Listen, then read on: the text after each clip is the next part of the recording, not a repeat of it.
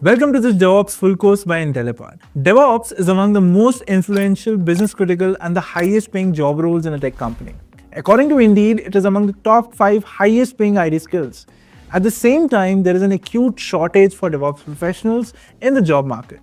In fact, while you're watching this video, there are about 27,000 plus DevOps job roles to apply to on LinkedIn. However, there is a problem. Most companies prefer to hire candidates who have experience in DevOps. So how do you get experience in DevOps? Well, that's what we want to bridge through this DevOps course. We have created this course after doing a thorough research of what is expected in the job market, and if you practice all the hands-on and exercises in this DevOps full course, you will be equivalent to a 6 months working DevOps professional. I can say this with 100% confidence because I personally created a DevOps course a few years back, and numerous learners have cleared job interviews after watching it. We are again creating this course now because job requirements have changed along with the implementation of tools. But before we move on, please do hit the like button and subscribe to the Intellipaat's YouTube channel to get more such updates from us. Alright guys, so before we go ahead and understand what is DevOps exactly, let's go and see why DevOps is actually required in the industry, right? So for this example, let's take the example of a tech team where there are two kind of profiles. One set of people are developers and one set of people are operations people. Who are developers? Developers are people who are basically going to code, right? And the operations team is going to help the developers take that code and deploy on the production system. Now, in this workflow, there are a lot of problems. Let's understand what those problems are. And through these problems, you will understand what is DevOps. Okay? So please pay attention. So the first thing is, of course, the developer will code the application and he will give it to the operations team. Okay, brother, this code is done. Can you go ahead and deploy it on either your test server or your production server, right? So operations team will try it and they will say, yeah, my code is not running.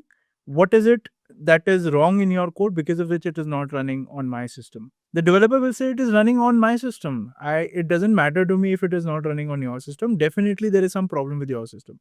Go ahead and fix it. And like this back and forth keeps on continuing. Now add to this the problem of the developers finishing the code at 11 p.m. in the night and the operations guy not available at that moment to deploy the code, right? So imagine yourself being the developer and your manager has told you that you have to finish this work today and get it deployed on the test server so that he can come in the morning and he can approve it. Now, the problem is you cannot deploy the code without the help of the operations team if you're not in a DevOps setup. So the two problems that we discussed, one, that the code is running on the developer system but not on the test system or the production server.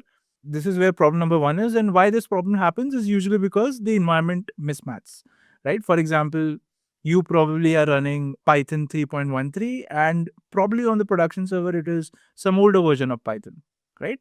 Similarly, if you are dependent on the operations team, then you have to deploy the code when the operations team is present, right? Which again creates a bottleneck, creates a problem for you where you are dependent on somebody else to know whether your code is actually going to work also or not, right? And this is the problem that we are trying to solve using DevOps. Now, how is it solved using DevOps? Let's go ahead and understand, right? So what is DevOps exactly and how it is helping the developers of the new age? Let's discuss that. So DevOps is a life cycle wherein you have a certain set of tools which basically solve whatever you see on the diagram, right? So you have a specific tool which can help you to code and do a version control on it. There is a specific tool which can help you to plan things out, right? There's a specific tool which can help you to build applications, test applications, release applications, deploy applications, operate applications, and even monitor them, right? The first step in DevOps is code, right? And here the tool that we're using is Git. So in the next video, what you're going to see is what is Git exactly, how you can use it in DevOps, and how you can do version control with Git, which is actually solving one more important hurdle in development, which you're going to understand as we move along. Today in this session, we are going to understand Git, which is a very essential skill set for DevOps engineers, right? In anything in life, if you have to do with code, you should know Git. So how we are going to learn it? Let's go ahead and understand. So we're going to start this session by first understanding what is version control and then move on to discuss the different types of version control systems which are out there, right? Then you're going to get introduced to Git. You'll understand Git lifecycle, the common Git commands, merging in Git, resolving merge conflicts, and finally Git workflow. So if you're able to do this, guys, you know enough in Git to get started as a career in DevOps engineer. All right. So let's go ahead and get started with the first topic, which is what is version control. So what is version control? So guys, imagine if you are working on a document, right? Let's put aside code. Let's say you're working on a document and you're writing an article. Okay. If you are writing an article on your own, whatever time it will take you to bring that article, you know what to put there, you know what your thoughts are. And by the end of it, when you complete it, you will have it exactly as you planned, right? You will do the revisions, you will check for errors, etc. You will do that on your own. But imagine now you have to work in a team. You have 3 to 4 people that you have to work with, and all of them you have tasked with helping you in this article. So obviously, you would not want them to go ahead and straight away work on the sections of that article. You would want them to write it and then probably get it reviewed by you, right? And since 4 people are going to work on it, I'm assuming everybody will have a separate section that they will work on. And final article would be after your approval when you merge all the changes, when you merge all the sections of the different people who have written them, and then you'll get an article. This is what you will do, right? Now think of it in code when you have thousands of files and you have hundreds of developers who have to work with you, right? And this is where version control comes as the biggest blessing. So, what is version control? Version control helps you to record and manage changes to your documents, right? Computer programs. It basically will help you to track changes when there are multiple people who work on a particular project. Very simple. This is what version control is. Now, let's understand what were the problems before version control. I gave you a very good example of articles.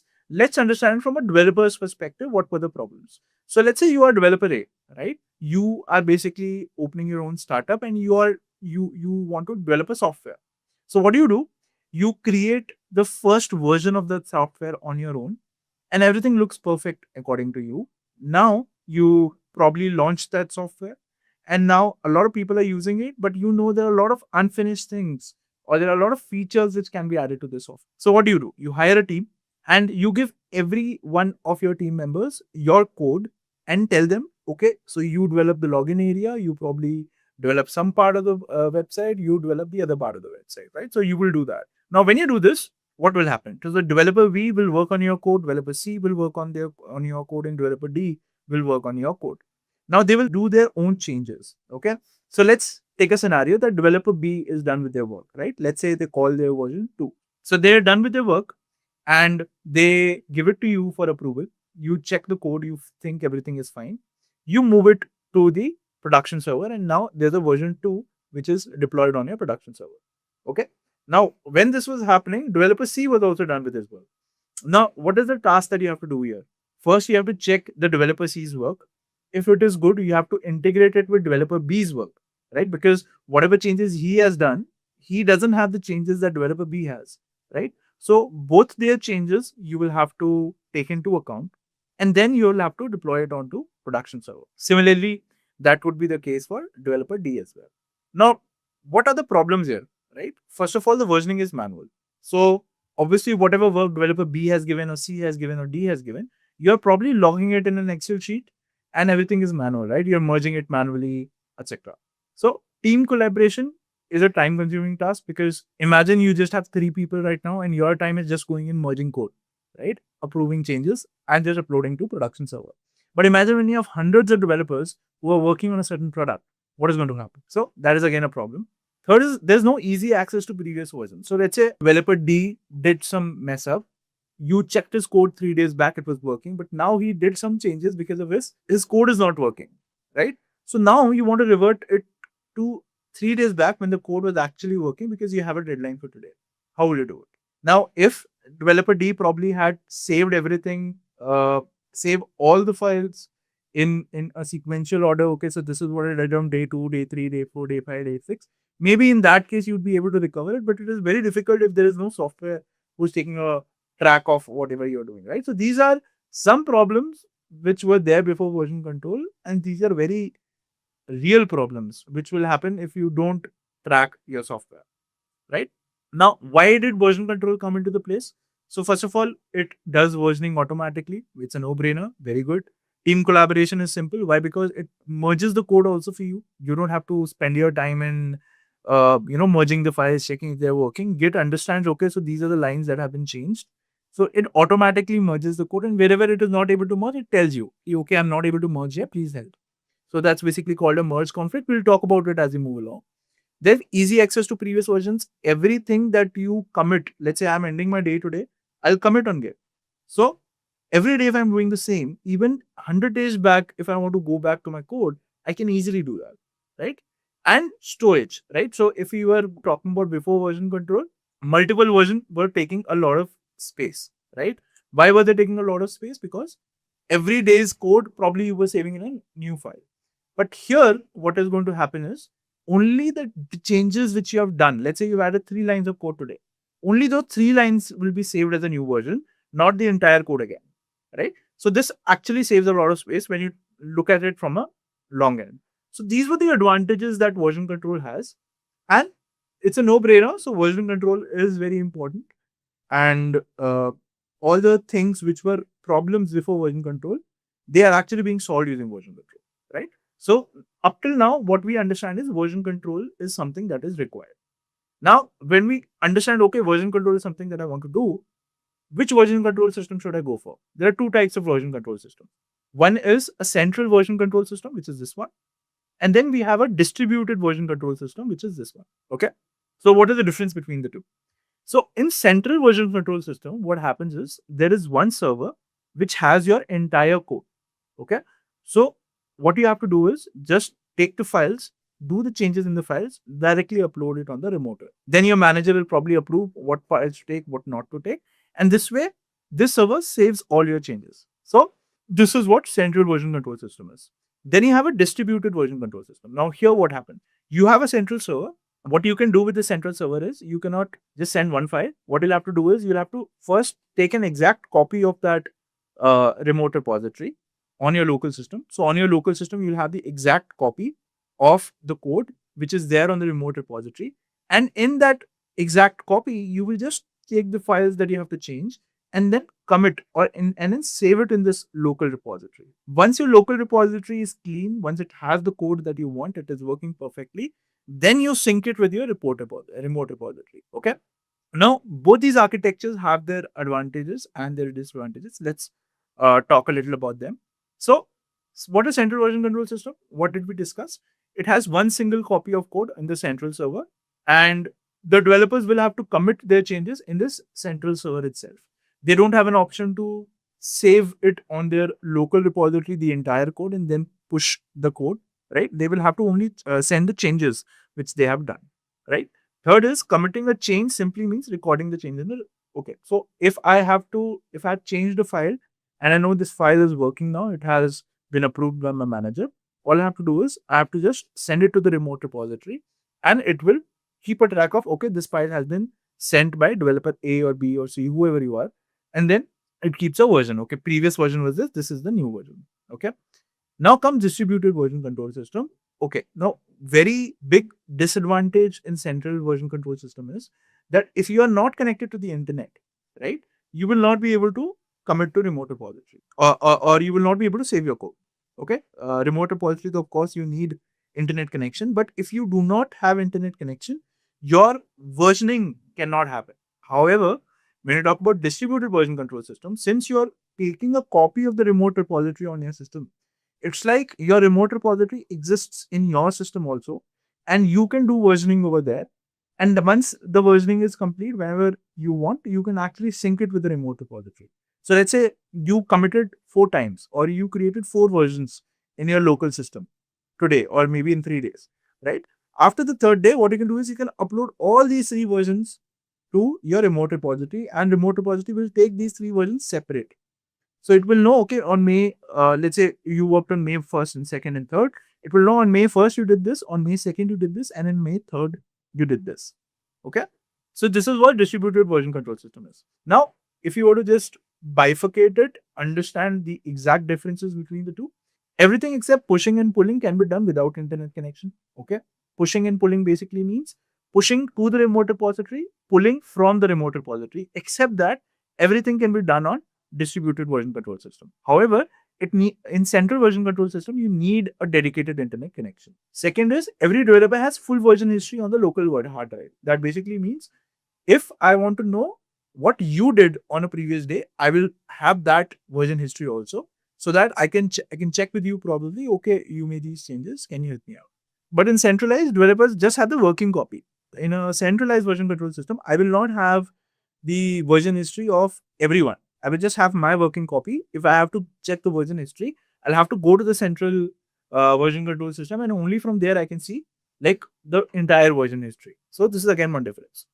Third is committing and retrieving action is faster because, of course, you're dealing with your local repository in the distributed version control system. So if you have to change a file, if you have to version that file, all these actions will happen very fast because you're doing it on your local repo. However, when you're doing it on a centralized version control system, these things will take a little time because you are dealing with the internet. Correct? So distributed version control system is not good for storing large files, which are binary in nature. Binary files basically means, let's say, your photos or your videos or your PPTs or your Excel sheets. These are all binary files, right? Non-binary files basically means your code files. So distributed version control system is not good for storing large files. Why? Because if you are storing on your local the exact copy which is there on the remote repository, the size is actually going to be very large, right? When you compare it with the centralized version control system, it is good for storing large files because you will just have your files on your system. You don't have to have the entire repository from the so that's an advantage in centralized VCS. And in distributed VCS, if a project has a lot of commits, downloading them may take a lot of time. Now, if let's say there's a project which has been going on since 10 years, of course there'll be thousands of commits which have been happened on that, right? So it might be a problem on a distributed version control system, but because on a centralized version control system you don't have those problems, so it you just have to download the file, work on the file, and then upload it. So these problems do not come there. Okay. So what are the examples of central version control system? You have a software called Apache Subversion. Then you have something called Helix Core, right? What is Apache Subversion? It is a centralized version control system. You can use it to probably handle binary files, like I said. If you have Excel sheets, anything which is non-code, if you are dealing with it, you can probably use Subversion for that. Disadvantage we've already discussed. We need an internet connection. Is not version history is not downloaded. It is slower than distributed version control system because you would have to directly deal with the central server, and conflicts have to be resolved manually, right? Even in distributed version control systems, some conflicts will have to be resolved manually, but most of the conflicts will, it's a simple addition. In let's say in 100 line of code, you want to add 5 lines of code, that automatically Git can take care. But here, even if you're changing, let's say you have an Excel sheet and you added one row, so here you have to take care of that merge conflict yourself, right? You have to see, okay, this is the change, this is the file that I have to add, and that is how you be managing it. Okay, now what are the examples of distributed version control system? You have a software called Perforce, you have Mercurial, you have Git, right? But today we are going to talk about Git. Why are we going to talk about Git? Simple reason is, if you just take Perforce and if you take Mercurial, and if you do a Google Trends search, which term is actually being searched more on Google, the straight away answer over here is Git, right? Why? Because probably if you want to download Git, you'll be searching Git. If you probably want to search something that you were not understanding in Git, you'll have to search for Git. So by this, we can keep a very good estimate. There are a lot of people who are using Git compared to Mercurial or Perforce. So that gives you an idea. Okay, since a lot of people are making use of Git, chances are if you are also going to make use of Git, the jobs that you would be applying for, right? Probably most of those jobs would be using Git. Why? Because most people use Git. Okay. So that is why we're going to start with Git. So that is the only reason. It's not like the other tools are bad. It's nothing like that. It's just that Git is more adopted, and that is why we want to learn about it. Okay. So what is Git? Git is a version control system, which is a distributed version control system, which can help you to track code files, right? And like I said, it works exactly as how we discussed a distributed version control system works. You have a local repository where you'll be keeping changes, or you'll be keeping a track of the files. And that local repository at the end is synced with the remote repository when you need to save the files. Okay. All right. So now you have an introduction. You know what Git is. Very good. Now there's a time, enough with theory. Now there's a time that you have to understand how Git works. Okay. So be very attentive over here. So what is the Git lifecycle? So there are 3 stages in the Git lifecycle. First stage is the working directory stage. Then you have the staging area stage, and then you have the commit stage. Okay. If any code file you are working on, it has to go through all these 3 stages in order for it to get versioned. right? Or get saved or get tracked by Git. So let's understand one by one what each of these stages are. Okay, let's start with working directory. So imagine it like this. If you have a folder, a simple folder, you just go on your desktop, create a folder. That folder is not a working directory, even if you have code in it. Okay. According to Git, a working directory is a directory where you tell Git, okay, I am going to save my code over here. How will that happen? There is a command called git init, which basically means initialize Git in this folder. Okay. So what you have to do is you have to do a git init, and through that, that directory will become a Git directory, right? If I were to quickly show you how that works, okay. So this is my VS code. Okay, there's a folder called Git here. All right. Let's create a file here. Let's create a text file, and let's call this file, let's say hello.py. All right. Now, what does this hello.py will do? Let's say it will print hello world. Okay. Now, what will I do? I just save this file. So once I've saved this, now what do I do? So this is still not a Git repository, by the way. The moment I type in git init, this is a command which will help you to tell Git that I want to track this folder. Okay. If I do a git init, it says initialized empty Git repository in whatever folder we are in.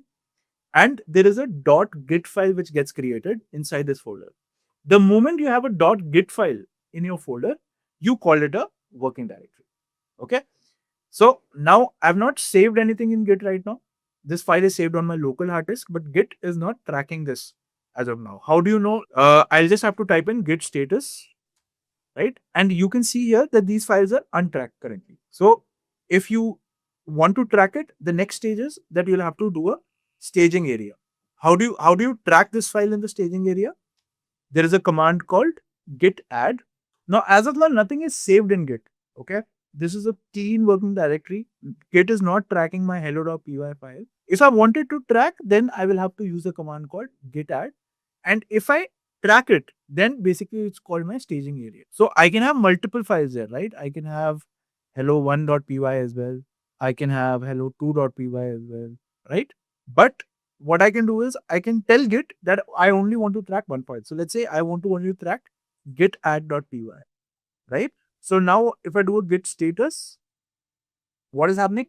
Hello1 and hello2 are not tracked, and this is tracked, and it is saying changes to be committed. So this is my staging area and this is my working directory. Okay, coming back to my slide. So I hope this is clear that what is a staging area and what is a working directory. If you don't have to get into commands, I'll anyways discuss those commands with you in detail. As of now, just understand what is a working directory and what is a staging area. So what is a working directory? A folder where you have done git init is called your working directory. Okay. A folder where you do not have git init, even though your code is there, is not called a working directory. Then what is a staging area? Once we put files which are ready to be committed by using the command git add, once we say, okay, among all the 1,000 files that I have, I actually want to track only one file. So that one file goes into your staging area. Okay. So that's what staging area is. So basically it's a safe area where we tell, okay, if I am at any point in time, if I'm doing git commit, I actually want to just save the files which are there in my staging area, not other places. Now, why do we have a staging area? Why do we have a working directory separately? Is because sometimes in code, you do not have all the essential files. Like for example, there can be build files. Sometimes there can be images, right? For images, let's say you are actually putting it in some other kind of storage, maybe let's say S3 or somewhere else. So in those cases, I do not want to track all my repository, because in that case, what will happen is my images will also get uploaded to Git, which I do not want, right? Because I just want to keep my code over there. So to do this segregation, we have a working directory and we have a staging area. Now, of course, if you don't put your images in your folder, your file which you have to run, let's say we are developing a website, your file will show a lot of errors. Why will it show a lot of errors? Because it needs those images to run, correct? So that's why when you're staging only the code and then you commit it, right? But you keep those other files also in your working directory in order for the code to run. So those are just supporting files which need not be uploaded to Git. Okay. Now, once staging area is done, the next thing that you have to know about is commit. What is commit? So once you have put the files which according to you are done, you're done with your work, and you want to tell Git, okay, please save this version. I may need it in the future, or please save this version. I want to give it to my manager for review. Then you commit it. Okay. Once you commit it, it is still on your local disk. It has not gone anywhere. It has not gone to a remote repository. It is still on your system, but Git is now considering it as tracked. So tomorrow, if you sync your local repository with your remote repository, then all these files will go to your remote repository. Which files? Which are committed in your local repository. Okay. So that is why you commit it. It will become more clear to you as we move along. But just to show you, if you were to do the same thing on a Git terminal, so you see now hello.py is staged. So I'll just type in git commit -m. -m basically means message. And let's say this is my first commit. Okay. Commit is done. So now if you want to check if your files are committed, you just have to do a git status. And here you can see that hello1 and hello.2.py are untracked files. And on branch master, nothing added to commit. Why? Because it has already been committed. Now, how can you check whether it has been committed? Just type git log and it will show you that this is the commit that has happened and this is the message that I have given. And in this commit, my files are stored, right? You will see in the future how we can see these files, but good. You have successfully committed your file. So coming back to my slide, you understood what commit is, you understood what staging area is, you understood what a working directory is. Good. Now your basics are clear about Git. Okay. Now I want you to understand how it will work once you connect it to production environment, right? Once you have saved it on your local file, what will happen now? So you had your program workspace, right? You made it a working directory by initializing Git. After that, you stage files by doing a git add, and then you committed it to your local repository. But what is the next step? How will you give it to your manager now? So to give to your manager, you will have to upload it to GitHub. Now, how will you upload it to GitHub? First of all, why your manager will be able to see it on GitHub? Because GitHub is basically a website which is there on the internet, right? If you want other people to access, for example, you would have used Google Drive. If you have any document on your local and you want it to be shared with your friends or with your teachers or with your colleagues, what do you have to do? You have to upload that file on Google Drive.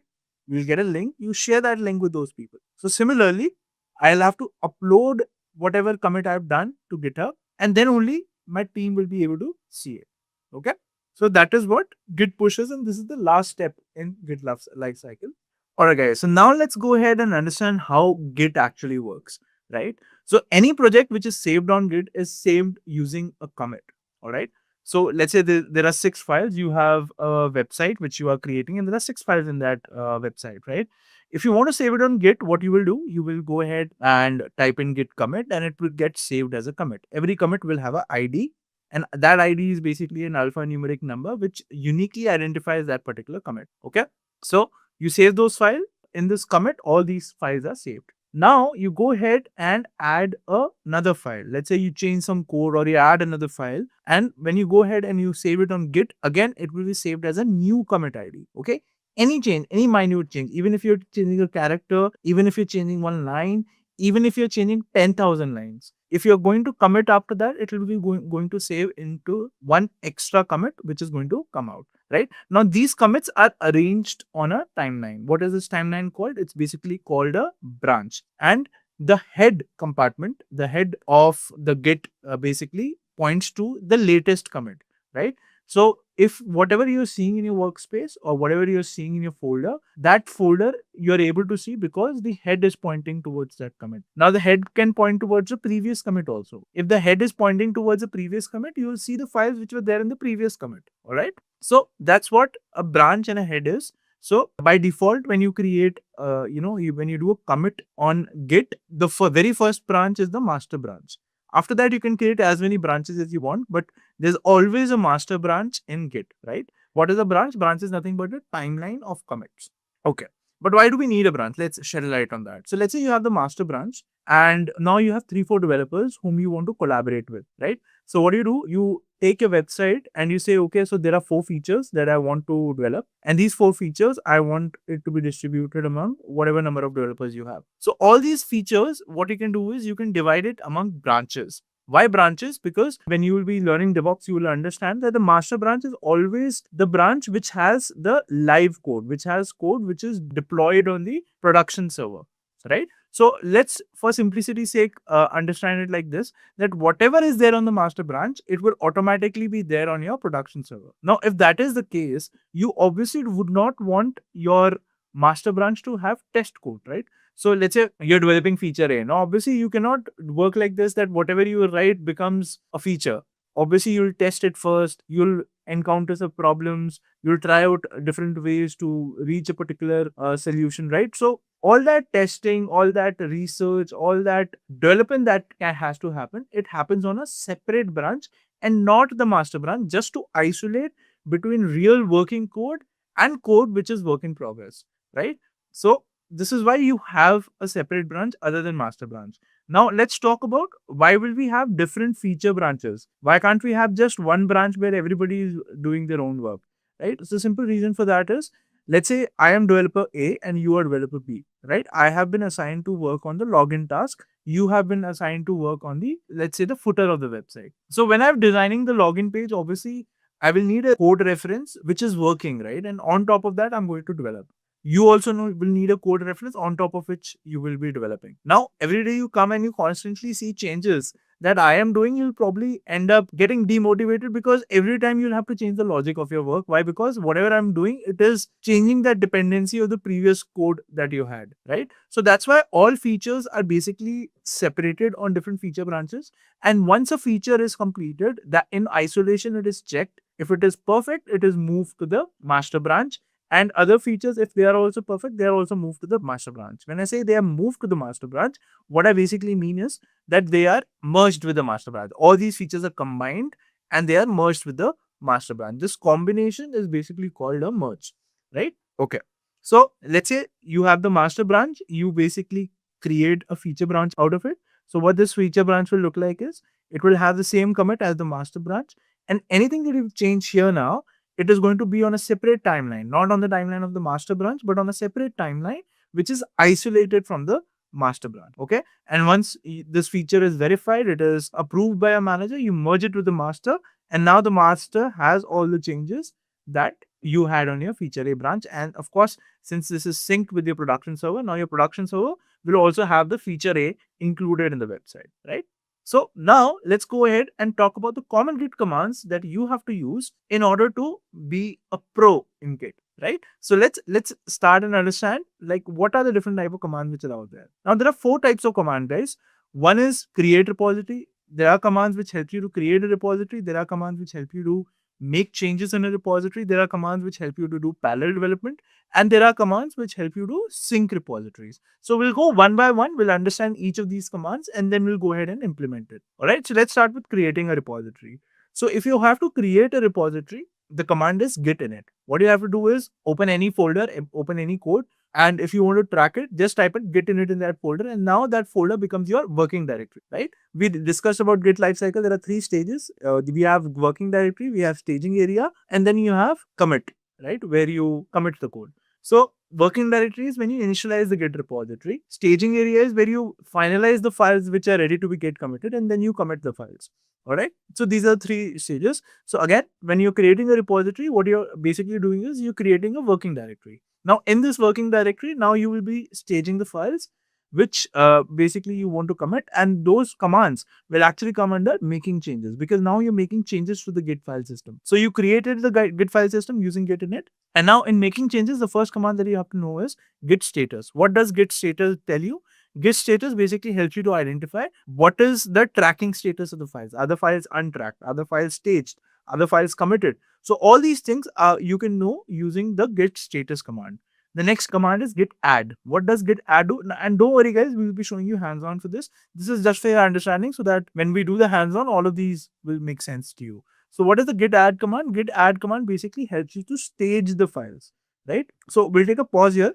We'll quickly go to our VS Code, and there are a few folders created here. So let me just remove everything. Okay.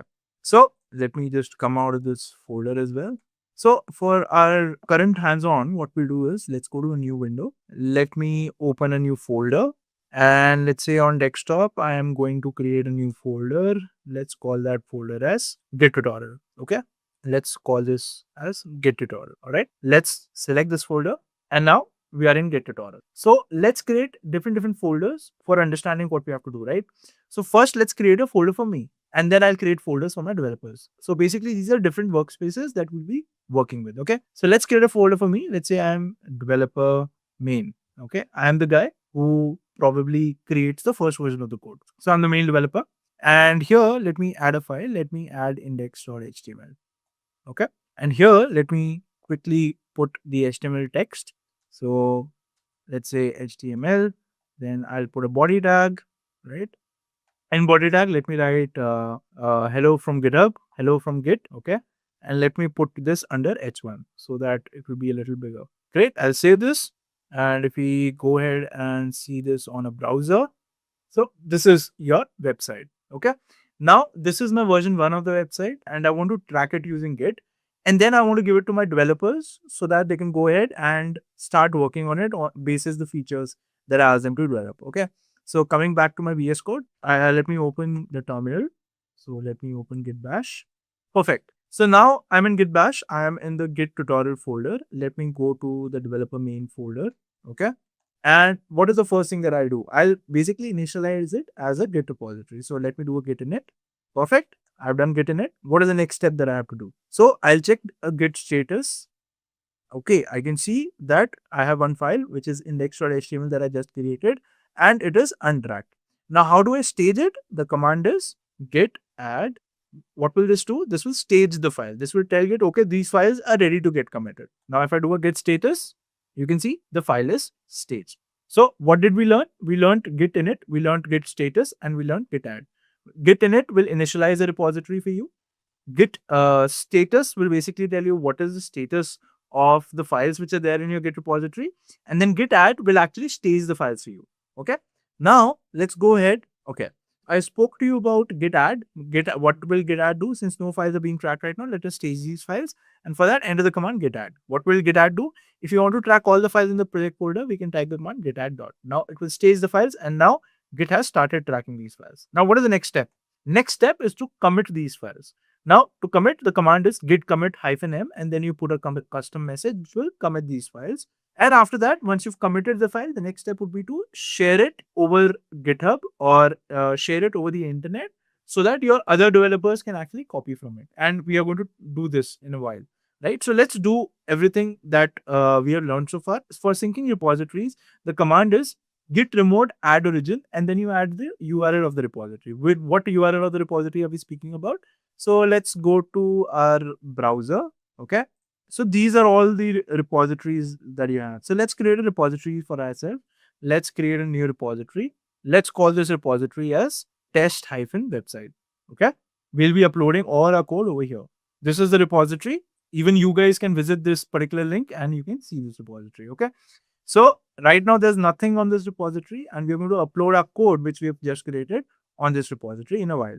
All right. So let's go ahead and see how we can do that. So let me go to my VS Code. So I have staged the files. Now let me commit it. So git commit -m, and this I'll just pass a message. Maven website. This is the version 1 of the website. I've committed it. Now will it be there on the GitHub? Well, the answer is no, because now everything is saved on my local. Okay. Now from my local, I want to go ahead and upload it on GitHub. So first of all, let me show what git status will now show you. Git status will say everything is okay, working tree is clean. There are no files which are not committed. Okay. Now let's go ahead and add origin. So git remote. Remote is nothing but a remote repository. Add origin. Origin is nothing but a variable name. Okay.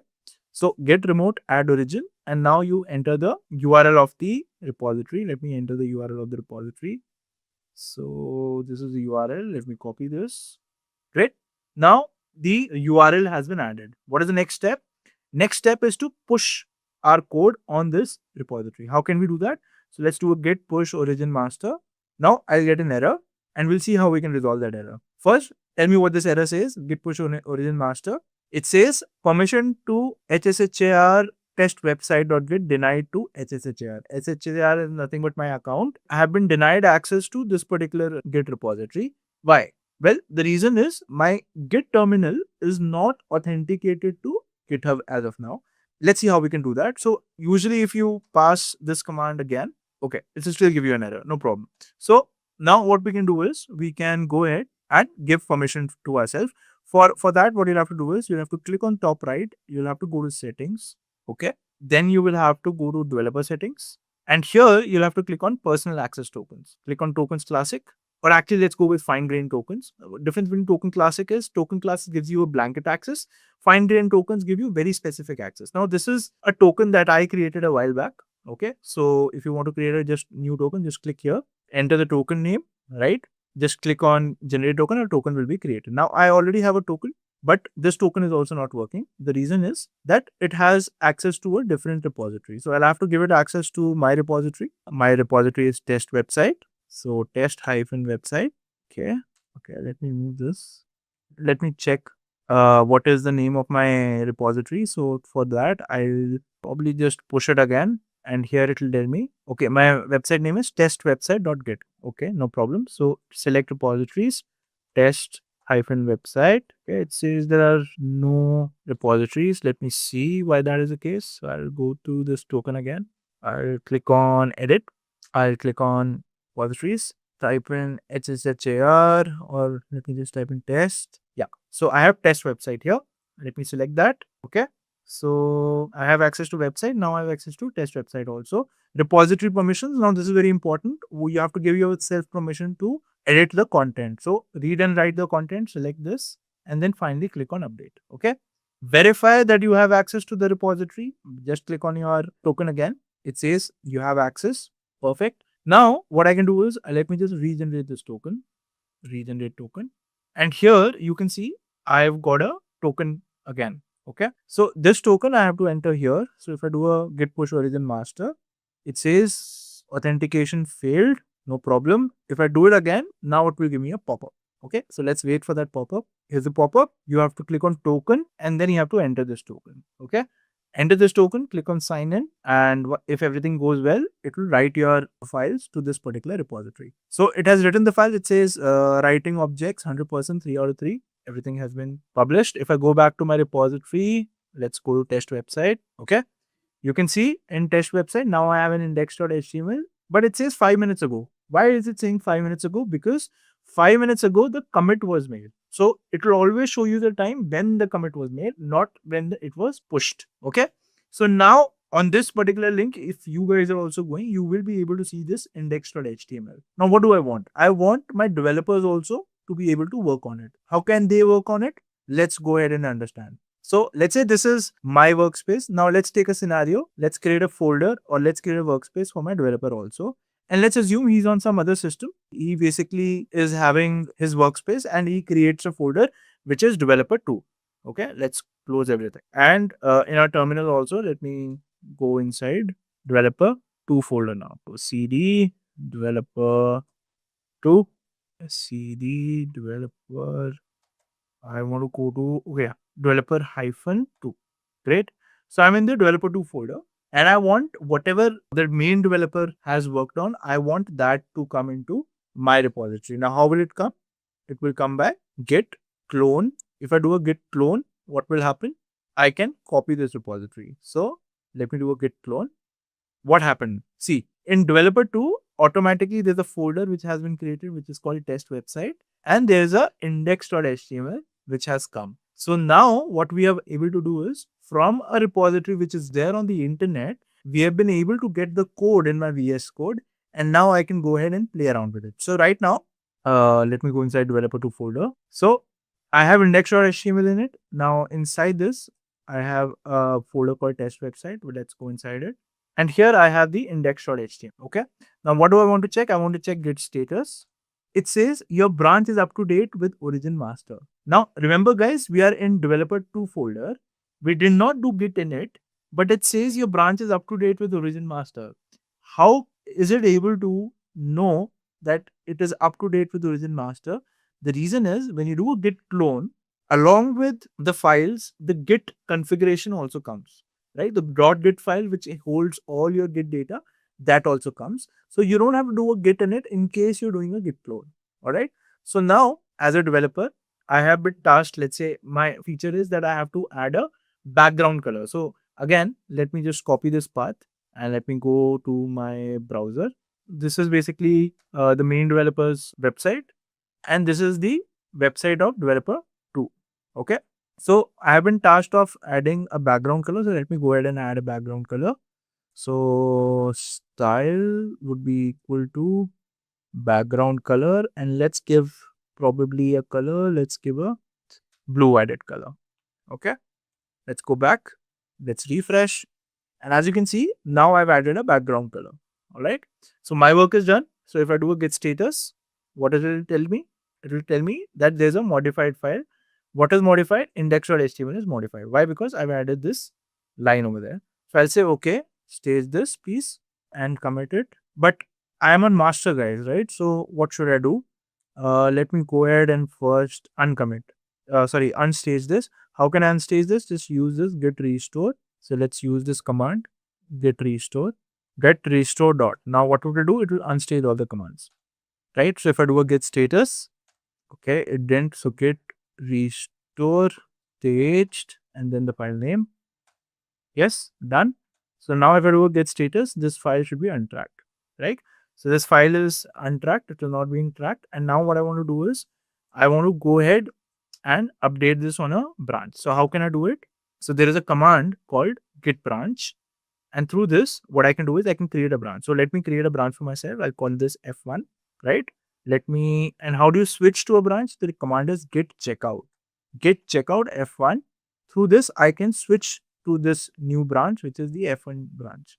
So now that I'm on the F1 branch, what is there on the F1 branch? If I do an ls, nothing is there. If I do a git status, I still have modified index.html. Now, once I do it, guys, you will realize the power of branching. So now if I do git add dot and git commit, and I'll add my message, added the background. Cool, done. Changes are committed, right? Now, just see the magic here, guys. So I am in F1 branch and I am on my browser and I do refresh. Nothing changes. Purple color. This is what I did. But what will happen if I check out to master? So the git checkout master, I'll go here, refresh. Again, the white background comes. Why is the white background coming? Why? Because on the master branch, still I have the code which is there on my production server. Okay. So on my master branch, nothing is changing. What has changed is on my F1 branch. So if I again do a git checkout on F1, right? I'll go to my browser, do a refresh, and then I'll see the new changes. Okay. Now, what I want to do is I want to tell my manager or the main developer that, dude, I'm done with my job. Please go ahead and check the code. And if you like it, go ahead and merge it with the master. So how do I tell him, right? So for him to view my code, obviously I'll have to push this branch to my repository. How will I do that? Git push. Where do I want to push it? I want to push it to origin. Origin is, I told you, is the variable where you have the link stored of the repository. And I want to upload to F1. F1 is nothing but the branch that I was working on, the feature one branch, right? I hit enter. It'll take some time. And now my code has been pushed to the F1 branch. So if I go to GitHub, right? If I refresh, do you see there's an index.html, but this is the master branch. If I click here, now I will find the F1 branch also here. If I click on F1 and if I click on index.html, I can see there's a background color blue violet, okay, which has been added. Perfect. Now you will see there's also notification here. F1 had recent pushes 34 seconds ago. Compare and pull request. What does that mean? So if I do a compare, I can see, okay, there has been a change in this body line. And in this, basically, a style statement has been added.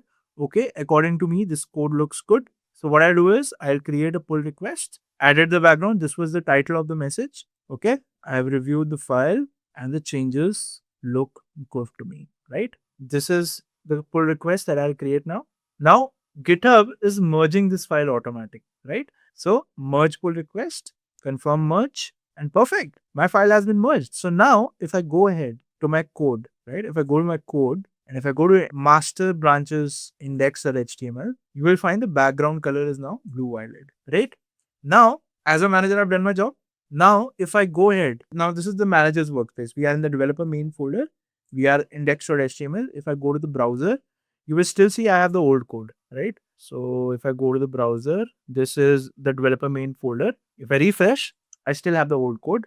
I want the new code now. So how can I find the new code?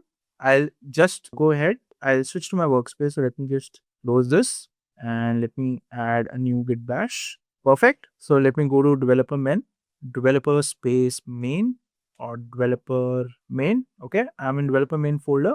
Now in developer main folder, if I do a git status, obviously it will show there's nothing to commit, everything is okay. So there is a command called git fetch. And what do I want to fetch? I want to fetch the master branch. So if I do a git fetch master, okay, git fetch origin master, what it will do, it will fetch the new changes which have happened. So according to this, you can see the log over here. It says from github.com /test website, branch master, fetch head, and this is probably the commit ID which is there on the origin master, right? So if I do a git status now, it says nothing to commit. So what I'll have to do is so I understood there is a new change. So git pull origin master. Let me do this. Now my new changes have come to my website and automatically you see my code also has been updated in the developer main, right? So if I go ahead and if I refresh the website, now my local also has the new code, right? So guys, this is how Git basically works. So what I just showed you is how collaboration happens between developers and how they're able to share code between each other for review, and how after review you're able to merge the code in GitHub itself, right? Now there are ways to merge the code on the terminal also, and we're going to talk about it because there is a little science about which code to merge, how to merge it. There are also various ways through which you will be merging the code. So we're going to talk about it in a little while. For now, let's go back to our PPTs. So what did we learn? So we went ahead, we basically added an origin to our repository. Origin is nothing but a variable. We added a URL, right? We then went ahead and pushed our code onto the origin on the master branch. And then we saw on GitHub that we were able to see the files. After that, we cloned the URL. So we became the second developer and I wanted to work on the website that the main developer or my manager wanted me to work on.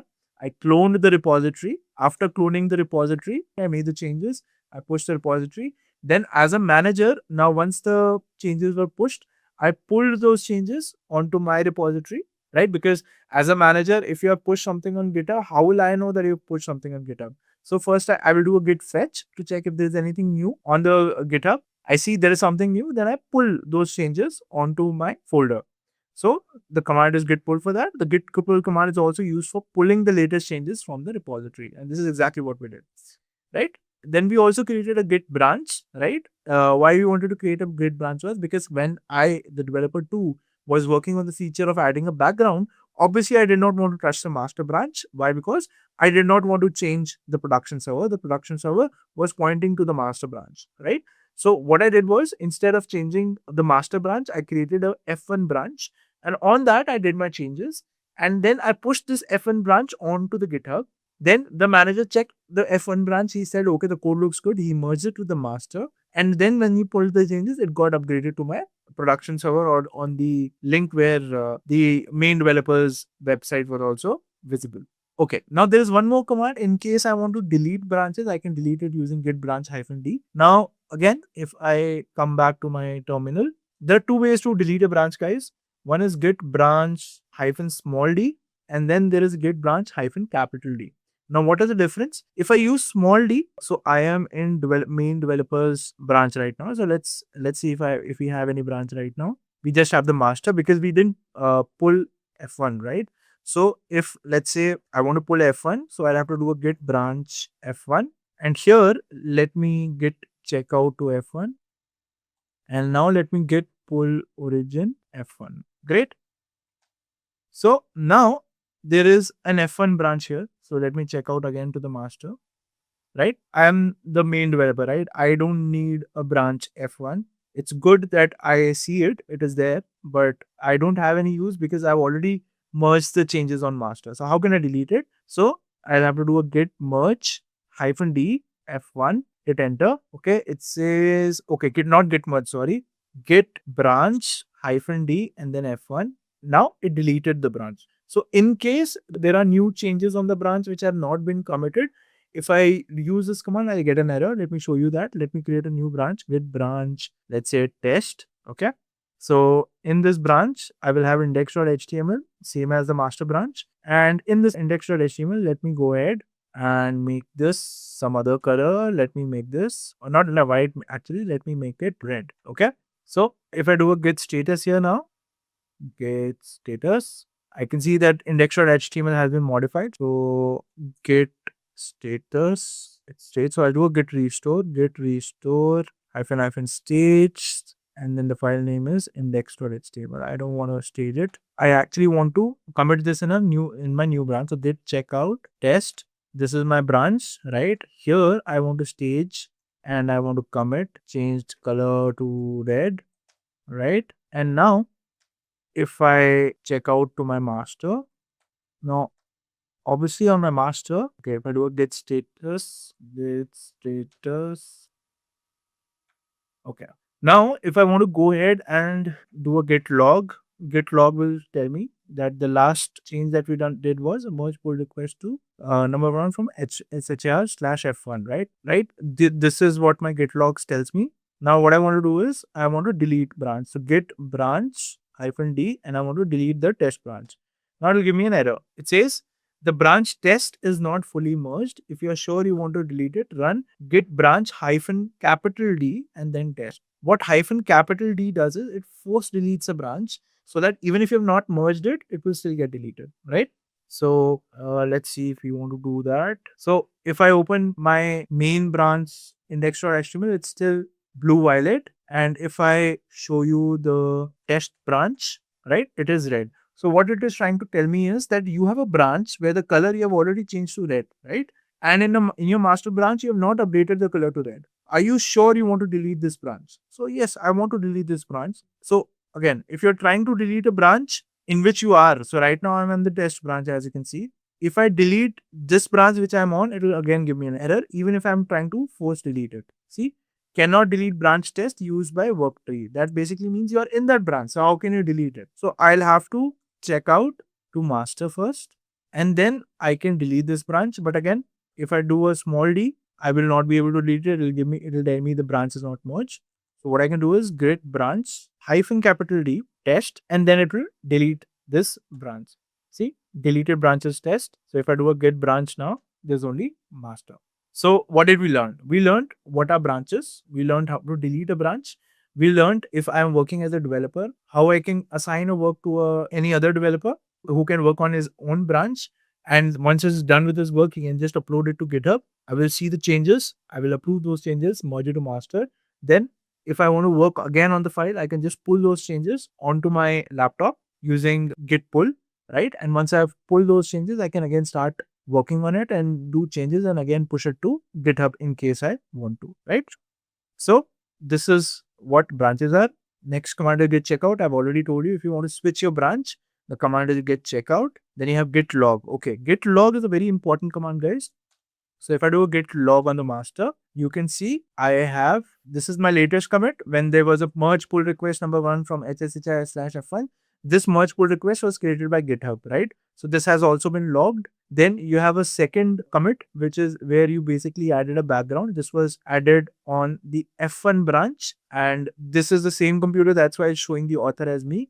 Otherwise, if I was a developer, it would have shown the second developer's name over here. So that basically tells me who changed the background. The background was changed by this particular developer. It also tells me when it was basically changed, which is again amazing, right?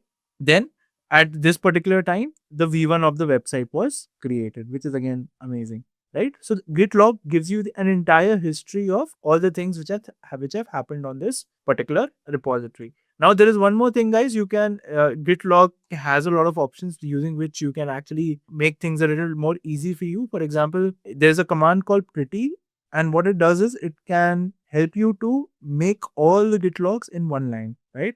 So instead of a verbose explanation, you can see you just get a clean log like this where you'll get the message, you'll get the commit ID, and you'll probably get the branches as well. You also have an option you can actually see the timeline, right? On the PPT, I showed you a timeline like this, right?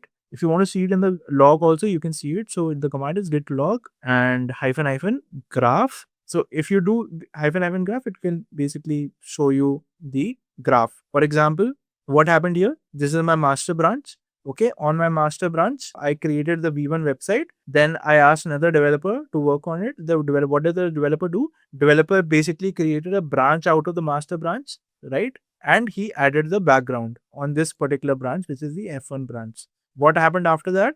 So after that, this fn branch was merged with master, right? Here in this particular commit, it was merged. And after this, again, there was a commit. So in this particular commit, we had the v1 of the website, right? In this particular commit, we added the background. The developer added the blue violet background. In this particular commit, we basically did a merge request with the master. And who did this? Basically, as you can see, GitHub did it. And that's why the author says hshar@users.noreply.github.com. So it did it, and hence it got merged over here. And when you do a graph, you can clearly see what happened, right? So you added the master branch, it got broken into a branch. That branch, once the commit was done, it got merged back into the master branch, right? So this gives a very good idea to you as to how things are working, right? Perfect. Git log is clear. Now let's go ahead. Let's go back to our slides and let's see after git log what all are there, right? So there is again a command called git stash. Amazing command, guys. So what is git stash? Let's say I am the main developer. I am on my master branch. Do I have any other branches? I don't have any other branch. So let's say I want to go ahead and I want to create a feature too. Okay, so I'll do a git branch f2. Perfect. Now in this f2, let me check out to f2. Now what do I want to do? On the f2 branch, I want to go ahead and let's say I want to add a CSS. So touch style.css. I've added this file. Now in this file, I'm working. Okay. I am probably I'm writing code. So I'm adding hash ID and then I'm defining everything. And midway, I get a very important work. Okay. Now I save this file, but I don't want to commit it. So what I do is I actually have to commit something else on this branch. So maybe my manager has asked me to change the color again. So what I do is I'll go to index.html. I'll say, okay, I have to change this color. Let me change it to beige. Okay. Let me save it. So this is done. And my style.cs is also saved. Now, if I do a git status, what will it say? It says that index.html has been modified and there's a new file called style.css. So if index.html has been modified, this is the change my manager wanted. So I want to go ahead and commit it. So what I can do is I can git add index.html. Only my index.html will be stayed. And now when I do a git commit, my HTML will be saved in F2. Okay. Add the background. Now, my manager tells me actually go to the master branch and there I want you to change something, right? Now, if I have to do that, I obviously do not want my style.css to get lost. So what I do is I'll stash all the files which I have not yet committed to Git. So the command, what is stash? Stash basically says, okay, you have untracked files. Let me clear your working directory of all the files which you have not saved in Git right now. And if you want it later, I'll give it back to you. Why? Because if you have a file which is basically not tracked in Git, it might create problems for the other files which are there. Reason being, maybe this file is not complete yet. And that's why you don't want to actually keep a part of Git, because obviously whatever you're committing in Git should be complete in some sense so that that particular commit becomes the milestone for you. Right. But this is something which I am working on. And suddenly, because I got some work which I have to change, I went ahead and let's say I want to now go to master. I want to do some work. Okay. I'll do that work. And you can see I don't see the style.css over here anywhere. Even if I do a git status, I can't see anything. Even if I git checkout to F2 and if I do a git status here also, I can't see the style.css. It says nothing to commit. Working tree is clean. Why? Because it has stashed that file. It has kept it for me for later. Now I find time from my busy day and I want to go ahead and work on that file again. So what I can do is git stash pop. And now my style.css is back in the repository. Now I can continue working on it. And once I feel, yes, now file is ready, I'll go ahead, I'll stage this, git add style.css, right? I'll commit it, added the style sheet. Perfect. And now again, my git log will show that I have a style sheet wala commit, right? Similarly, if I do a git status, it will show that working tree is clean. So guys, this is what stash command can do for you. In case you want to just hide a file because you have not been able to work on it and you don't want to get any errors, because the moment you have a new file, right? Let me create a new file. Let's say test3.txt. If you are not tracking it in Git, every time you do a Git status, it will actually give you an error that there are untracked files. Correct? So in case you do not want to see these kind of errors, you can actually stash that file. So let me just remove 3.txt as of now. And again, if you do a Git status, now working tree will be clean again. Okay. So this is how you use git stash. Then you have something called as git revert. Okay. Now what I did, I added a style sheet, and then I realized, okay, actually this style sheet is causing some problems. So I don't want this. Remember, I told you about head, right? Head is basically where your repository is currently, right? I can also do a checkout on this commit ID, guys. So I'll show you git checkout, and then if I enter this commit ID, what will happen now? It says head is now at another commit, and here you see the style.css is not there, correct? Why it is not there? Because now I'm in a different commit. So if I do a git log again, I can see my head is here, right? The head is over here. The head is on this commit, and even the log that I'm seeing is showing me the logs of what I would see when I was at that particular commit, right? So now, if I want to basically revert a particular commit, let's see how we can do that. So if you want to go to a certain commit, I told you you can use the checkout command to go to that certain commit. Now, if I want to come back to my main head or the latest commit, I'll just do a git checkout F2, right? And I again have that style.css. And if I do a git log, again, you can see I have the latest commit now. Now I want to revert to this particular commit, right? And I want to set this commit as the main commit of my branch. So how can I do that? Maybe because this style.css is causing me problems. So I don't want to deal with the changes. I want to straight away go ahead and revert. So I'll do a git revert, and now I'll paste the commit ID, hit enter. It says this reverts commit. Please enter the commit message for your changes. So commit message that I want to give is added style.css by mistake. Okay. One file changed. And now if I do a git status, it says nothing to commit. And if I do a git log, okay. So what you have to do is you have to enter the commit ID that you want to revert. Sorry, what I did was I reverted the background itself. So probably now you'll see blue added again. I added bees, you remember? So now I don't see the bees thing again. So let's say I want to revert the style sheet. So again, I just copy this. Let me type git revert. Let me type the commit ID. Now here I'll added the style sheet by mistake, right? I'll write and save it. Done. Now if I do a git status, and you can see automatically my style sheet is now gone. It's no longer there. And if I do a git log, I will see revert added the style sheet. This reverts commit, this particular commit, it has been reverted. Now if I want to go back to that particular style sheet again, I can go back, of course. I can just check out this particular commit, and I can again merge it to my F1 branch, F2 branch, but I don't want to do that. So what happens is when you do a git revert, automatically a new commit gets created, which now points to the previous commit that you have reverted, right? So guys, this is how you can revert a commit that you don't like. And you can also do a diff. So if I want to know the difference between two commits, I can just type in git diff and the two commit IDs, and I can know the difference between the two. As you can see in the screenshot, it tells you line by line, like what is the difference between the two commits. All right, guys.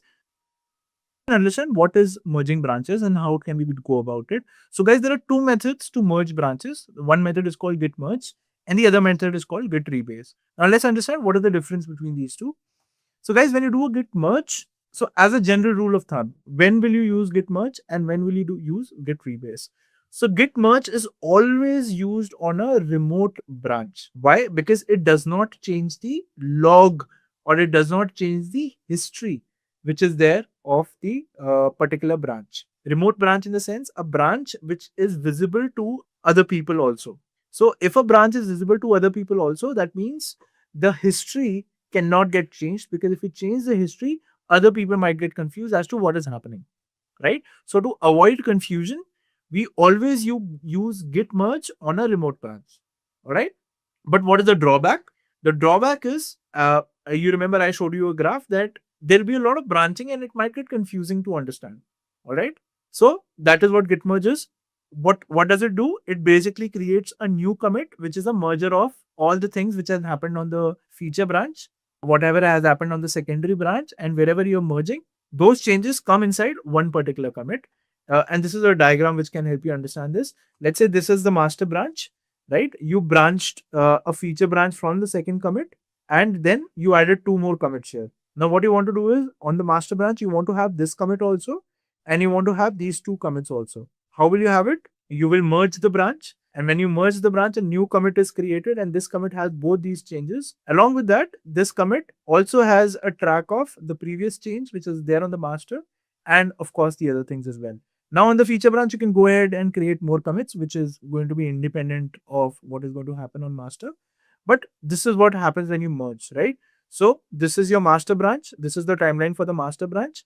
This is the timeline for the feature branch. From here, you finalize, okay, feature branch is looking good. Let's merge the changes on master. When you decide to merge the changes on master, whatever you merge, it is created as another new commit. And this new commit is going to have all the changes of whatever is there on the master and whatever is going to be there on the feature branch up till here. Okay. So this is what, in a layman term, what a merge is, right? How do you merge? You basically go to the branch where you have the code, where you want the changes to be made. Then you just type in that particular branch, you type in the command git merge, and then you mention the branch where the updated code is there, right? You mention that branch, you hit enter, and automatically that change happens. Okay. And if you see the log of it, this is how it will look. Problem is, it is not very easy to understand. Like, for example, what is this commit ID for? Is this commit ID for this particular commit, or is this commit ID for this particular commit? Not very clear, right? But there's no option. We use this because whatever will happen, the history will not change.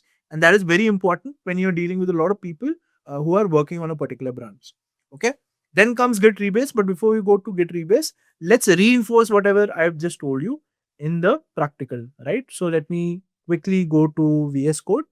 Or again, now let's understand what a merge really is, right? So let's say I'm on a master branch. Let's create a branch. Let's call it Git checkout F1. Okay. Git branch F1, and then let's git checkout on F1, right? So let's say I add a feature, and that feature is H2 hello from Intellipaat. Okay. I save this, and now I do a git stage, I do a git commit, and now I check out on my master. So as you can see on my master, I don't have the H2. What I want is on my master, this H2 should come. So what I'll do a git merge, and I do a merge from F1. And now what will happen is automatically my H2 will come. Okay. So if I show you git log, yeah. See, what you can understand over here is that we created a branch, right? So first you had the V1 website, then we created a branch, we added the background, we merged the branch. This was merged using merged pull request by GitHub. After that, we added the H2 feature. Now, in order for this to become complicated, or in order for this to have this kind of a graph, what we can do is we have to basically move the master also by one commit and move the F1 also by one to commit, right? So let's go ahead and first check out an F1. Okay. So this is my F1. Let's add an H3 over here. Hello. So right, DevOps is the best. Okay. So this is done. So this I'll stage. Yeah. So I'm in F1. So let me just stage the changes. Let me commit added H3. Okay. So if I do a git status, perfect. So now if I do a git log, do I have H3? Okay. I think this is not saved. So I'll save it, and then I'll do a git add. Then I'll do a git commit, added H3 feature, right? So now F1 is ahead of master by one commit. Now let's check out master. We don't have H3 over here, but what we do is we'll create a login page. So login.html. Okay. In login, what we'll do is we'll create an HTML, a small HTML file, and in body, we'll add one H1, which says this is the login page. Okay. Now we'll go ahead and stage this. We'll go ahead and commit this. Now observe, guys, what will happen. So now if you see the git log, right, it's clean right now. Okay. So if I now git merge F1, what is going to happen? So my index now has H3 also, and my login also is present. Now, if I see the git log again, can you see? Again, a graph has been created. Why? Because when we were on master, we created one branch. And while we did this commit, we did one more commit. So to combine both these commits, it created one more commit. Okay. Now, this is a little difficult to understand, or it is a little complex to understand. And that is the reason you have something called as rebase. So let's go ahead and now understand git rebase. So we understood git merge. Git merge is clear. Now let's go ahead and talk about git rebase. So guys, git rebase is basically used when you want to change the history, or you're okay if the history of the file changes. Okay. Why will you be okay that the history of the file changes? Simply because you do not want the graph to look like this. You want a linear graph, so that when you're merging it with master, not a lot of confusion is happening. Now, the advice is that you always do this on a local branch. You never do this on a remote branch, because on a remote branch, the history will change. And if the history changes, people might get confused. All right. So what we want is we do this on a local branch, so that even if the history changes, I am aware about it. But when I'm merging it on the master, everything will be clean. Okay. So let me show you how rebase works with a similar scenario. So here, now what I'm going to do is I'm on the master. So let me create one file called logout.html. All right. And let me enter the same HTML over here. And here I'll say this is the logout page. All right. Let me save it and let me stage it now. Let me commit it now. And let me now go ahead and check out on F1. So now on F1, what I'm going to do is let me add an H4. And what does the H4 say? Git is the best tool in DevOps. Okay, let me save this. Let me stage this. Let me commit this. Added H4, right?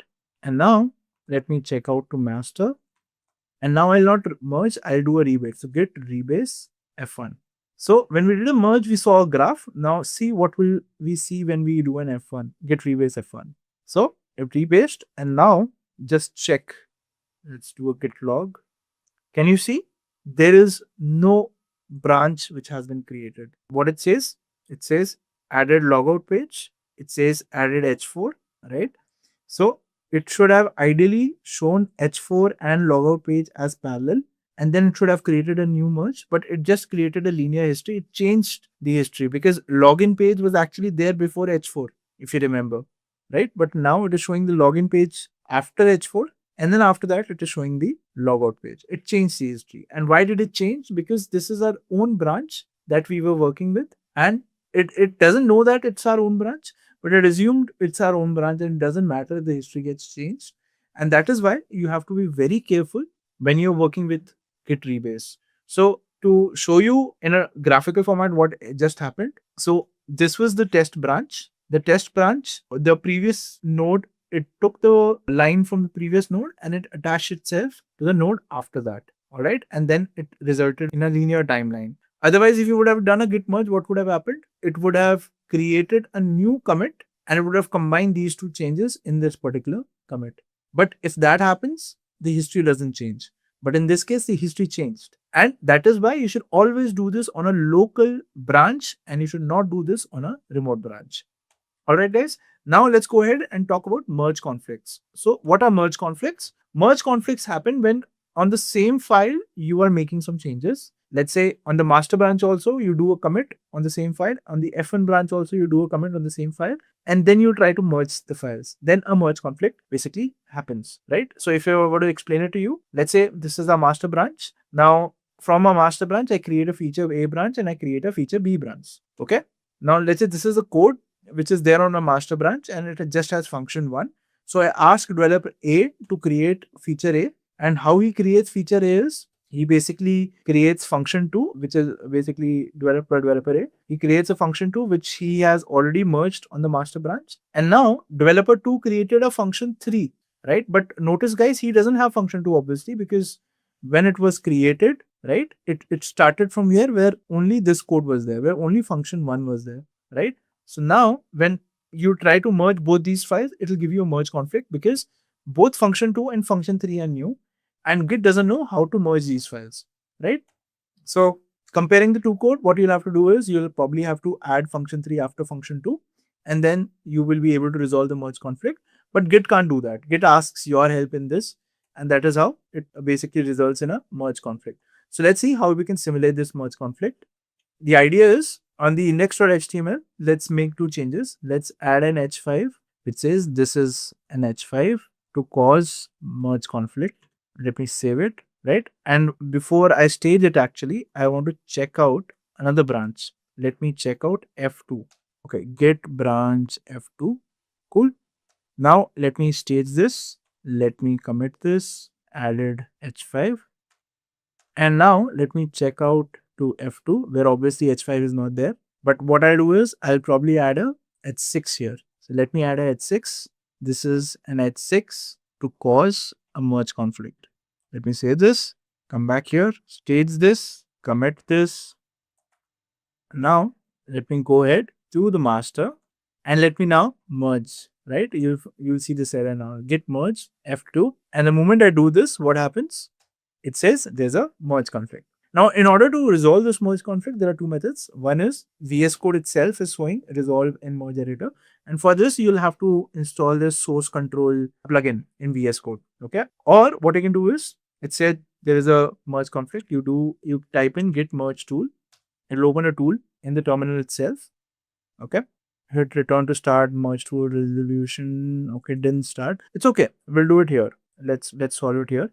So resolve in merge editor. We'll have to accept this file. So right now there are no changes accepted. So I'll accept this file and I'll accept this file as well, and I'll complete the merge. Now, as you can see, H6 has been added, H5 has been added, and now if you go here and if you do a simple git status, you will see there are a lot of files which have been created. So some backup files have been created, right? But your index.html has been modified. These backup files are just in case you want to see what were the previous code changes or what was the actual code which was there. You can actually delete them later. But you have the modified index.html file and you can see it has both H5 and H6, right? So this way you have solved the merge conflict. So although this is a very complex term, merge conflict, but merge conflict basically means when on the same file you make changes and you try to merge, right? So Git doesn't know what to do in that case. So now let's go ahead and do a git commit, merge conflict resolved. And now if you do a git log, you can see there's a commit which has both these changes. We have successfully solved a merge conflict. Congratulations to you. Next, what we will cover is we resolve the merge conflict also. So how did we resolve it? It's similar to what you saw on VS Code, right? If you open the git merge tool, it will show you the left file, which is the new file, which probably is there on master. This is the new file, which is there on the F2 branch. And this is the original code, how it used to be, right? So you go ahead here, you change the code exactly how you want it, you save it, and that's how a merge conflict is resolved. Okay. Now, again, these are some files which have been created, and these are basically a copy of the files that you merged. In case you want to refer them later, you can refer them or you can delete them if the merge conflict is resolved successfully. Okay. Just a quick info, guys. Intellipaat, in collaboration with Microsoft, offers an advanced DevOps certification course. This course is designed for both beginners and experienced professionals, featuring live instructor-led sessions along with self-paced video content to help you become a skilled DevOps engineer. You'll master modern DevOps methodologies, practical DevSecOps practices, and also the use of generative AI tools in CI/CD pipelines, automation, and infrastructure management. You'll also work on 60 plus hours of industry relevant projects and case studies, real time labs powered by AWS simulating production level environment, 15 plus in demand tools used across the industry. With 24/7 support, placement assistance, and EMI payment option, this course without a doubt can take your career to new heights. You can check out the testimonials on our Achievers channel, whose link is given in the description below. Also, visit the course page given below in the description and take a first step towards career growth in the field of DevOps. I hope you understand how Git helps us to manage code and collaborate without any kind of chaos. Now, the next challenge here is how do we run that code reliably across different machines or servers and prevent it from breaking into the production?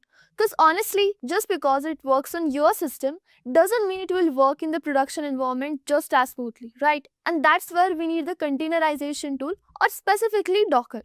Docker lets us package our app along with all of its dependencies into a single unit that runs in the same way everywhere. So now that we have got our code under the control with the Git, now let's move with the Docker, which helps us to take that code and actually run it cleanly, consistently, and without the classic but it worked on my system problem.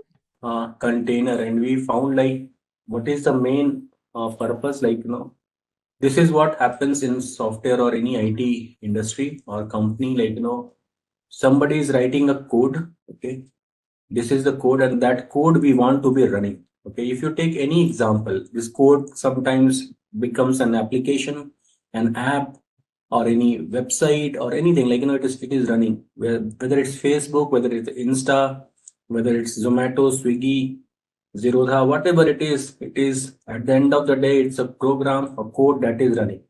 When it is running, people like end user like you and me access it.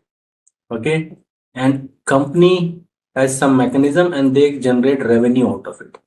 This is what more or less happens with any software development. Point here is how we are going to run this code. There are a couple of ways we can run this code. First is like, we have this hardware where we'll have dedicated hardware.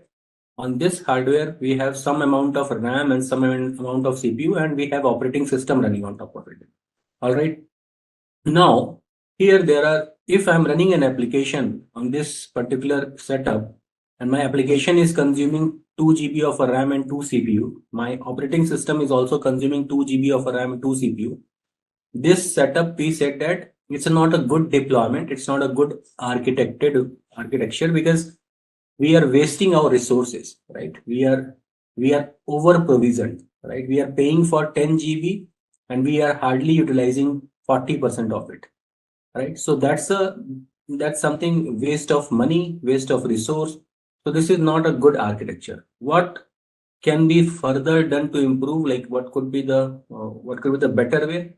Better way is like, on the same hardware, okay, and same operating system, instead of running one application, run multiple application, right? That is one of the better way, because here we are at least utilizing 80% of the resource, right? Out of 10 GB, we are utilizing 6 GB on application, 2 GB on for operating system. So almost 80% utilization. That is much better way of utilizing the resource.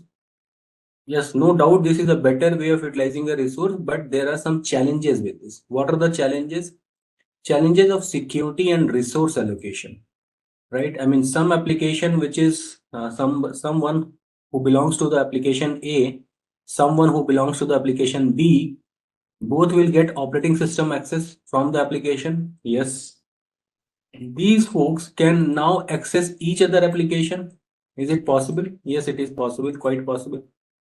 And this is one of the challenge. Another challenge is, say for example, application A is kind of a malfunctioning, and it is consuming 8 GB of RAM and 8 CPU alone. What about other application? So there is no capping or restriction out of the box that we can put, like, one application can get this much of maximum RAM, this much of maximum CPU, this much of maximum disk space, this much of maximum network IO.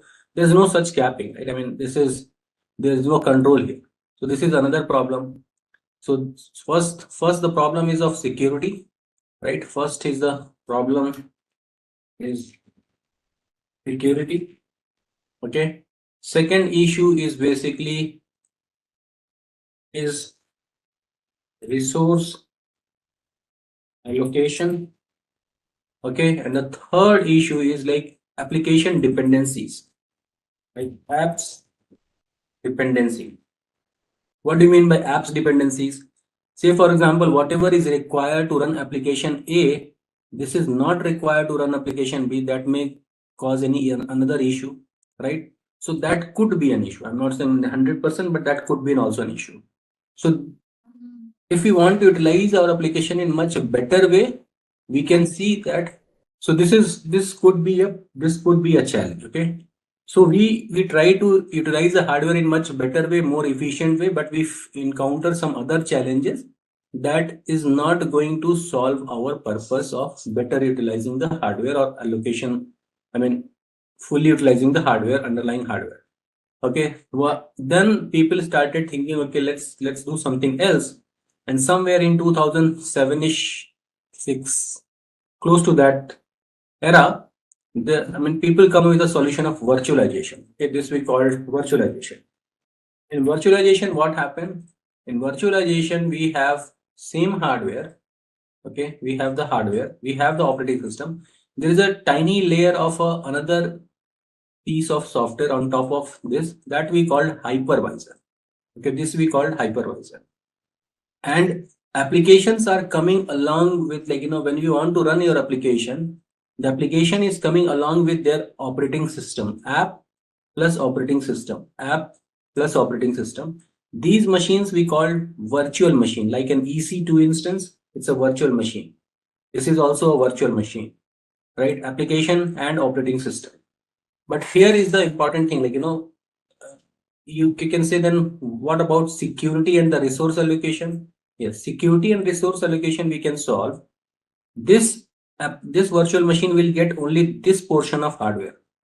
Means he will get dedicated portion of CPU, RAM, hard disk, everything. This folk will get dedicated portion of hardware, only this portion of hardware, and this for so on and so forth.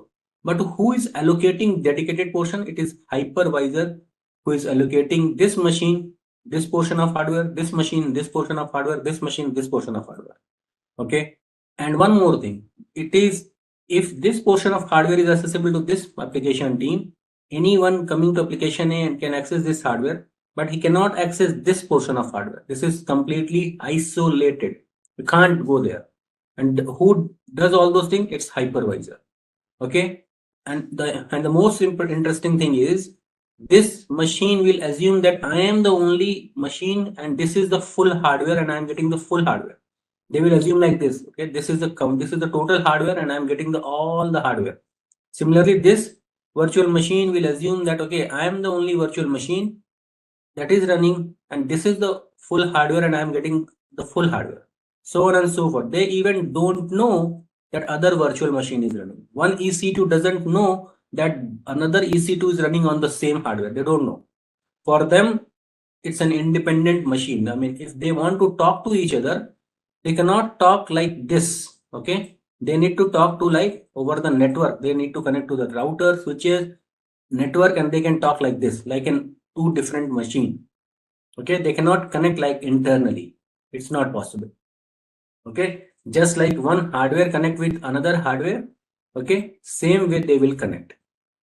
All right, this is the concept of virtual machine. Now, this is the best way of deploying the application? I mean, it is not the best way, but it is little, I mean, I will say it's much better way of deploying the application as instead of like this, right? Because here we don't have any isolation mechanism. Here we have isolation mechanism. But what would be the challenges can I see here? I can see only few challenges here. First is, like, we have now multiple operating system, right? Here, how many operating system we have? Only one operating system, right? Here, how many operating system? 1, 2, 3, 4 operating system. And if we increase the virtual machine, there will be operating system will increase. So in order to manage these many operating system, we need to hire more system admin. Okay. So we need to apply more patches, security patches, licenses, blah, blah, blah, so many things. So my operational cost increase, like my operational cost is higher, right? That is the challenge that I can see with this particular architecture. Okay, okay. Now we after that we thought of, okay, fine, let's try to understand what actually we want to do, from where we started. We started from here, right? We have a code or application that we want to run somewhere. That's it. Now, for this, we took an analogy. We try to understand, okay, fine. Let me know if I want to run only Zoom on this my laptop. This is my system. This is my desktop, laptop, whatever you want to say. This is my system. Okay. Over this system, I want to run only Zoom. No other software. Zoom, everybody knows, like WebEx, we have Zoom software or any software for that. In order to run Zoom, do we need Teams running on this machine? Teams require? Do we need Teams to be running if we want to run Zoom? No, right? Do we need MS Office to be running if you want to run Zoom here? No, not at all. Do we need printer driver to be running on this machine if you want to run Zoom? No. Similarly, do we need any other software like Adobe or something? No, not at all. It's not required. So what actually required to run Zoom? In order to run Zoom on any machine, it requires Zoom the exe file plus dependency, right? That's it. Whatever the, say for example, Zoom requires some Java version. Just imagine, I'm just hypothetically telling you. Then what is this? This is basically those binaries and libraries, those dependencies. Apart from that, nothing else is required to run Zoom, right? Similarly, if we come back here, this guy, what this guy want to run? This guy just want to run its app, its code. In order to run this code, what is required? Just if my whole sole aim is to just run this code, if I just want to run this code, what is required? Code plus dependency. Okay, and this is what is container. Container will give you, what is container? Container is equal to code plus dependency.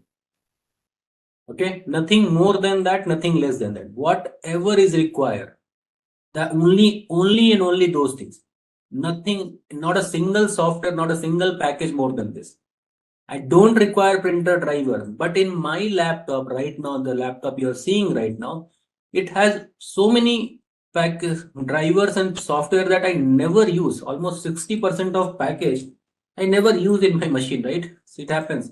There's so many things when you start your machine, a lot of things will start, and we don't use all those things, but it is running. Okay, that makes my machine bulky, that makes my machine slow, that makes my, that they consume my RAM, they consume my CPU, they consume my disk space, they consume my network, everything they consume, but they are running. In container, this is not the case. You will only run that is required. That will make your machine light, that will make your machine more efficient utilization of hardware, right? So this is why if we have this concept, instead of running 3 virtual machine on the same 10 GB of a RAM and 10 CPU, because this virtual machine will consume more amount of CPU and RAM as compared to this container. Why? Because this contains the full operating system. The full operating system will contain n number of other software and packages that is not at all required to for this app, right? So those will consume more memory and CPU. So that is why we can run more container on the same piece of hardware as compared to virtual machine or as compared to this guy. So no doubt this is more efficient way, more better way of running the application, proper utilization of hardware.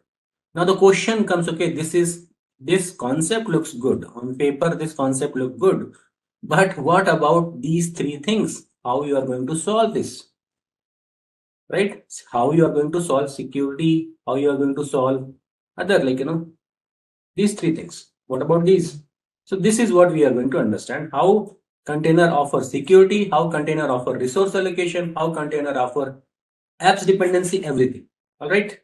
We are going to understand this, how container offer security, how container offer resource allocation, and how container offer apps dependency. So in container, the architect, this is not actually the architecture. We will discuss architecture in detail in a minute. We have something known as hardware, we have operating system, and there is a run C. What is this run C? This is nothing but a container software. Like if you want to install Docker, we have to install Docker D. Okay, Docker D. What is Docker D? Let me explain you. Okay, so this is kind of an overview of container. Okay, now let's try to understand types of container.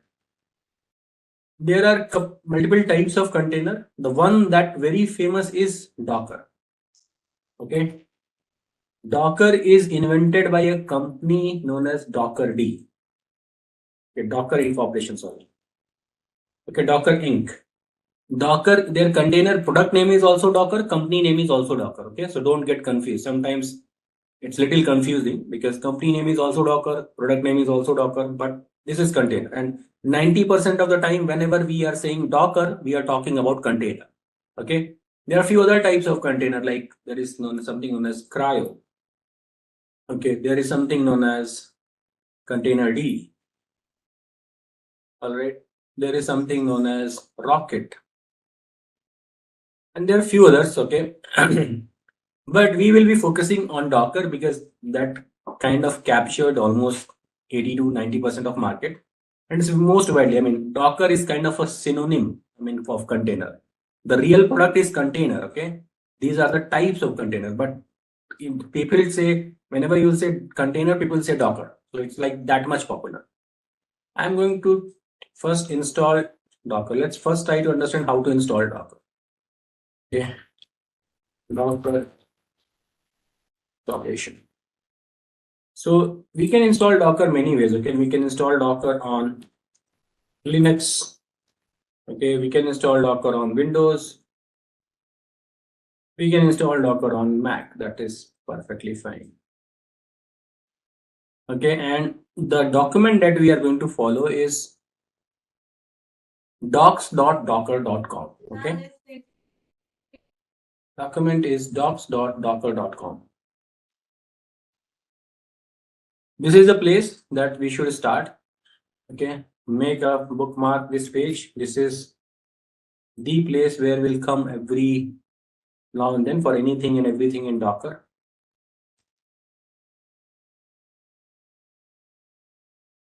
And here we'll have like getting started. This is like from what is Docker. Okay, what is Docker? You can just start reading it. Introduction. Okay, some Docker concept. All these things are important. I mean, you can just go slowly. Okay, just go slowly with these documentation. Okay, and what is Docker? I mean, this is really important. They have a YouTube channel also. You can follow that channel. Okay, follow the official channel. Please don't follow anyone's channel like some, because nowadays everyone is creating a lot of stuff, content, but what is the authenticity of those content? Nobody knows. Okay, so it's better always to follow some official channel. Okay, so this is, they will explain you about all these concepts, and this is what we are going to discuss in a minute. And they will also tell you how to install step-by-step document and what is image registry. This is what we are going to cover in a minute. But you can also follow along the official document. This will give you some more confidence, some more content, right? Well-written content. And another thing is you can also try something known as Docker desktop. Okay, and there is something known as a website. Okay, play hyphen with hyphen Docker. This is a website that you can use to run Docker. Okay, what is how to log in here? Play hyphen with Docker. Without, if you don't want to install Docker and you want to learn Docker, this website is going to help you. Okay, you can run all the Docker command here. But how to log in here, I will tell you in a minute. Okay, there is a version of Docker that you can install that is known as Docker desktop. Okay, where is that? Yeah, this one. So you can see here, this is Docker desktop. Okay, that you can install on your machine. If you're just like Git Bash, it's good for Windows. Okay, you can install Docker desktop on your machine and install Docker desktop Mac, Windows or Linux. You can install anywhere. This is good, but again, I mean, I generally don't install all these things because if I keep installing all these things, there will be a lot of software, and I realize that it makes my machine, my desktop, little slow. Okay, but if you are learning, you can install it because I prefer everything on Linux. Okay, there is a Linux machine, I'll do everything here. But for your practice purpose, for your day-to-day activity, you should go definitely install this. This is simple installation. You can just go here for Windows, you click here. It will give you step-by-step documentation to install Docker desktop on your Windows. Okay, Docker desktop for Windows. Okay, because you will miss some concept and you will focus only on installation. It's very simple, just like an exe file.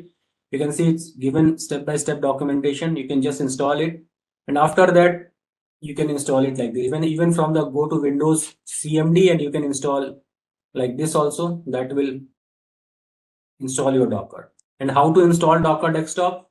A startup is, you can go to desktop, and a Docker desktop will see here just like an icon, and you can just start accessing it. Okay, so Now, what we are going to do is I'm going to show you the more important, more professional way of installing Docker. Generally, what we do in organization. So we'll say install Docker. So install Docker is this is the install Docker.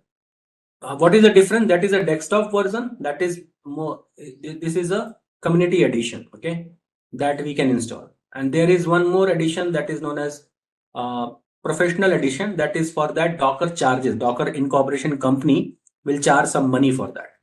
But we are not going to pay for this. We will use a community edition, and community edition has all the feature. So here you can see.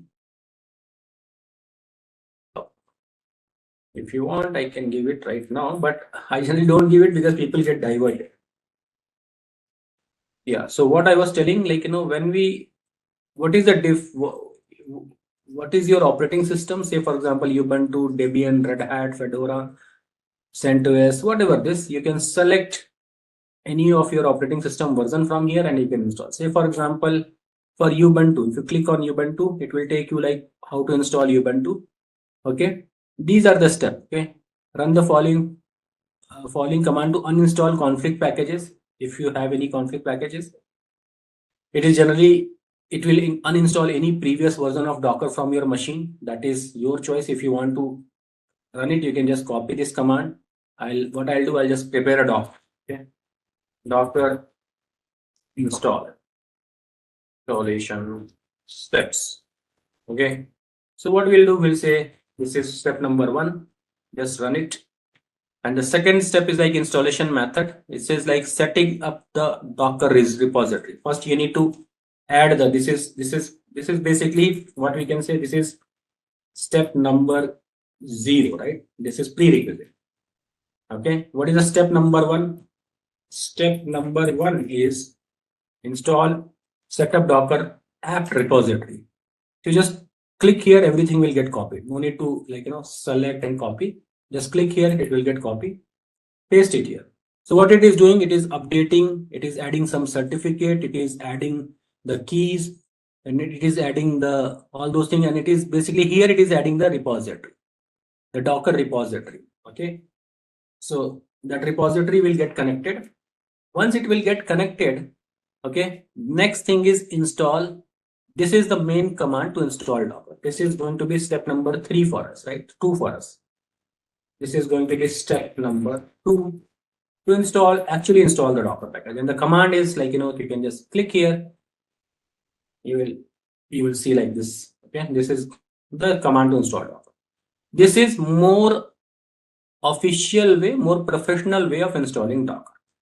Okay, but if you want to install, if you want to learn, if you're learning Docker and you are doing it first time, you feel like this is very complex. What you can do here is on the same Ubuntu machine, you can just type Docker and press enter. You'll see that Docker is not installed. So this is the command also you can run to install Docker. Docker app install docker.io. That's it. With single command also you can install Docker, or you can install like this. Then you will say, what is the difference between this and this? This will only install Docker. This is installing so many other things. Okay, that is sometimes not required for us. But if you want, you can install the full software. It's totally fine. So let's follow the documentation because I just want to show you one time. Okay, so let me run this command from here, copy, and I'll go here.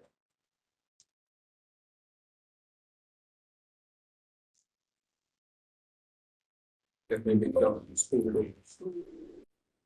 root. Let me bring the prompt. This is my Docker machine. It's done. Nothing to delete. Now let me run these commands.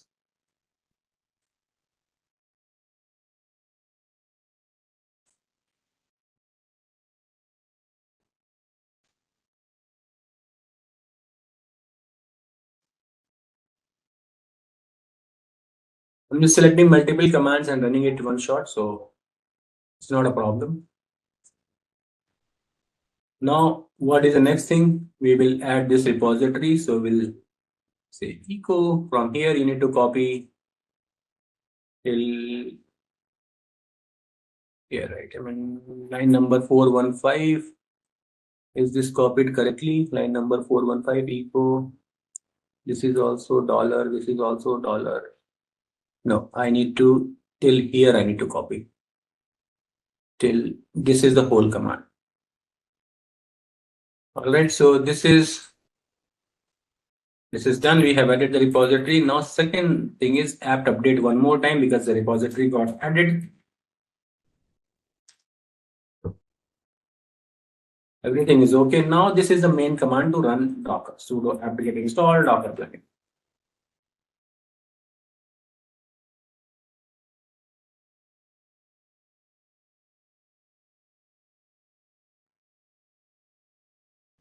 The installation maybe looks very complex, but if you want to make it simple, you just run this command. Okay, no need to run all these commands for Ubuntu. You can just run this command. It's done.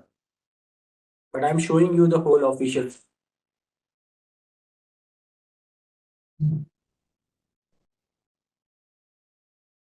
Make sure that Docker got installed or not. If you run Docker here now, you will see this output, some syntax and all. So it means that Docker got installed. But if you want to see what version of Docker got installed, you say Docker ---- version. It will give you this output like, yes, Docker got installed. Okay, this is the Docker installation version. Okay, so 27.5.0, and this shows that Docker got installed. Apart from that, what we can do, you can just copy some piece of this command, just like we copied in Git, right? We copy all this one line explanation of the command, right? So we can copy till here. Okay, these are the commands that got copied. Now what you can do, like, the Docker command syntax. Let's try to understand this. Docker syntax. What is the syntax of this Docker command? Just like Git, every command of Docker is going to start with Docker. Okay, every command of Docker is going to start with Docker plus some verb. Okay, so what are the verbs here? The verbs are like this. These are the verbs: run, exe, ps, build, pull, all. Say for example, if I want to run Docker run, so command will become what? Docker run. Okay, and some syntax. All right, so this is Docker run. The command. What is the syntax? Docker plus some verb. What are the verbs? These are the possible verbs. From line number 439 to line number 497, all these are the verbs. Okay. Now we are going to launch a container. We are going to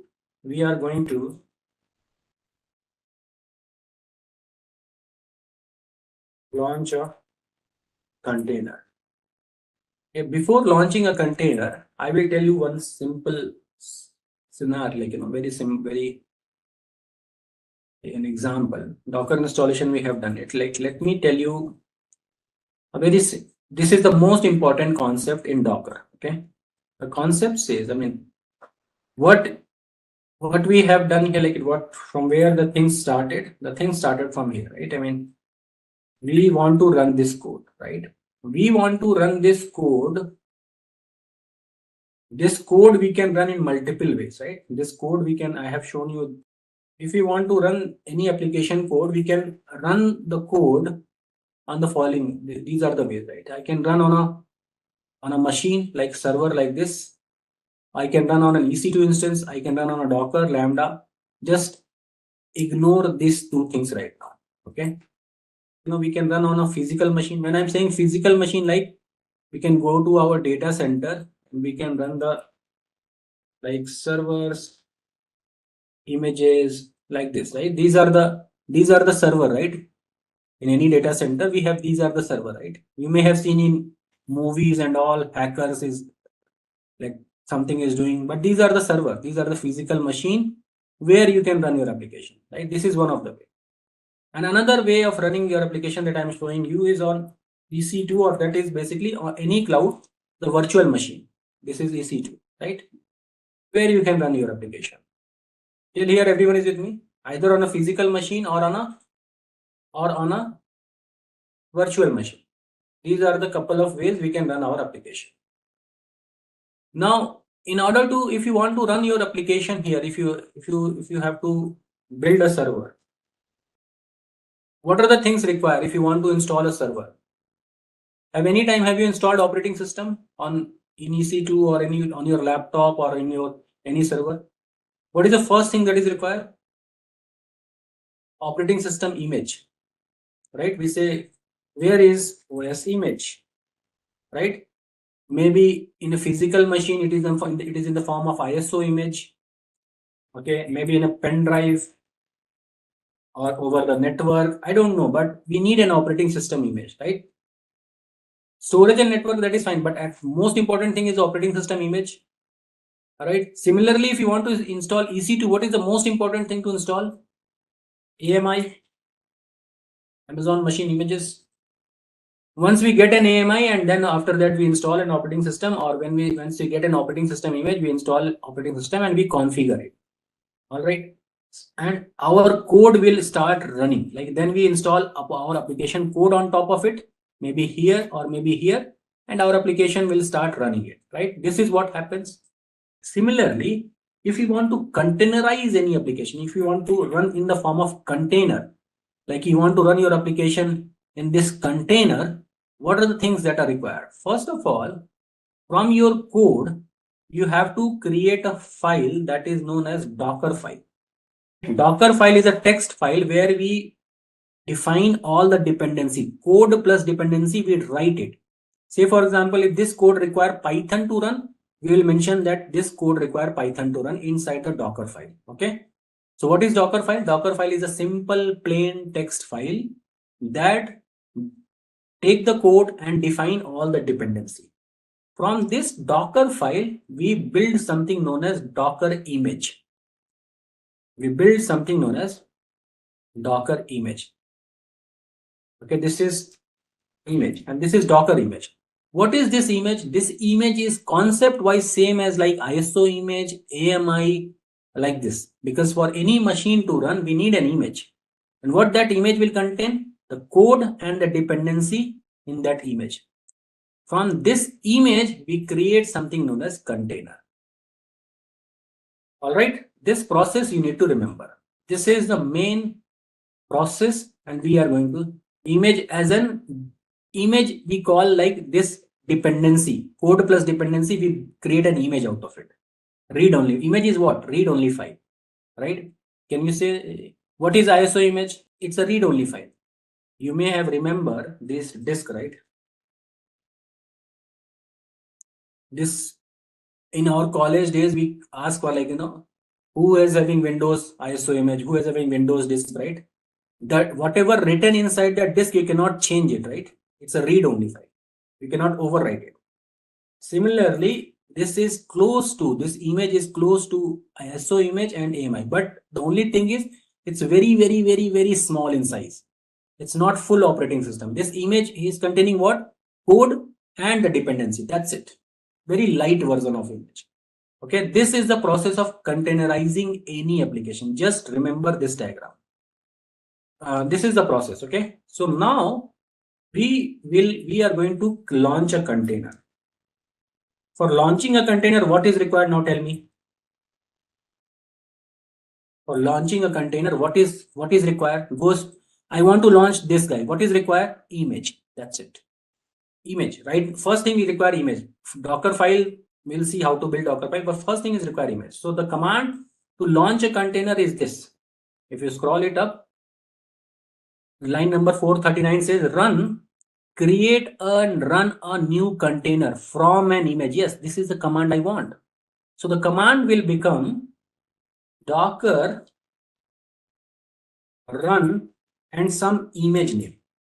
Some image name. Okay, say for example, I want to create a Nginx container. Nginx is a web server. So I'll say, or something like, Docker run Nginx, or I want to create a Ubuntu container, I'll say docker run Ubuntu. I want to create another container, say hello world, I'll say docker run hello world. Okay, these all are images. Okay, and we'll talk more detail about it when we'll discuss about the architecture of Docker container. But because I need to explain you this command, why this command is required, because I need to explain you how this happens. We have not yet explored security, resource allocation, and apps dependency. So I'm doing a little bit of reverse engineering so that we will reach here. All right, so if I go and run like docker run hello world. Okay, so we'll get some message like this, and this is the output. Okay, and don't worry about these output, I will explain you everything. So let me first run couple of commands and show you. So this is one of the container that we have launched. Okay, and it says docker run hello world. It says unable to find the image locally. Okay, and then it started pulling the image from somewhere, and it says pull complete and says status downloaded image is there. Something happened. All right, so let's see what happened. So there's a command that is known as docker ps. Okay, so docker ps is basically, if you run this command, it will tell you like the containers running. What is the word I'm using here? Container running on the system. If you run docker ps-a, it will tell you all the container running as well as stopped. You can see this is one container that is start from this hello world image. It got exited. Exited means it is right now not running, it is stopped. Okay, let me run one more container, docker, I'll say docker run, I'll say -d, I'll say -name. I want to give name of the container, I'll say my web app, and the image I'm using is Nginx image. Okay, I'm running this container. It's again I'm getting the same message, unable to find the image locally. Something is getting downloaded, and once that is download is complete, okay, status download is complete, and then some ID is a big number I'm getting like this. And if I do docker ps now, I can say yes, one container is running, and this ID something is there. It is initial of the same, right? It is the same container. It is created from Nginx image. It is running from last 13 seconds. Okay, and the name is my web app, the name that we have given here, my web app. All right, so this, let me copy this command as well, because I'm going to explain you this command as well. So one thing for sure, we can from this command, we are getting that whenever I am running docker run, it is creating a container for me, right? And that container is right now it is running also. Okay, why the hello world container got stopped, we will also see that one. But right now Nginx container is right now running. Nginx container is running because we can see with the docker ps command, right? Okay, let me do one thing. Let me take a, so far what we have done, let me make a note of it. Here, step number 1, we have launched container using Nginx image. Okay, what was the command? Docker run. Okay, the command was docker run, and image name, some syntax we have followed. The main command was docker run, right? What is step number 2? Step number 2 is basically, we see that container is running, right? We have seen that container is running. With what was the command? Docker ps, right? We run docker ps, we can see that container is running. All right, now let me take a duplicate session of it. Okay, let me go here and say duplicate session. This is the same machine. Okay, this is also the same machine. I'm connecting twice. Okay, I'll say my password Okay, this is the same machine. Okay, if I can do sudo, I became root of that machine, mean admin of that machine. This is the same machine. How to list down the process in Linux? What is the command to list down the process in Linux? Let me Google it if you don't know. PS, right? Yes. Okay, so if I say list down the process in Linux command, if you don't know, okay, that is why I'm typing it. So you can see here, these are the commands, some commands to list down the process. PS is the command actually. If you do PS and some option, you will get like all the commands. PS-AUX, that is also a command. If I want to list down the image, I mean, I'm coming to content of image and all. I'll tell you when, okay, just give me some more time. We'll see everything. There is a dedicated section over the image. So now let me list down the process. PS-AUX. So this basically lists down all the processes that are running on this machine. Okay, this command lists down all the process. You can see process, the process ID, 1, 2, 3, all the processes. Almost 4,201 processes are running, and it lists down all the processes of my machine. But if I'm interested in a specific process, if I say PS-AUX pipe grep -I, I'm interested in Nginx process. I'll say Nginx.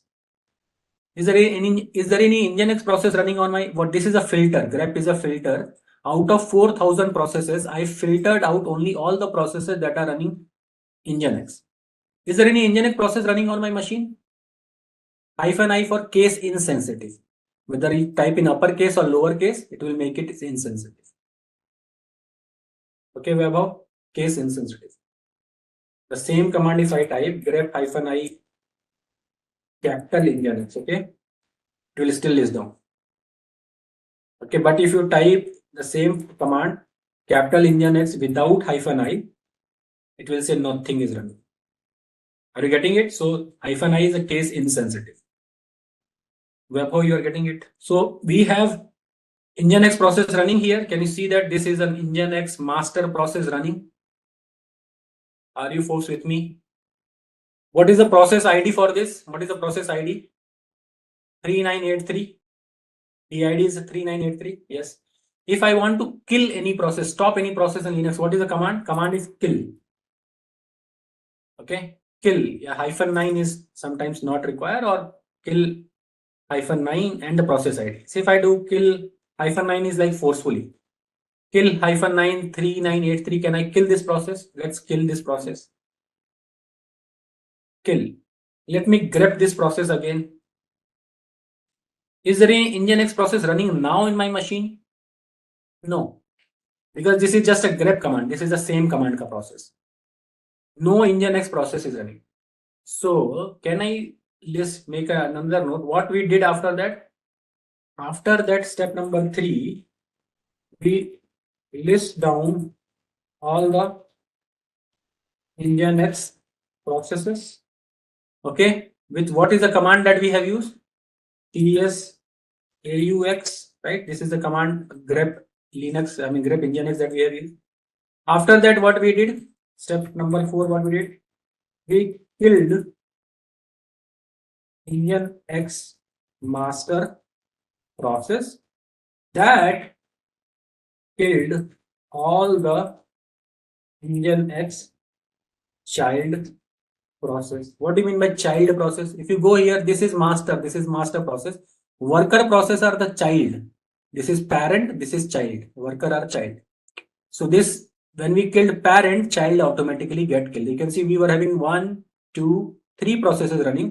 Right now, all the processes got killed when I killed this master 3983. Okay.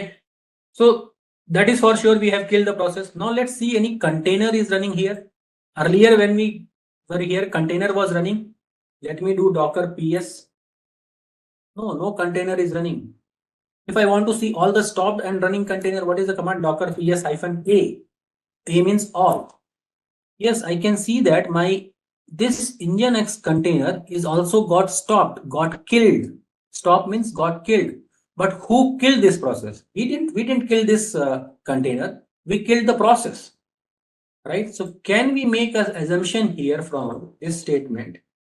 Okay, when we kill the process,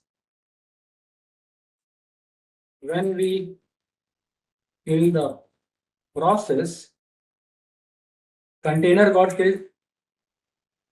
Container also got killed. Is this fair statement to make? Is this correct statement? Is my observation is correct?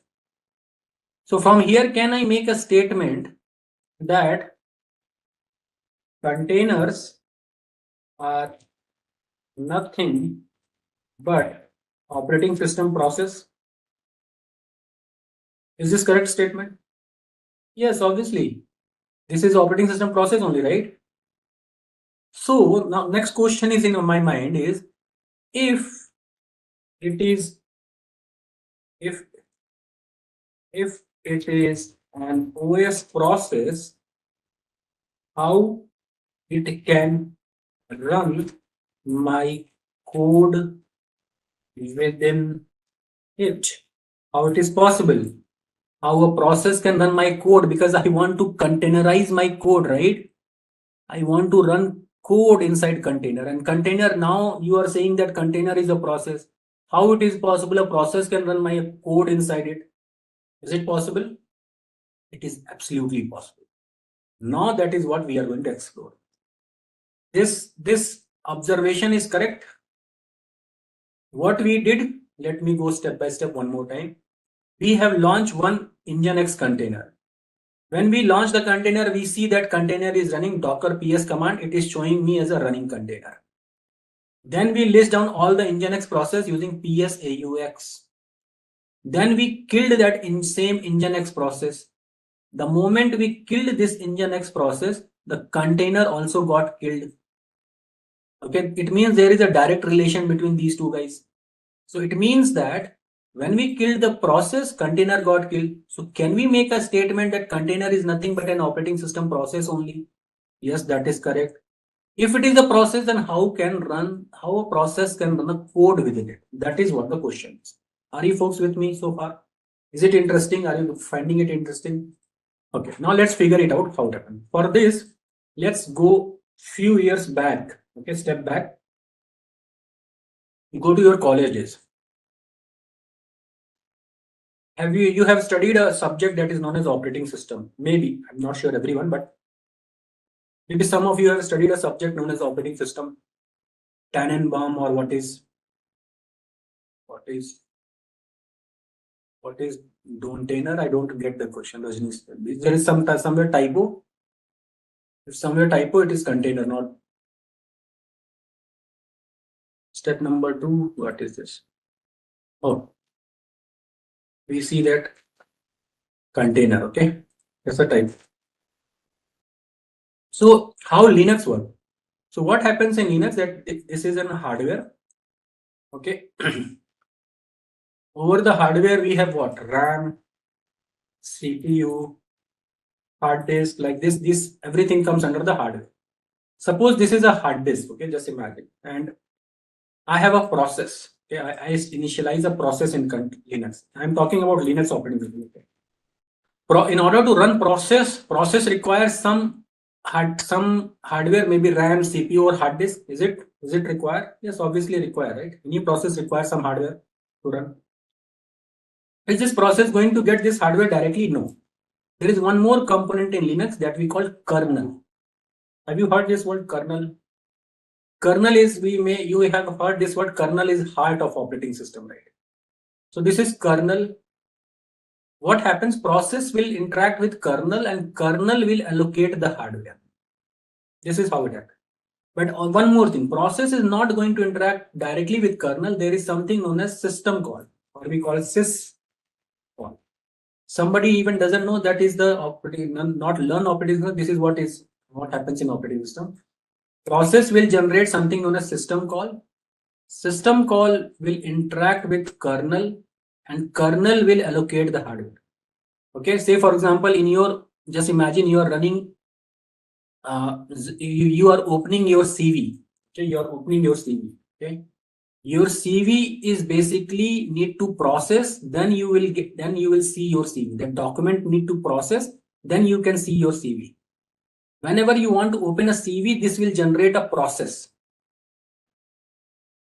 This process require this RAM, CPU and everything, then you will able to see your CV.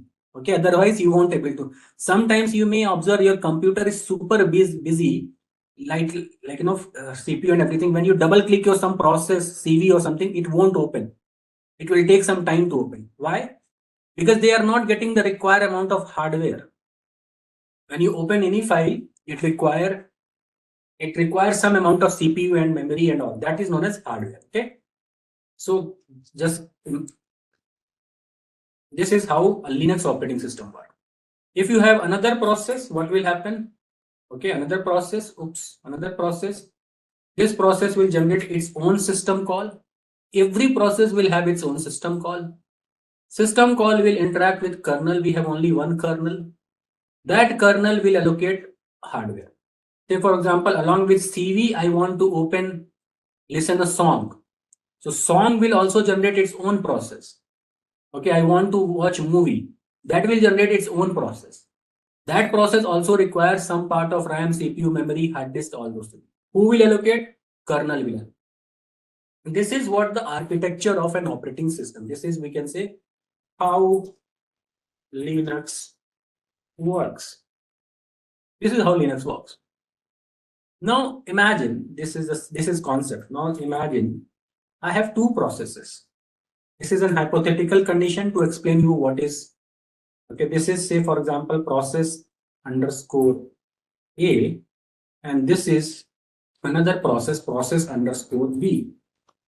Okay, this process will generate system call. This process will generate system call. This is my kernel. That is okay. Okay, and this is my hardware. Just imagine. Okay, just imagine, because of any reason. Okay, because of any reason, this process A require Python version 2. What version? Python v2, and this process B require Python v3. All right, Python v2 and Python v3. Okay, because of any, and this is my hard disk. Just imagine this is my hard disk. Hardware is hard disk. Because of any reason, any hypothetical reason, I am not able to install Python v2 and v3 on the same machine. It is not allowing me. Technically, we can install it. Just imagine if it is not allowing me to install. So what happens in this case? If I install Python v2, what will happen? If I install Python v2, then only process A will run, because Python v2 got installed here. If I install Python v3, then only process B will run here. Agree? Now suppose if I have some mechanism where I can partition this hard disk, okay, where I can partition this hard disk in such a way that they are completely isolated from each other. I put a partition that they are isolated. So what we can do, in this portion, I can install v2. I can say install Python v2. Okay, and this portion I can install Python v3 if they are completely isolated. If I got some mechanism so that I can completely isolate. So in that case, what will happen? Both the process can run. How? When a request system call coming from process A, it will go to kernel. Kernel will see, okay, this is coming from process A, so let me allocate this portion of hard disk. Similarly, a request coming from system call from process B, it will go to kernel. Kernel will see, okay, this is coming from process B, let me allocate this portion of hard disk. If this mechanism is available, can we do this? Yes, obviously we can do this. We can very well do this. All right. So actually, this is what the container does. Okay? This container will have, this is one container.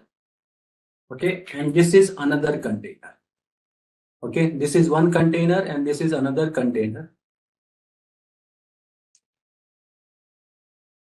It's not working because it's an image.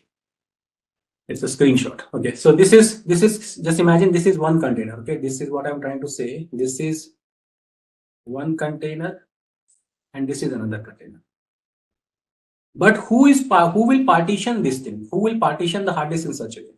So there is a feature of Linux kernel that is known as namespace. Okay, let me show you. Linux namespace.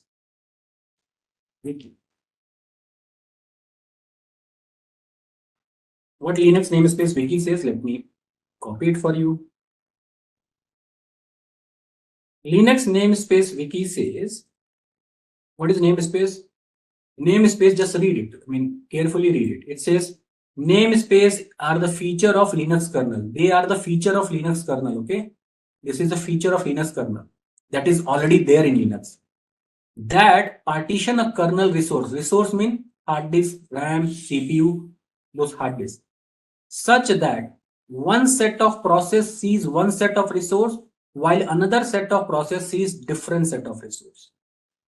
It means that if I have an hard disk here with the namespace, I can partition this hard disk in such a way, if I can create as many as partition, that one partition is going to visible to one set of process, another set of partition is going to visible to another set of process, another set of partition is going so on and so forth.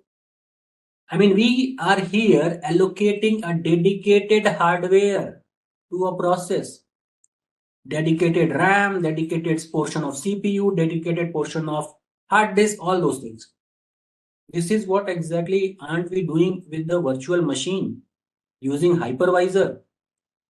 We were giving the same thing, right? We say this portion belongs to this portion belongs to this portion belongs to this. Are we doing same in container, in process? Yes, and process, what is process? Process is container. Now your container can run your code like a virtual machine, like a virtual machine. Are you getting it? Because process is going to get a dedicated portion of hard disk, dedicated portion of CPU that it is not going to share. Similar thing happening in the virtual machine, isn't it? We are giving this hardware portion of hardware to this virtual machine, this portion of hardware to this virtual machine using help of hypervisor. Here same thing we are doing because that feature is already available in Linux. Okay, so namespace is one of the features. There is one more feature that container uses, that is known as C group. What is C group then? C group, or no, sorry, C group. Linux C group, not D group, C group. C group or the control group. Let me copy it and then I will tell you what is this. C group is like a capping, like a cap.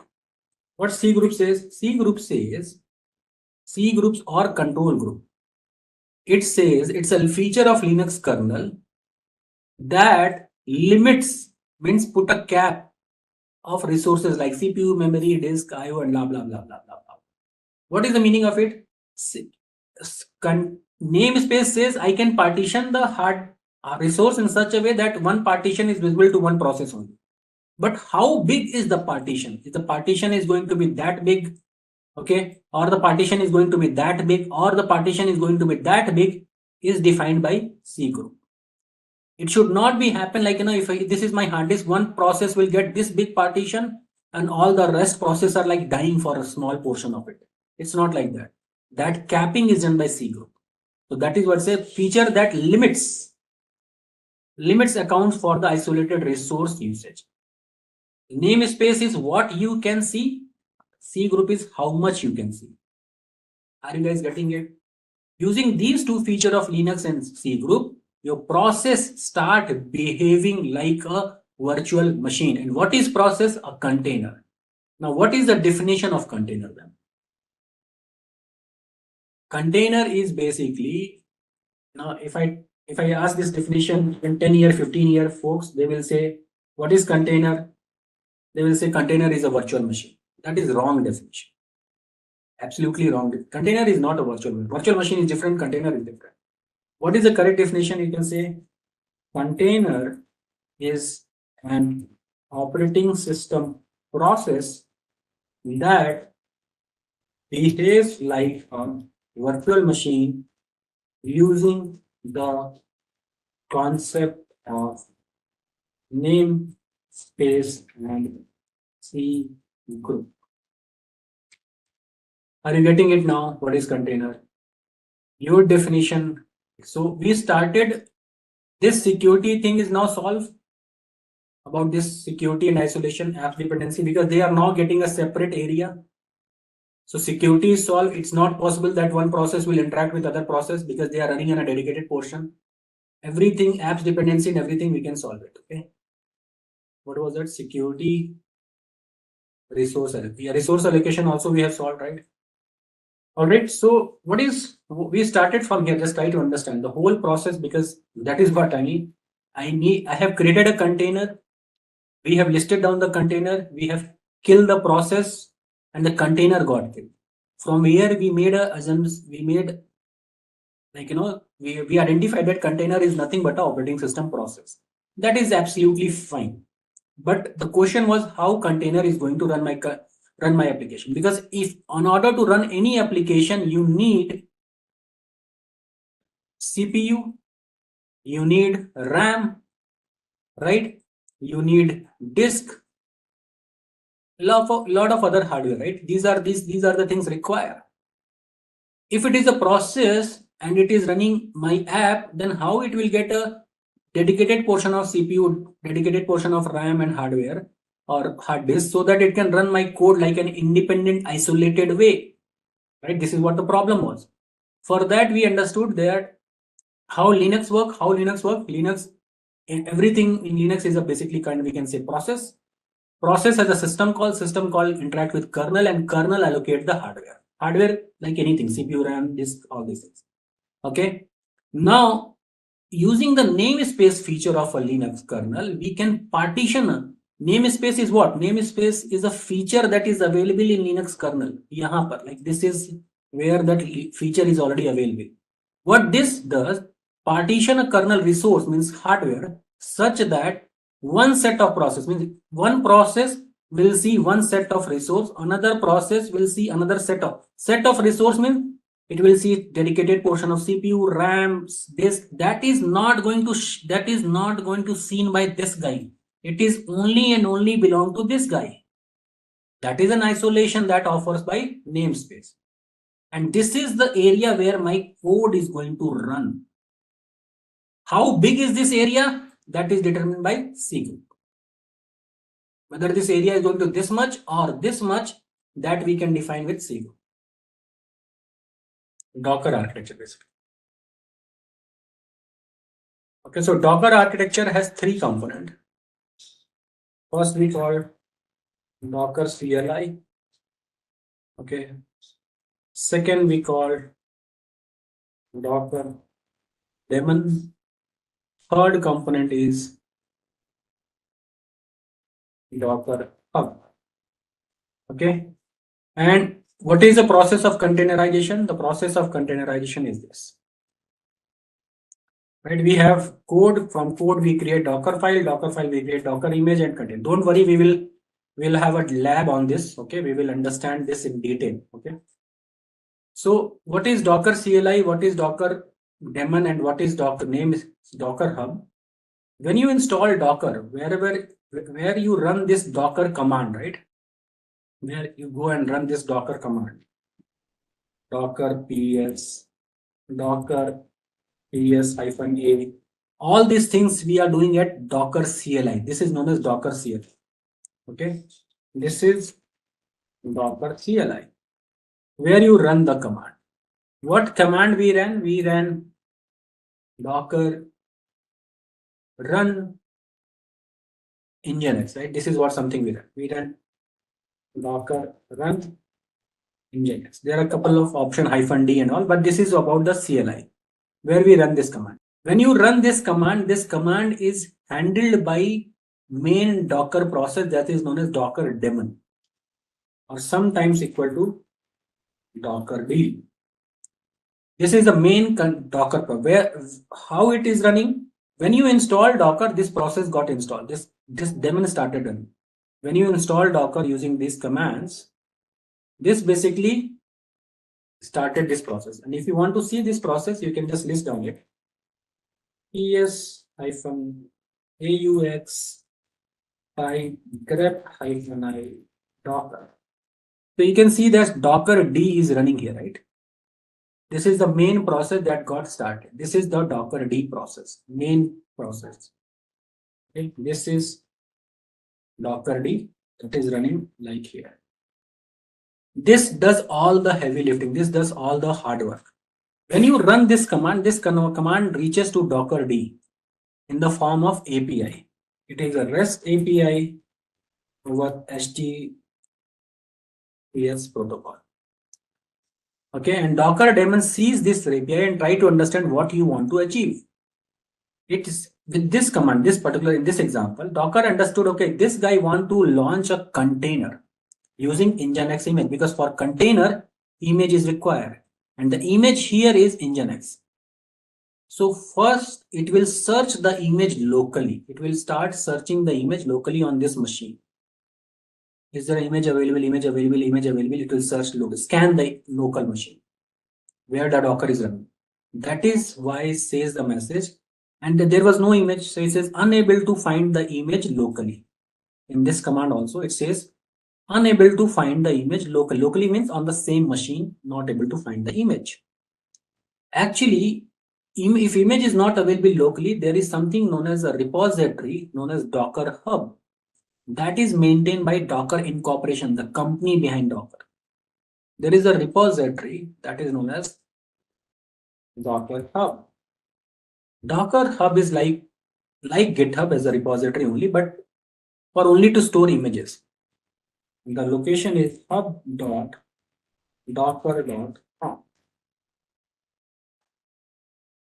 This is maintained by Docker Incorporation. This is Docker repository. Okay, Docker Hub. Can you see that? This is Docker Hub. This is maintained by which company? Docker Incorporation, the company behind Docker. This is Docker Hub. It stores all the images. Okay, if you see, if I say Nginx, this image is here. You can see this is the Nginx image. We will talk more about it, like how to store, how to upload, and everything. We'll do all those things. Don't worry about it. So the image is available at Nginx. When Docker daemon not able to find the image locally, because the message what it print, unable to find the image locally, then what it will do, it will go, first step is the request will go to Docker D. Docker D will scan, it's not able to find the image locally. Then it will go to Docker Hub and download the image. That is why we were able to see this message downloading, pulling, and then we got downloaded the newer version of Nginx latest image. So image is now from here, it got downloaded here. When the image is available, then a container started running out of this image, and we were able to see Docker ps command, yes, container is run. Okay, so it will connect this, then it will download the image. Okay, so this is step number 1. That is going to this. When you run this command, it will get converted into API. It will go to Docker Hub, Docker D. Docker D will run, scan, and understand and perform the job locally. But in this case, a container need to be launched because that container require an image. Image was not available. So what it did, it connect with Docker Hub. Step number 3. And step number 4, it downloaded the image first. And then step number 5, a container get created. So this is Docker architecture. Docker architecture has 3 components. Okay, what are those components? CLI, daemon, and hub. CLI is where you run all the Docker command. Daemon is the main process. Most of the time, CLI and daemon run on the same machine. In our case, CLI is running on that Linux machine. Daemon is also running on the same machine. When you type anything at the CLI, that command get converted into an API request and it's go to Docker D. Whatever you mention in the command, Docker D will do all the heavy lifting. In this case, in this particular example, we want to create a container. For container, an image is required. Okay. So Docker D will see this command and understood, okay, this guy want to run an Nginx container using Nginx image. but that image was not available locally. So it went to Docker Hub, download that image and create a container for it. Are you folks getting it? If I go here, okay, and if I do Docker images, it will list me the Nginx image and the hello world, everything. This image is already available locally now. Now, if I want to create one more container, okay, using Nginx image, you can see Docker run -d -name. I'll say -name new web server using Nginx image. This time image is already available locally, right? If I run this command, you can see directly the container got created. If I do Docker ps, the new web server got created, right? Why it is not downloading the image this time? Because image is already available locally. It is using the same image to create my another container. Same AMI can you use to create multiple EC2 instance? Yes, right? Same ISO image can you use to create multiple server, laptop, desktop? Yes. So that concept is still same image, because earlier first time the image was not available, so it downloaded from the and it got pulled and it got downloaded. But right now image is available. But if I create any another container, say for example I am using web server 2 and I'm using different image this time. Say for example I'm using Alpine or Ubuntu. Okay. What is message I'm getting? Image is not available locally. So what it will do? It will start downloading. From where it is downloading? It is downloading from Docker Hub. Are you guys getting it? -d to run in the background. Right now it's like running in the background. Otherwise, what will happen? If you don't run -d, let me show you. Let me run web server. Let me go here. Web server 3. Okay. And if I don't use this -d, my terminal will get locked. You can see this. I'm inside the container now. My terminal is locked now. Okay. I'm here. It's locked. So that is why we run in the background and get free our terminal. Just a quick info, guys. Intellipaat offers a DevOps course where you can master skills like Git, Jenkins, Maven, Kubernetes, Terraform, and Docker by receiving training from the world's top 1% industry experts. With this course, we have already helped thousands of professionals to successfully transition their careers. You can check out their testimonials on our Achievers channel, the link of which is given in the description below.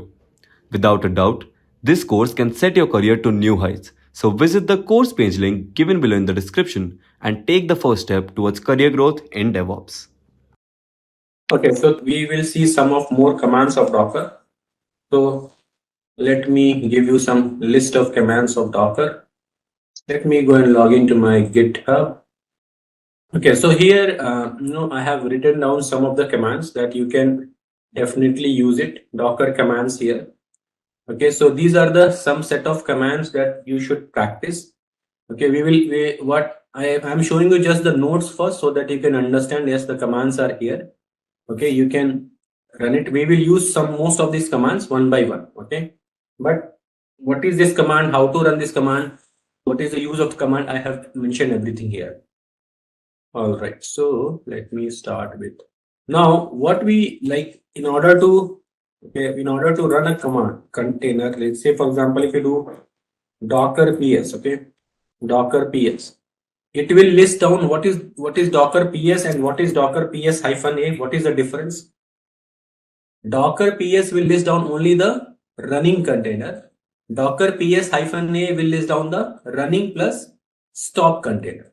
If you mention -a, you can see whatever the container that we have created, all our status exited, exited, exited, exited, and exited. It means these containers are stopped, not running. Okay, these containers are stopped, not running.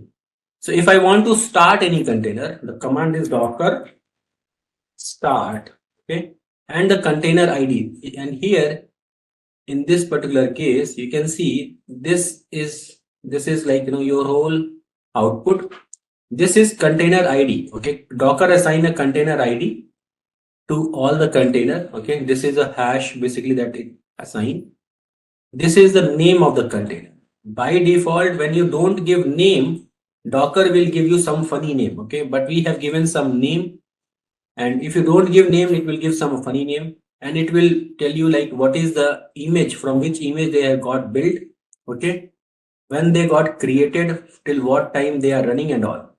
Okay, what is this command? We will see this command meaning in Docker file. Okay, what is the meaning of this command? We'll see in Docker file. So Docker PS will display the output of running container. Docker PS -a will display the output of container that are running as well as stop. All the containers. In order to start a container, Docker start and the container name or container ID. Say for example, I want to start my web app. This is the container. So either I can give this or even ID will also work. Okay. So let's start with Docker start my web app. So container got started. Now if I do Docker PS without -a, I can see that yes, container is earlier the output was blank. Now I can see that container is running. Okay. There are a couple of things like, this is the container running, like how this container is running. So what happens here, just try to understand. We have this as a Linux machine. Okay.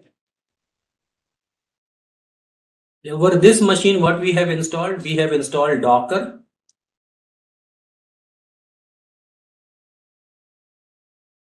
Okay. We have installed Docker here. Now, when the Docker install means Docker D is running. Okay.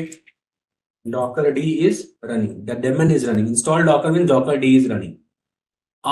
On top of which we have created a container. That container is running like this. This container, okay, my web app is running on top of this machine. This is the container. Okay, this is how it is running. Can we create multiple container on a machine? Yes, we can create multiple container on a machine. Okay, say for example, let me run one more container. Let me start from scratch. Docker run -d it hyphen name. What is d? What is d? I'll tell you. Okay, hyphen name. I'll say my Alpine, and I can use an image Alpine ASH. So it says unable to find the image Alpine locally. What is this Alpine? Alpine is a Linux image specially designed for container. Okay, it's a very light version of Linux that is specially designed for container. I'll show you this image here.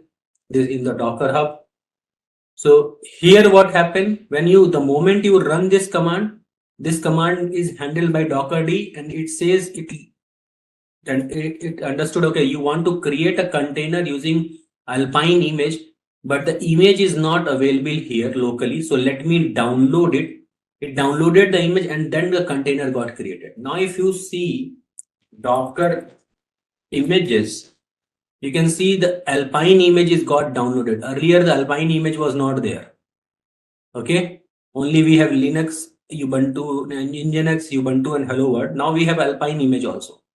Okay, so if I do Docker PS, okay, Docker PS. So I have two container right now running. First one was my web app from Nginx image. Second container my Alpine from Alpine image.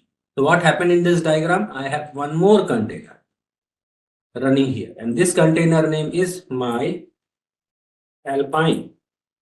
Okay, so what is happening here? We are kind of this diagram where we have an hardware, where we have an operating system, where we have a run C, that is Docker D, that is installed. We are creating this container, this container, this container like this. These container are independent application. This is okay. This is independent application created from Nginx image. This is independent application created from Alpine image. Can we create more containers? Yes, we can create more containers.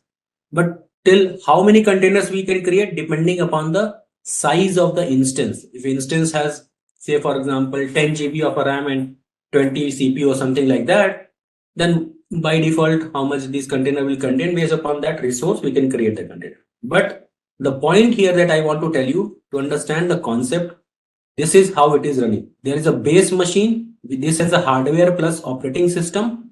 Over this we have installed this run C, and on the run C these are the containers. Over this, the containers are running. I'm just trying to explain you this diagram. This diagram is now getting clear. What is the meaning of it? Okay.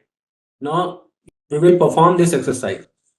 So what we are going to do, we'll have a code, okay, and we'll have a Docker file. So first, let's understand about Docker file, because code anyway developer is going to write. So what is Docker file? Okay, so Docker file is a text file that contains instruction, okay, that contain instruction how to build this image. Okay, Docker file is a text file that contains instructions. Okay, instruction, but instructions for what? Instruction how to build this Docker file. Okay, how to build this Docker image.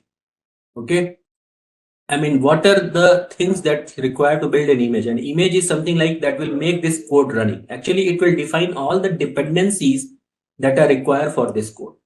Every Docker file is going to start. I mean, when I mentioned that it has some of instruction. What do you mean by instruction? Instructions are set of commands, and commands are nothing but simple instruction like what is required, how it is required, and all. So this is what we are going to see. Just let me go to the text file, then here I can explain. And Docker file is a single word with capital D. Okay, there's no extension, not txt, not py, not php, nothing. It has no extension, just Docker file. Okay, so it is a Docker file is a text file that contain instruction to build Docker image, and these instructions are define the environment inside the container, including what software to install, what files to copy, what commands to run. Everything we define, because these are the instructions that is actually going to install your code, run your code the way you want. Okay, everything we define in the file. And every Docker command is going to start with a statement from. Okay, from is basically that is going to specify the base image that Docker is using. What do you mean by base image that Docker is going to use? Tell me one thing. If I am writing a code in Python, okay, if I am writing this code is written in Python, okay, what is the first, and if you want to run a code on your laptop or on your machine, say for example, this is my laptop, okay, and I am telling you run this particular code, and this code is written in Python. What is the first thing that is required for my laptop to run this code? If it is written in Python, Python must be installed. Compiler and all that is fine, but Python must be installed. If it is a C program, C must be installed here. If it is a Java program, Java must be installed here.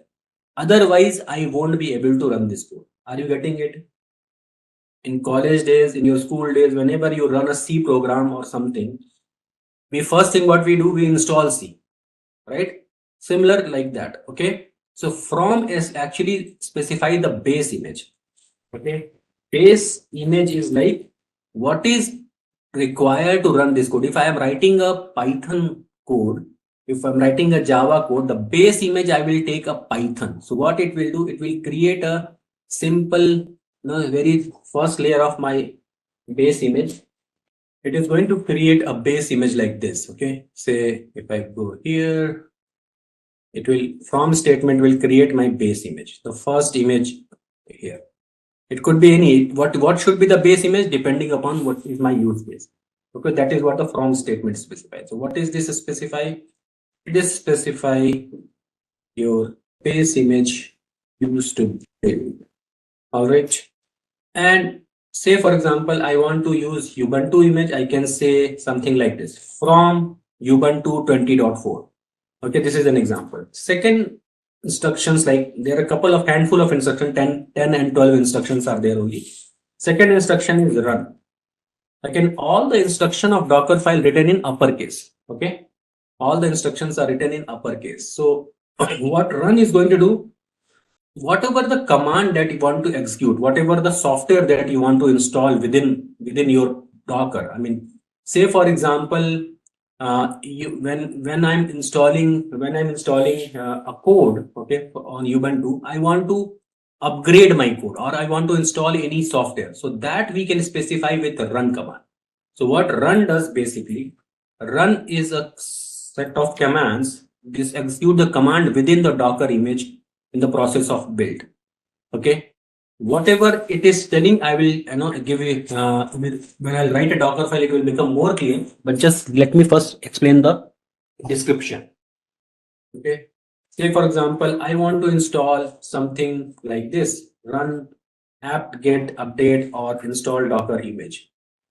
Okay, next command is copy or add. Copy or add is basically copy the files that are required to copy the content from your base machine inside the container. All right. There is one more instruction that is known as work dir. Work dir is the command that specifies the working directory inside the Docker file. What is the meaning of working directory? Say for example, most of the time when you install any software in Windows, what is the default location of installation of software?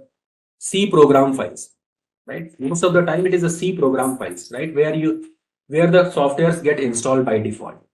Similarly, work dir is the thing where we specify where we want to install our code within the container.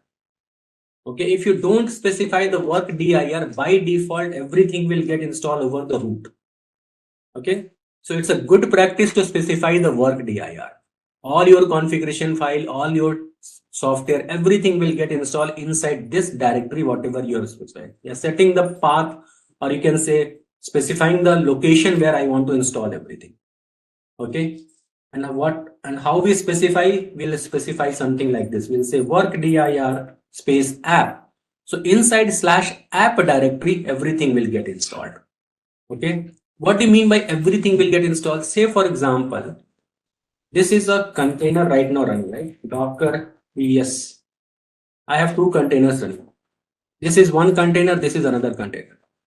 Okay, this is one machine, this is another machine. Okay, when I'm saying inside the container, what is the meaning of it? If I have to go inside the container, the command is docker exec -it, and let me go inside the nginx container. So I'll say container id, and I'll say for example bash command.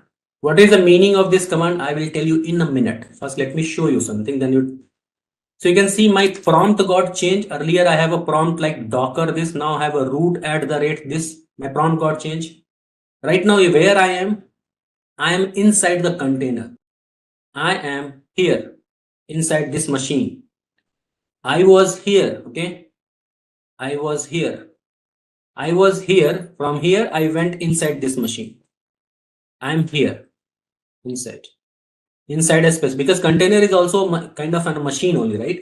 So I can go inside, I can log in inside, I can install software inside, I can open port, whatever thing that you can do on this machine, similar activity we can perform here.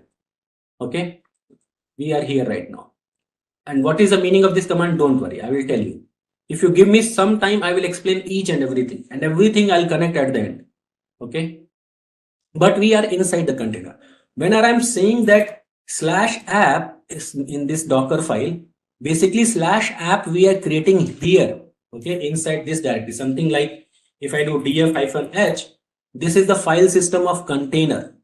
So there will be /app directory that will create, and everything will get installed here. Okay, if I have to come outside the container, okay, there is control PQ. If you press the key in the same sequence, control plus P plus Q, press your control key, press P and press Q, you will come outside the container. Okay, and if you do docker ps, the container is still running. Okay, so this is what I'm talking about. So exec, I will explain this command in a minute. Okay, but you are getting it, what I'm trying to say. Creating a directory, it means creating inside the container. Run something, installing something inside the container. Okay, whatever you want to install inside the container, that you specify run command. Whatever you want to copy inside a container, that you specify with copy command. Work dir is where you want to install all your code and everything, that you specify with work dir command. From is the base image on which you want to install everything. Okay. And now there is one more command. I mean, that we specify is known as expose. Expose is like if you want to open any port within the container, that is known as expose, exposing the port of a container. Okay. Like say, for example, if I'm running a web server, I want to expose a port number 80. So I'll say expose port 80. Then port 80 will open inside the container on this machine. Okay, not here, on this machine. Okay. Now there is one more very important command is known as CMD. Okay. CMD is basically, or the entry point. We will understand the difference of CMD and entry point. Okay, CMD is specify what is the command that you want to your container with to start with. Say for example, you are creating a code. Okay, this code you want to containerize, right? This code you want to containerize. You want to containerize this code, right? So when your container gets started, you want to actually run this code. That code must be running. This is what the whole purpose is. When the container somebody do docker run, actually this code should get started, right? This is what the main purpose. I want my application to be running. So that we specify in the CMD command. When the container gets started, what you want to run? When somebody that docker run, which software, which application it should start, that we specify in the CMD command. Okay, these commands specify that should executed when your container gets started. All right, and you will get all those things. I think you are getting 20% to 30%, that I know, and that is very good if you are getting 20% of it. When you will create an example, your understanding level will further improve. Okay, even if you are getting some part of it. Okay, these are some commands that we use to create a Docker file. Before creating a Docker file, let me write something here to explain you this command. If I have to go inside Docker, the command is docker exec, execute, go inside the Docker. If you want to see what is exec, if you come here in our notepad and we have exec, what is this line number 440 says? Execute a command in a running container. If you want to execute a command in a running container, that is what you can do. Okay, so what we can do here is, if you want to go inside a container, the command is docker exec -i and -t. -i for interactive, T for terminal. Okay, I for interactive and T for terminal. Let me explain this command. Interactive means what is the meaning of interactive and what is the meaning of terminal. Terminal has same meaning. Okay, I is interactive and terminal T is for terminal.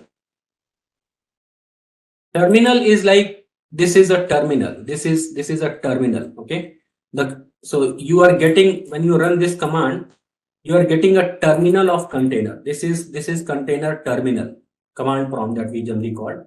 This is a terminal of container where you run all the commands. So T for that. Now, can I interact with this container? Yes, I am pressing ls command. I am getting the output. I am pressing I am typing df-h. I can interact with container. Yes, you can interact with container. Let me come outside, control PQ. I came outside. I'll make sure that my docker ps is running. Yes, it is running. Let me go inside again. Docker exec without -i, only -t. Am I inside the container? Yes. Am I able to interact anything? Nothing. Whatever I am typing is, I'm getting no response. Container is stop interacting with me. So because I have not specified -i, even control PQ is not working. So I have to do control C. Are you getting it? What is interactive means? If the moment you stop I, it will stop interacting with you. It will stop talking to you. T is for terminal. Now the question is, okay, fine, but what is this at the end? You type bash. Why? Because when I go inside the container, I need to tell what command I want to run. Generally, bash is a shell. Like, in Linux, there is a concept of shell. You get shell here. To interact, a platform to interact with container. Okay. This is bash shell. This prompt you are getting is a bash shell. If you don't type this one, I mean, it will give you the default one. Okay. So let me show you. Control P Q, Control P and Q. Oh, I have not typed I. Okay. Sorry. And let me do -I.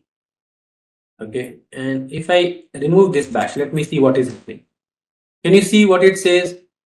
Docker exe option, you need to specify a command. Otherwise, Docker has no specific command for you to give.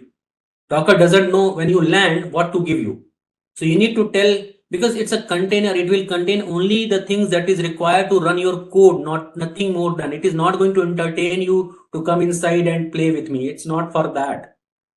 Only this code is whatever required for this code. I will contain only those things. And where I will define those things in Docker file. Okay. We are defining everything in Docker file. So when you go inside the container doesn't know how to interact, what to give you. So for that, you have to specify give me bash shell so that I can interact with you. -I is important if you want to interact. There is one more command now. If you do Docker PS, if you are not familiar with exe, there is one more command that is known as Docker attach. Okay, Docker attach. And you have to give, say for example, Alpine. And if I want to go inside this, I can give ASH. Attach, Docker attach, 1 second. So here you can see I am directly inside the container, ASH, attach. Because for creation of this container, I have already given ASH shell. Remember when I created this container, Docker run.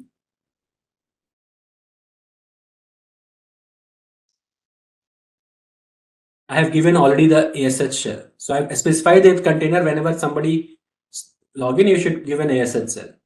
So D for daemon, run as a backend, I for interactive, T for terminal. I have given at the time of creation of the container. If you have given like this, you can directly do attach. Okay, Docker attach and the container name. What is the container name? MyAlpine. So I got directly the prompt. ls, this is the output of this container. Which container? The Alpine container. Okay. Now let me create a container. All right. Now say for example, we now here at some level, like understanding some components of Docker and all. Now let's try to replicate the whole process. Okay, this whole process: code, Docker file, Docker image, and container. So code is something that is written by developer. Code is like code. Remember what is code? Code is from where we started our discussion, right? Somebody has a business idea and you write a code. Code is like application source code. Okay. Any program that you are using, Ramu, like you are using Zomato, you are using Chrome. Okay. That are you using Chrome? Chrome for you is an application, right? For you is an application. You are downloading the exe file, you are installing it. But Chrome, somebody has written the code, like in some programming language, they have coded this application. How this application is going to behave, how people will log in, how authentication happens, everything, how the UI will look like, everything they have defined in the code in some language. That we call code. Okay. So, and who writes this code? Most of the time, it's a developer who writes the code. All right. So, say for example, we want to containerize an application. So let me create, I'll say mkdir. I'm going to create a directory for my project. I'll say I want to use a Python code. Okay, I'll say mkdir Python Docker app. I have created my project directory. I'm working on a Python code. I'm for a Python application. I want to develop a Python application. So next thing is cd to that. So this is my project directory. This is where I am right now. First thing first, we have to write a code. I'm going to take a very simple code. Okay. And the file name is, say for example, app.py, vi app.py. Okay. App.py. This is a Python program, and Python program ends with an extension py. Okay. And then we will write a program here, a code here. Don't worry about this code. If you understood, it is okay. If you don't understood, that is absolutely fine, because this is something we are going to not as a DevOps. You are not going to write a code. Developer will write a code. Okay. So this is very simple application. It is going to print an output, hello, Dockerize Python application, and it is listening on the port number 5000. Okay, let me copy this code also at the notepad so that it has little more visibility. Our app.py is a file and this is a code. Okay, let me save it here. So the file is here. Okay, this is our code. This is our code. This code is what, whenever you run this code will display this output. Okay, and it is going to listen on the port number 5000. Okay, that is fine. Till here everyone is good. All right, this is our code and this is right. Who will write this code? Don't worry, it's a developer job. If you understood this code, that is fine. If you don't, it's perfectly fine. It's a developer responsibility. Then we create something known as another file, vi requirement.txt. Okay, requirement.txt is like now whatever the things that is required in order to run this code, that we define in the requirement.txt. Say for example, this code uses the Flask framework. I'll define Flask. Okay, and there is one more kind of a code application that is required for this one.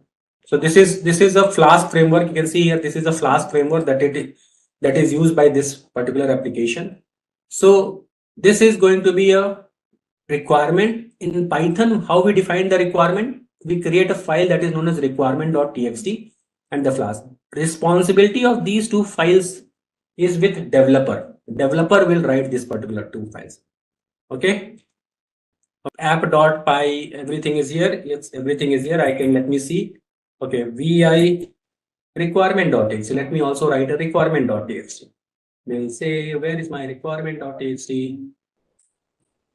Right, and what is the requirement for my code? Who will know that what is the requirement? Developer's responsibility. Developer will know that what is the requirement of this code. Okay, he will only know and he will write all those things. Don't worry about it.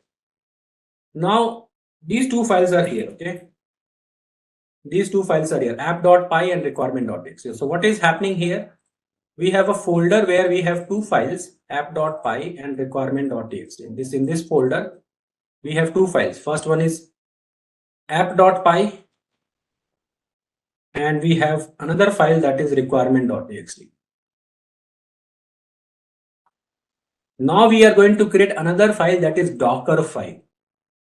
Okay, we are going to create our Docker file. Docker file is what? Capital D.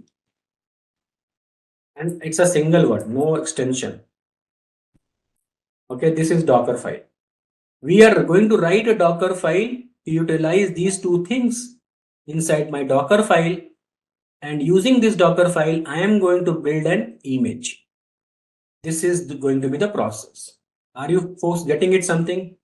Initially the image will also in the same machine. Okay, but first let me create a local image. Then what we will do, we will check that we will try to run a container out from this image. We will create a container using this image. This is what I want to achieve. All right, so let's start with Docker file. So what we will do, we'll go to our terminal. We'll say vi Docker file. All right, so first thing first, we are going to write the base image. Like this application is created. This application is written in what? This application is written in Python. So we'll say from, okay, we'll say from Python 3.9 slim. Okay, 3.9 slim. So this is Python 3.9 slim. Where is this Python 3.9 slim? If you go here and say Python, okay, and if you go to this Python, this is the Python image. Okay, Python Docker official image. And if you go here, like there are so many versions of Python is available. There is Python 3.14, 3.14 slim. Okay, out of these many versions, what version is useful for you? You should ask your developer. Okay, you should ask your developer, like I should use this image, which image, which version of Python. Okay, that we need to ask. Okay, so once we have that clarity, we can go ahead and choose the base image. Okay, say for example, I'm using 3.9, right? So 3.9 maybe somewhere here, 3.21, 3.12, 3.11, 10, 9, right? So this is one of the image that we are using, 3.9 slim, this one. Okay, this is the image that I'm using here. Okay, so this also we need to understand. So I'm using 3.9 base image, and then we are specifying like what are the files that I need to copy here. So I'll use copy what? Copy, or let me first specify the work dir. I'll say work dir. Okay, and I'll say /app. So I want to install everything in /app inside the container. Okay, and there are some requirements, like we'll say copy. I want to copy what? I want to copy requirement.txt, because this is something I want to copy. Okay, say this one. Let me go to diagram here. So these are the files that I want to copy, right? app.py and requirement.txt.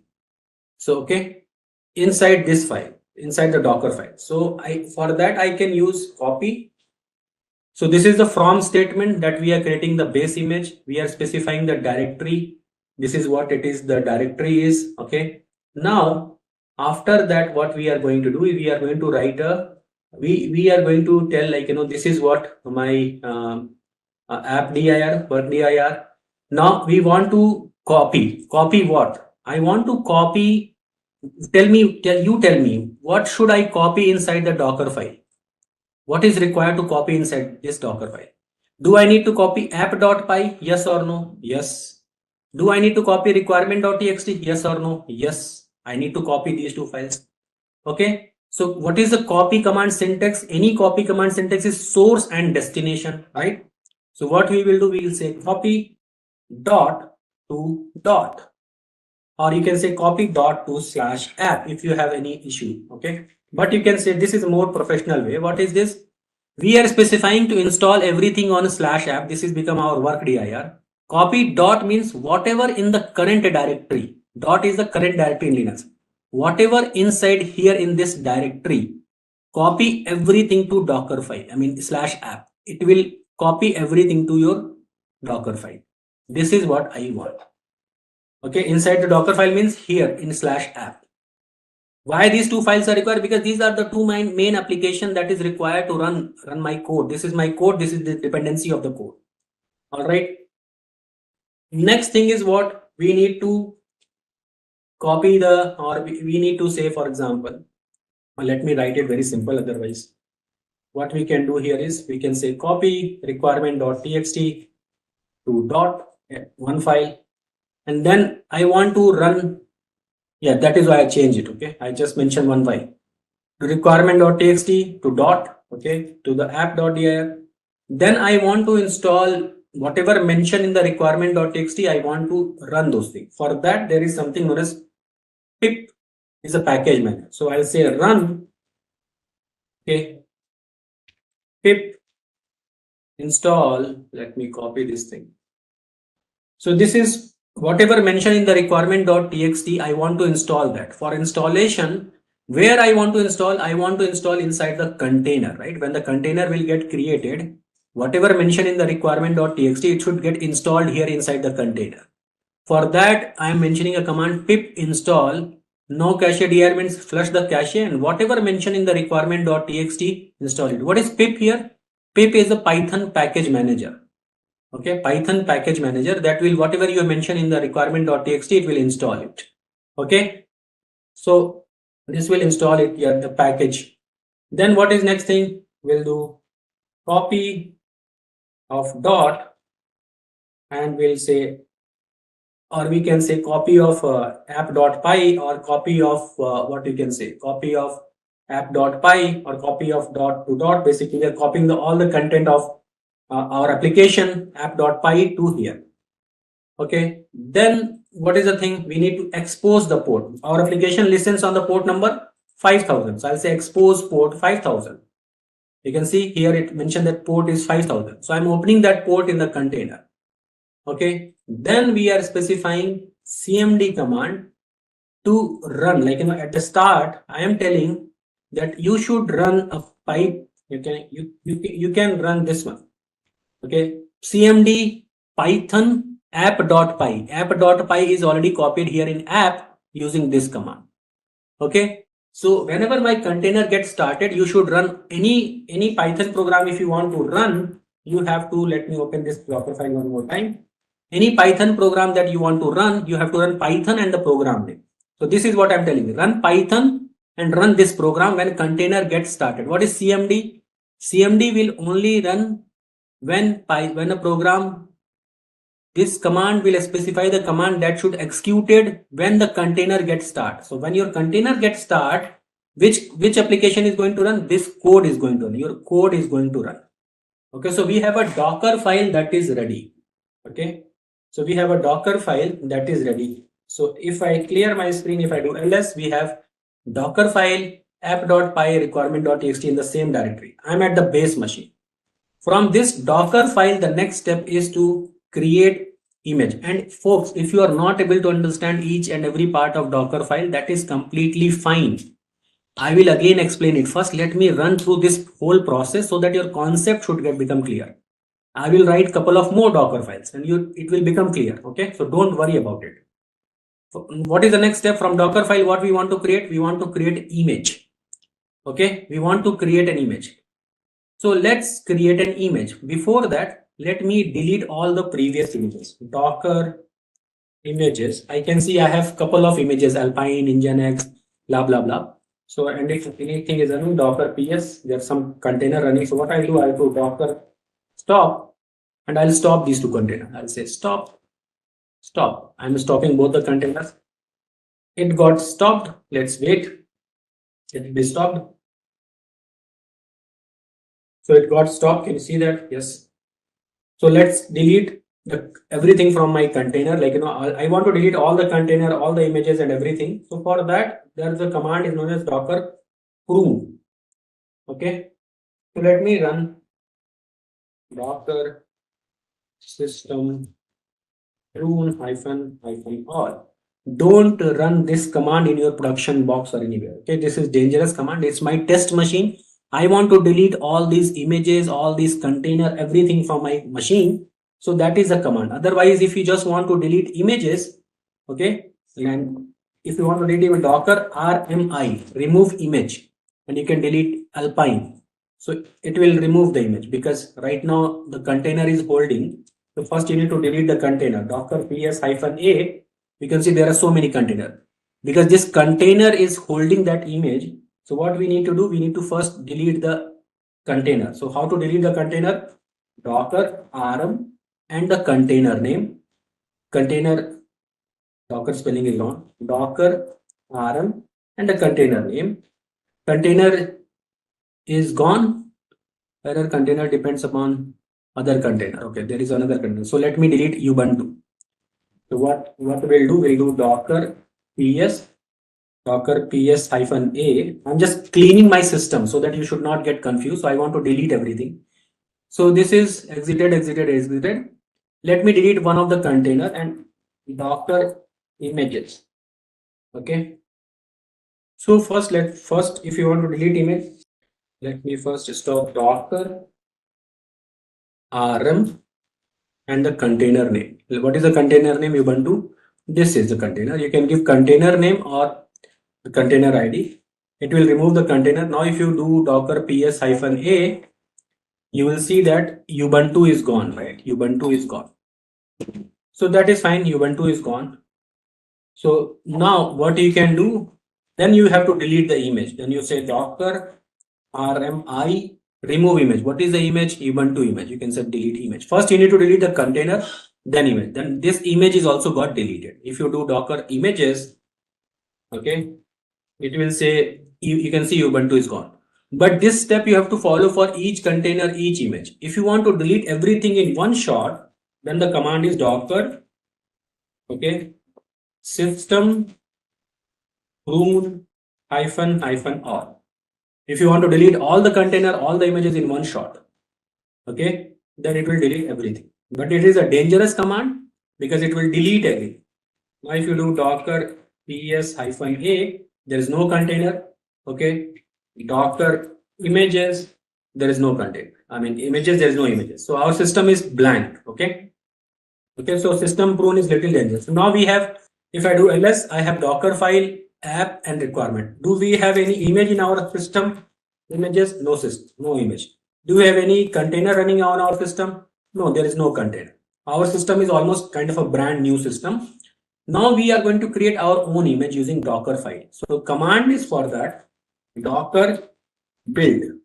Okay, and you can give some tag, like say I'll say -t, I'll say Python Docker app, something like that. Okay, I'll say Python Docker app, and dot is like your context. Where is your Docker file? Where are all those images? You can just give, because we are at the same location. Okay, so we can just give dot. If you run this one, it will start building an image. Can you see that it start building an image here?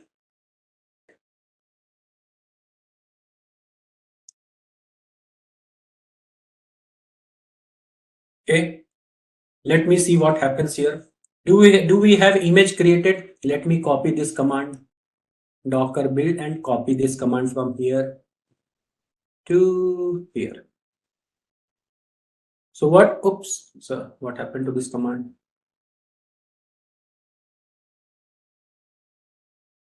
Something happened or what? Control Z. Do we have copied all this command?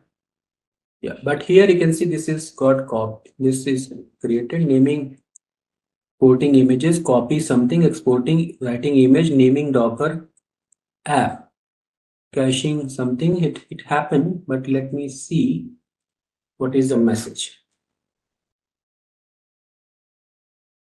It's something weird, right? I mean, it doesn't look copied good. Doesn't look good. It's something weird. I'm not copying it. First, let me see. Image got created. Docker images. Yes, an image got created. Can you see that this is our image got created? Are you folks able to see it? This is just got created. That is why it's giving me a minute ago. So we are till here. We have Docker file. We have images. Now from image, we want to create container. Okay. So let's create a container. Docker, what is the command to create container from an image? Docker run, right? So we have docker images. Yes, we will create docker run -d. I want to run in a background. I'll use one more option, that is known as -p. -p 5000 colon 5000.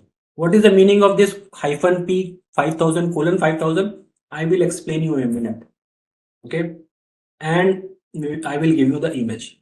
Yeah, but there are two ports, right? But what is the meaning? I will tell you in a minute. First, let me create a wrap. Okay, so this is docker run -d, the command to create a container. Let's see. A container got created. Let me see. Docker ps. Yes, container got created and it is running. Okay. Now I want to access my application. I want to access my application here from this. For that, let me just log into my virtual machine. The virtual machine has a public IP address, this. The VM over which we have installed Docker. This is an EC2 public IP address. Okay, let me open a port on the security group. Okay, then I will tell you one in a minute. All right, so it is something like this. Okay, this is our container. That is our EC2 instance. Okay, this is our container that is running inside this EC2 instance like this. Okay, and we are sitting here. We want to access our application. So first thing first, your request will go to the physical machine. I mean that VM, and from VM it will go to the container. Okay, something like this. It will go like this to container. For that, we have given the IP address of this guy. So let me copy this IP address. Go here, type it and mention colon 5000. Can you see that hello Dockerize Python application output? This was our same application output. So let me quickly revise it, whatever we have covered. Therefore, success is the most important thing. The most important thing that you need to understand, is this. We have a code. That code I want to run inside the container. That's it. This is what actually we want to achieve, right?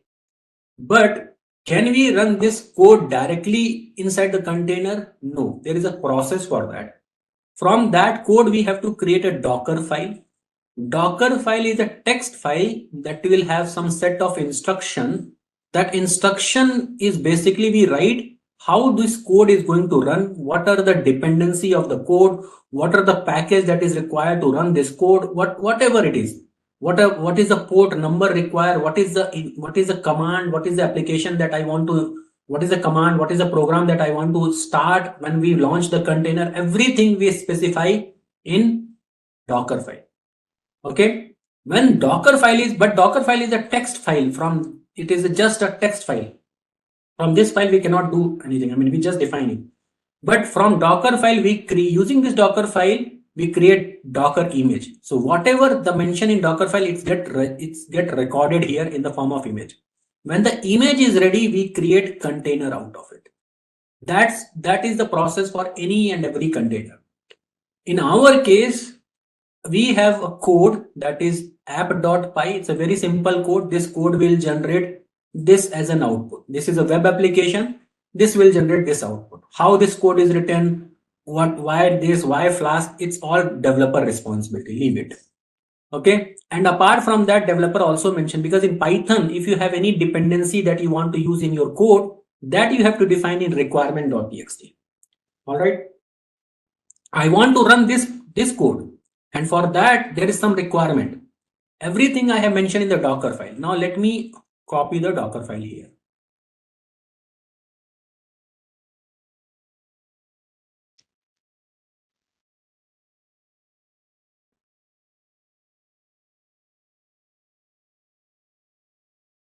Let me put it side by side. This is our Docker file, right?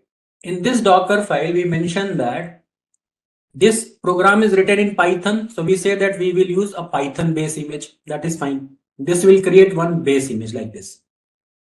Okay, this is the first layer of my image.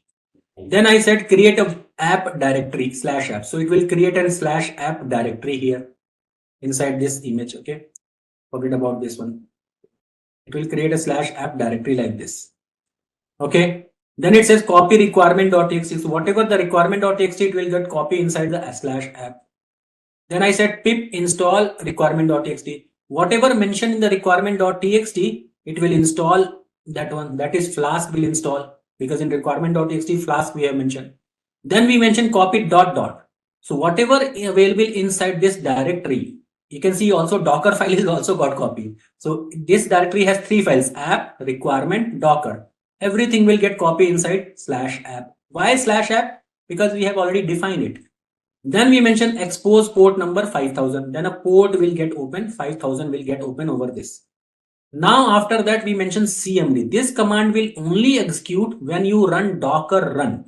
The moment you run docker run command, it will start creating container and it will see what you have mentioned in the cmd. Okay, you mentioned run app.py, so it will run app.py. And what is the output of app.py? The output of app.py to display this message. This is what the output of this command. It will say print this, I mean define this, and it will, we are calling it and it will define it. That is why the moment we created the container, we got this out. Now the question here is, what is this :p.p, right? P dot, what is this? Where is this? This command, right? What is the meaning of -p and p? This is what the next thing that we are going to learn. Okay. This we have p -p 5000 : 5000. Okay. To the second one, the second 5000 is telling about the container port that is mentioned in our code. And the first 5000 is telling me the base node, this node code. This is the VM on which we have installed Docker. What happened? Let me tell you about the Docker network. The moment you have a machine, let me stop the container. Okay. C docker ps. Let me stop this container. I'll say docker stop. Container name docker got stopped. And if we do docker ps, nothing is running. Okay, now this is my Linux machine. How to see the IP information of Linux machine? What is the IP address and what is the port? The command is IP addr show. I want to see the IP addresses of my machine. The command is IP addr show. If I run this command, you will see that I have a couple of things. This is L0, this is ETH0, this is some more port. There is something known as Docker 0 also, right? This is the basic. But if you install just ifconfig is also that's a I would say previous generation of Linux. Now they have changed it IP addr show. ifconfig will also work, not a problem. If you just install a Linux machine without installing Docker, you will see this command only. Okay, I can show you. Maybe tomorrow we'll launch a new machine and I'll show you. But if Docker is not installed, Docker not installed. Remember, we have installed Docker yesterday. You will see only these output. Okay, this is loopback address that we call, that is for 127.0.0.1. Every machine will have a loopback address. You can go to your Windows, you can go to CMD, and there you can type ipconfig. Okay, config/all, ipconfig/all. You will see all those things. Okay, IP address of your Windows machine, loopback address, everything. Okay, same thing in Linux, we can see like this. This is the ETH interface. ETH is an interface. Okay, that is every machine will have a network interface card that is called NIC, network interface card. Okay, if you go here and you to type NIC, and if you see the images, this is NIC, network interface card, that your laptop has an NIC. But right now in our case, in our home and everyone, we have Wi-Fi NIC, right? We don't have wire nowadays, right? Earlier we used to put RJ45 cable and all. In your home, if this is your TV, this is your smart TV or mobile phone, your mobile phone also has a Wi-Fi NIC. Your TV has an NIC if it is a smart TV. And you have in your home, there is a router, right? Airtel router, AT&T router, or whatever, it is a router. Okay. When you connect your NIC, give your password, and for this you connect to this router and then you connect to the outside world, right? This is what happens. You can see Facebook, all those things, Netflix and everything like this. Are you getting it? But for that, NIC is required. That's a network interface card. This is what NIC for the virtual machine, ETH0. This one is for cloud specific because it's in Azure cloud. Just ignore this because they kind of install one more interface for other connection and other processes, other services as well. Right now, I'm just ignoring it, okay? Because most of the time you'll see only this. Cloud specific, I'm just ignoring it because we are not learning cloud here. Okay, so this is the interface card of this machine. Okay, the moment you install, we will talk about cloud here. So Wi-Fi you understood. This is the network interface of the card. The moment you install Docker, there is a bridge get created that is known as Docker 0, like this. This is a network driver, Docker 0. What is this Docker 0? This is a network driver that get installed when you install Docker. So now that is why we are able to see this Docker 0 because we have already installed Docker here. Okay, when you create container, let me create container now. That our container, where is that? Docker run, yeah, this is the command, right? We have run this container, we got a container got created. Yes, container got created. If I do docker ps, container is running. Now let me show you the IP address, IP addr show. Can you see that L0 was there, ETH was there, we have ignored this guy, Docker 0 was there, but there is one more interface, VETH something got created. So what happened when you create a container will get created like this. This container will have its own network interface card, NIC. That is VETH something. I'm not giving this much long name, it is very difficult. VETH, I'm just mentioning VETH. virtual interface and some number. This will also have an interface. Now we want to access application. Our application is running where? Our application is running inside this guy, right? This app.py is running here, right? It is running here and I am sitting here. I want to see this application over the internet using my laptop. I have used this. This is my laptop, right? This Firefox is my laptop, right? I am having my laptop. I am running here. Okay, I want to use Firefox for that. I want to connect this guy, app.py. So how the connection will work? Let's try to understand. The moment I'll make a request, the first request will goes to NIC. Okay, let me make a little bit more professional. Instead of curve, I'll use rounded. Okay, so this is, it will go to NIC. From NIC, I have opened a port 5000. 5000. That is why I mentioned Docker run first 5000 is for this guy. Can I use any port? Yes, you can use any port. It is not necessary that whatever open in the container, you can use the same container. It's not required. It's not at all necessary. Okay, I can show you. I can run one more container using the same image. This time I'll use some other ports. I'll say 8080. Is it created another container? Docker PS? Yes, two containers are created. Okay, can I access the application on 8080 as well? Let's try.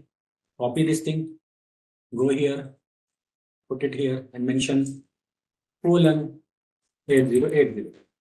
I get the output, but this is a different container. Okay, I'm not attaching with the same container. It's a, though both are running the same application, but app.py is running here and this guy will also have its VTH. If you want to see, let me show you.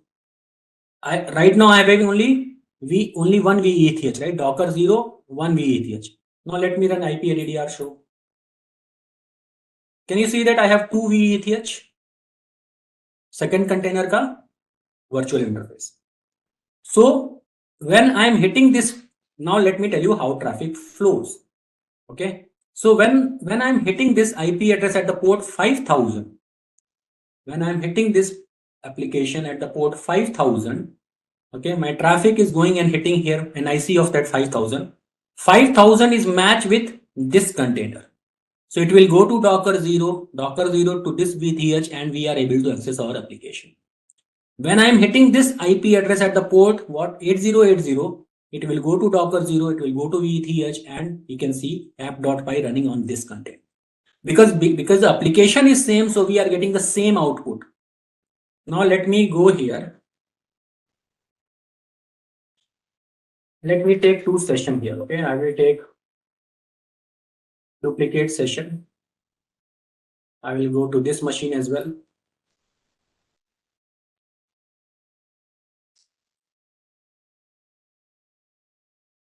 Okay, so these are the two machines. This is one, and let me also do sudo here. And I will say Docker PS, and here also Docker PS. Okay. Oops, sorry. Same machine, we have two containers running. Here also two containers running. I am going to log in one container at a time, okay, on these machines. So here on this machine, I will log into this container. I'll say Docker exec-it. This container, I'll say /bin/bash. I'm inside this container. In this machine, in this terminal, I'll log into second container. Docker exec-it, this one, and I'll say give me bash shell. I'll say bin bash. This container I am at 9b3. This one I am at 670. Two containers running. I am logging into. Let me clear the screen. Clear. Now let me run IPADDR show. Okay, sorry. I mean, the package itself is not installed. I mean, IPADDR package must be, netutil package must be installed. So in our machine, we have not installed netutil. We have just installed Python application. Are you getting it? because ipaddr is a command that must be installed in our Linux file. In our here we have just mentioned to install this, right? Pip install to run.txt. So the package is not there. So let me run docker run -dit. I'll say container A. Okay. Alpine ASH -.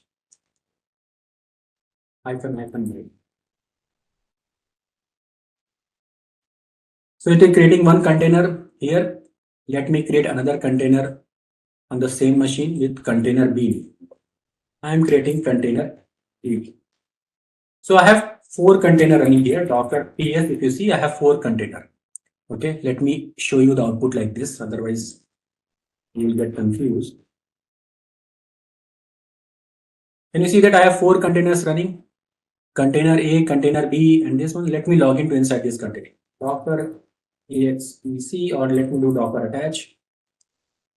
Docker attach to this container. attach. And inside this container, let me log into another container here. And I'll say docker attach this container. If I do ipaddr show, this container has this package. Can you see this interfaces? Let me make big screen, otherwise it's not very clear. ipaddr show. This is a loopback address of the container. This is ETH of that container. But this ETH is like this. We are here. Okay. And from this container, if I want to ping google.com, am I getting the response? Yes, I'm getting the response from google.com. Okay. Now how the traffic is flowing in this time? I'm inside this container. Okay. I'm right now inside the container and I want to connect Google. Google is somewhere running over the internet, some in the Google cloud, right? How the traffic is flow? It will go to Docker 0, from Docker 0 to NIC, NIC to internet, and internet to tada. If somebody wants to connect me, it will come like this, NIC, Docker 0, and this. If I want from inside the container, if I want to connect like this, that is one. Okay. Just a quick info, guys. Intellipaat, in collaboration with Microsoft, offers an advanced DevOps certification course. This course is designed for both beginners and experienced professionals, featuring live instructor-led sessions along with self-paced video content to help you become a skilled DevOps engineer. You'll master modern DevOps methodologies, practical DevSecOps practices, and also the use of generative AI tools in CI/CD pipelines, automation, and infrastructure management. You'll also work on 60 plus hours of industry relevant projects and case studies, real time labs powered by AWS, simulating production level environment, 15 plus in demand tools used across the industry. With 24/7 support, placement assistance, and EMI payment option, this course, without a doubt, can set your career to new heights. You can check out the testimonials on our Achievers channel, whose link is given in the description below. Also, visit the course page given below in the description and take a first step towards career growth in the field of DevOps. So now that we have got our app containerized with the Docker, it runs the same way everywhere with no problems or any kind of production crashes. But here's the thing, building, testing, and deploying that container manually every time, well, that's clearly not scalable. And that's why we need CI/CD pipelines in the flow. So CI/CD stands for continuous integration and continuous delivery, which helps us automate the entire pipeline process from the moment your code is pushed to the GitHub to all the way into the deployments. And one of the most popular tools here to set this up is Jenkins. Jenkins lets us create the pipelines that build the code, run the tests, package the code in a Docker container, and even deploy it. All of it without any kind of manual workload. So let's see how the Jenkins ties it all together and make the DevOps process actually feel all automated and smooth. Now, the next topic that we need to cover in our DevOps course is the next topic, which is the continuous integration using Jenkins and Maven. So we'll go one by one here. First, we'll look into what is Maven, then what is Jenkins, then what is continuous integration, and all this stuff. We will be looking at it practically again, like we did everything practically with Git, right? So this is the agenda for today, team. Whatever is possible in this one, we will try to learn. today's session. Okay, that is the main agenda. Now with Git team, we understood, remember that the developers usually work on a source code development or a code writing, whatever it is, they technically develop the software code and they always place it on the version control system like GitHub, right? Multiple developers will be updating the source code, the code for a software development, whatever it is, and update it into a version control system. Now, what we try to do till yesterday, the team was all the dummy files only. But yeah, we need to understand the real source code first of all. How does it look like? Maybe something like that. Now, if you look into this team, you will find the real Java code. Basically, for example, if I go to this src folder here, and there is some predefined directory structure, everything followed by some developer, right? So if I go into this and say some real Java code, I mean, the code can be in any programming language team. In this course, we are taking an example of Java code. That's the only idea. But yeah, the code can be in any programming language, which may be written by simple different developers. But right now in this course, we are taking an example of Java code and we'll try to look into this. Now you see that the real Java programs, right? If you open it, all the real Java programs are written here. Now understand team, this is the source code, which means using this, you can actually build a web application, right? Remember, I'm just telling you upfront, this is basically a web application, like you access a website. So I understand that some developer has written a code, develop a website, simple website, right? So this is how it looks like, the backend code. When the website, it might be looking neater on the browser when you access it, but really in the backend, this is how it looks like, all the code written by the developers. So we'll be taking this as the example application, example website application developed by some developers, and we understand that what we're going to do or how we actually can go ahead and then start running it on a server, access it, and then understand the various process. Once a developer gives you the source code, what do we do? That is what the idea is. Okay. Here, the developer had given you the source code. The source code in the sense there is some particular development is completed with a requirement given by a client maybe. Now, what do I need to do with this code is the question here, right? What can we do? Or how this code is taken and run it on a server and then make it available for the end users. How do I make the software functional?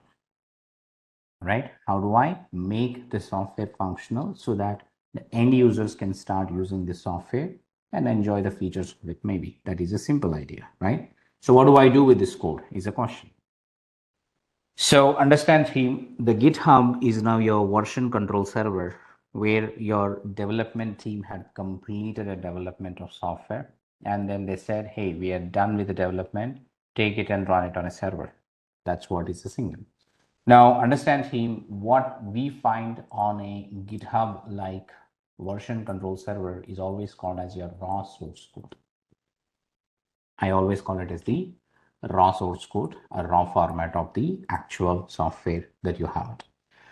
Now, what do I do with this? Can I take this or can I simply copy this code, say git clone on a VM server and then say that my software is ready to use? Can I do that? No, right? Usually team, remember, whenever you try to in your laptop, right? So how do you install an application? Even it is a desktop application or anything, think about a simple scenario. Did any of the application that you installed in your laptop, did you get the source code of that, the raw format of the source code, or something like you got some executable file? Like what is that format you see it always while you're trying to install? It's basically some kind of the executable format, right? Correct. So keep it in mind that the raw source code cannot be run or installed on a server directly. It has to undergo some process to convert the source code into a deployable format, or we say that installable format, or you may even call it anything, executable format. Remember team, I'm saying it, the raw source code, right, on a GitHub like SCM tool. SCM is source code management. Remember that, right? Cannot be, right? Cannot be taken and run on server.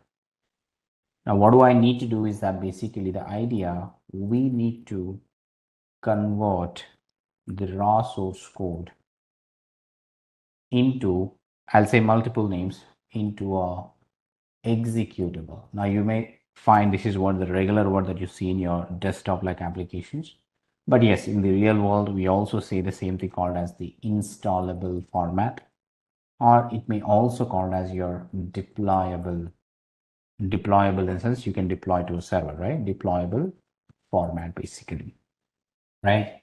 Now going forward, team, I may be using the word most of the time is called deployable because that's what we use in the real time. A deployed software or deployment of software, something like that. So you can call it as installable or executable. Both are, or all of them are one and same thing. That is the idea. So understand that the raw source code needs to be converted into a deployable format basically. Okay. Now we understood what to do, but how to do it. So the question is how to convert the source code into a deployable format, right? That is what all we needed to know. So how do I do that? Technically, what we see is that basically there is a process we follow, right? In order to convert the raw source code into a deployable format, there is a process we follow. Now that's what I'm saying here, the process of converting, right? Converting the source code, right, into a deployable format is called a build code process. What is this called? Understand, team?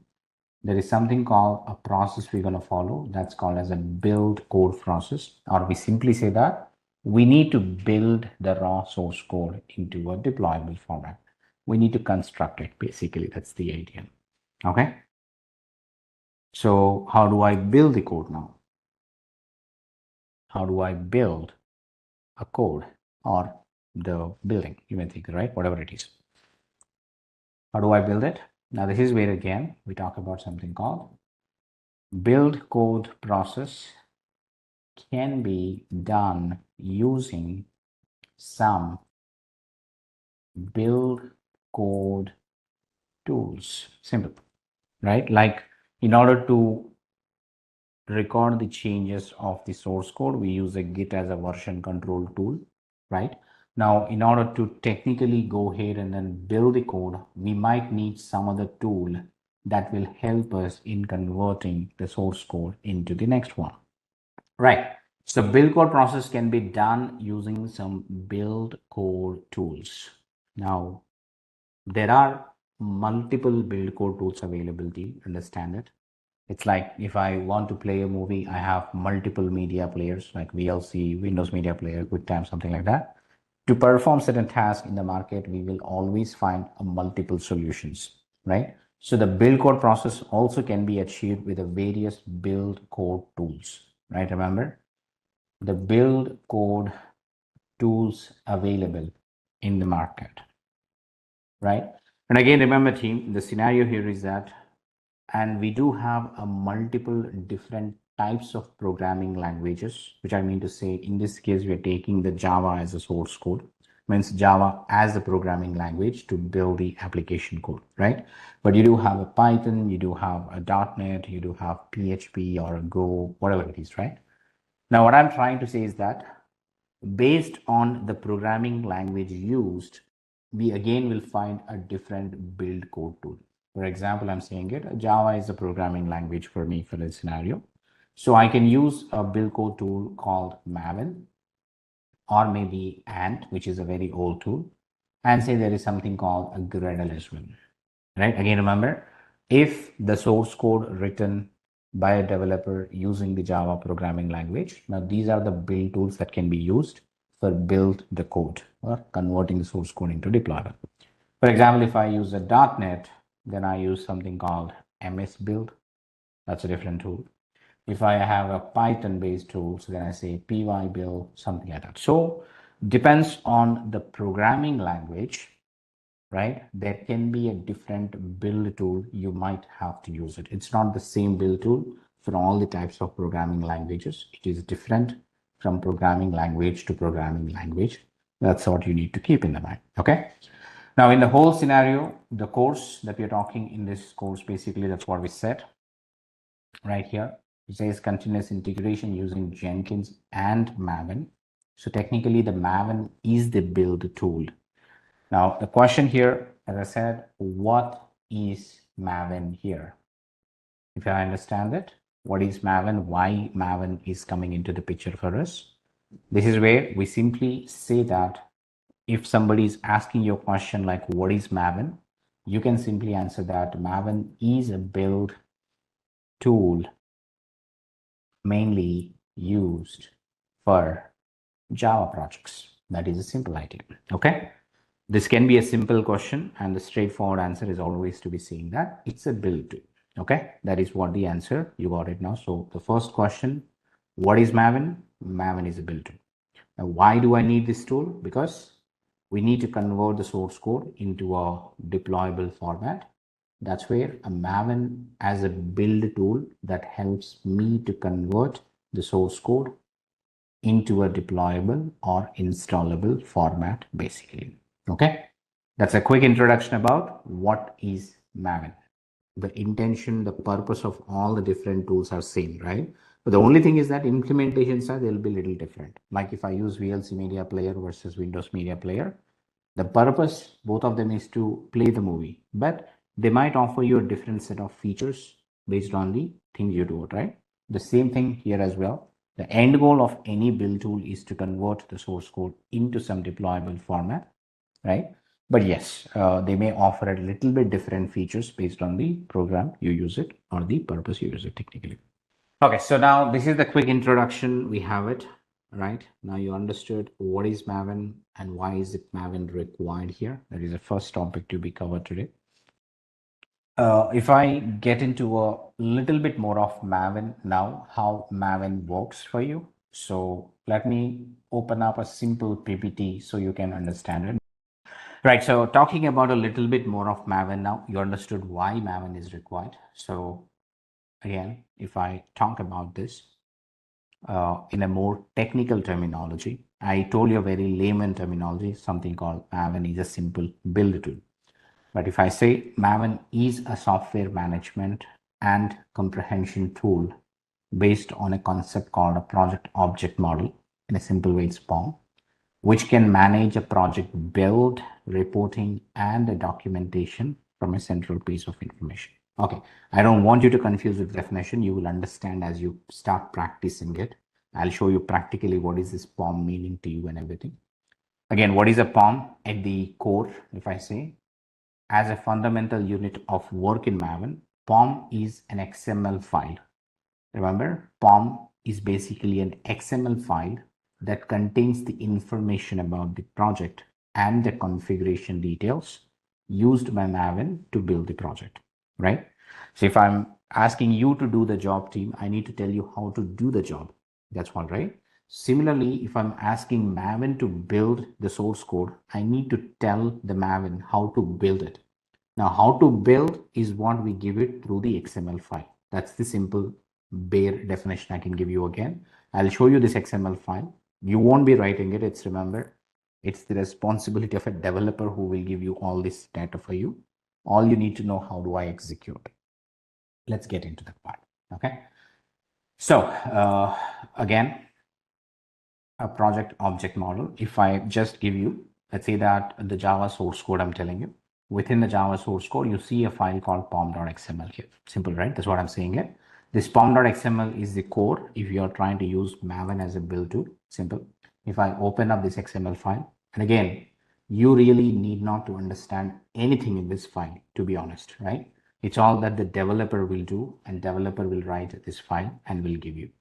If this file is not correct or accurate, if it is giving you some problems, maybe while you execute something, you can report it back to the developer. Developers will fix it. So keep that in mind. So don't worry that I have to write this XML now. No, you don't need to. Okay, so in a simple words, I'm telling you, it has something called project information like This is a DevOps demo project. I'm saying it simple. And so on. So a lot of information in it. How do I build the project and blah, blah, blah stuff. I'll talk about this file in more detail as we start executing it. But understand that in every Java project, there will be a file called pom.xml, because if I use Maven, I must have this file. This is a file which I use to tell Maven how do I build the source code basically. Okay, now that's what the idea. Yeah, right. That's what I'm saying. Fundamental unit of work in Maven. It's an XML file that contains the information about the project and the configuration details used by Maven to build the project. The project.xml is in Maven 1. The current Maven version is around 3. So Maven version 3, we have it. So from Maven version 2, the file is renamed to the pom.xml. Simple that. Nowadays, you always see pom.xml. If you're working very older, say 20 years back, 15 to 20 years back, then you would have seen something called project.xml. Again, you don't need to worry about it. Forget it. Okay. Now, this is a simple basic detail. As I said, the project name that you have it. And one thing that you need to understand here is that the build lifecycle, right? With Maven, we have something called a predefined build lifecycle. All it says that in Maven, the build is run using a predefined ordered set of steps called the build lifecycle. So you don't need to do anything by your own here. Maven already has all the predefined set of steps that you should follow them, right? What step to follow, when do I follow, all those things you need to know. That's the idea. So the individual steps are called phases, and the same phases are run for every Maven build using the default lifecycle, no matter what it will produce it. Don't worry about what output it will produce. Just execute the phases one by one. That's all you need to do. Okay. So the build tasks will be performed during the each phase are determined by the, again, I'm telling you how the build is executed is always written in the project file. That is nothing but your pom.xml. That's what I'm saying. The build tasks that will be performed during the each phase are determined by the configuration in the project file and in particular selected packaging. That's the idea. Everything is written within the pom.xml, how it should build everything, right?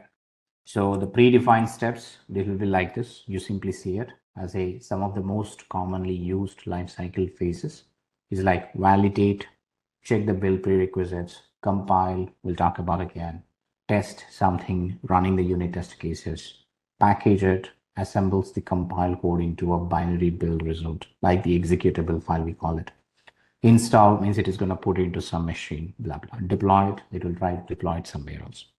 So these are the predefined set of steps that we will follow, whatever is necessary for now, accordingly, a step by step. Okay, this is just a basic idea. What is Maven and how do I look into Maven basically?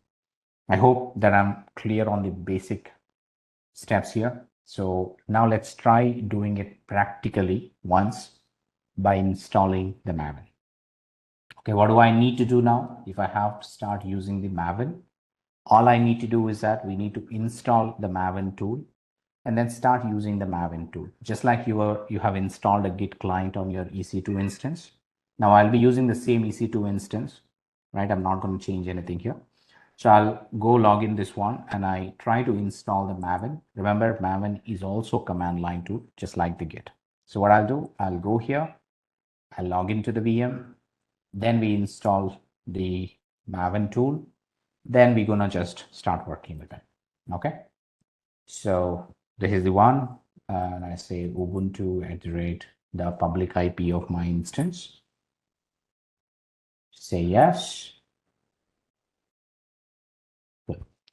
Now remember, team, these were the projects that are dummy projects we were working on till yesterday. Now I'm not going to use any of these things. The idea is that first of all, we already have a Git software installed here so that we can simply get the source code, whatever is on the GitHub, to my local computer.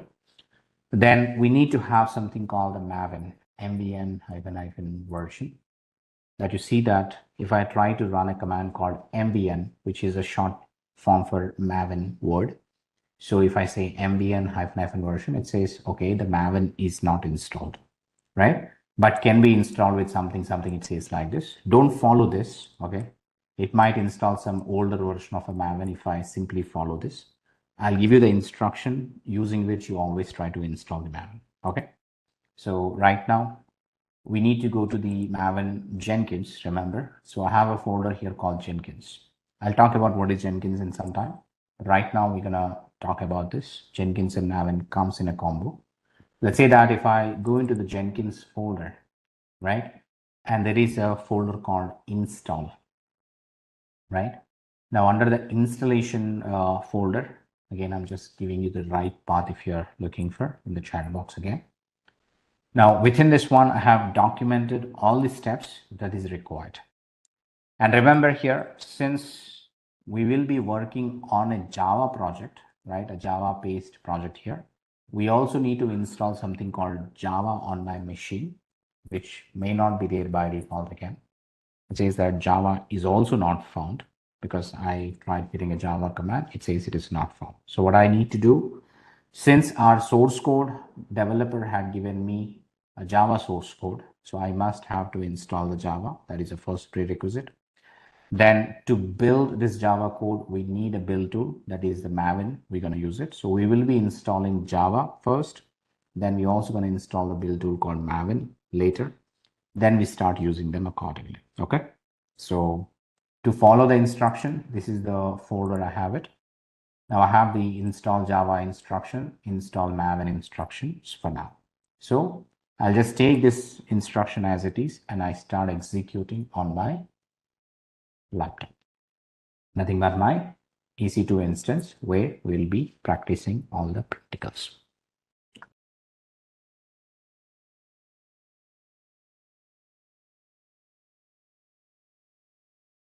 I've just ran the add apt repository from where the Java needs to be downloaded.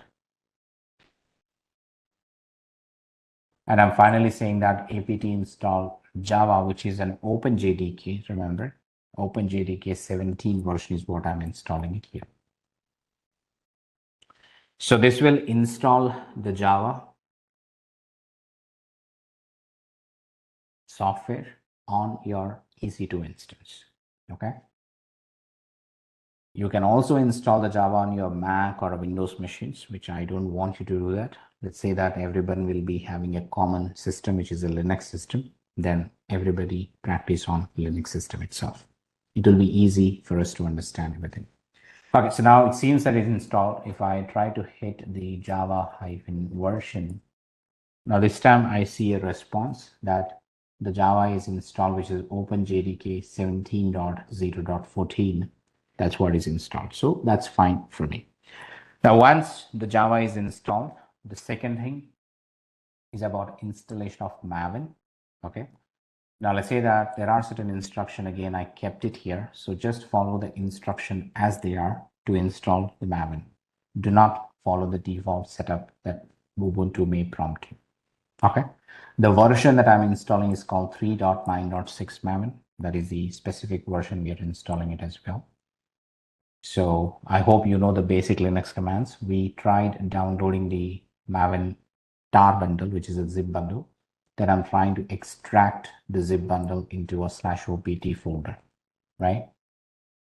I think this command would require a, the sudo privilege tree. Maybe I'll switch to the root user if you can. Otherwise, it may fail. Remember that. So this is what you do, and run the other instructions as well. Okay. I'm just setting up something called a path variable for my Maven so that I can run the Maven command freehand anywhere. That's what all I'm trying to do here. Setting up the Maven home environment variable to access the Maven from anywhere. So I say that mvn -- version. Now you see that the Maven is also responding to us. Okay. Which means that now on the same EC2 instance where we were using the Git client software so far, the Git till yesterday we were using it. On the same instance, we now installed Java software because we're going to work with Java project, a real Java source code.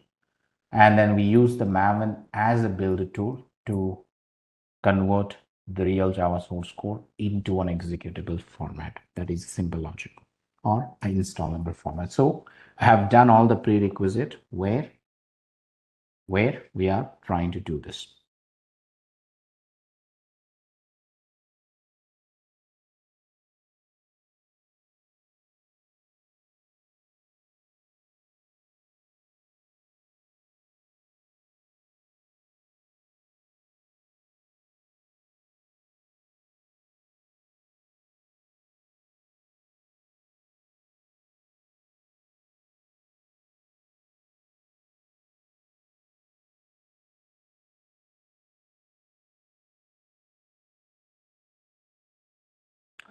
It is the Maven home setting path. Technically, you see that this is right, Maven home. I'm setting that. This is where we install, right? If I go to the OPT Maven, now this is the installation path of my Maven where my Maven binary exists.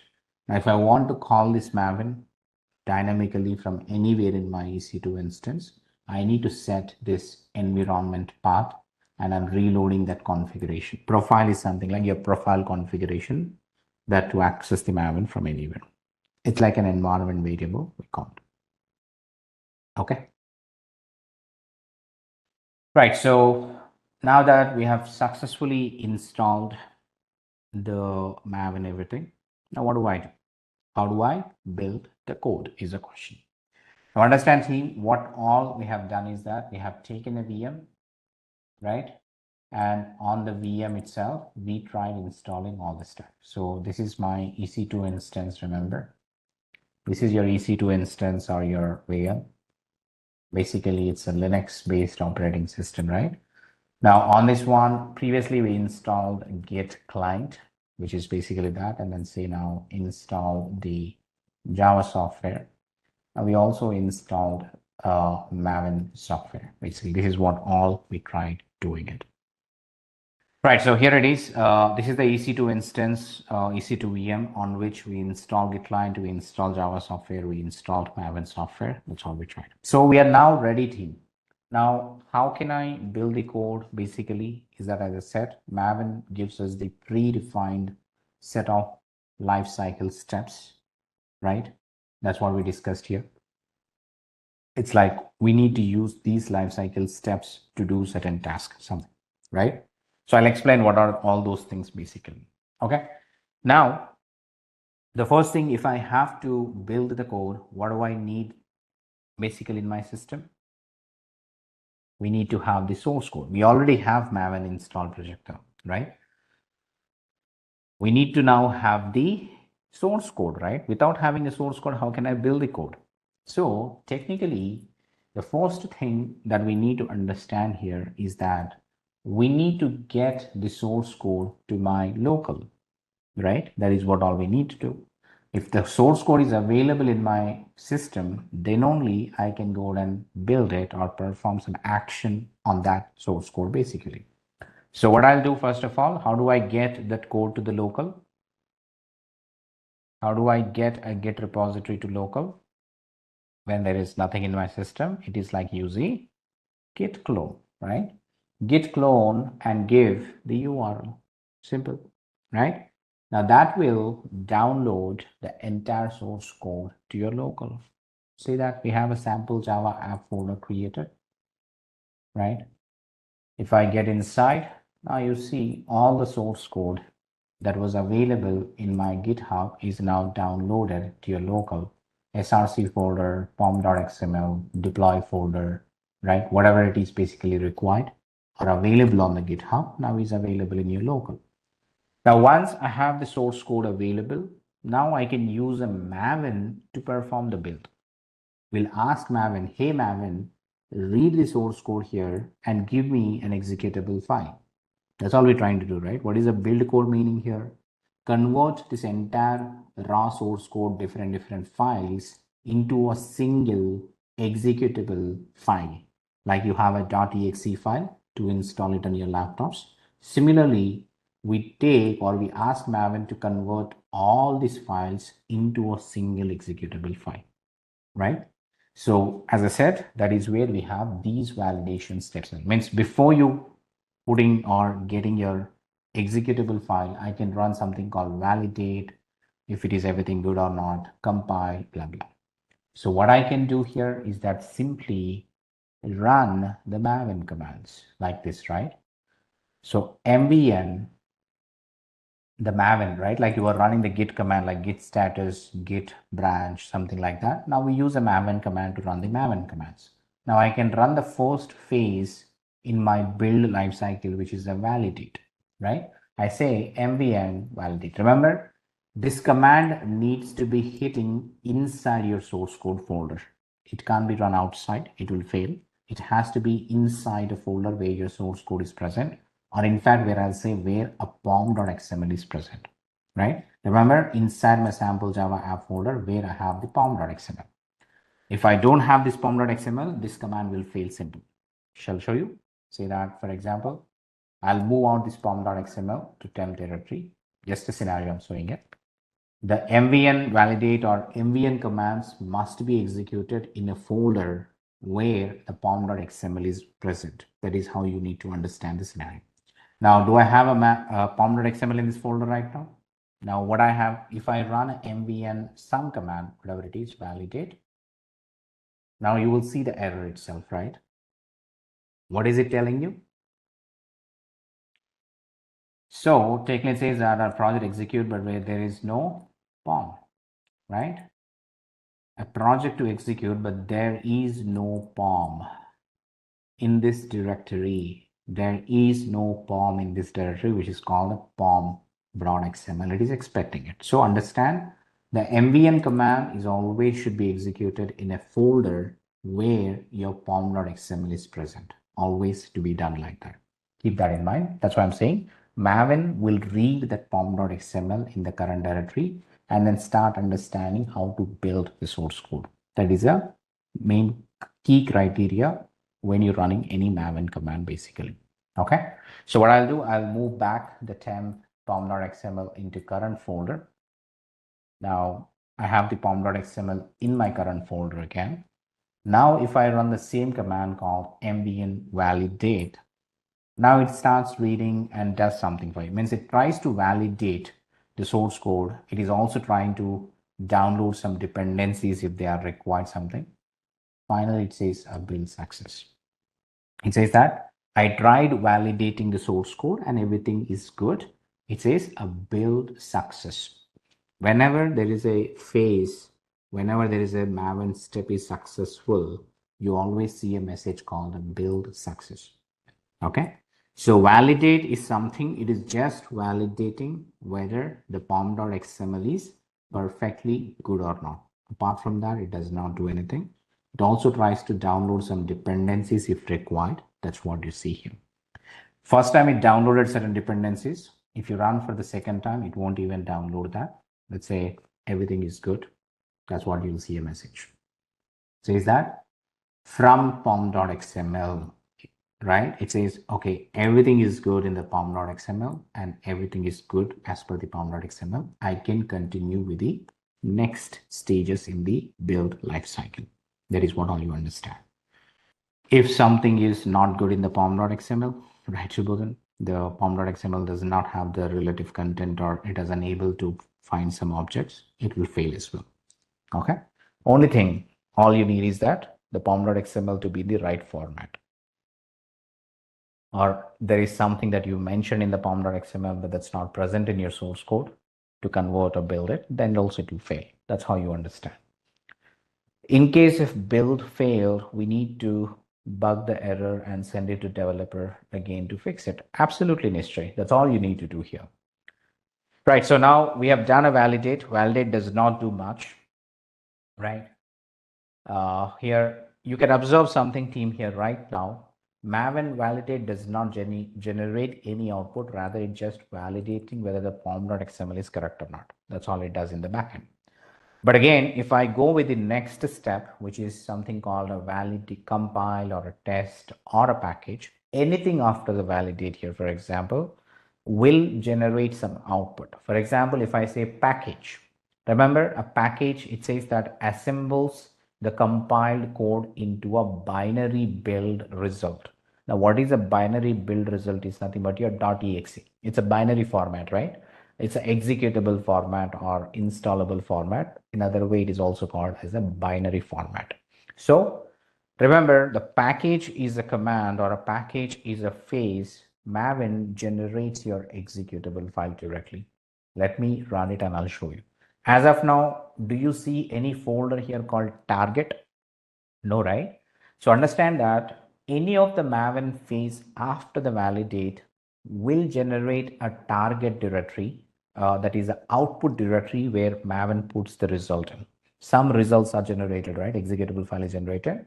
That file will be done on this one. So I'll write simply called as package, right? MVN package. Now you see it is going to do something for it. Whatever it is doing it, again, it's not your job. If it is failed, just go ahead and report to the developer that, hey, this command is failing it. This is the error. You might find some error on your screen.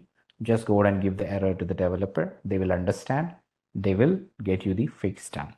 Okay, now you can see that here at the end. Now whatever it is downloading, forget about it, right? Now at the end, it says that information, it says packaging a web app, which is a web application. It says assembling the web app into a folder called root sample app target. Remember, we're already under the folder called root sample app here. Now under that, it says there is one more directory created called target. Now under that, it is saying processing a var project. It says building a var something something, a sample app dot var. Assume that the var is just an extension like your .exe. Remember, the .exe is for your Windows based applications, we call it usually. The desktop applications binary format is .exe, or maybe you have .dll. If you have you installed something called .msi or .dll, .exe, something that you would install on your Windows machines, correct or not? Have you ever done that? .msi file, something? So the extensions are very deep. It's not that you get always a .exe, understand it. The extension of a file, like it can be anything, but it's considered as an executable file. So what I'm trying to show you here right now, when you run MVN package, you see the some additional directory got generated called target. Now the target is the directory where Maven generates its results. It can be different results again. As of now, you see something different here. One thing that you need to understand here is called the sample app.var, because our Java project is producing an executable file called sample app.var. That is the idea. Now you can also see the size of it, which is the around 16 MB file, right? Now this is basically the executable, a web app executable. We will take it and run it on certain server, and then we can access it over a network, send a request to the application and access it over a network. I'll show you. I will also going to deploy this file, team. Remember, it's not that I'm just showing you right now like this. We'll also take this file and we'll understand how do we install this file on a server, then how do I access this application from a browser. All those things we'll do it, but one by one, not now. Understand for now that yes, the Maven package is a command which will produce the var file or the exact binary executable file of the Java source code for you. Make sense, everybody? MVN package. We also understood something called MVN validate. Now there is also one another command called MVN test that you saw maybe. There is something called test, runs the unit test code, compile code something, which means that I can run something called, again, remember MVN command must execute where the pom.xml always. So I'll say MVN test something like this.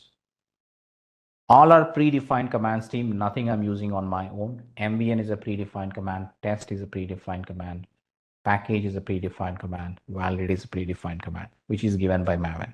We're just going to use them accordingly.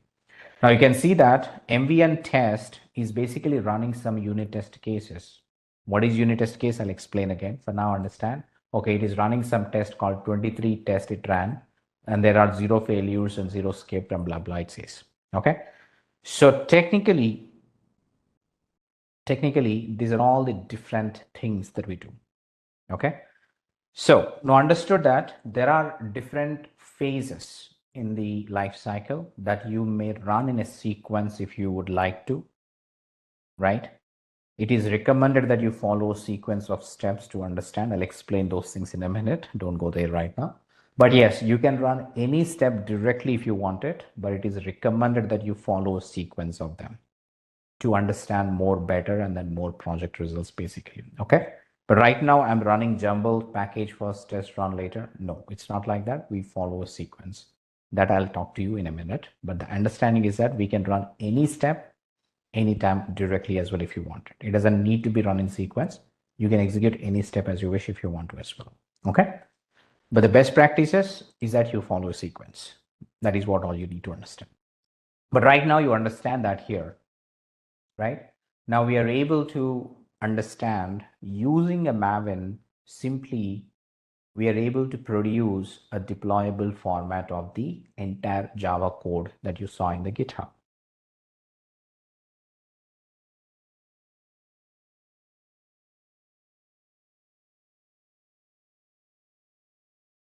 The next challenge team I would like to talk here, right? The question here is that now we are following something called a build code process, right? The build code process end goal is to produce your deployable artifact or a deployable executable file. That is the end goal of the build code process. The end goal of the build code process is to produce your deployable or installable format of the source code. Then later we take that file and install it. Okay, done.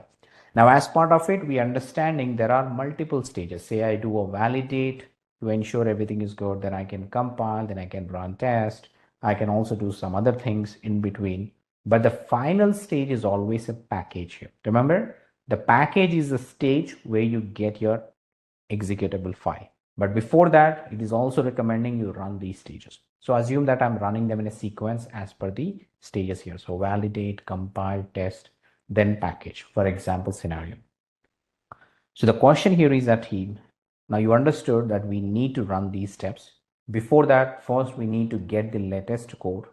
Whenever there is a change in the source code by a developer, that I need to get the latest code by cloning or by pulling the latest code first of all. Then you follow the steps: mvn validate, mvn compile, mvn test, mvn package, right? Any step is failing, we need to report it back to the developer, right? That is what is something we understood now. But the question here is that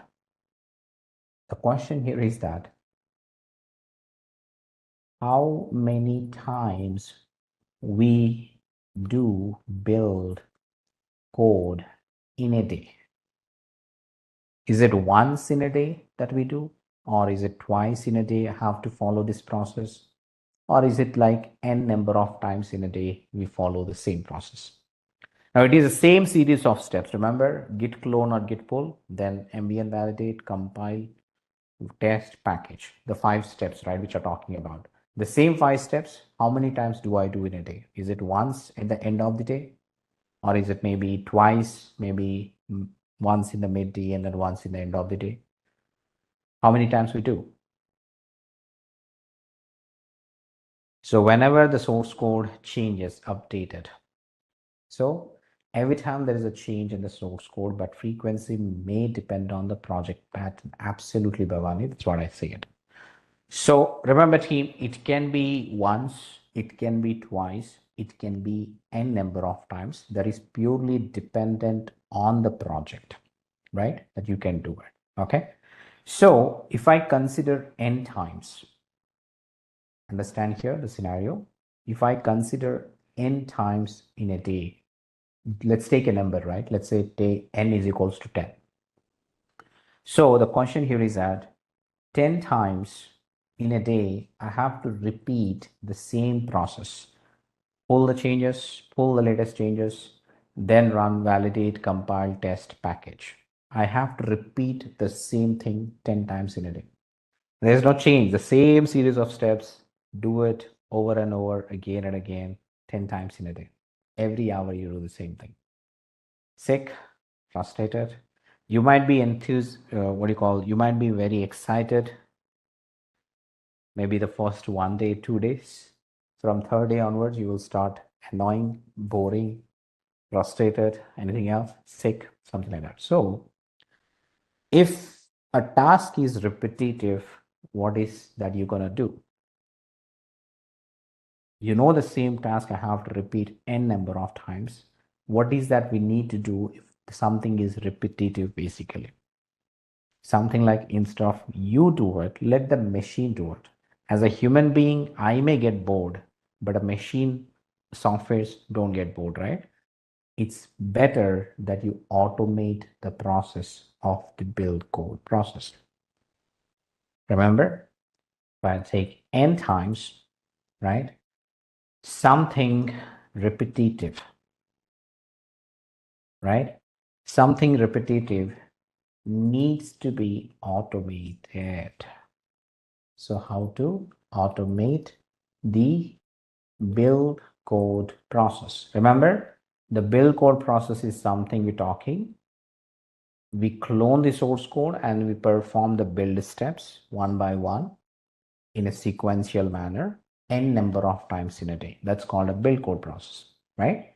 So how to automate the build code process is the question. How do I automate it? How you think we can automate this? Now you're getting to the point, right? Now we understood as per the picture here, you understood Maven, right? Now you understood with Maven, the task is repetitive for me. Now that's why we say that use the Jenkins. Now what is Jenkins here is the question. So if you look into this one team, I know I have something pre-written here. You can simply read them so you can understand it. So the understanding here is that team, how many times we build code stage execution in a day, multiple times can be 10 or 20, right? So repetitive work should be automated. So technically we need an automation tool. Now you can write your own automation. As somebody said, I can write a shell script or I would use a control and something, whatever it is, right? So you may develop your own automation strategy using your own liking tool, right? But in the market, we do have certain tools which are already developed and given to us. That is what we're talking as we need some automation tool. Now there are n number of automation tools that are given in the market. One such tool is called Jenkins. But is it the only Jenkins available in the market for automating? No. We do have something called TeamCity, Bamboo, you have GitHub Actions. If you go to the code build, Azure pipeline, something like that. So Ansible is something different purpose, Vinay, right? Ansible does not come under the build code automation. It comes under the infrastructure automation. Of course, that is also an automation tool, but it has its own different purpose. Okay. These tools have different purpose. So understand, right? So we need a tool that can help us automate the build code process. Again, I'm telling you, we need some tool or some automation tool that helps us automate the build code process. Upon a change in my source code repository, right? Upon a change in the GitHub, now I need to execute all the steps in a sense. I should automatically clone, pull the changes. I should automatically run the validate, compile, package, test. Everything should be automatically executed in a sequential manner. Now I need to build that logic. Now to build that logic, Jenkins will help me, right? Jenkins is a tool that helps us to automate the build code process. Understand that. Now, in a way, we call that Jenkins is known as a build automation server. Now, if somebody asks you in the interview questions, what is Jenkins? The answer should be straightforward in a single line. It's a build automation server, right? It is also called as your continuous integration server. Now, why is it called continuous integration server here? What is a continuous integration? Remember that we're trying to integrate the code from various places maybe, and also you're trying to integrate the various tools such as the Git, Maven, and Jenkins are integrated together, and you repeat the same process n number of times, right? Repeating the same process n number of times is a continuous process. That's why we are integration and continuous operations are happening here. That's why Jenkins is also known as your continuous integration server, or a continuous integration using Jenkins is what we're talking technically. So understand here, Jenkins is known as a build automation server. In other words, it also can be called as continuous integration server because it helps us integrating the code from various repositories, integrating the various tools like Git, Maven, Jenkins together to perform the build code process stages, right?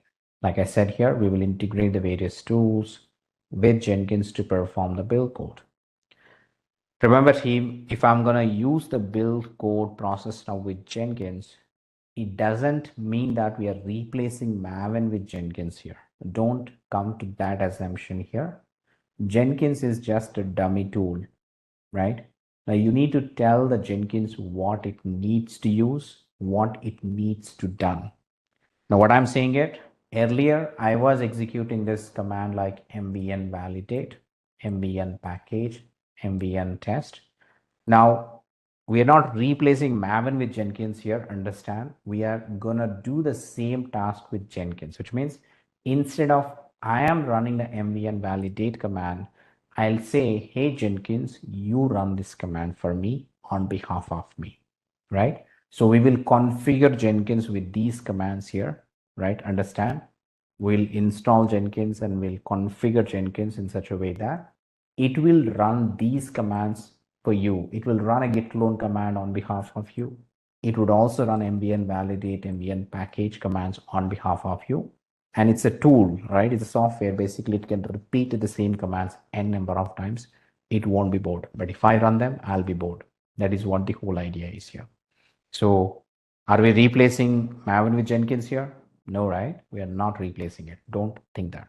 So Jenkins is known as a build automation server, but it's not the one actually doing a build. It uses the various tools behind it to perform the build again. So that is how you need to understand. Okay. So again, I'm telling you the build code process can also be called as your continuous integration process. In short, it is called CI process. Continuous integration, in short, is CI. So you might be hearing something called CI CD pipelines. So with Jenkins, now first we'll construct a CI pipeline. Okay, we'll talk about the pipeline in a minute again. We will do the CI process with Jenkins, right?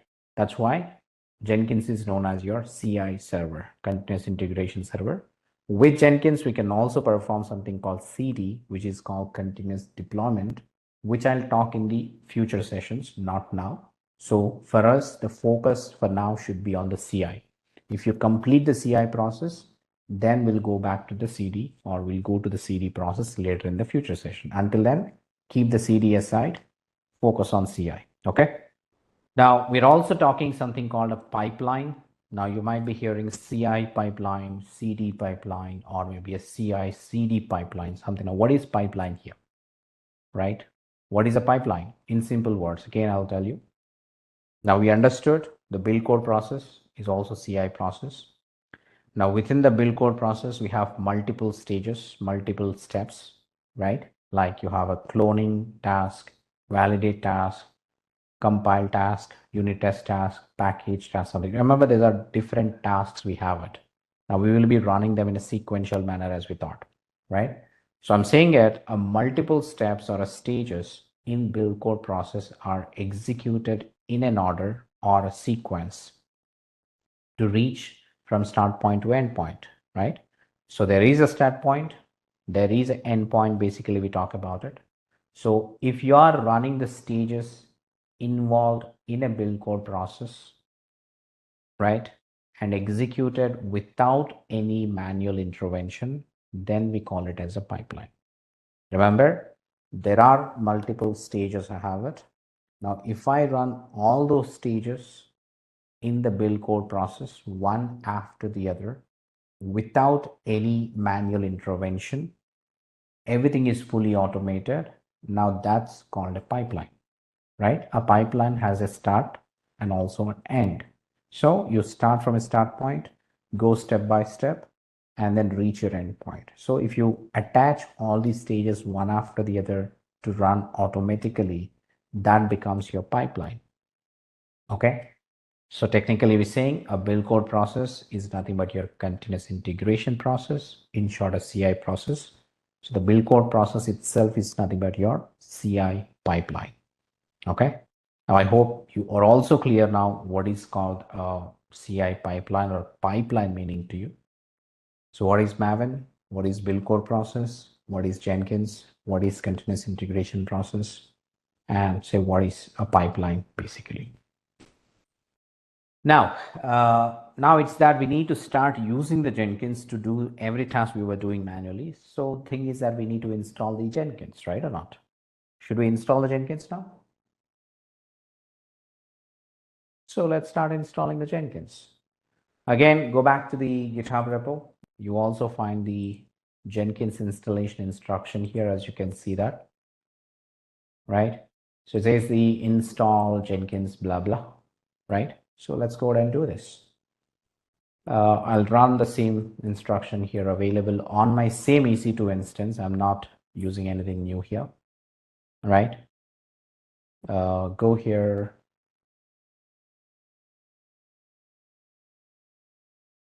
I'm just running.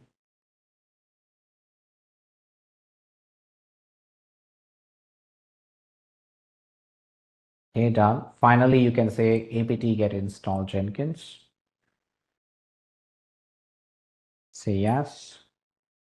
Now this will start installing the Jenkins team here. So once the Jenkins is installed, remember, unlike the Maven, Java, Git team, they're all CLI tools.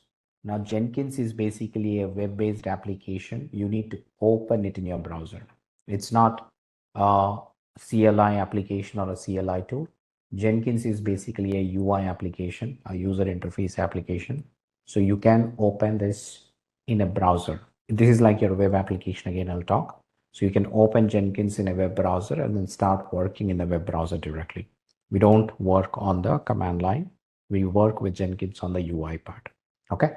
So once we install Jenkins, as you can see, there are certain commands I have given to validate. So don't restart directly, team. Just check if you're able to see if the Jenkins is installed, first of all.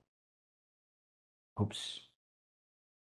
Right. So this is a command to check if the Jenkins is running on your system, installed on your system. You can say it is active and running it 42 seconds ago, blah, blah, blah.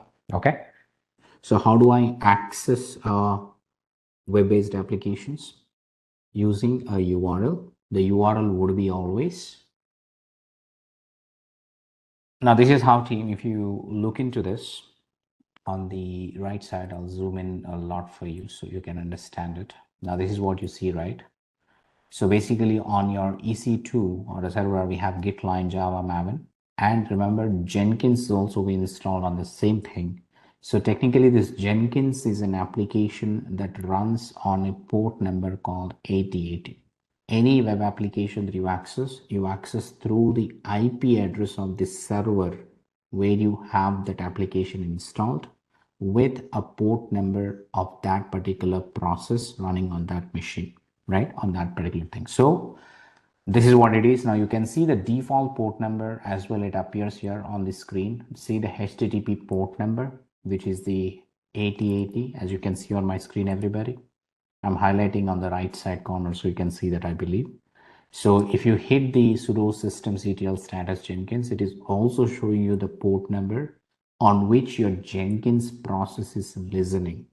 Now, which IP address would I use here? Which is the IP address I need to use? Where we have installed Jenkins, it is on your EC2 instance, right? So you need to use the public IP of your EC2 instance, which is like if you go to the AWS console, you see that there is a public IPv4 address. Take that and give the IP address in the browser with the port number is 8080. By default, it will be HTTP in the front, but you can also say HTTP something like this, right?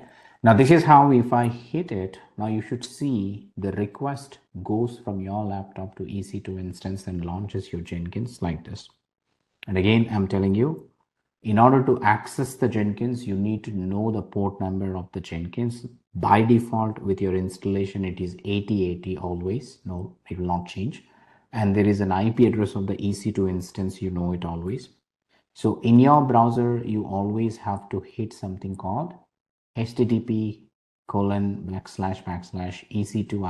with port number of the Jenkins. Now that's what we just did it here. You can see it is responding back to you. But again, by default, you can say it is unlocked Jenkins, which means by default, it has a security administrator password to log in.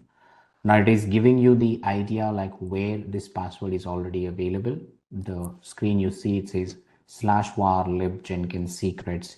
There is something called initial admin password. So what I can do is that I can simply copy this URL or the path on your UI itself and go back to the server where you install the Jenkins, which is your EC2 instance.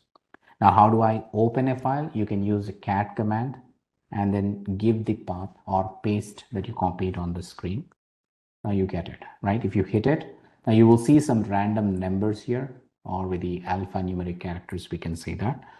Now you can see this is your password by default. We'll change it now anyway. So let's say that the first time when you installed it, you always use the initial admin password automatically generated as part of your installation. So you copy that password and then getting back to your browser and then paste the password in the administrator password field and then say continue. Okay. Now it will take you to the next page automatically if the password is right.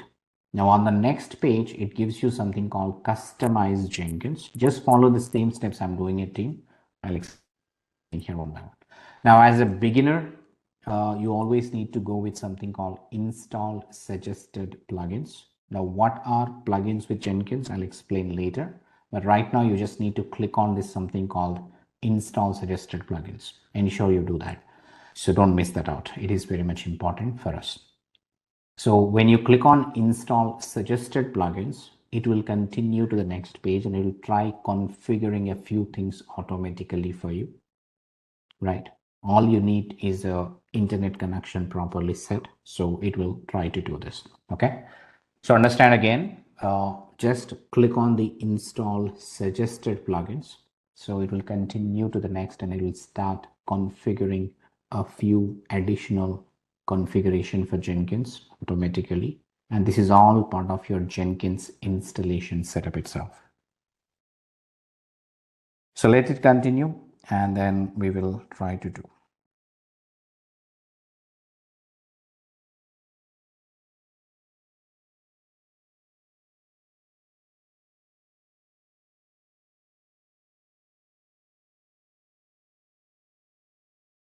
Okay, so let it finish.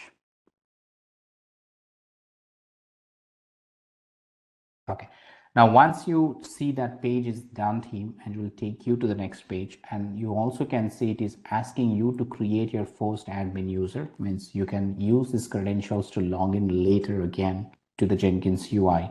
Whenever you stop EC2 instance and come back later, you need to use this credential. So whatever you give it on this page, please remember accordingly.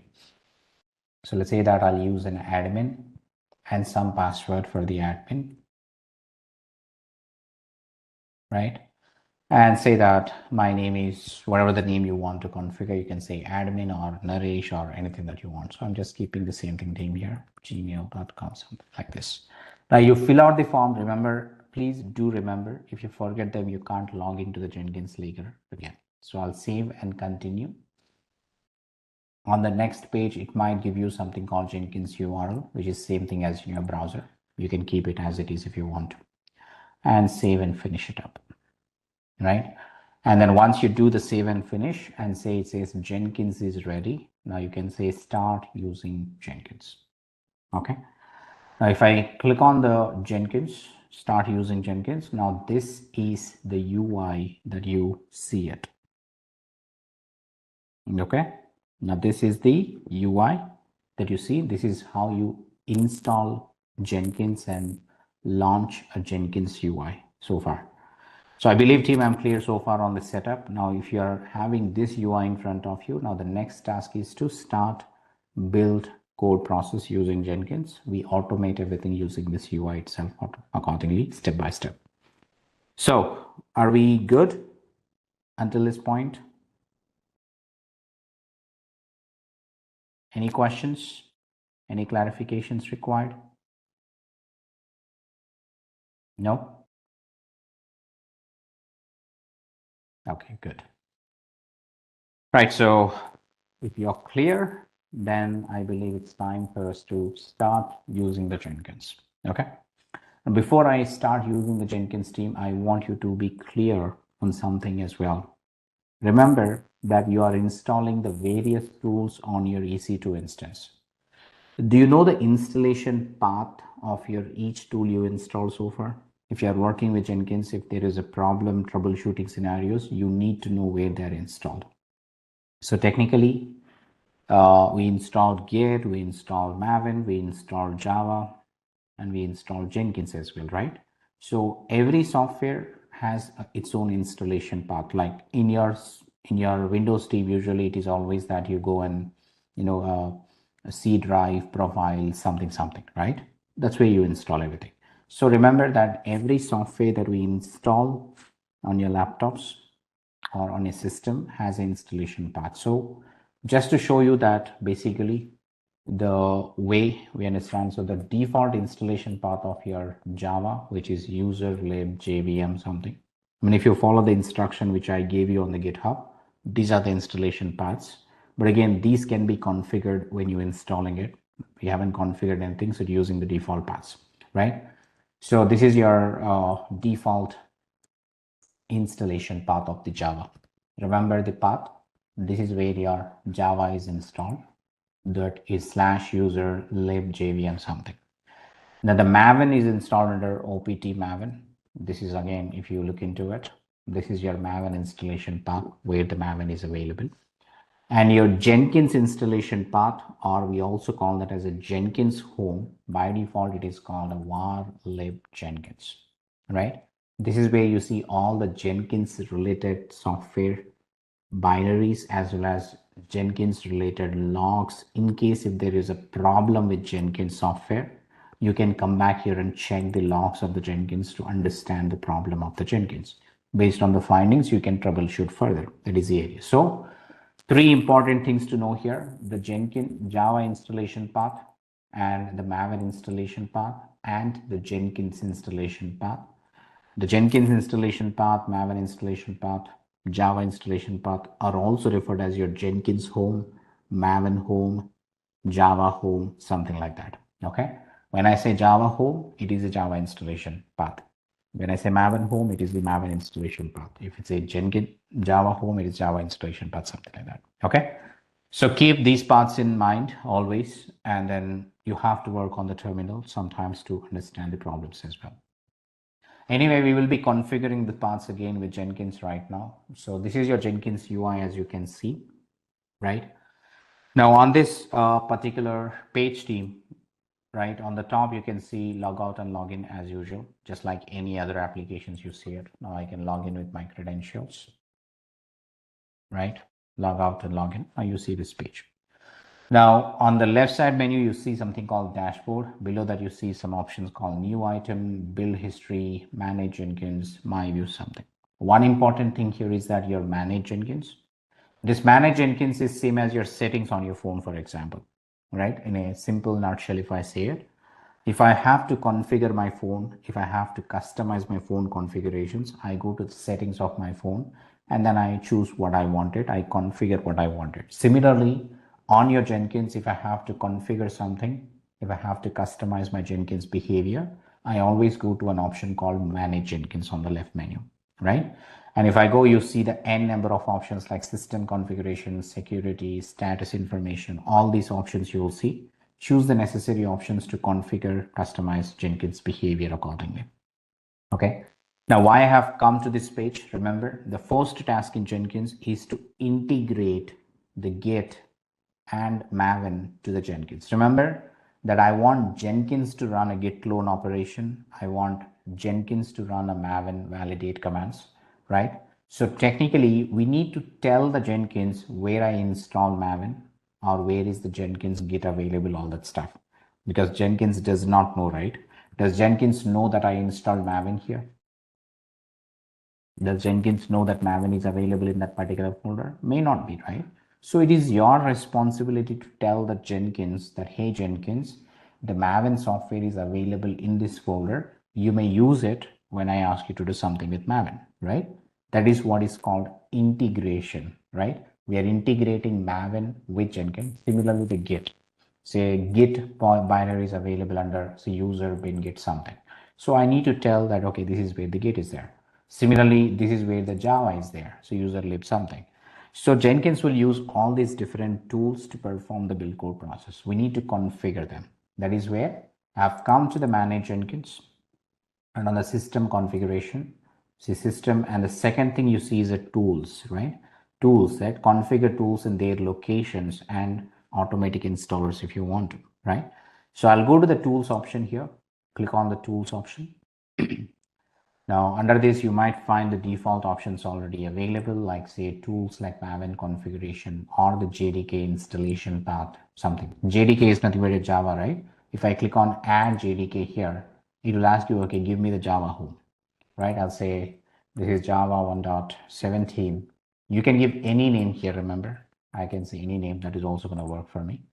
It doesn't matter what you write it, but write some meaningful names. Java home is nothing but the installation path of your Java. So where would we install? Now this is the path, right? Copy this path. I paste it here. Simple. If you want to install automatically, Jenkins can do, but I don't want to do that. We already installed Java. That is the idea. Now the Git, second one, as a Git installation, it is asking you, okay, this is default, it is giving it something, okay, and says Git. Something if you want to configure the absolute path, say user bin Git, just give it as it is. Okay, that's how you can do. Now below, if you say something called the Gradle and Maven blah blah, but by default Jenkins supports the Java project, so it is by default giving all the Java related build tools here. But you can also add the build tools of .NET, Python, Go, anything you want. I'll tell you how to add them as well. But right now, let's say we configure Maven. So I'll say add Maven, right? Okay, 2 times added. So let me remove one. So add Maven, and I say Maven 3.9 something. I don't want to install automatically because I already installed. So I'll untick this install automatic option, and I give the Maven home path. Maven home is opt Maven. So I'll go and I give it. Simple. Apply this, save it. Right? Now this is how, team, we need to configure the required tools according to your build requirement, according to the programming language builds you do it. You configure the required tools here always. Okay, so from this, go to the manage Jenkins and go to the tools to configure various tools. Now here under the JDK installations, we already have configured these paths, something you can see, the gate, blah, blah. Now, how did I get these paths here, right? From the command line, I'll show you if I do a history. Now, this is your Java installation path, right? And this is your Maven installation path. And this is your Jenkins installation path. And to get your Git installation path, you may run a command which git, something like this, you get it. Right, Neha? This is something which you will get to know as per the installations you do it. Okay. Now, once you configure your tools, now we are ready to tell the Jenkins to do some task. Right. So now that we have configured successfully, the next thing is that we tell the Jenkins a task, right? I want Jenkins to do some task. I want Jenkins to do some job on behalf of me. Understand here, team, I'm saying it. I want Jenkins to do a job on behalf of me. Whatever the job I was doing it manually, I want to give it to Jenkins. So Jenkins does it for me whenever I ask to do it. So to do that, basically, or whenever you would like to give a task to the Jenkins, we use an option on the left menu called a new item, right? Always use the new item on the left. If I click on the new item, it will give you a page where it will give you some options. Say new item, you give a name. Say, for example, I want to give a sample app, right? This is my sample Java app, right? As I simply call sample app, right? Underscore or dash something, validate. Means depends on the goal. Now remember, this name can be anything as your choice. I'm just giving what I'm trying to give it. Now, once you choose a name for your task, I want to do a validation first of all, and I'll say select item type, which is a freestyle project. Now, as a beginner team, you always go with a freestyle project, which will help you understand the basics of Jenkins and configure whatever you would like it. So I'll choose a freestyle project here. Then I say OK to it. Now, when I select a freestyle project and I say OK, it will open up something called a job configuration page. We call them as a job or a project in Jenkins, remember. I simply save if I want to, remember.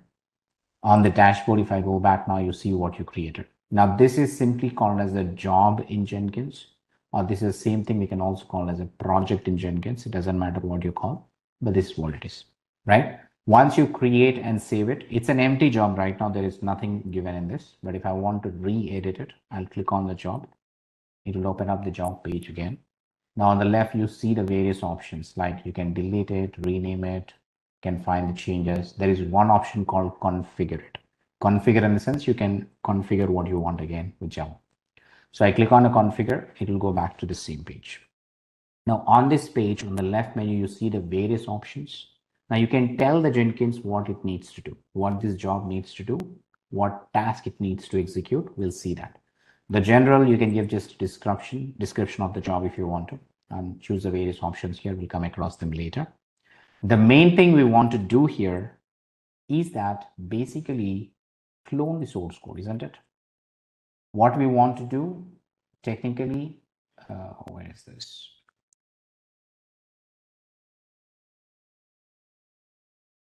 Sorry. Right, so here, right? Now, what we want to do here is that first thing is basically to clone the source code, isn't it? Right. So we want to clone the source code, then go and run the various tasks on the source code. That is what we want to know. It's going too much thing. That's okay. Okay, my mouse is really bad. Okay, anyway, you understood, right? So technically what we want is that cloning it. So on the left menu, there is an option called as source code management. Now on the source code management, if you look into the page, it says connect and manage your code repository to automatically pull latest code of your builds. So it says, okay, there is none by default. We can choose Git. Even if you have a source code in SVN or some other tool stream, we can add them as well. By default, it is supporting Git for you. So let's say select a Git. Now, if I select a Git, it simply asks you the repository URL. Right? What is repository URL here? Your Java source code. So I'll take this URL, copy it, and then paste it in the box. That's it. Now it automatically detects it. Now it is also giving you an option team credentials. Now when should I use the credentials here? Basically, when your project is private, you need to give the credentials, remember. Now, since I can't provide the credentials every time, Jenkins gives an option for me to store my credentials in the Jenkins itself. Say, for example, I'll add the credential, Jenkins. It will open up this page, right? Now, where I can say the credentials, the username and password or something else, we can also configure SSH and everything. I'll use my password. So username of my GitHub, say this one it is, I think, lead DevOps. Some username of your GitHub. And let's say that the password is nothing but your token team. Remember the token that we were using to pull, right? This is the token, right? Clone, push, basically you use that. I'll say this is my GitHub credentials, for example, right? So you save it with a proper name. That what is this? Now I'll say add. Now, once I add it, basically you can see from the drop down the right credentials to clone this repository. Remember, in case if this is a private repository, I must provide the credentials like this. If it is public, you don't need to actually remember. This is a public basically. Even if I select none here, it will still clone it without any issues. But if in case it is private, ensure you add a credentials and store your username and password here, and then map it accordingly. Otherwise, the clone will fail. That is the idea. Okay. Now, along with that, you can also choose a branch you want to clone or any specific branch that you want to work on, the master or a main or something. By default, there is a master branch here, so I'm using a master branch itself technically. If you want to build code on a different branch than the default master, then you use it accordingly. Okay. So this section team just tells you that Jenkins is going to clone the Git repository on behalf of you. Just configure the URL. Jenkins will take care of cloning it, pulling the changes from the repository automatically. That's the idea. Okay, done. Now, first thing, Jenkins have to clone it. This is done. We configured. The triggers we'll talk later. Environment also we'll talk later. One important thing in this job is called a build step. Remember the build step, the building, right? We talk about it. The build step. What is a build step? Basically, what Jenkins needs to execute on behalf of you after cloning the repository. Remember, the build steps are something after we clone the Git repository, we run some build steps like MVN validate, MVN package, right? Those are called the build steps, the process. So the build steps is where you can actually configure whatever you want. Say if I have to run some Windows commands, I can run Windows execute shell, something like with the different options. Remember team, whatever the commands that you're running on your terminal, now these are all called as your shell commands, right? So shell terminal where you run it, that's why it is giving something called execute a shell commands basically, like we were running. So I'll say which git, I can run it, right? I can say touch nourish.txt. It's like, remember team, all these regular Linux commands that you are running so far now can be given to the Git. Sorry, Jenkins, right? Sorry. So in this case, if the Jenkins is going to execute a command called whichgit, Jenkins is going to execute a command called touch on behalf of you, and so on. So since I'm saying it, now you can also say, hey, Jenkins, run a command, say opt maven bin mvn validate something. Understand here? I can run simply mvn validate also. I can also give absolute path as you want. Remember, there is no absolute path basically, but this is an absolute path. It's your choice, whichever you want to give. A short or an absolute path always will work. So this is how I give it. So remember, the mvn validate is what we ran manually to validate the source code earlier, right? In this case as well, Jenkins will clone it and also perform all these tasks you have given in a single go. So I'll say apply it, save it. Now I have told Jenkins what to do, right? Within the job configuration here, I have told Jenkins, hey, you need to run all these tasks when I asked you to do it. That's all. But when do I ask to do it? That's my choice again. If I click on the job, on the left side, you see an option called build now. The build now is like you execute now, right? Those commands, whatever it is, git clone, which command, all these commands you need to execute now whenever I click on the build now. When I say build now, which means I'm asking the Jenkins to execute them now and get me the results. That is the idea. You can also automate it further. We'll do it later. But right now, I'll click on the build now option manually. If I click on the build now you see below there is a builds get started. Means it is trying to execute. You see the build is in progress. Just below this rename team on the left, you see that, right? The build is in progress. It is trying to execute. Whenever it says it is successful, you can see the green tick mark. But how do I see the results of it? The build number is 1. I click on this build number, like this, a link it will. I will open up that link basically.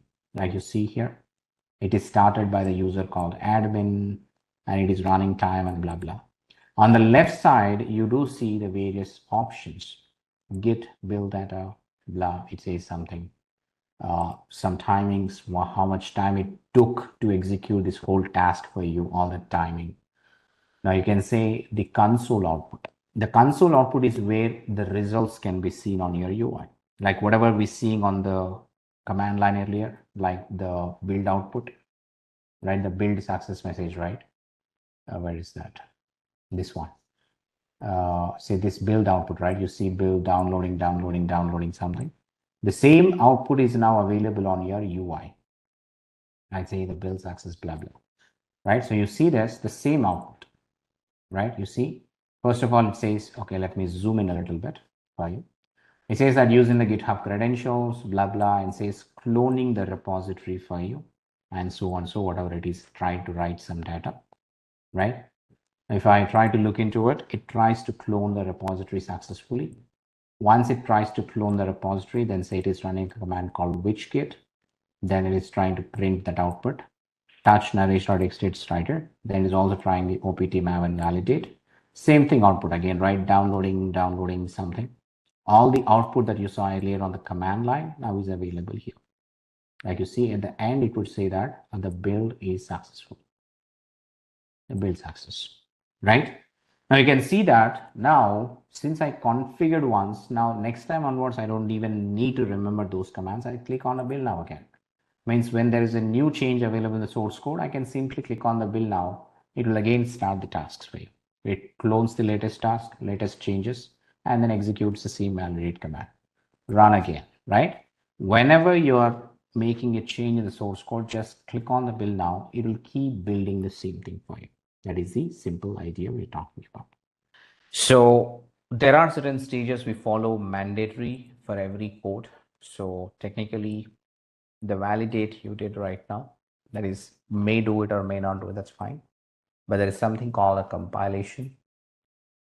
Then we have something called as a code review. Then we call it as a unit test. Then you may also do something called a code coverage step. I'll talk about all these steps. What are they one by one? Then finally package. Remember team, the final goal is to package it, right? Package is the step where you get the executable or a deployable format of the source code. But what are these stages before? What are we trying to achieve by using these stages above the package? Again, remember the sequence I wrote is the most of the time we follow the sequence, but it's your choice that you can alter the sequence before on, but keep the package as the last step always. Now, what is the meaning of each stage here? We'll try to understand. You already know the validate. Let's say that what is compile, what is code review, what is unit testing, what is code coverage? We'll try to understand now. Right, so understanding is a team. All these are of certain validation and testing process, right? So assume that, say, the simple scenario, right? Think about it. Whenever you try to produce a product as such, it can be anything, right? In this case, a product is a software. But if you talk about the product like maybe a car or a bike or maybe an AC or a computer or something. Now, do you think that, or is it a good practice that you think that without testing, without validating, should I give the product to an end user? No, right? Technically not. It is not a good thing at all. Now understand that team, before I package, means if I package it, which means that I'm ready to install the package on a server, which is used by the end user. So understand all these stages are certain validations and testing, right? Whatever we're trying to do above the package are certain validations and testing of the source code to ensure the quality of the software, right? Remember, in this case, the product is the software technically. Now we need to ensure that quality of that software product is absolutely good, right? At least some validations to be done so that the product functions well when we try to install it on a server, and the end user should not see the problem. That is what the purpose we are running all these stages above the package always. Now, since everything is a validation, now different type of validation is what we're trying to do. Now, what is a compilation meaning? convert source code into a binary code, source code into machine, convert data into machine language. Now it is also validation team. What we're trying to say is that we're asking Maven to compile the source code.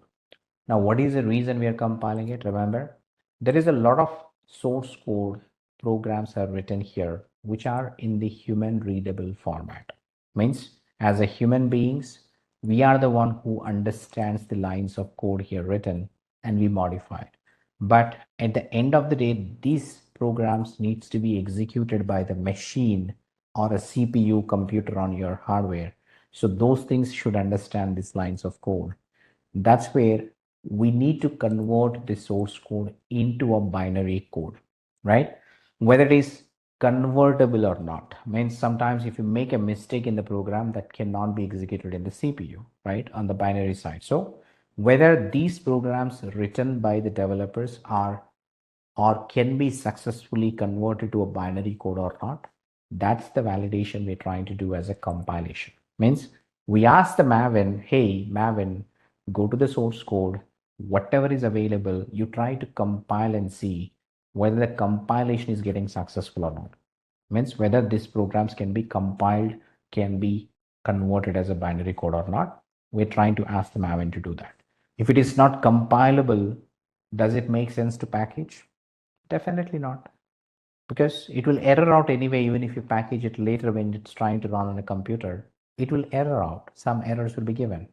That is the reason we perform a compile step, not a compile stage basically. So what do I need to do in a simple nutshell? That I'll build a new item.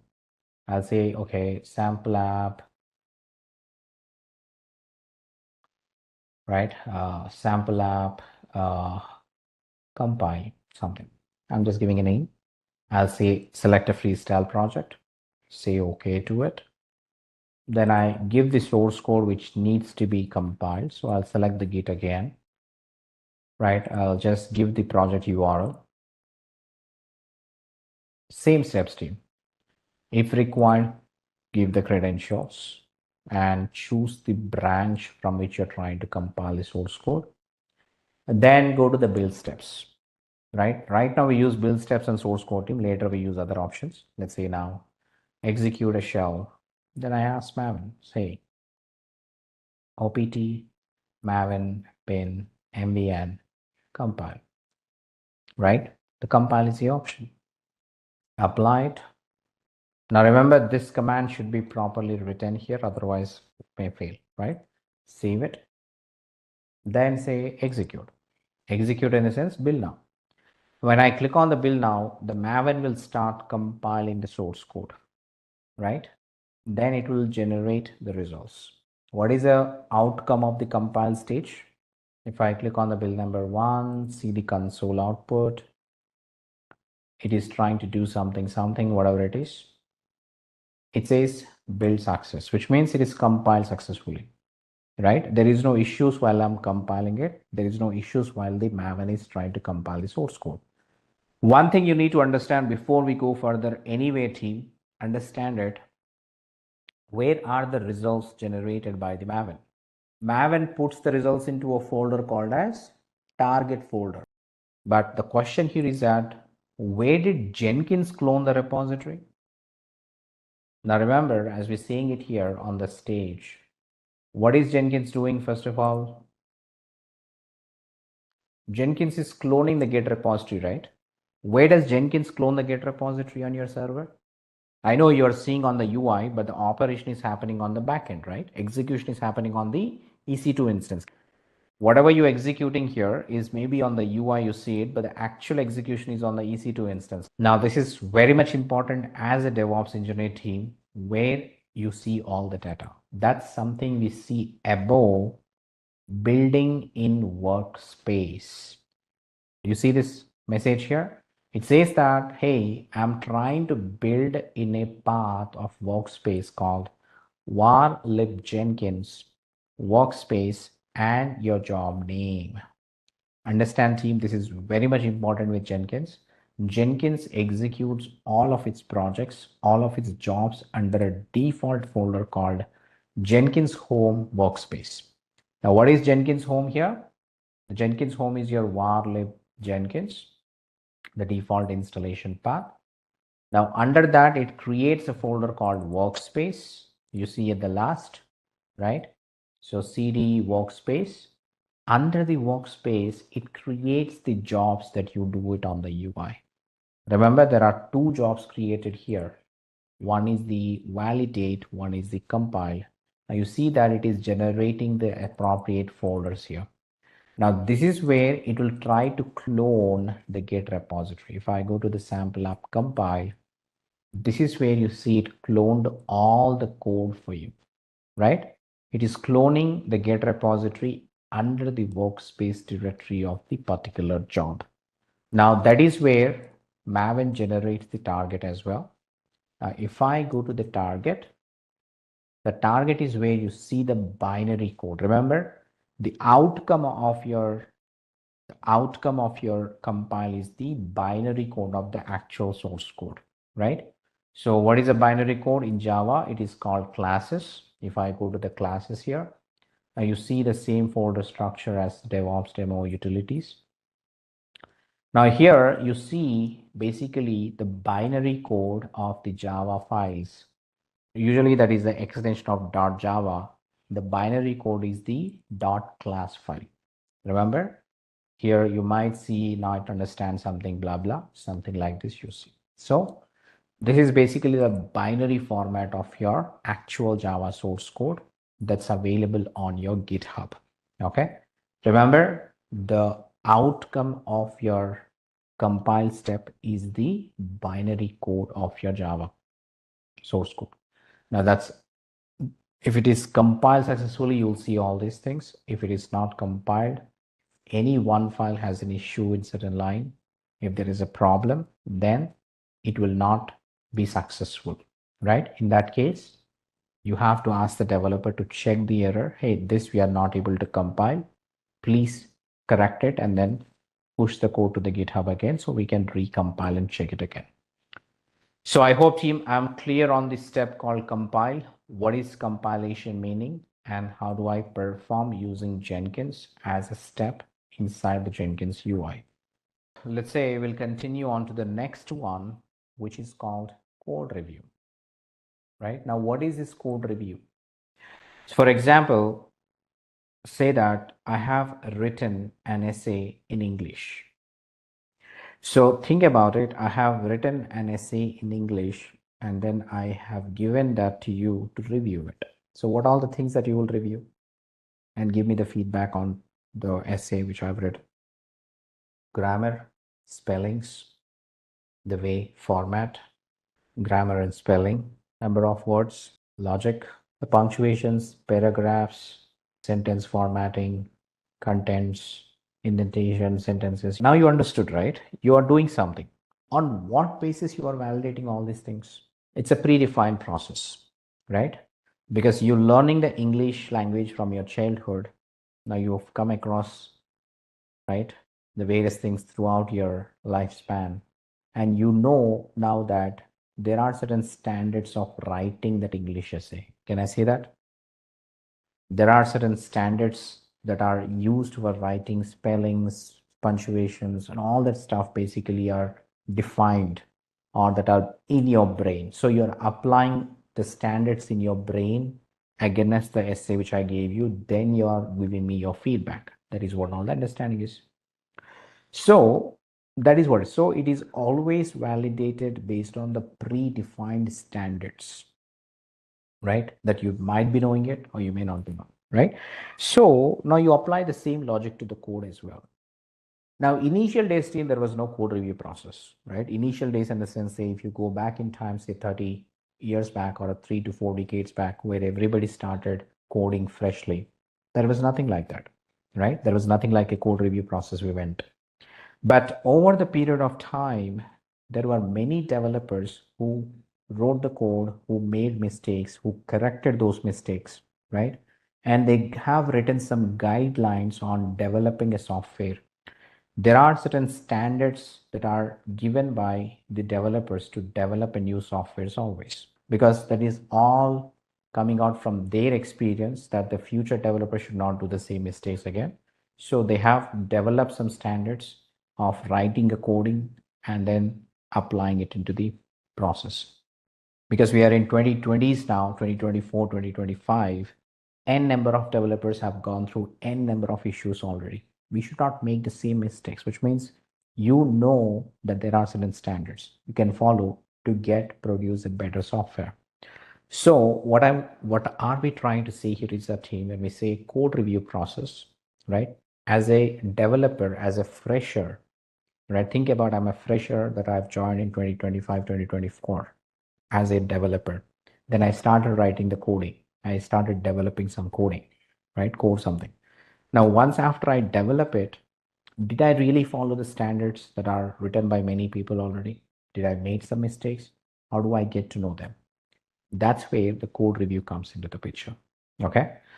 The code review is something that you check your code against the predefined standards and tell the developer that, hey, developer, you might be missing the standard that can cause issues in the software that you developed. Basically, we validate this code and we highlight some issues from the code to the developer, saying that, hey, developer, you're missing the standards in this code.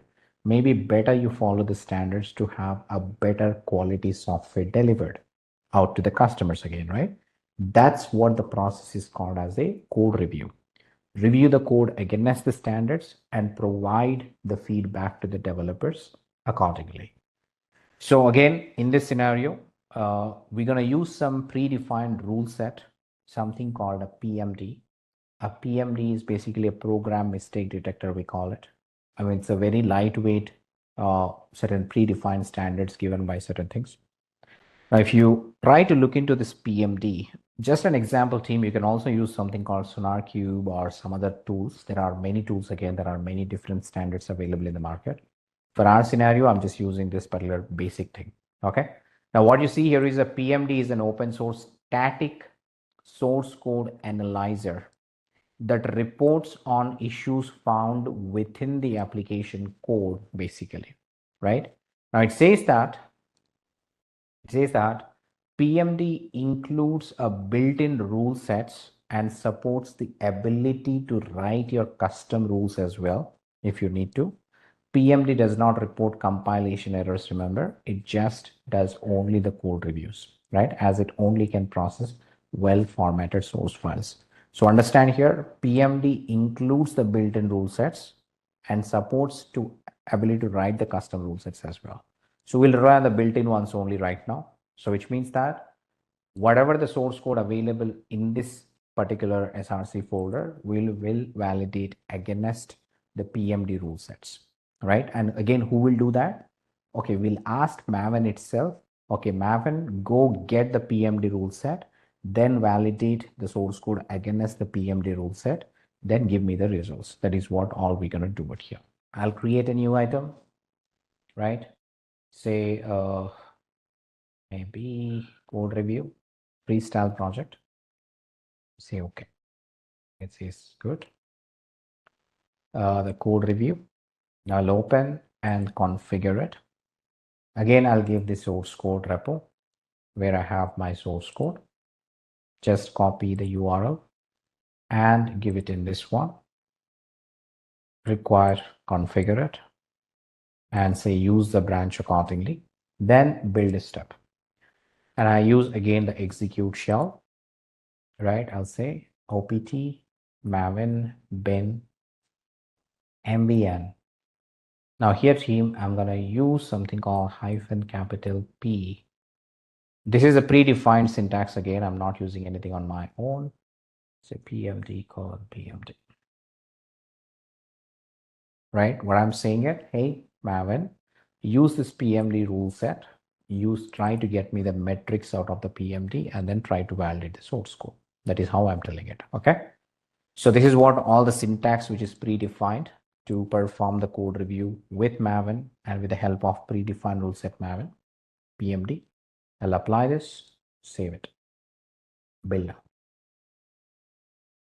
Just that you do it. So I'll click on this console output. Now it is trying to do something, team. It says build success. Okay, it was quick enough. It was able to get the PMD rule set and then able to validate everything. Now it says build is success, but you need to see the results, isn't it? Where is the target folder? Under the Jenkins workspace. If I go back here on the command line, I'll show you that there is a code review available, right? So if I go to the workspace, then you see the clone happened and there is a target folder. Now another target folder is where you see some results, say pmd.xml, blah, blah, something. Say Java unused code, imports, basics, some kind of a results it is generated, okay? But again, the same workspace team, so far I've shown you on the command line, but the same workspace can be seen on the UI as well if you want to. Like under each job that you see here, on the left, there is something called workspace. You see this? If I click on the workspace, you see the same thing. Now, if I go to the target folder, that you see the results. Now, all the results generated by the code review process here team, it's a PMD. Now it generated something called XML. Now this is the output. Now there are some issues maybe reported in this. Can you tell me the issues found during the code review by reading this XML file is a question. Okay, you are not able to understand it. So what do you try to do to fix it or read it properly? This is where team now the power of Jenkins comes into the picture. Let me tell you. Convert into a JSON or any other format, convert into another format. Now the question is that who will convert into another format again? Maven is generating XML. Now I want that XML is converted into a HTML and maybe convert into a nice visualization format. Now this is where team, you need to understand why we are using Jenkins for the build code process. So understand Jenkins is a very, very powerful tool, right? It will help you to do anything that you want technically. By default, it has some basic functionalities only, but you can extend the Jenkins functionalities to do any task you wanted. Now, what do I mean that? What do we mean by that? For example, team, I'll take again a general example. Let's say that I hope everybody is using a phone, right? Everybody using a phone. Which phone are you using? Android or iPhone? Maybe anything, right? Either it is an Android phone or maybe an iPhone basically. First, suppose whatever the model you purchase it, when you purchase your phone from the vendor, what you get in your phone is a basic applications, right? Vinay and everybody. Yes or not? What you get is very basic applications available in your phone. But do you stop with those applications only? Or let's say if I want to purchase something in Amazon, what do? Amazon may not be the default application available. So what you do is that you go to a Play Store, you go to an App Store, try to install what is needed. If I have to play a game, I'll install the game. So remember that the basic phone has a basic applications only, but you extend your phone capabilities by adding the additional applications as and when necessary. That's the basic thing, right? So you always extend your phone capabilities according to the requirement. Whenever there is a necessity of certain application, I'll go to either Play Store or App Store, download that, install it on your phone, and use it accordingly. That's by extending your phone capabilities. So think about it, team. The Jenkins software that you install is like your basic phone so far. We are trying to use whatever is default given. Remember, the Jenkins application that you're using so far is the basic Jenkins software. You're trying to use whatever is given as a default. But Jenkins functionalities can be extended as you like it, whenever you want it, in any direction you want it. Now that's where there is a concept called plugins comes into the picture. Remember, the application that you're installing from your Play Store or App Store are like plug and play applications, right? You plug it and play it with them whenever you want. So kind of plug-in, you do it. Now, same thing we're talking about the Jenkins as well. Jenkins also has something called plugins, right? Now, whichever the functionality you don't see in Jenkins, but you want it, you try to look for a certain plugin that will extend your Jenkins capabilities. So if I go to the Google and say Jenkins plugins, something, Now you go to a place called plugins.jenkins.io. Now this is like your Play Store or App Store, right?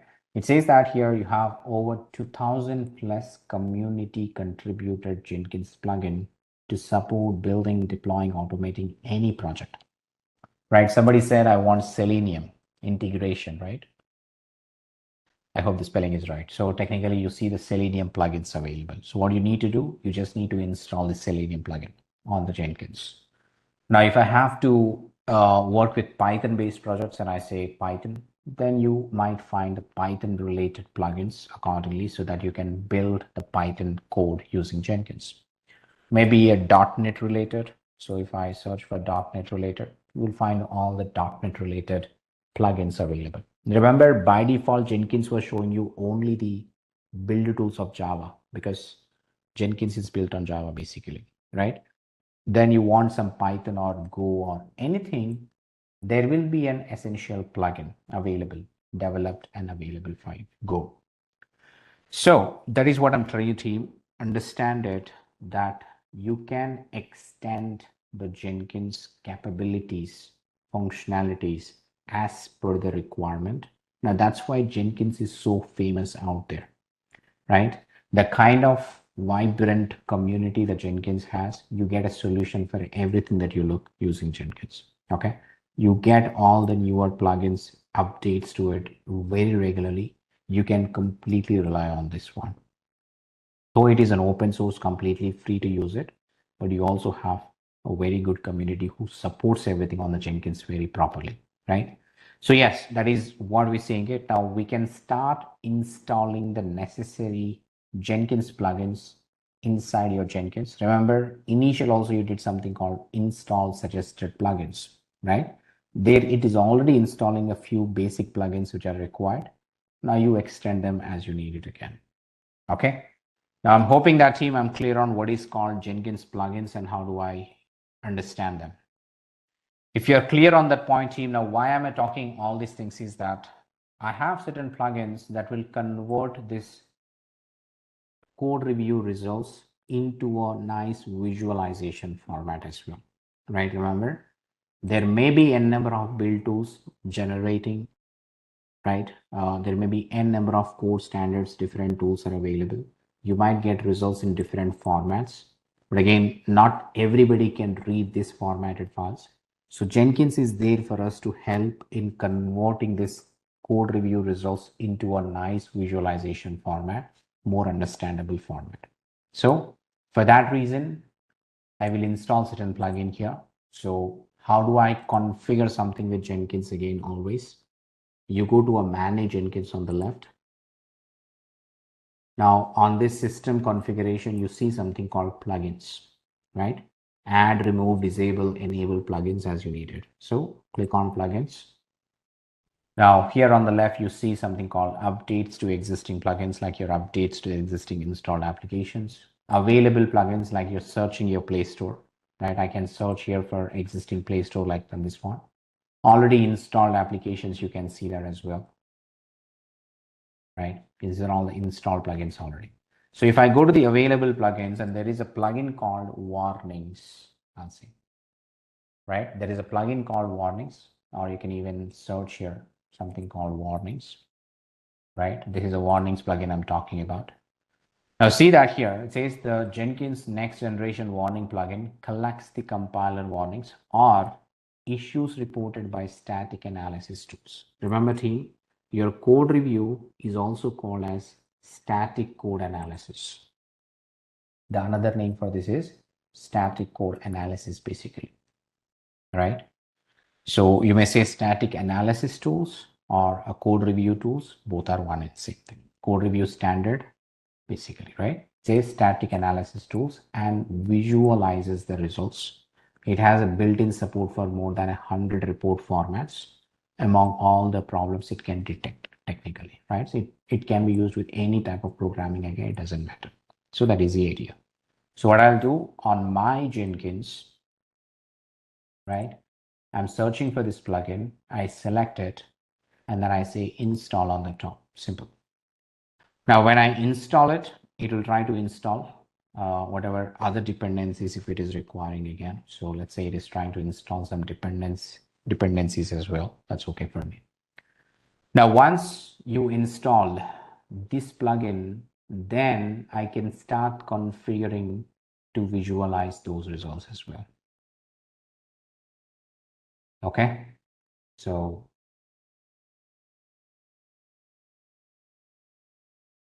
okay, now you see it is successful. So what I can do is that I go back to Jenkins dashboard. I'll open my code review again. Now I reconfigure my job. Now remember team here, we understood a source code section where we give the source code URL. Build steps, what Jenkins needs to perform after cloning the source code. Now after executing the build steps, we need to take the results of this particular step and then perform some other action. Now that's why it is called a post build action here. You see that under the build step, there is something called post build action, which means after the build steps are executed, everything is successful. We take the results of this post build actions and then perform some other action. That is why it is called post build action. It says define what happens after the build completes. Like maybe you want to send notification, archiving, trigger other jobs, blah, blah, right? So I'll drop down, you see the various options available. But one thing we are interested in is compiler warnings and static analysis results. We want to take the results and do something else with it. So I'll select that option. It will populate some page for you. Then if I check the tool we are using is PMD, remember the PMD sets. Now the report file pattern is nothing but your pmd.xml, the results we had it. Take this out. Okay. Then you can just leave the other options as they are. Apply, save. Then rerun it this time. Now when I rerun this time team, it will also perform the post build action for me after generating the pmd.xml. It takes that and then converts into a nice visualization. How do I know? Okay, second build is successful already. If I click on the build, now you see some option called PMD warnings, right? On the left side, you see something called PMD warnings link, or this one. I click on this PMD warnings. Now you see directly the results of those XML in a more better way, right? You can see here. Okay, that's good. If I come below, it says files that has a problems, the issues that you see here, right? Now what issues it shows to you? It says that, okay, there is a properly loaded Java has some issue called unused code, empty code, like this. If I say properly loaded or Java, 96th line having some empty code, something, right? If I click on it, it will even show you the code on the UI itself, basically. Now it says that a suggestion, avoid the empty catch blocks. Now remember team, developer is trying to do some exception handling, but it didn't fill the code completely. Does it make a proper coding here? Yes, team. Does it make a proper coding? No, right? It identified. Can I identify by reading the code like this? No, right? The tool is identifying for you. Now you can tell the developer, hey, it's better you write a proper code, catch the exception as well properly, technically, right? So we ask the developer to fix such silly mistakes here. Maybe he might have thought I'll write it later, maybe forget about it. So it's better that we identify such issues at the early stage of the development before we deliver it, so that we can minimize the end user issues. Correct or not? Right or not? If I identify now, I can ask the developer to fix it. It shouldn't be identified after delivering the product, right? It should be identified at the early stage. This is how the code review will help us, right? You can see the code review will highlight all the issues available in every different file. Go with that and ask the developer to fix it. Simple. So this is what is the meaning of code review and how a Jenkins is helping us to perform the code review and visualize the result. If I simply use Maven, this is not possible. Jenkins is extending the way you actually perform the build code process as well. Okay. So this is the idea about your validate, compile, and code review, right? So what is called unit testing and then how it is performed here. So yeah, we're talking about the same source code again, we're talking here. So within the same Jenkins, again, we always have to build a new item. Yeah. So you can give the name, say sample app unit test, freestyle project, then say okay to it. The same approach as we did in the last session. So we just configure the source code on which you have to perform the things. Copy the URL and then put it here. Right, so here it is. And then say you will use the credentials if needed accordingly. Right, and choose the branch on which you want it again. Then the build steps. Under the build steps, you always use this drop down and then say execute shell. Then you give the goal, right, which is going to be OPT, Maven, bin, MVN. The goal is simply the test, right? The phase we're talking about it, MVN validate, MVN compile, MVN code review something, and then say MVN test to perform the unit testing, right? Right, so along with this team, you also need to understand something called the unit testing will also produce some results. Like the code review was producing some results team, understand that. Then we weren't able to understand that results because it was in the XML form. Now we used something called a post build actions that day by installing a specific plugin called warnings, right? Means you are in a way asking Jenkins to visualize the results that is generated by the build rules, whatever you call it, right? The goal of the things. So in this case as well, team assume we are trying to perform some unit test cases, a unit test on the code which is given. I'll tell you where they are basically in a minute. But yeah, there is something you expect some results out of it. Now we always ask Jenkins to visualize the results. If you can go to the post build action and if you try to look at some options related to test results, unit test results here, you can see this. It's called a publish JUnit test results, right? Now, of course, obviously, like it says that the XML format again, because the Maven always produces the results in the XML form most of the time, right? So we need to understand that and we need to code and to generate that. So there is a path again. Remember, we always said the Maven generates the results under the which folder? Target folder. The target folder is under the always Jenkins workspace folder, right? Wherein you find your like this, right? So compile or maybe the whatever you did, right? Okay, let's say that we'll go back to the code review. Sample app, say code review. Now this is where you will find the target folder. Now under the target folder, you might find something like this. Now this is related to code review team because we haven't executed the unit test yet. You will not find any of the workspace for the unit test job here yet, right? After you execute for the first time, you might come and see here. But how do I know the path where the results generated? It would be under the target. The only thing is that you need to know the XML format, the XML names, which it gets it basically, right? So yeah, to do that, I mean, I can give you the path team. If you start working with, you will know that. So to just let you know that things as well. I'm not sure if I've told you this, that I have already documented these things in the last week, right? So if you go into this page, right, where you will find the post build action I mentioned for the unit test job, right? The post build action where you need to put this one, the publish JUnit test results and everything, and do this. This is all you need to do. So just copy this and then put it under the path here. Now the rest of the options will remain same thing. No need to change anything. Save it. Now once you save it, let's say we'll execute it. So it is under the target, something called Surefire reports. The Maven will create it, the directory structure for us. Then we have all the XMLs used under that basically, not just a single XML. Now once I save the job, let's say I'll click on the build now.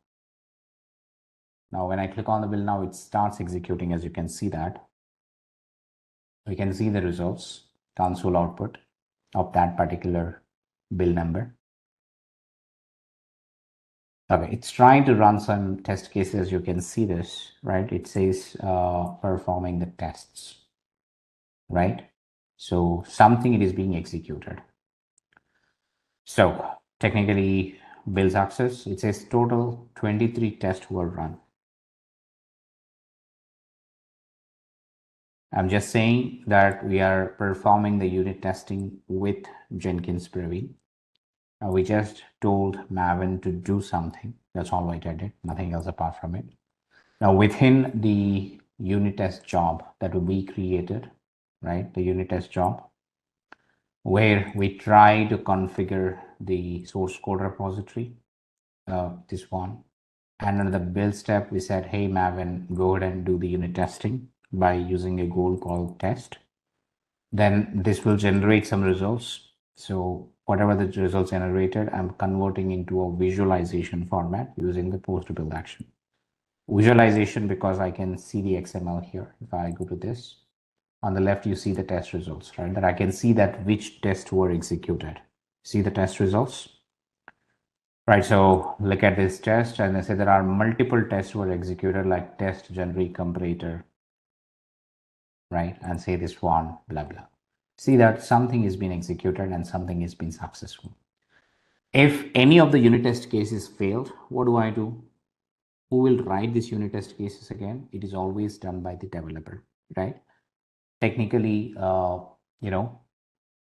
if a unit test is failed, which means there is something wrong in the code, which developer needs to correct it. It's not the responsibility of me to do that. So technically, if a test is failed, I'll report the same error to the developer again. That is what all I'm saying it.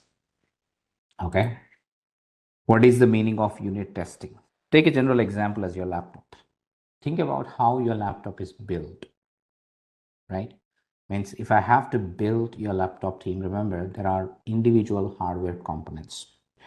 So think about your laptop as a product, end product basically, right? The one using it. But before it is assembled into that end product, so there are different hardware components are produced like your RAM, CPU, motherboard, or keyboard, monitor, right? All these are individually created, right or not?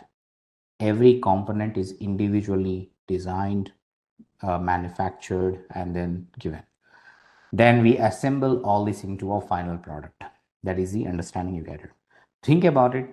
In this scenario, each individual component you're used to build your laptop is the individual unit, right? Individual unit manufactured separately by maybe a different vendors or maybe a same vendor. It doesn't matter technically, right?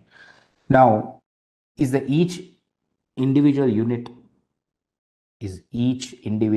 say RAM as a hardware module, is manufactured and tested, right, successfully, and then given to you to assemble it, because something they can't give a faulty module to assemble it with your laptop, because if one module is not working, if any of this hardware module is not working, does your laptop functions at the end?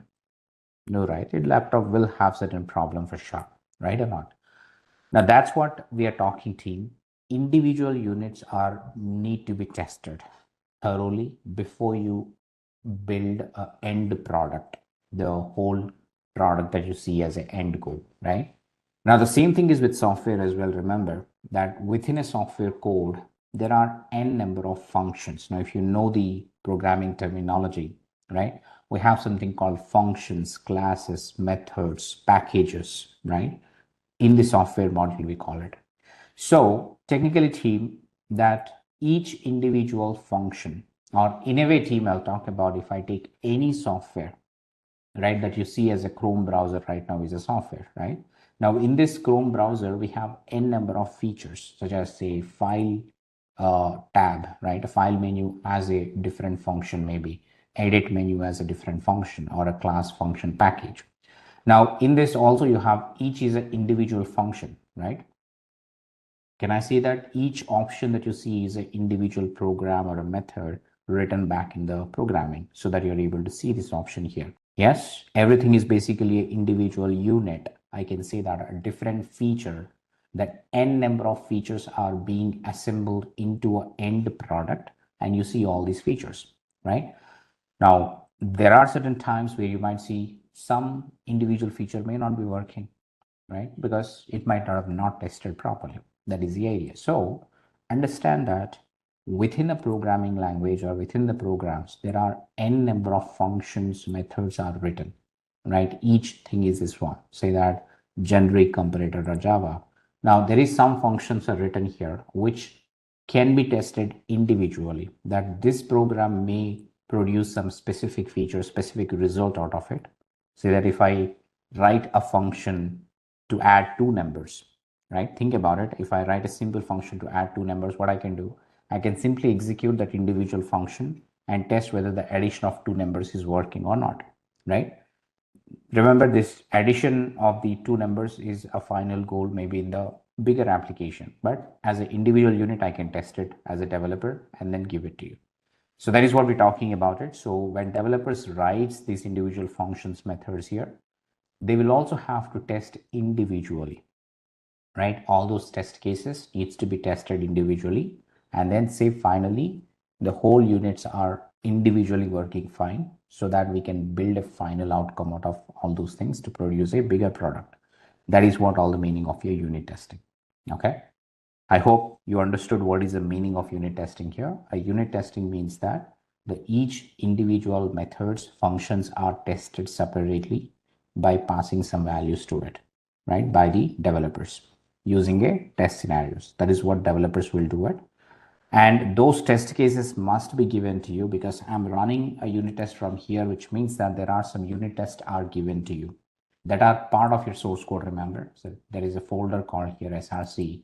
Under that, you see the main folder. The main folder here is actually holding the actual source code written by the developer, actual functions, actual features. The test folder here is maintained for writing or executing unit test here, right? If I go into this, you see that there is some execution files. The test files are given to you, test programs. So if I say test generic comparator or Java, so there is something, right? He wrote some program again to test, here is also passing some values. If you see it, there is some kind of the data is already interpreted, right? He's trying to pass some data here and passing it to the test cases. This is what all we're talking about it. So technically, all the test cases are written here. Say here, they're saying that test generic comparator something, or let's say if I come test sort employee ascending, kind of, application may be related to some employees log or something. So they're testing the employee sorting, right? Employee name sorting, employee ID sorting, some kind of a test are executed here. You can see that. Say employee ID ascending, employee ID descending, some kind of a testing is done here, right? This is how you need to understand. A unit test cases are given by the developer, that you don't need to do anything. Ensure that within the source code that is given, the SRC folder is always used for maintaining the source code, the actual code written by the developer. There will be two folders here. Again, there is main folder. The main folder is where you find the actual source code, the actual application source code. Test folder is where the developer will keep the unit test cases, right? So that you can execute them automatically via the Jenkins. That is the simple idea. I hope that is clear now for everybody. What is the meaning of unit test cases? And that's what you see here, the test results, right? So when I go into this one, it says that it executed around 23 tests and all were successful. There is no issues in any test case we executed, which is good only, right? Now, what test cases were executed? You can click on this. It says something called test generic comparator, test log or something. We don't need to understand anything in this team. Don't worry about it. All you need to know is that is everything getting passed or not. If everything is passed, fantastic, good, no issues, continue further. If there is some test cases fail, report back to the developer that, hey, this test case seems to be failing it. Please check it from your side. What is there? I was saying that the main folder is where all the source code will be given by the developer or used for putting the main code. The test folder is always used for putting the test cases by the developer. That's all about it, Vaibhav. Okay. All the unit test cases are part of the test folder. Actual source code is part of your main folder. Okay. That's what all is doing it. And then whenever you're running the test cases from the Jenkins will look, or the Maven will look for this test folder and then uses the programs written here, the automation test cases used here for executing the test cases. And it executes all these test cases and gives the results to you, that whether they are successful or failure technically. So as per this, now we're saying that all the unit test cases that were executed are successful. So there is no issues in the unit testing. So we can go with the next section. We are done with the unit testing as well, so which is good. Now, what is the next stage which we need to understand here is something called code coverage. As you can see, now we are done with the validate, compile, code review, also known as static code analysis. Now we understood something called unit testing today, which is also done. Now the next phase is called as code coverage, right? Now what is called a code coverage and why is it necessary again?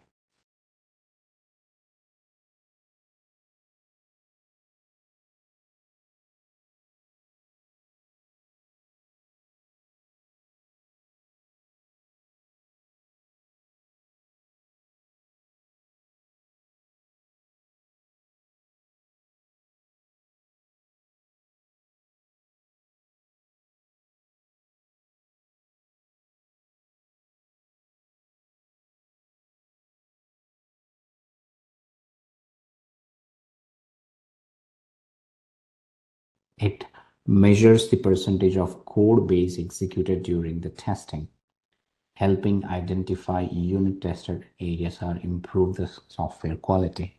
Remember, the main folder has the source code, right? And the test folder, we have the unit test cases given by the developer. We saw there were 23 unit tests executed. Now, the question is very simple.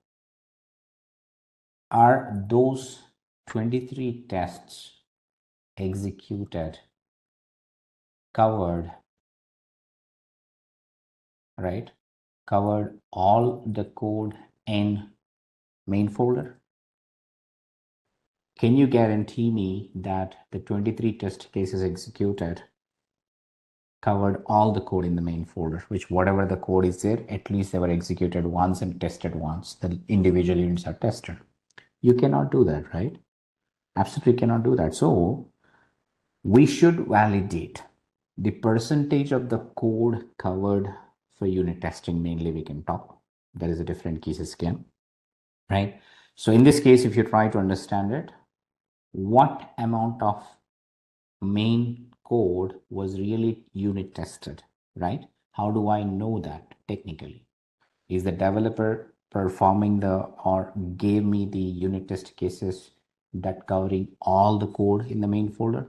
We don't know about that. So there should be a way to validate that. Means whatever the code in the unit test, again as the source code, you compare that and then give me a result saying that, hey, this unit test cases cover these methods, functions, packages only. There are some more functions which are not covered in this unit test cases, so you might want to improve it more. That is the idea. That's called as a code coverage, right? Remember again, a code coverage meaning is that we are trying to identify how much code was really executed, tested, at least once during the unit test cases in the initial phase. That is what the idea is. So we need to perform that right now. We're going to do that technically, right? So what I'll do is that I'll give it a new item, say maybe a code coverage, something, freestyle, say okay. And then as usual, again, we can just give the source code, whatever we're trying to validate, again, as the things. So this is the source code. Use credentials if necessary. Use the branch accordingly. And say that here under this one, execute shell. We still use the Maven for the same task. Maven, bin, say mvn, say verify. Now the goal is simply verify. We say that, hey, go ahead and validate, verify if all the unit test, all the code is covered under the unit testing, right? Now this is also going to produce some results team, remember, which we need to visualize again. Internally, it uses something called as Java code coverage. Remember, there is a tool, the additional plugin that is used by the Maven or the Jenkins to validate as well as give me the results. The plugin is called Jacoco. Jacoco, in the sense we're talking about something called Java code coverage, right? If you type Jacoco, Maven plugin or whatever it is, basically you see it. Jacoco is a free open source Java code coverage library distributed under something. So we will use this particular thing, or the Maven actually uses this particular thing to validate, compare the source code with the test cases and give me the results accordingly. So the same thing we needed in the Jenkins as well to produce it. if I go to the post build action something, just to visualize those results again, I should find some option related to the Jaco code. Do you see any option related to the Jaco code in the post build action here? No. Okay, if there is no option, so what should I do? We go and add a plugin. Before I execute this, let's get that plugin to visualize that as well. So in order to install the plugins, we'll go to Manage Jenkins, go to the plugins, and then search for it, available plugins, something called as Jaco. Yeah, there we go. There is also new plugin, so I'll install both of them. So say coverage collects the code coverage results, different tools like Jaco and something, and then Jaco is getting deprecated. We can still use it, but this is another one we get it, right? So we can use it. I'm installing both of them anyway. Let's see this. So let them install, then we'll try. Okay, now they are installed successfully. Yeah, Jaco and coverage, both I'm installing it. Okay. So here it is. I'll go back to the dashboard and then let's get back to the code coverage, reconfigure that accordingly, and find some options in the post to build now. Okay, so now you say that there are two things. You can say Jaco code coverage report, or you can also say code coverage results, whatever you want to choose it, choose it. Say I'll use this. And from this, you can use the Jaco code coverage reports, right? Now it says something called report file pattern. Usually the report file pattern I already mentioned here. Let's say this is the one you need to put it here, right? That's all you need to put it, and then say apply, save, and then say build up. Okay, it's failed. Not sure why, but let's see that. It's a failed team, the first job which is failed today, which is this one. So let's look into the console output, what exactly it did, and then why is it failed. Now, whenever there is a failure team, you always go to the console output and find the errors that shows in the log here, right? So it says something, okay. Come to the bottom always to find the errors. Okay. Now it says that team build is success, which means the build actions are successful completely. And let's say that the post build action, I believe it's failed. Content is not allowed in the prologue here. A parse error is coming up. Exception occurred during the parsing, XML parse error. This is something related to the plugin team. Record code result marked build. I think it is this one, right? The last post build action is what is failed. Maybe issue with the plugin, something I need to check it. It says that there is some XML results, right? Let's see what results it produced here in the backend. The code coverage results, right? The post build action is failing it, so I have to go to the sample app code coverage.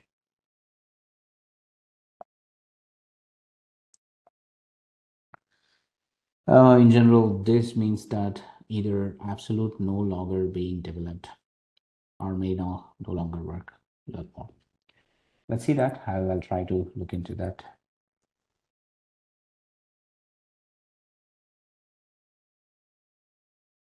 Okay.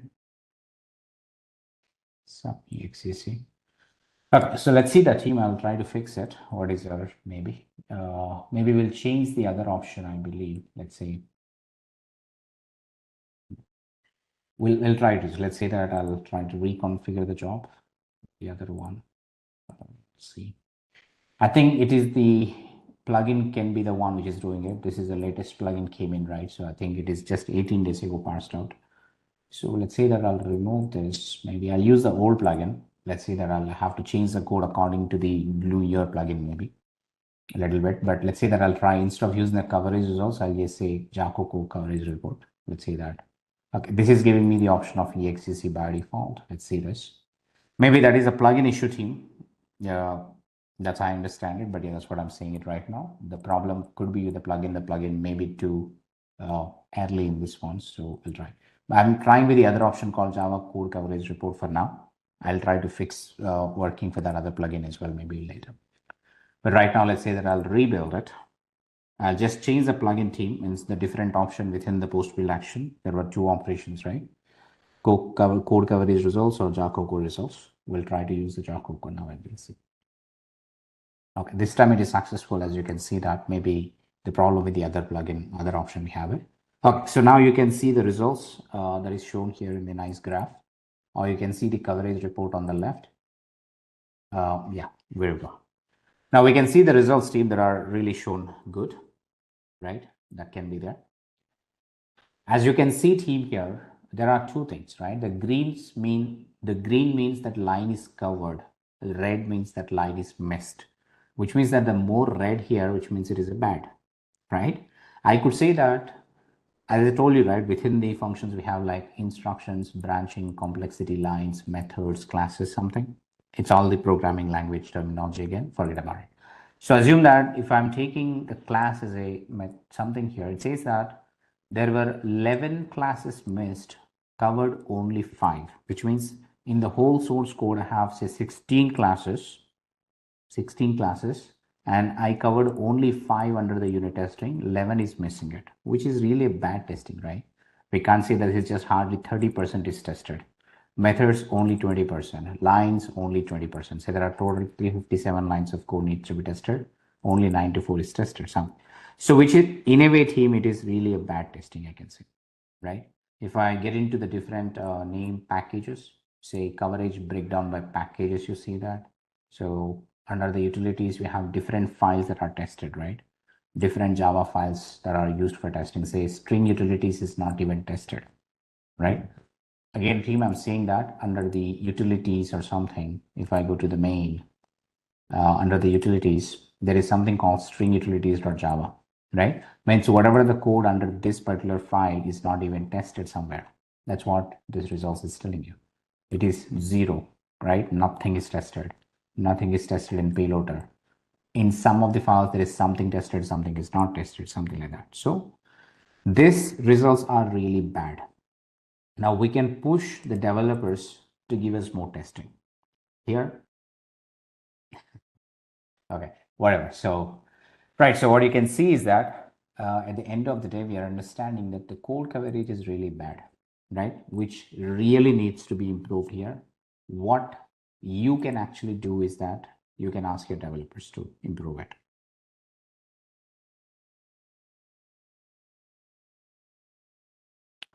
So it's simply that it is comparing, right, Joy? Because the developers provided some unit test cases in the test folder and the actual code is in the main folder, right or not?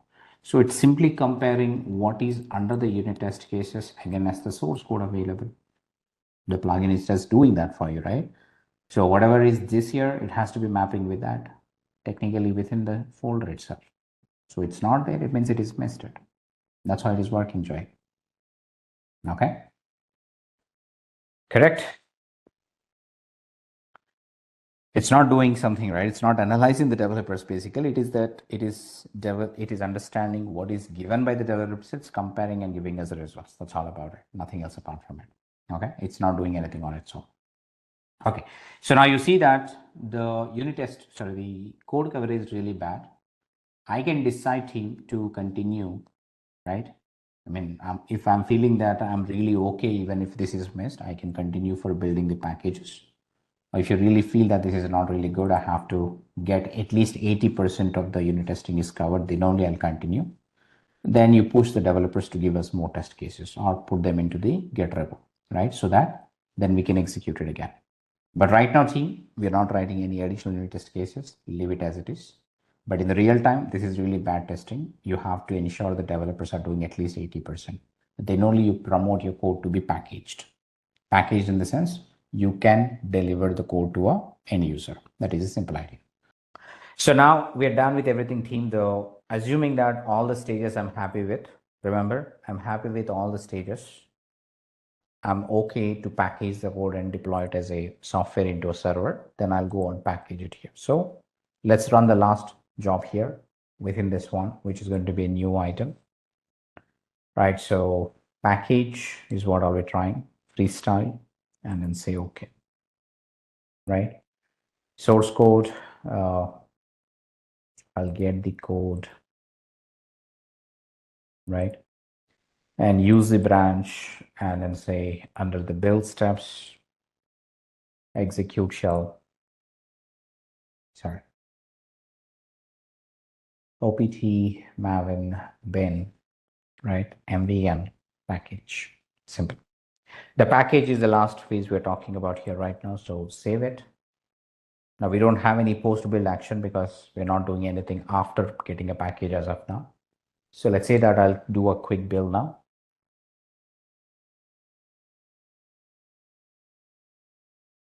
Now, the package that we are producing team is called a var file, the extension that we saw last week when we ran the package manually, right? So that is the same thing you're going to get it right now. Say here it is. If I get onto the build number 1 and look at the console output, at the bottom, you should see some packages produced. Like I can zoom in a little bit. Here you see that packaging the web app, assembling web app, so on and so folder, and it says processing the var project, building the var. As I told you team, the extensions can be different from the packaging to packaging it. Now the Java executable files are always in the form of var or jar or maybe er, depends on the use case again. So this is the executable file, we got it. Now where is this file present? Technically, it's under the target. Now the target folder for package is under the workspace of Jenkins, technically, right? Now what I can do, let's say I can get back to the job and look at the workspace and say target. And under the target, you see this file, right? Which is around 15.8 MB. This is the one, right? Now, if I click on it, you'll simply download your local team. I can say keep it. Now within my downloads, I see the war file downloaded. Now this is the executable form of all the source code in this particular repo, right? A single executable file that you got with all the code that is given by the developer. Now this is the executable file that I can take it and install it on a server and try to utilize an application. Now I'll show you how to deploy this as well, so don't worry about it right now. But what we achieved right now is that understanding the various stages in the build code process, starting from validate till package, right?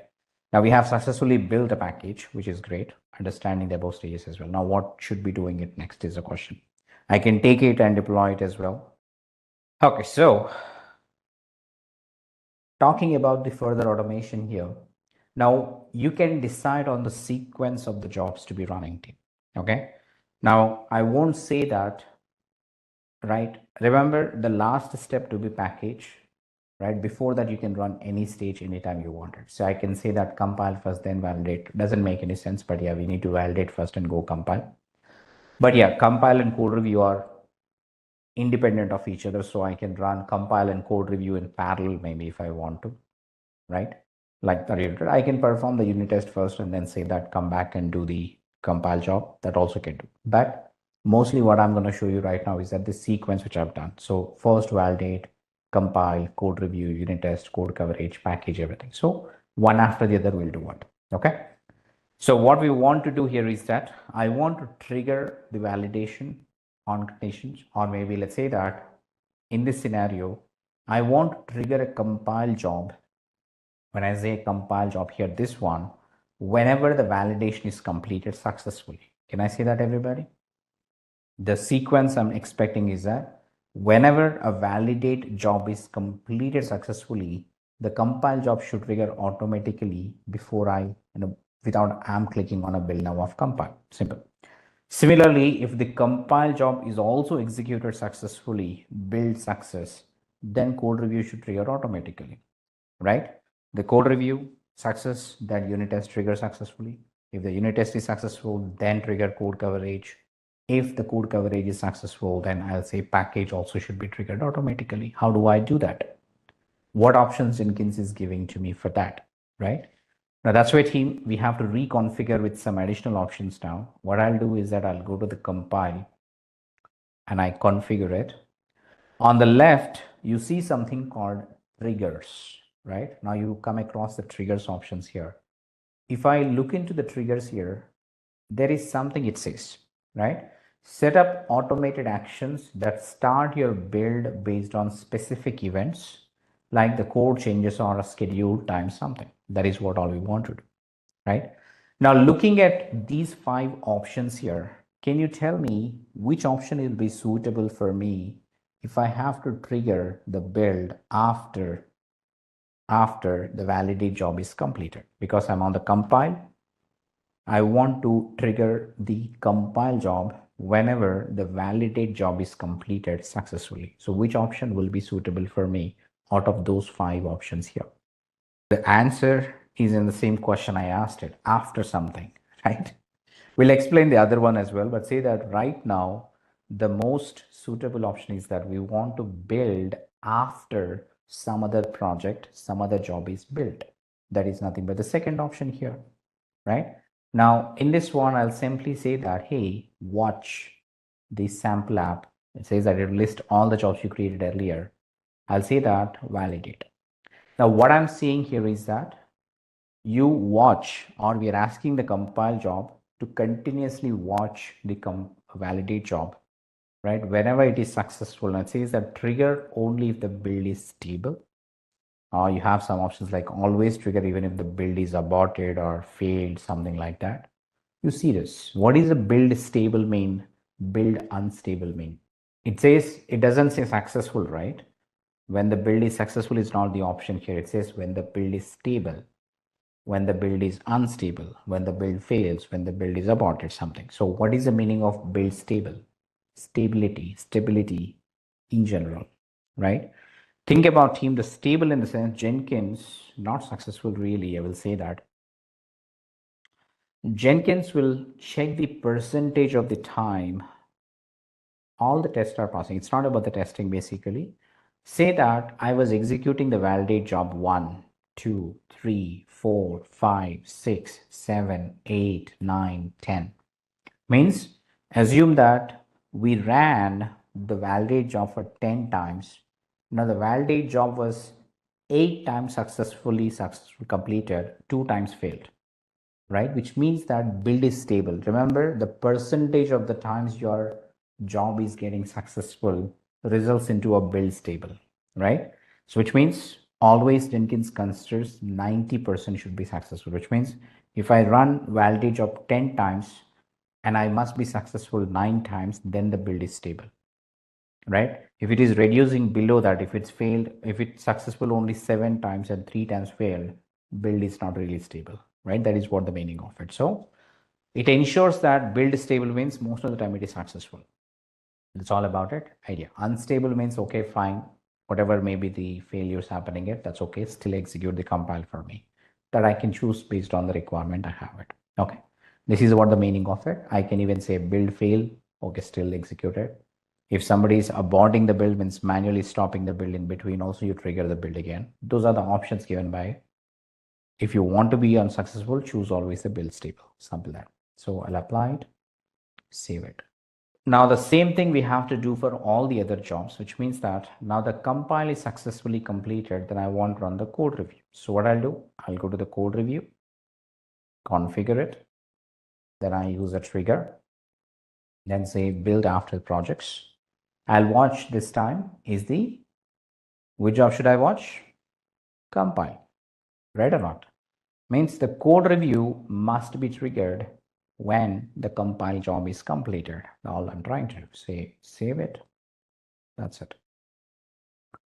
Now you repeat the same for, means we are trying to build a dependency to each other team. That's all we're trying to do here. So which means now the code review is successful or will be successful, and then I want to trigger a unit test. So I'll go to the unit test here. I'll configure it, triggers. Then I say build after, right? And I say sample app. What I should do? Code review, because we are under the unit test. So I want whenever the code review is successful, I'll have to trigger it. Simple. Save it. Okay. Now, once the unit test is successful, then I want to trigger the code coverage. Say configure it. Triggers. Then I use the same option again here. Sample app, unit test, right? The code coverage must be triggered whenever the unit testing is successful. Save it. And lastly, the package. When the code coverage is good for me, then I'll trigger the package as well, right? I'll trigger. Same option team for all the jobs, except the validate we didn't configure yet, remember, the code coverage. We'll talk about the validate job, remember. Now, we are still to configure the validate job here. If I go to the validate job is not still configured any trigger. We'll talk about some triggers here later. But right now, the understanding is that team, if I simply click on the validate build, the rest everything should be triggered automatically. That is what the idea, right? In a way. Now, the other question here is that looking at the screen, can you tell me which job will trigger after which job? So we need some kind of a visualization representation, a graphical representation that shows me the dependency to each other job. So how do I do that in Jenkins again? So there would be some plugins that we will use it right now to visualize dependencies as well before we execute that. So what I'll do is that team, I'll add a plugin to visualize the things basically a little bit. Say here, available plugin. There is something called as a build pipeline plugin. It might show you some kind of the warning. So forget about it for a second and say that we'll do install it. I'm just installing a plugin called build pipeline plugin. Okay. Okay, good that it is installed. Now I'll go back to the dashboard. Now here team, we need to visualize it. So we need to create a view for that. Now above the all jobs, there are two things you see, all jobs that you can see. And beside to that, there is a plus symbol called a new view, right? Remember team here, you have something called as a new view, right? I click on this plus button. Now you see some page called a new view here, and then you name it, whatever you want, say CI pipeline of my job, right? Sample up, something, whatever the name you want to give it. And choose something called a build pipeline view. Show the jobs in a build pipeline view, something like that. Say create it. Now, once you create, it'll open up the configuration page for this pipeline view for me. Now you can use anything that you want, title, something. One thing important here is that something called as pipeline flow, right? Under that, it says something called layout is upstream, downstream relationship. Somewhere you see something called select an initial job. Now, what is the initial job in our pipeline here? What is the first job here in our pipeline which you have? Validate, right? So select a validate and then say apply. Then I save it. So now you got a nice view showing the dependencies. Everything is good, right? Now this is called your pipeline. Okay. Now the pipeline is, as I said, the number of stages in your build code process executed in a sequential manner, right? Now, if I simply click on the run above, the run will trigger your validate job, right? And once it is also giving you the color code nicely, the green is successful, blue is yet to run, yellow means running, right? Yellow means running. Just refresh your page to see. Yeah, now there you go. You can see that validate is completed, compile is completed, code review is now completed, unit test. Now it runs the unit test as well, something like that. So we have now done the pipeline creation, right? Successfully on the Jenkins. The different stages in your build code process are now sequentially executed automatically, one after the other, and reaching to the final stage called packaging of my source code, where I produce a deployable artifact or a deployable package for my source code, basically. This is something we call it as a pipeline that you can see clearly. So as we automated the major part team, then we want to execute some dependency, whatever it is, that one after the other in a sequential manner. Now this is what we're calling it as a pipeline technically, right? So the one job within this particular whole pipeline is not still automated to trigger it automatically based on certain conditions again. So one thing as such is come validate. Now you tell me, how should I trigger this job? Right? If I go to the triggers, now this job is the first job in our pipeline, so the second option will not be suitable for this one. So what other jobs what other triggering should work here? What do you think? Right. So we need to understand the scenario here, team, that again, the last three options can be something that we can look into, but each has its own thing here. Now, what is the meaning of build periodically here is that technically, as the name itself says, build periodically, which means say that every 2 hours I want to do a build. Now there is one what do you call the issue in this one, right? Say for example, I choose the build periodically, which means I decided to run every 2 hours, right? Now whether there is a code change within the 2 hours is there or not, the pipeline will be triggered, which means there is no commits, there is no code pushed by the developer to the Git repo. But Jenkins says that no, you asked me to do build periodically, irrespective of whether there is a change or not, I'll run the pipeline. Does it make sense to run a pipeline without having any code changes? A big no. That's why the third option is not a suitable option here again.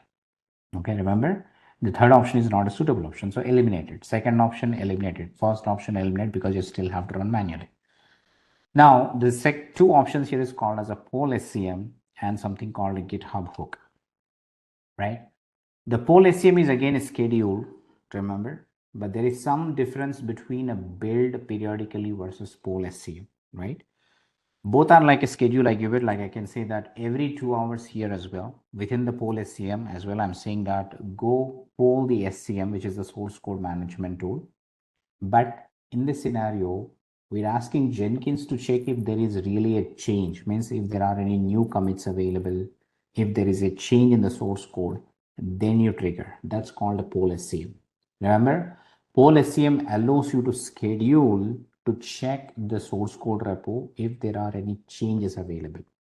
If there is a change, then Jenkins will trigger the validate job. Otherwise, it won't trigger it. So you can still go with poll SCM if you want a scheduled basis execution, like every 2 hours, go check if there is a change, execute, otherwise don't execute. That's the option called as poll SCM.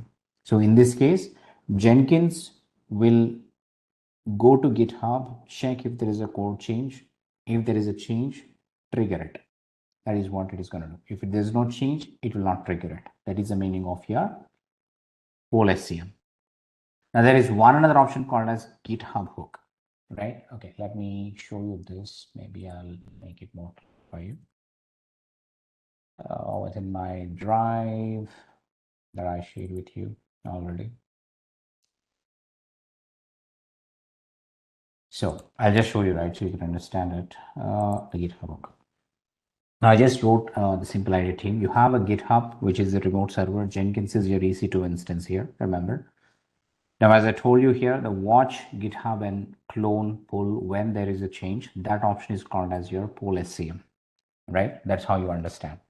But the other way around, we can ask GitHub itself, like we ask GitHub to trigger when there is a change, which is like whenever there is a new code added in the GitHub repo, we want to trigger the Jenkins. We're going to configure something on the GitHub, right? That's called something a webhook configuration. We say that.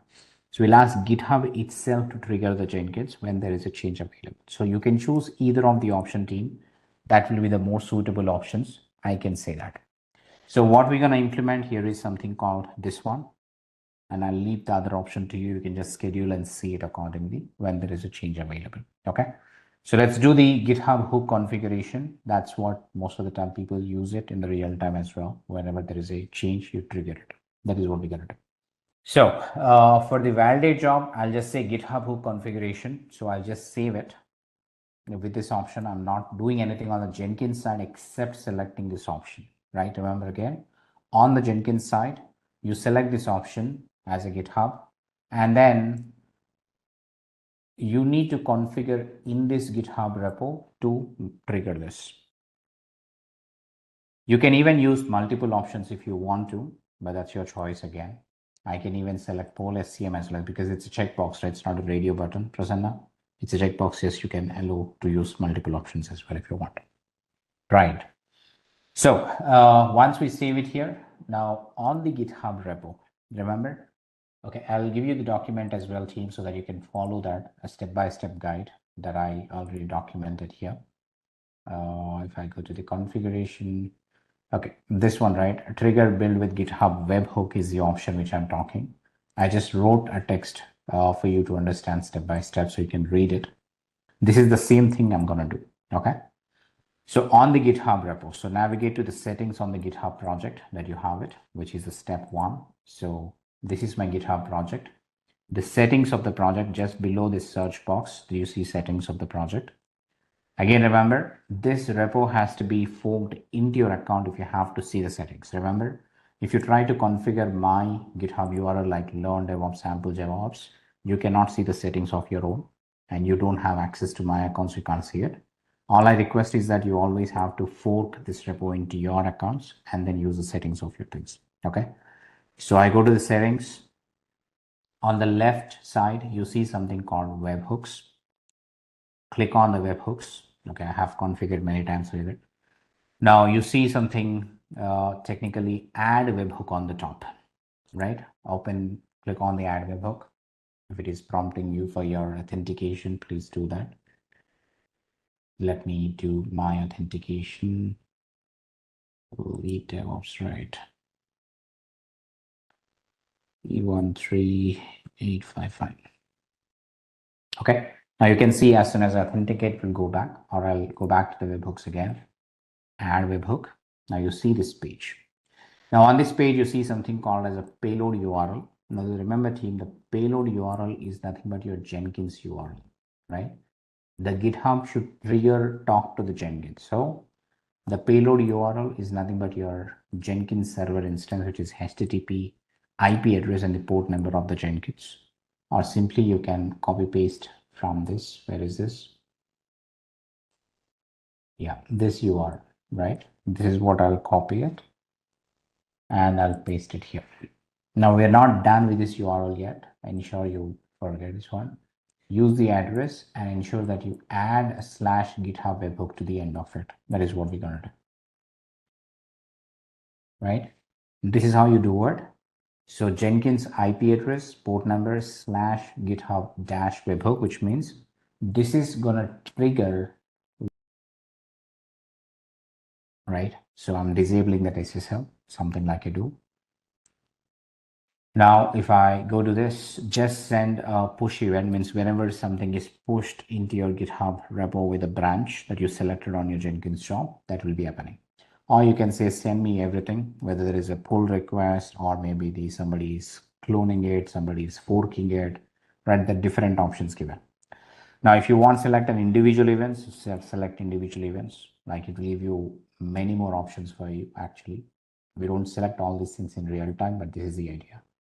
Right, what I can do, I say pushes, pull request reviews, pull request, in fact, I can say, right, when somebody make a release, I can do this. This is the simple options I'm selecting it. Add webhook. Now, once I add webhook team here, now you see at the end, something which I configured. This was not triggered yet. So what I have to do simply is that I need to make a commit in my GitHub, right, project right now. But before that, I also save it here on my Jenkins. Now, so far, team, I'll show you something. If you take any build here, just for understanding, if I look at the console output, the first thing that you see is called as started by user called admin, because I logged in as admin so far.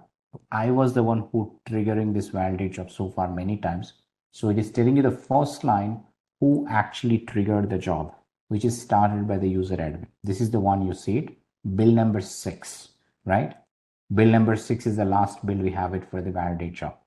Now the build number 7 should happen automatically when there is a change, when there is a new commit happening in this particular thing. So for example, assume that the developer is pushing some code from their local, but technically I'm editing on the GitHub itself for your reference. So if I go and say I'll open this property loader.java, I'm not making a real change. So we just have to go there, add something, star something, and I say commit it. I'm saying that update property loader.java, commit changes. Now assume that there is a change in the property loader.java pushed by a developer to the GitHub. Simple.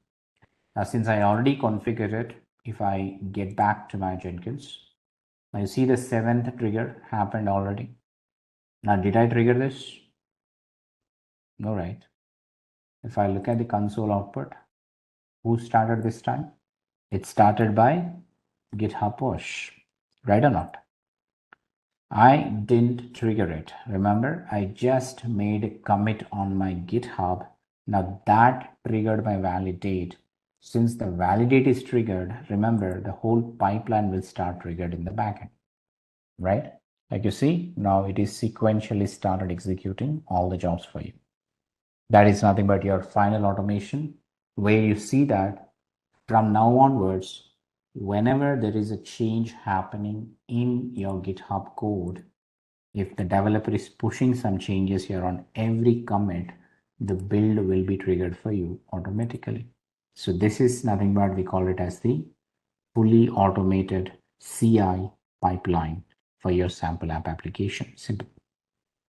Okay. I'm hoping that I'm clear on GitHub hook configuration. How do you do? And if you are doing something in your local host, which is in your personal laptop, remember the GitHub should be able to reach out to your laptop. For that, you need specific connections. If your laptop IP is pingable, reachable from the GitHub, it will work. Otherwise, may not be. So ensure that you configure your laptop is reachable from the internet using your router setting somewhere. So this is the first topic that we have to cover within the Jenkins team, Maven pipeline. How do I build each job, project, plugins in Jenkins, right? That is one thing you do. Maybe as a DevOps engineer, if you are given an option from the development side to do build pipelines. Now it's for more of a DevOps engineer who are not a developer. So you might want to understand the Jenkins administration a little bit more, right? Controlling access to Jenkins, and then say that maybe building a distributed builds, helping developers more. We will talk about that now. So the next concept that I would like to talk is something called distributed builds in Jenkins. So what is a distributed builds in Jenkins and how do you understand? Since now we have completed the CI pipeline successfully automated team, so let's focus on some Jenkins administration activities, which is required as a DevOps engineer always. Anybody, whoever it is, doesn't matter, but the concepts we're going to talk now are more important as well. So one such topic is called as distributed builds in Jenkins. What do you mean by distributed builds in Jenkins? We installed Jenkins on a machine that is nothing but our EC2 instance, correct? We installed Jenkins application, Jenkins as a tool on a EC2 instance, right? Or that you may call it as a server, technically, which comes with certain capacity always. Say, in our case, assume that if you have taken a T2 micro, which is a free tier instance, which comes with one CPU, 1 GB RAM, and say 8 GB of disk, right? Is that the capacity of your EC2 instance, everybody? The free tier instance that you're taking?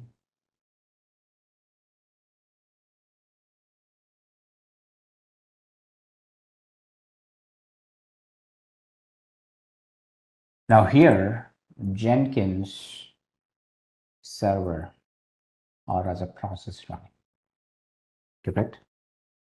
Now understand the logic here, team. It's very simple to understand as well. Now I'm saying that on your EC2 instance, which has disk capacity, you're running something called Jenkins server, and it's a process, right or not? Can I say? Here, unlike the Git, Maven, and Java, Jenkins is basically a process. How can I check the process on my Linux box? I can run some command called ps-ef, and I say grep for the process you're looking, Jenkins. Right now, Jenkins is running as a process. Now, what do you mean by Jenkins is running as a process? A process that uses your CPU and RAM. Any process that is running on your computer, any application that you launch on your computer team, which consume some resources from your computer or a server, which is nothing but your CPU, RAM, and disk most of the time. Correct? So assume that my Jenkins process is already consuming some CPU, RAM from this particular EC2 instance. Now, along with that, understand team, whatever the tasks that we are running using this Jenkins process, certain other task is also executed as a process, which I mean to say that if I trigger a validate now, which means it is running it. What it is running here? If I go and check in the backend team, right? I say Java something. Along with the Jenkins process, now you see that it's running a validate process, right? A validate as an execution means while executing it is a process, it runs something, produce some results, the process will exit automatically. That's what you see it, right? Now you see it is running a compile process, which means, of course, they're running in sequential manner, one after the other. One process completed, the other process started executing because we built that thing in a sequential manner. So it is running in a sequential basically. Now you see it is running code review, that every task, every phase in your build code process executed as a process on the computer that Jenkins is running so far, or it is executed by Jenkins as a process. And remember that while you executing this process would also consume some CPU and resources, CPU and RAM. Is every task running here is executed as a process, which would also consume some CPU and RAM for sure. Now, understand that there is only one pipeline we built on my Jenkins. One application pipeline is what we built it. Now think about the same Jenkins is used for running multiple pipelines. Say there are 10 applications I have. Now I constructed 10 different pipelines with the different stages of each pipeline. Now assume that all those 10 pipelines were triggered at the same time, parallelly. Yes, right. There is a possibility that all those pipelines would be triggered in parallel at some time. Can be. Now assume that if all those pipelines are triggered parallelly, which means that there are 10 different processes started executed parallelly in my computer in the backend. Now with a 1 CPU, 1 GB RAM, what would happen to your system? It will hang. It will slow down, first of all, right? The first phase is that it will get slowed down. Now, finally, it is not getting some resource, then it will try to hang it, then crash it. Performance is gone, right? That is the idea. Now, how do I improve the performance here then? Two options, right? Two options. One, you can increase the capacity of the same machine, right? One, we can increase the capacity of the same machine here, which is a vertical scaling, we call it. Means instead of 1 CPU, 1 GB RAM, say I can choose a machine with say 16 CPUs and say 96 GB RAM. That's a huge box that I have it. Yes, I can run 10 different pipelines easily with that capacity. Agree with me again? That is the first option. We can actually run everything on the same machine by increasing the capacity of the same instance. That is one option we have it. The second option is that, let's say I want to build a Windows related project. The other pipeline that I want to build it, I want to have a Windows related project where I would like to execute some .NET modules and everything. Now, can I run some .NET related code easily on a Linux machine because my present machine is a Jenkins Linux machine is running it. Can I execute something Windows related task on my Linux box easily? Does it really support all the time? May not be, right? Maybe, may not be. Not all the compatibilities can be done here like that. So think about it. For that, I would need a Windows machine, right? Maybe it's more comfortable if I want to execute some Windows related jobs. It would be a Windows machine circuit. So how can I ask my Jenkins to run something on a Windows machine if I have to? So two scenarios team I'm talking about here. Yes, you can increase the resources of the same instance where you're running a Jenkins, right? To run more pipelines in parallel. That can be one option if you want to choose it, but not the right option always to do a vertical scaling. There can be something called horizontal scaling, which I'm talking about adding more capacity by increasing the number of servers, which is like building a team, right? Think about it. If you're overloaded in your team, what would you do? You try to share your workload with the other team member. It's like sharing the workload with team members. When you have more team members, you can simply share it so that your work is being distributed. So every team member gets enough room to complete the task easily without exhausting themselves, right? That is the simple idea. So the distributed builds concept is all about that team, right? The concept in Jenkins we are talking is called as distributed, right, builds. Now, this is also called as your, in a way, a master agent concept in Jenkins. This may also called as your master slave concept. Again, master slave is not really, a lot of people may not feel comfortable in pronouncing those words, so people use it. The final thing I would say is called as a controller agent. The most convenient thing, which I would always prefer to use, is controller agent concept. Now, what do you mean by controller agent again? It's like you're building a team, right? You have a team leader who distribute the work into the team members, right? That is the best option. We always have it. Not every team member like you share it easily until unless if there is some manager controlling the team members, right? Otherwise, people say that, okay, why should I do your work? But if your manager says, yes, you do work, that's it, right? That is a simple idea I'm talking. The controller agent concept we're talking here are nothing but distributed roles. Now remember that the Jenkins instance that we are using so far can be called as your Jenkins master or a Jenkins controller. The instance where we installed Jenkins application, or in a way from whichever the server you're seeing this Jenkins UI, Jenkins dashboard, whatever you call it, whichever the VM you're launching the Jenkins UI from, that machine is always your Jenkins master, or it is called a Jenkins controller, right? Now, so far you executed all the builds on the Jenkins master itself. Say we installed, what all things we installed here? Installed Git, installed Maven, right? Installed Java, of course.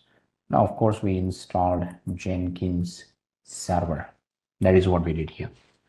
Now, the idea here is that instead of overloading your Jenkins master instance to run n number of pipelines, n number of jobs in parallel at the same time, we can ask Jenkins master to actually distribute its workload to another instance, which means this can be your another EC2 instance, say another EC2 or a server, can be anything else, you have it. Now this can have its own capacity again, like 1 CPU, 1 GB RAM, and I see that 8 GB of, I'm just taking the free tier instance capacity again always, right?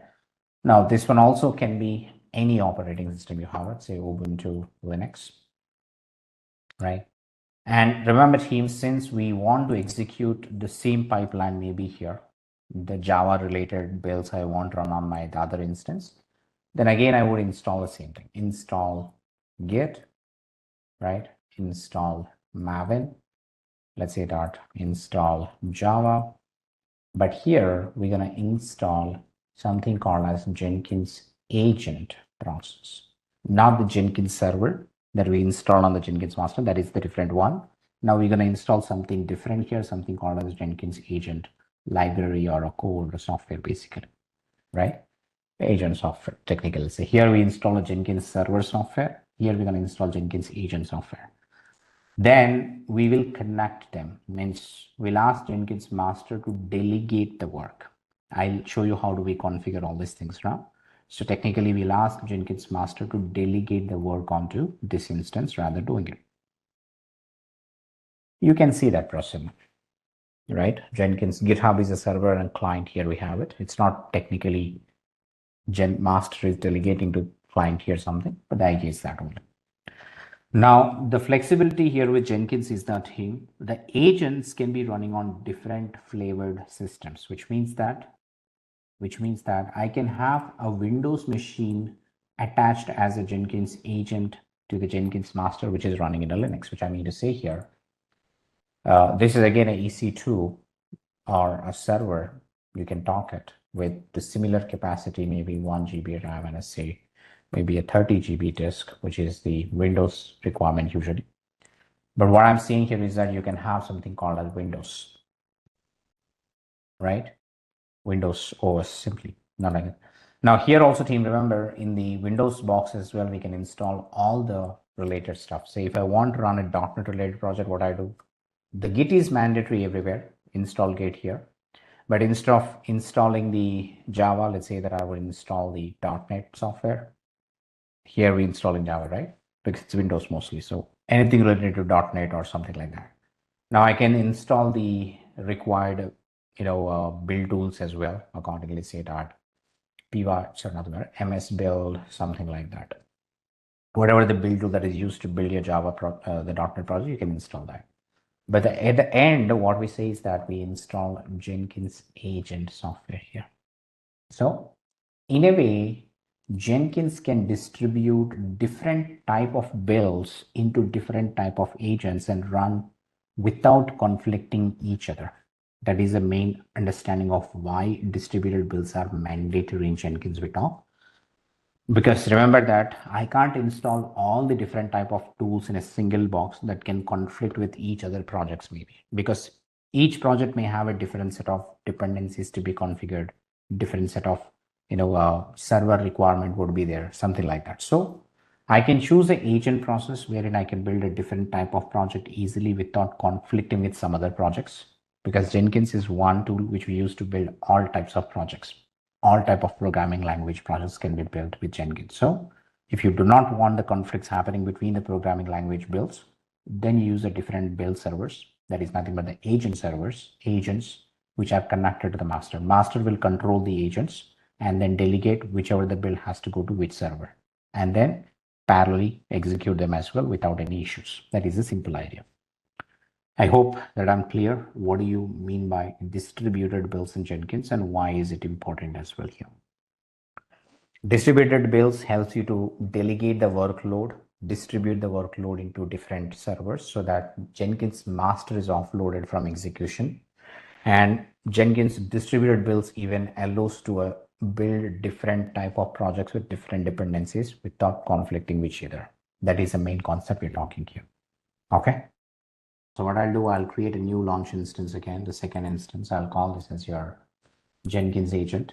Now I'm using a similar operating system, team Ubuntu, right? And I would say the T2 micro itself, right? And then say key pair, the one which I want to use to log into the instance. And security group, I'm matching with the same security group which has the one, which is iPad. Okay, and I'm leaving with the defaults, something like that. Okay, and if you want to change the operating system here, that I can use maybe 2204. Not SQL we wanted, right? So 22, this one. So because the master is running on 22, so I'm keeping the agent as well in 22. That's it. Now this is how we select instance and say launch instance. Simple. Now that should allow or show us the second instance here running. Now you can see that the second instance is called Jenkins agent. You can start creating as many EC2 instances and start doing it. That's how you do it.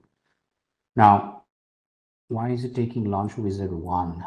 Now I have to attach to the iPad, right? Security group. I did attach it, but why is it created one new?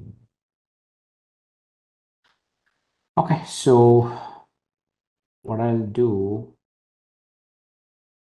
I'll ensure that team the rules should be same there. I thought of adding it to this one, but I didn't add it. Okay, so anyway, can I attach another security group to the EC2 instance? You know that, right? I'll leave it, but let's say that. How do I attach it?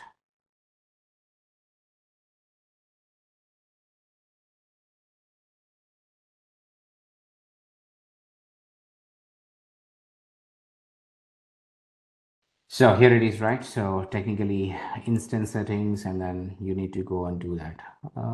We need to.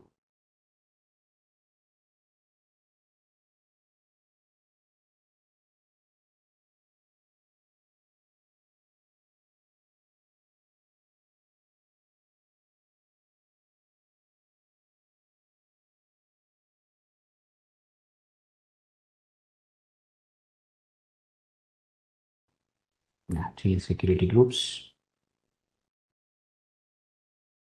Okay, iPad, add security group. Thank you. I can remove this and save it.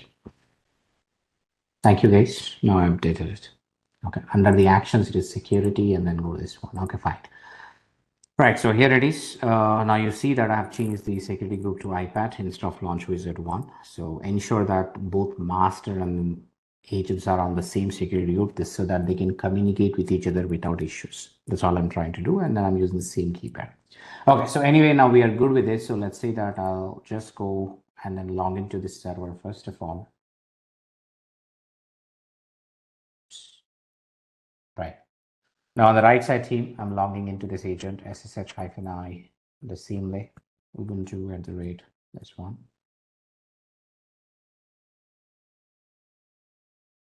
Okay. Now on the right side team, the 126 here is the agent box, and the 66 is your master box, where we already have the Jenkins is installed here, right? Right, these are the Jenkins is already there here, which I'm not going to touch it. Now on the right side team, on this machine, we need the Git. First of all, to clone the repository, so Git is available. I'm not going to reinstall again. And let's say that we try with the Java. The Java is not there. So mvn -- version. Now the Maven is also not present. Now after that, we need a Jenkins agent. I'll show you how to install Jenkins agent as well. But before that, let's install the Java. Let's install the Maven on the EC2 instance, the new one which we created right now. Now to follow the installation team, again, you can follow the same steps that we have used earlier from the GitHub, the Jenkins folder, right? So under the Jenkins install folder, where I have given you the installation of Java and Maven. So I'll follow the same instruction here again one more time. Okay. So I'll take here and I just install the Java first of all.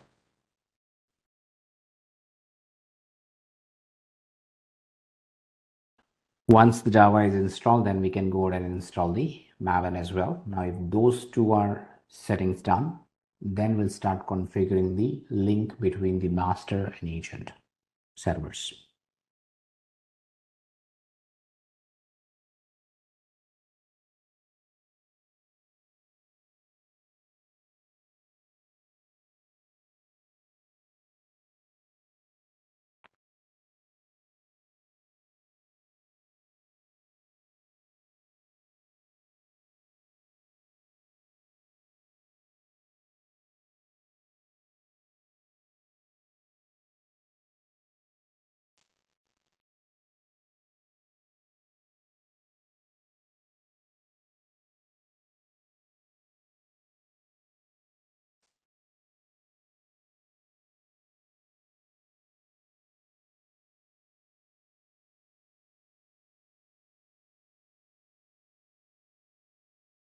Okay, now the Java is installed successfully. Say the Java version.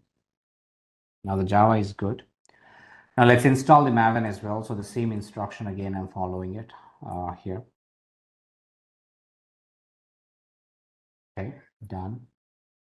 And I'm just going to set the other thing as well.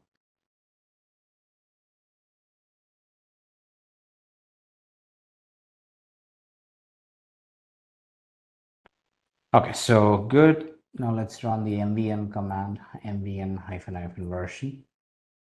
That we have the Maven is also installed successfully now. Now we have both all the tools team required, remember, as we discussed here. So installation of Git is done, Maven is done, Java is done. Now all we need is a Jenkins agent software and the link to the master to the agent right now. Now to do something team, we need to tell the master that which is the agent server. So for that, we actually need to do some configuration on the Jenkins UI itself, right? That is something we can see here from the Jenkins dashboard. You can go to the manage Jenkins. Now from the manage Jenkins, under the system settings team, you see some option called nodes, right? System configuration. You have system tools plugins. Now you see something called node. The node is nothing but your agent VMs team that you want to connect to the master, that you need to tell the Jenkins master that's your agent, right? So here it is. I'll say add, remove, control, monitor various nodes that Jenkins that job runs on. I'll click on the nodes option. Now you see some default node called built-in node. The built-in node is nothing but your master instance itself, where the Jenkins jobs are being executed so far, right? But what I can do is that I'll just say simply configure a new node that Jenkins would run the jobs on going forward. Now here team, the node name, you can give anything. That's your choice, right? I'll say this is my Linux agent for Java projects. Again, that's your choice, whatever the name you want to give it accordingly. But I'm just giving it more meaningful. A Linux server where I'm going to execute some Java project, right? And say this is going to be a permanent agent for me. Then say created. Now, once you create a team, it gives you some more configuration that you needed. So the description, you can write anything. And the other option you see here is called number of executors. Now, what is this number of executors is that theme? Remember, now again, the agent VM is also EC2 instance team, remember, where Jenkins master is delegating a job, right? Now, when the workloads are very huge, there is a possibility that the Jenkins master can even delegate multiple jobs in parallel, correct or not? Can Jenkins master delegate multiple parallel things, multiple parallel execution on the Jenkins agent? There is a possibility as well, right? Now, we are telling that how many parallel executions can be done on the agent VM. Now, the executors are nothing but your number of concurrent bills. Understand here? The maximum number of concurrent bills that Jenkins may perform on the agent node technically. We are controlling that. Remember, we can't blindly send a number of things and make the agent also hang, something like that. It's better that you decide that based on your capacity of the agent. If the agent has, say, 4 CPU, 16 GB RAM, maybe I can run 4 jobs, 10 jobs in parallel. But if the agent VM has only 1 CPU, 2 GB RAM, 1 GB RAM, then I can run only 2 builds in parallel maybe. So you configure this number of executors based on the capacity of your agent VM, right? The other EC2 instance we're talking technically. Right now I'm giving 2 here, but it suggests that always you need to give number of CPUs is equals to the number of executors. If I have 4 CPUs, I'll say 4 executors. If I have 16 CPUs, then I'll say 16 executors, basically. Simple as that, right? Input, output based and everything. That is a simple idea. So I'm just giving this 2 team. That's your choice again. Understand that this is a number of parallel builds Jenkins master can delegate to the agent. Now, the next point here it says that remote root directory. Now, what is this remote root directory is that team? Like I told you, remember team here, we got something called Jenkins workspace created as part of the Jenkins installation, right? Now you see something here, Jenkins, warlib Jenkins is a Jenkins home. Under that you have a workspace where all the execution results were generated by the Jenkins, right? So if I go to the workspace, you see something like this. Now I want similar thing here on the agent side. Understand here, since we did not or we are not going to install the Jenkins software or a Jenkins server, we technically have to configure the workspace location where Jenkins will generate the results on. Simple, that remote root directory. In a simple way, I can create any directory here under any location, say /opt, I'll say mktr Jenkins agent home, I call it. J agent home is what I'm giving it, right? J agent home.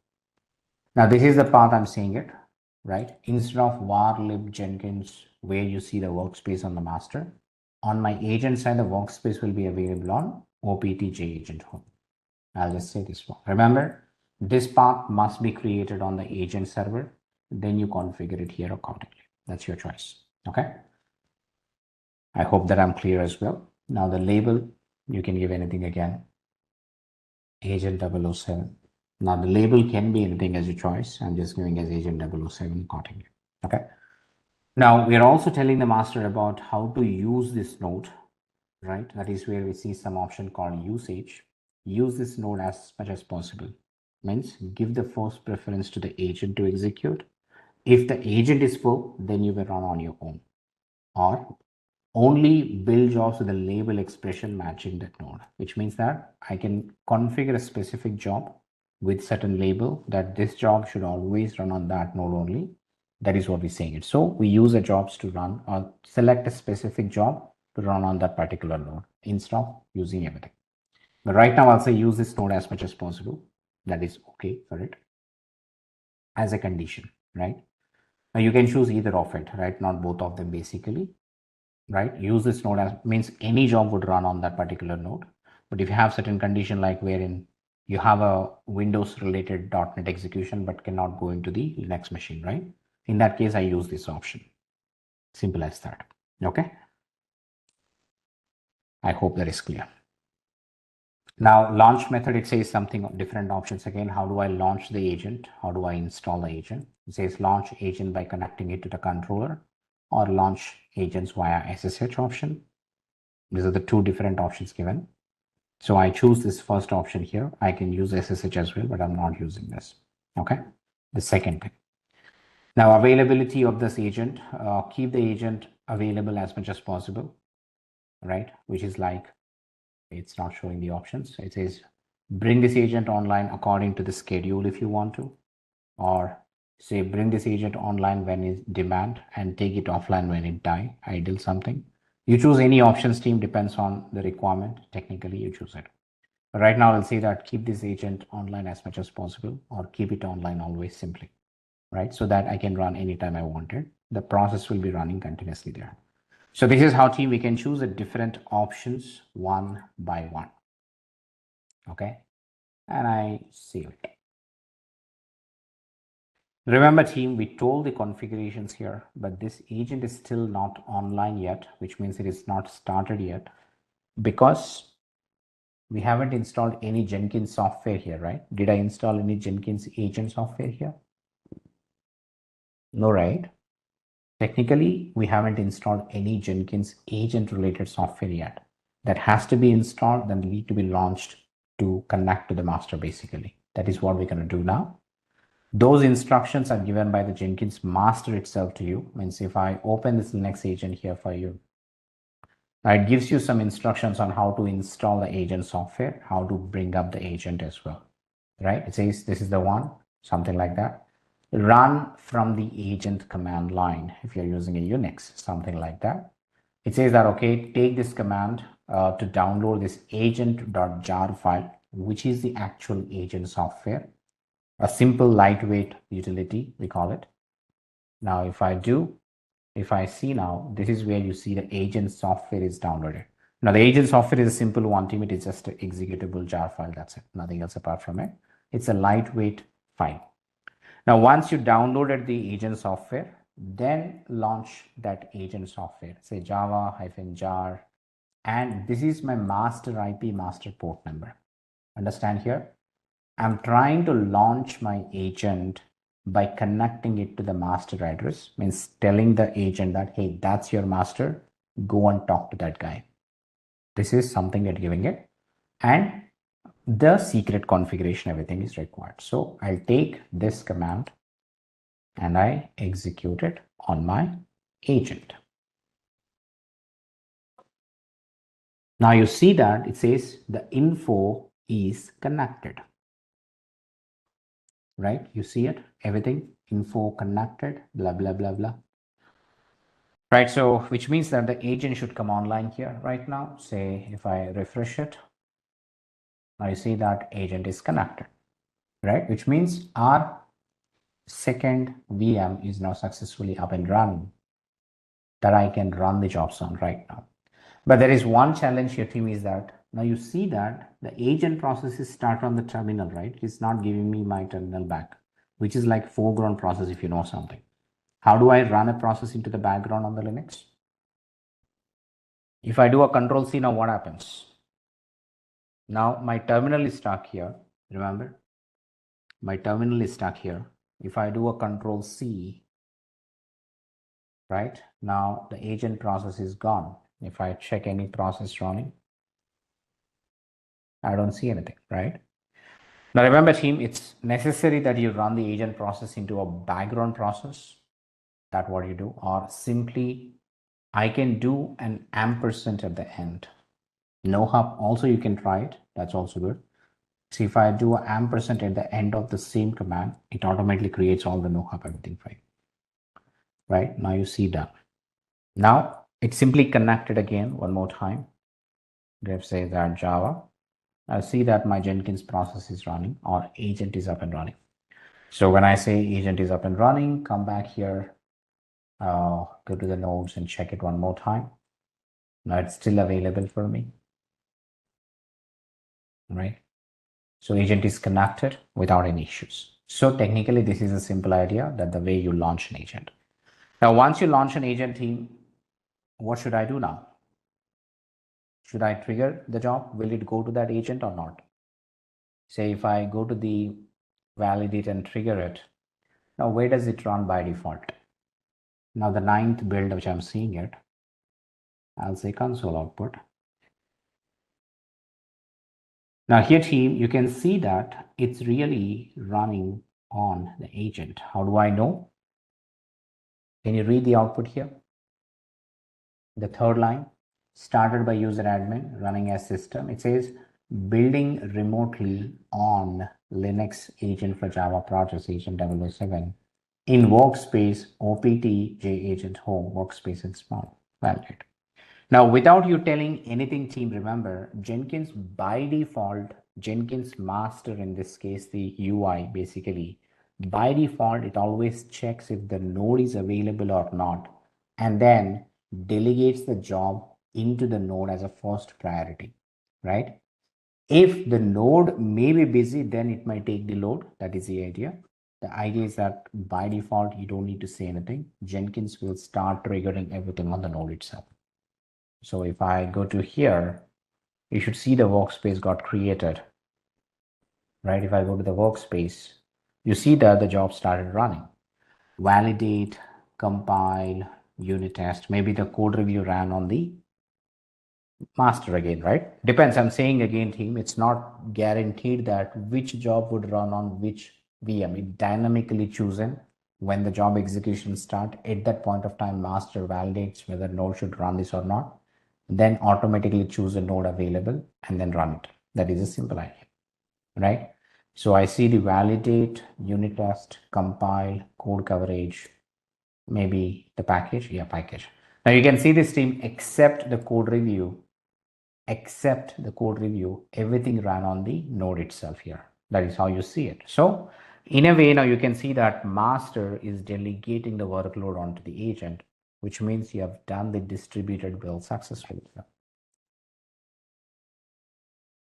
How do I attach a node to Jenkins master and start configuring or start executing the jobs on the node side rather executing on the master side? Simple. Yes, all of you. Are we good with the Jenkins master agent right now? Now, what you saw is that Jenkins was dynamically selecting the agent, right? But what if I want to ensure that the code review always runs on agent only, or all this pipeline should always run on the agent only? I should never execute something on the master. How should I select that? Okay, so that's where team, you need to configure the agent. Say for example, we saw that code review did not run, right? So 7th build of code review still ran on the master only. But I want to be sure that the code review runs on the agent side itself, or any job you choose a team.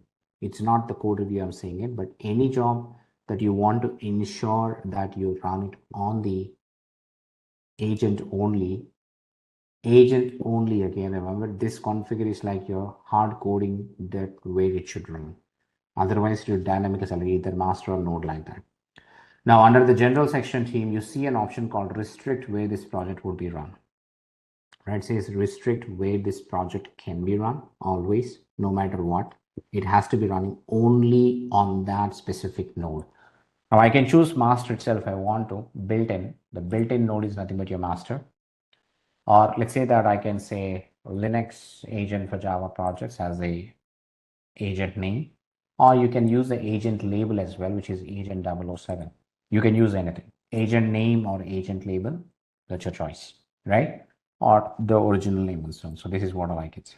If you're confusing with this name, I'll say that Linux agent for, this is the agent name we configure. I'm using the same agent. Okay. And I save it, which means from now onwards, if I trigger a build for this code review, it always goes and runs on the agent side one. This is like a manual configuration. You have to do it always. Depends on your requirement. If you want to ensure that Jenkins master runs this job only on a specific chosen agent, then you configure it within the job by restricting the job project to run on a specific node always. That's your choice. Again, you do it according to your requirement. Okay. Are we clear that how do I choose as well? Yeah, this is one-time setup for build. In the subsequent build, it normally choose the same agent again. This is one-time configuration you do it.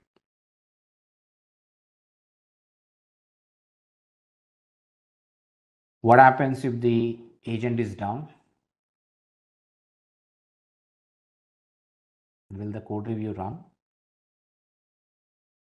Yes, team. If my agent gone down, will the code review run in this case? Say for example, I'll just show you, right? Nodes, and I say go to this. Let's say that mark this node is temporarily offline. Means I'm saying that okay, offline. Means this node is offline right now. Remember you hard coded projector, right? I said this node is offline right now, disconnected by the admin something.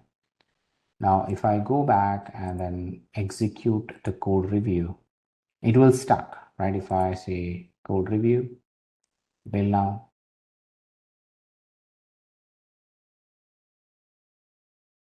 Now you see, it is stuck here, right? It won't continue. It says that it has to run on the Linux agent for Java, but it says it's offline.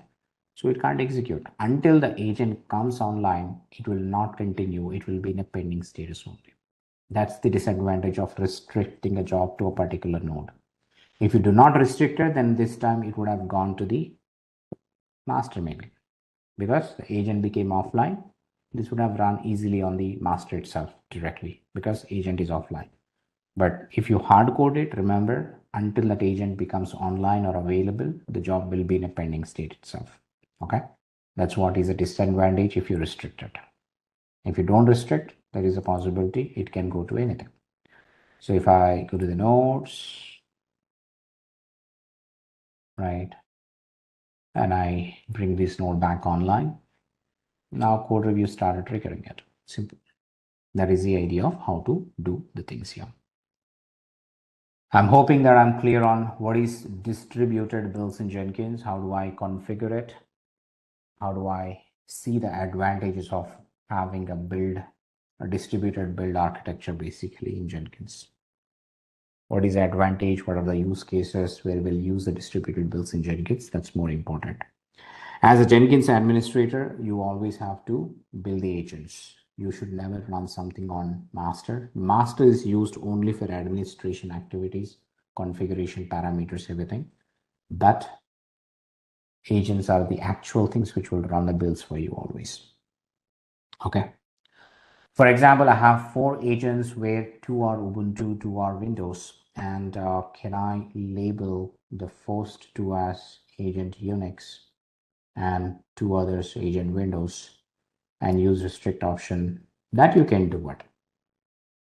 It won't stuck in that case, right? Because it looks for the agents with that name you have given. And it will choose whichever is online. That works for you, Prasanna. Right, so this is about the distributed builds in Jenkins. One other topic which I would like to talk for today, team, that is called Jenkins Security. Now, what is Jenkins Security, team, is that what you're doing after you log into the Jenkins UI. Means here, team, so far, I have a full access on the Jenkins which I created. Means I'm kind of administrator, which I can create, delete, modify anything on my Jenkins. This is not the same configuration you want to give it to everybody, especially if you are as a Jenkins administrator, right? And depends on the team. Let's say you want to give a separate access to the dev team, you want to give separate access to a QA team and so on. How do I configure that? That is where Jenkins Security comes into the picture. How do I add different users, least privilege access, whatever you call it, a minimal access to the users based on their role. It is also called as a role-based access control. A role-based access is what we are looking for basically. So if there is a fresher who just joins my team and then we are asking him to go and review it, but he shouldn't be able to delete by mistake as well anything, then he should have a read access maybe only. So those kind of access can be enabled on the Jenkins as well, team. All you need is to configure that access accordingly. But again, so far the users that we have created, this user is also available something called as Jenkins own user database. Means where is this username password is saved so far, right? So to know that, team, basically if you go to the manage Jenkins, now you see something called security, right? Under the security you have something called users that you can add, create everything. If you want to configure something else, you can go to security as well. If I go to the users team, first of all, now I see the default user called admin. Now, if I can add multiple users, I can go ahead and add it as well. Say user one, some password I call it, right? And I say user one, I say user one at gmail.com. Create users. So likewise, team, you can add n number of users to the Jenkins if you want to by using the create user option here. So you can say user two,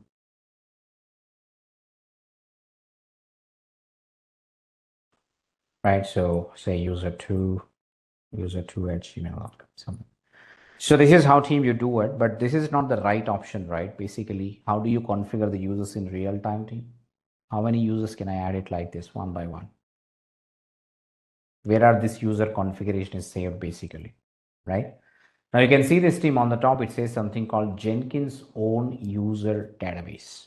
Do you see create user page on the top? You see that dashboard, it says it is called Jenkins own user database.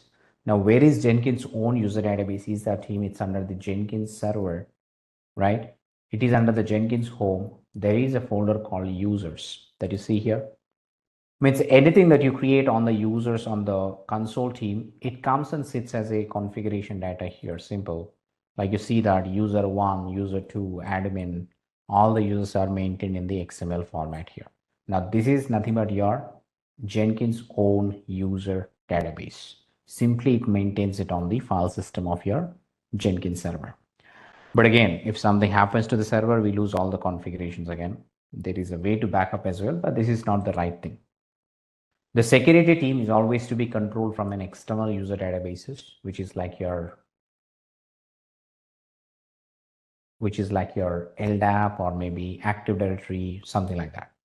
So if you want to integrate such external user databases to the Jenkins team, we can also do that. Instead of using the Jenkins own user database, we can also configure external user databases. So if I go to the security option here, the by default option under the authentication, you see is a Jenkins own user database. That's why you got that option. But if I switch this to LDAP or maybe some other things, If you're not seeing AD here, which means you're missing a plugin, you can go ahead and install a plugin called Active Directory, and you see the option here called Active Directory, which is AD basically.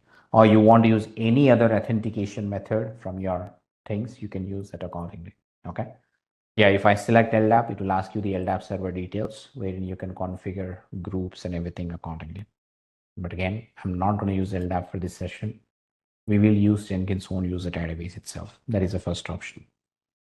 Now I'm also giving that because I'm using this, I allow the users to sign up, rather I configure the users like this, which means before I was configuring it, like it's like you sign up on any of the social media team, remember?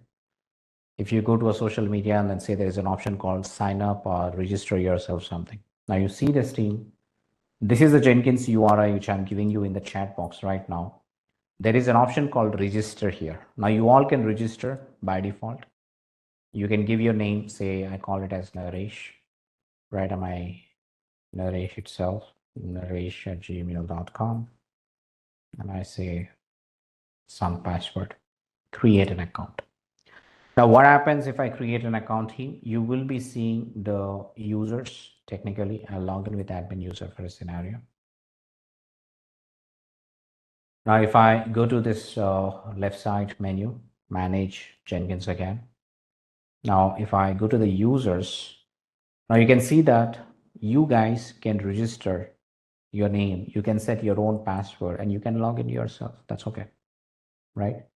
If I go to the security itself, now you see that authentication is done via the sign up option, but authorization, it says that something logged in users can do anything. That's why you are able to see everything is there. But instead, I change the mode of what you can do. I'll say matrix based security. Now I'll choose the users who can do what. I'll say authenticator users can read. Whoever is authenticated. Now I'll say authenticator users can also read the jobs, not anything else, right? I'll say add user, admin. Now admin is the super user right now. You can do anything. Say that. Only admin gets the full access on this one. Any other authenticated users will have only the read access. Apply. And I save it. Say for example, Naresh is logging in right now. Now Naresh logged in means Naresh is able to authenticate, but what options Naresh is seeing it on the left? Or any one of you who registered, can you see what all the options you're seeing? Yes, Steve. What all the options you're seeing? Same as the screen that you see it, right? You don't see manage Jenkins here on the left. You don't see the new item to build new jobs, something like that. You just see the read access for the jobs as well. Now within the read access, you don't see anything related to the job, right? You can't execute, you can't configure. All you can do is just check the logs, maybe. Console output is all you check it. Anything else? No, you can't do it. Simple. So you see that I'm able to control the access of whatever you're trying to do. Okay. Now, if I just go ahead and say again as an admin should be able to see everything. That is the default. You see manage Jenkins and everything. Now, for example, here I'll add manage Jenkins again. I'll go to the security. Okay, now I'll say that I'll add a user called Naresh. Okay, there's a typo I did. Say here Naresh, right? Yeah, Naresh is a user. Overall read permission. Now Naresh can read jobs, move jobs, can see the workspace, right? Can build a job, can cancel a job, right? Can configure the job, right? But can't create or can't delete it. Means he can perform all the options on the jobs except create and delete. Okay, create and delete options are not given. I'll say create maybe again if you want. I can also add any other user, say user one, read access, overall read, and say configure. Now I'm not even giving the configure, but say user one can rebuild and cancel the jobs maybe. That's it. Overall read something. So this is how team you individually select options basically.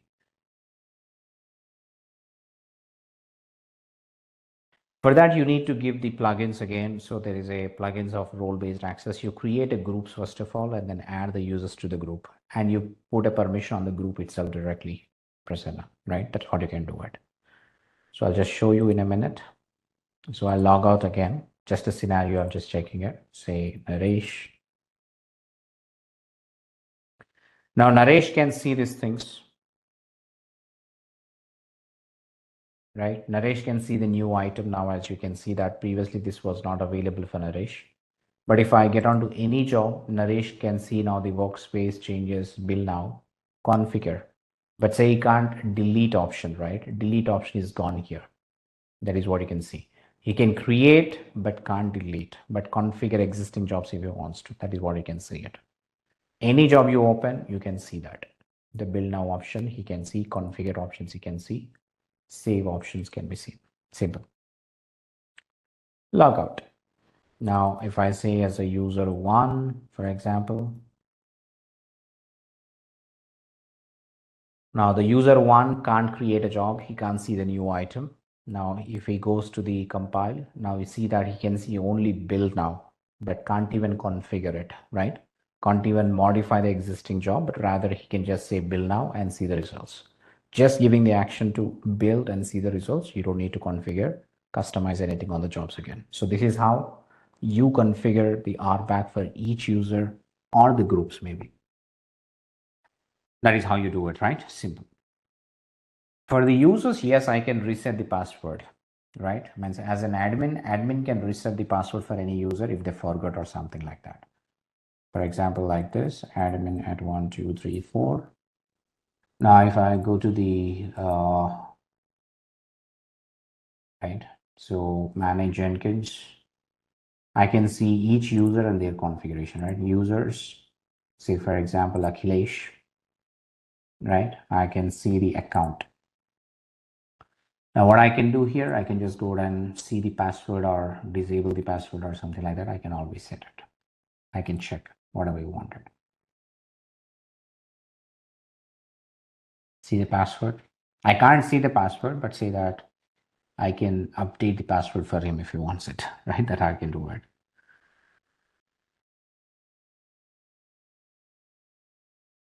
In case if you forget the admin password, then what I have to do is that I need to disable the security first of all, right? There is a way that we can disable the security completely and then log into the console without a security and then reset the password for admin. That's what you can do. Right, so coming to the group side, if you want, maybe you need to install plugin called role-based access control and then add the groups with that. Let's say that role, not this one, right? Available plugins. So role-based authorization strategy that I can do it and then say install. Prasanna, this is what you can do it. The complete authorization strategy will change for you, right? Once I install the plugin, if I go to the security, right? Now under the same authorization strategy, I'll get one option called as role-based strategy here. See that? Now within the role-based strategy, you have to get it or you have to change something before that. Leave it without changes. And before that, if you look into the manage Jenkins here, where is this? Here, if I go, yeah, now you see that, right? Manage and assign roles. This is where you start doing it. So role to add, say the dev role I added first like that. The role itself we add it, and later we add the, assign the roles to the permission users. Say QA, add. Now overall read permission, I give it accordingly, something. I'll save this for a second, for example. Now assign roles. Now under the assign roles, basically the admin, part of the dev and QA, or you can say add user, say for example, Naresh, and then add user to the dev group directly.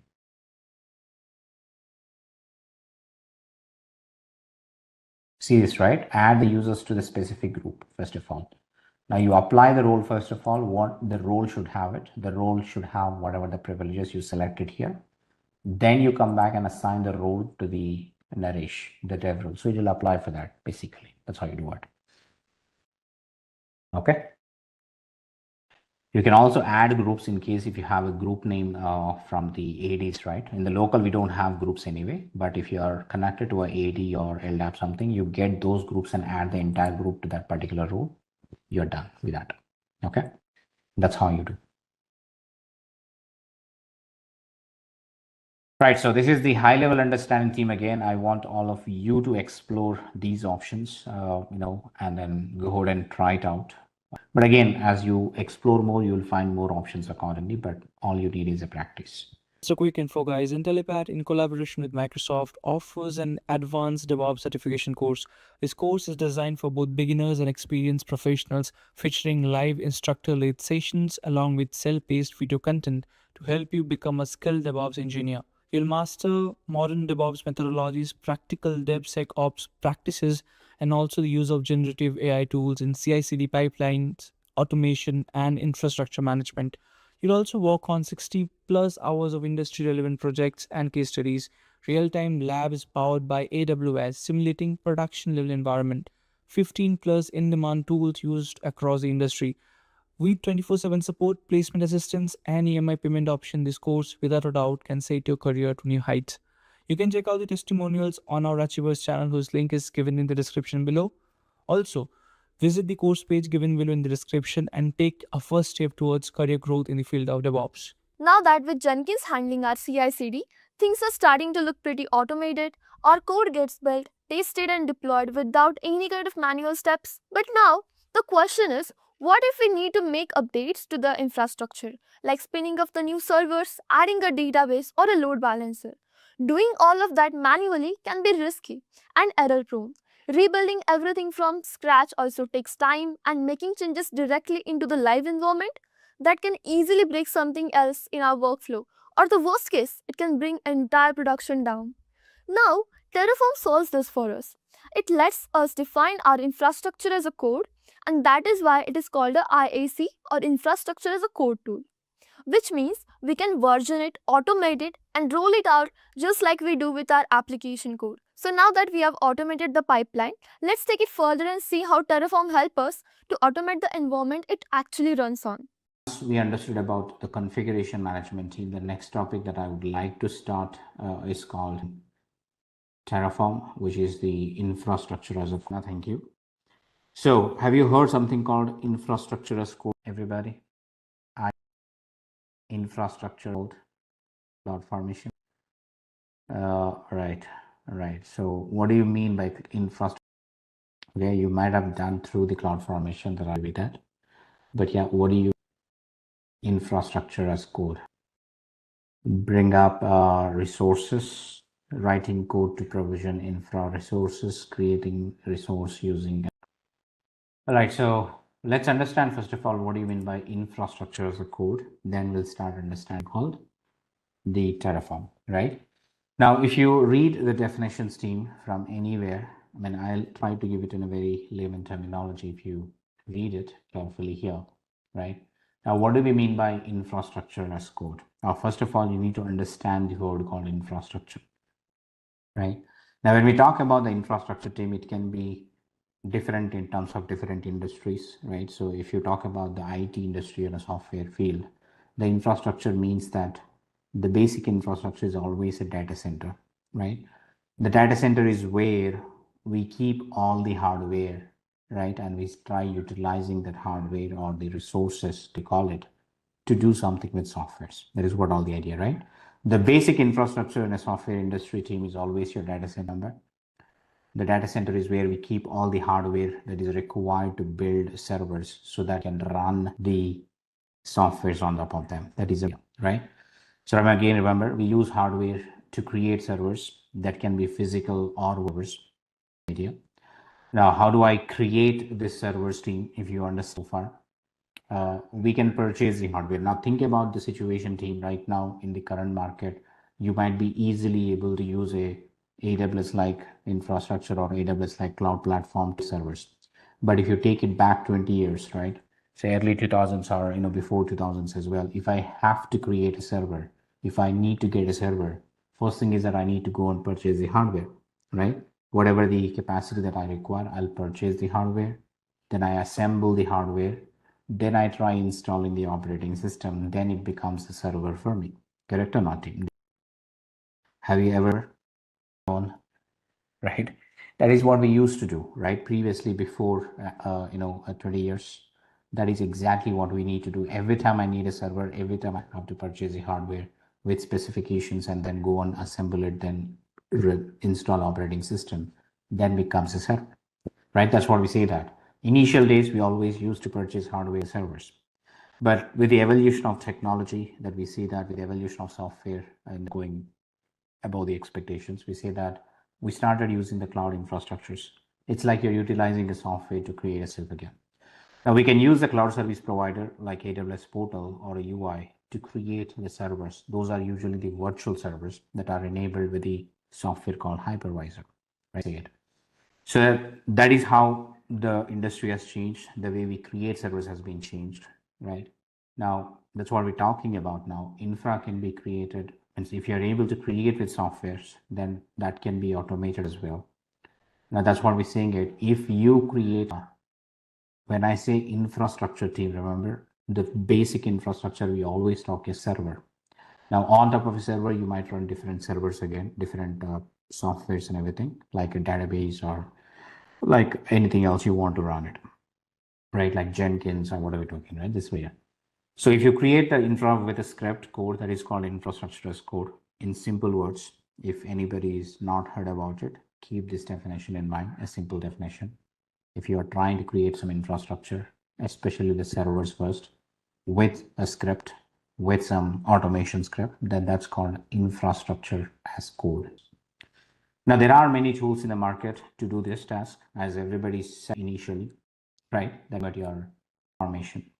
Remember, what are the tools for implementing AC?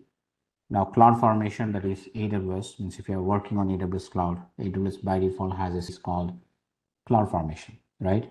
Now, you write a code, you write some YAML script and then execute it, and it will go on provision something on your cloud, like maybe EC2 instance, or maybe create a group, or maybe create a VPC or a subnet, something like that, right? So whatever you want to create something on AWS cloud, you can use it. But similarly, team, every cloud service provider has their own IAC tool. Like for example, in the Azure, we have something called Azure Resource Manager, just like your cloud formation, you do it. Now, if you go to the GCP, which is Google Cloud Platform, you find something called, and so on. If you go to Oracle, you have something, you have Alibaba, you have something else. So there are many cloud providers. Each cloud service provider has their own native IAC tools embedded in their platforms, right? But again, when I keep switching my job, if I keep switching the cloud platform as well, I can't learn all these different tools to perform the same type of activity. Now that's why, team, we want some tool that can, right, that can be helping me to provision, create infrastructure across clouds. Again, we're saying it, the above are something called cloud specific tools, right? So we can use a third-party tool, right, which is not specific to any cloud that they give. There is some tool called Terraform, now which is provided by a company called HashiCorp, right? So Terraform is something again called a infrastructure as code tool. Remember. Now the beauty of this tool is that it is cloud agnostic. When I say cloud agnostic, which means that you can use Terraform to create provision infrastructure either on AWS or Azure or GCP or Alibaba or Oracle Cloud, you name it, you can do it on that, right? So Terraform supports every cloud out there in the market. So technically you can use Terraform as a single tool to provision infrastructure to create a server on any type of cloud available, right? It is not only the public cloud teams. Now remember, when we talk about the cloud like AWS, Azure, GCP, those are meant to be public clouds, means anybody on the internet can access it. But we do have something called private cloud setups such as OpenStack. And if you're not aware of it, forget about it. But I'm saying that if your organization decide to not to use your public cloud, they can set up their own data center as a cloud, which is like using a software, right? So that's what the idea. So the Terraform can work even with private clouds as well, private cloud solutions as well, which are available in the market. So Terraform is one-stop shop. We can say that, which supports many cloud platforms to provision, automate infrastructure creation, right? So this is what we're talking about technically, the infrastructure as a code, which is also mandatory. Remember, the main goal of DevOps, as we said in the day one, automate everything possible, right? One of the main goal that you are working with DevOps implementation is called automate everything. Whatever is possible to automate, do it. Now we're talking about infrastructure. So we already talked about configuration management, which is the automation of change implementation on existing infrastructure. Remember, there is a difference between the configuration management versus the infrastructure automation, infrastructure as code, right? Now, the configuration management is implemented on already an existing infrastructure, already created servers. The servers are already readily available that we can log in and then implement changes. That is called configuration management. Now, how do I create the servers? So far, you were seeing that we were creating the infrastructure servers required by using the AWS portal. But I don't want to use this UI to create this EC2 instance. Rather, I want to write a script that can go ahead and talk to AWS and then create servers for me. Create 100 EC2 instances, maybe something like that, right? That's what is called infrastructure as code. And that can be implemented with a tool called, clear about it? Now, then we talked about a configuration management tool called Ansible. Then I also told that there are a couple of other configuration management tools in Puppet. So my question to you here is that, can I use Ansible to create the infrastructure on the cloud like AWS? Is that a possible thing or a not? That's right. Ansible is not Ansible is config. No.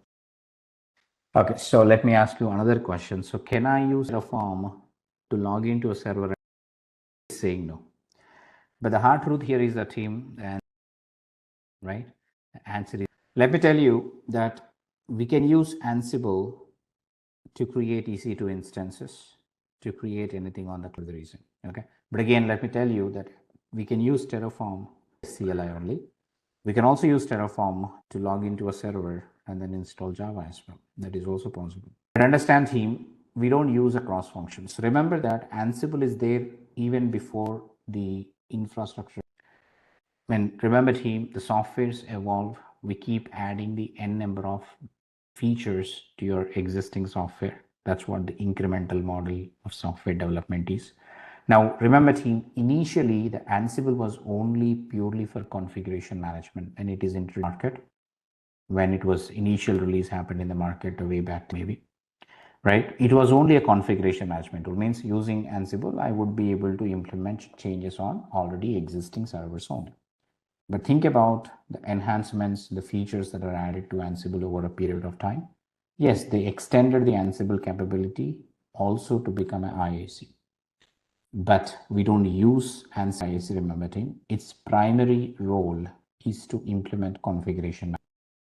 It's like you are having multiple skills. Like you have a primary skill, you are a subject matter expert in one tool, so you know it, right? That is what your primary area of expertise, you call it. And it doesn't mean that you don't know the secondary area, right? You also might be knowing the secondary tools where you might not be an expert in them, but you know something about it. Correct or not, Tim? Can I say that, everybody? Do you all agree with that? You all might be expert in something, you know end to end of what you're expert at, what your primary skill technically. But you also knowing the secondary skill where you might know something about it, but you're not really worried about whether you completely knowing it sometime. Means you don't really worry about implementing it fully. You have to be master in one at least. That's your primary skill we talk about. So think about the Terraform is master in infrastructure provisioning. So it does the best of it in infrastructure provisioning, infra management. Where Ansible is master in implementing changes in the existing infrastructure, managing those changes in a better way and efficient way, right? So technically, you can use either of the way, but the idea is that you have to use the tool meant to be, right? So what I would do in this scenario is that I always use Terraform to provision the infrastructure. It's the best tool in that area. Now, once the Terraform is provisioned infrastructure, let's say that I'll ask Terraform to invoke the Ansible. Just a logical thinking, I'm saying it. DevOps is all about integration of tools, team, remember? That's what we're taught, right? The end goal of your DevOps is to implement a solution to provide the end-to-end automation, right? From the development hands into the production environment, you have to work through it and deliver the code from the development side into the end customer. Now, in order to do this, team, it's not possible with one tool, definitely. So we have to integrate the tools where necessary to develop a full automation. So remember, we already know the Jenkins. So with Jenkins, we automated the CI, right? Just I'm giving you the ideas, how do we do it? Now, once the WAR file is available, let's say that we need to provision infrastructure, which means in order to deploy my WAR file into a EC2 instance, so we need a EC2 instance to be created. So what do? We can ask Jenkins to invoke a Terraform, right? Just like Jenkins was invoking Maven something. In the same pipeline, what I would do is that I'll ask Jenkins to invoke the Terraform. A Terraform will go and provision. Now, once Terraform provision the EC2 instance, I have to install Java Tomcat on it. So then I ask Terraform to invoke Ansible. Then Ansible goes there and install Tomcat Java and everything, right? Copy the WAR file and deploy everything. So you see that it is all the integration of tools to extend your work one by one, right? That's all we're trying to do. I hope you got the points, what we are trying to do here. To implement a full end-to-end solution, we need to learn the tools, integrate them into a one single bigger pipeline where you can achieve the end-to-end task of your development or software. So again, team, if you talk about the Terraform architecture a little bit, now how do you implement Terraform, or how do I work with something? It's very simple that in order to work with Terraform, we need to install a software tool that I need a place where it can be installed. So let's say that team, it is a EC2 or a VM, right, where we can install the Terraform software. So we have an OS, usually we are taking, right? Now on this instance, we're going to do the install, right, tool or a software, you call it. That is what you do, right? This is the VM. Now the idea is that here, by executing some commands of Terraform on this instance, we are expecting that Terraform would log into a service, right? It can be any cloud team, I'm telling you. It can be your AWS itself again, or again, the EC2 instance is on AWS, so I agree. So this can be AWS, right? This can be, or this can be GCP and so on. Anything that you want to do it. So we'll give the necessary credentials to Terraform tool. So Terraform will make a login to the cloud service portals and then start executing the necessary resource creations and all those stuff. That is the main idea. This is a simple architecture that you can always see it. This is also kind of push model architecture because we execute scripts on the Terraform VM that will necessarily push to the cloud and then start executing their code. That's the idea. Okay, so now in order to implement this particular solution, so first we'll take a VM and we'll start installing Terraform on it. So the one VM team, so here it is, right? On my AWS account again, I have created a VM that I name it as Terraform VM. That's all about it. Just a simple EC2 instance like any other EC2 instance you created so far, right? So let's log into this VM and then we'll start checking it. So I have already configured the DevOps user as well, team, here. So let's say that we can log in with DevOps user. You know how to set up a DevOps user. The same password, which is 281234, right? Now you see that this is the VM that we have it, right? Now what I can do, if I quickly check if I have the Terraform installed here, say Terraform, right, -v, sorry, it's Terraform, right? Okay, so there is no tool called Terraform is installed on this VM. So what we have to do is that simply go ahead and install the Terraform software tool. By default, it is a CLI tool again. There is also Terraform Enterprise we have, which can be a UI based tool. But again, the enterprise comes with licensing and everything, which we cannot use it straightforward. So that's why we'll rely on the CLI itself. Okay, so what I'll do, I'll go to my GitHub account again, the Learn DevOps Labs repo, from where we've been using the scripts and everything. So here it is. Now I have all the codes here, team. Let's say if I go to the install, where you will find the necessary instructions to run, right? So just follow the instruction here, team, whatever, to install the Terraform.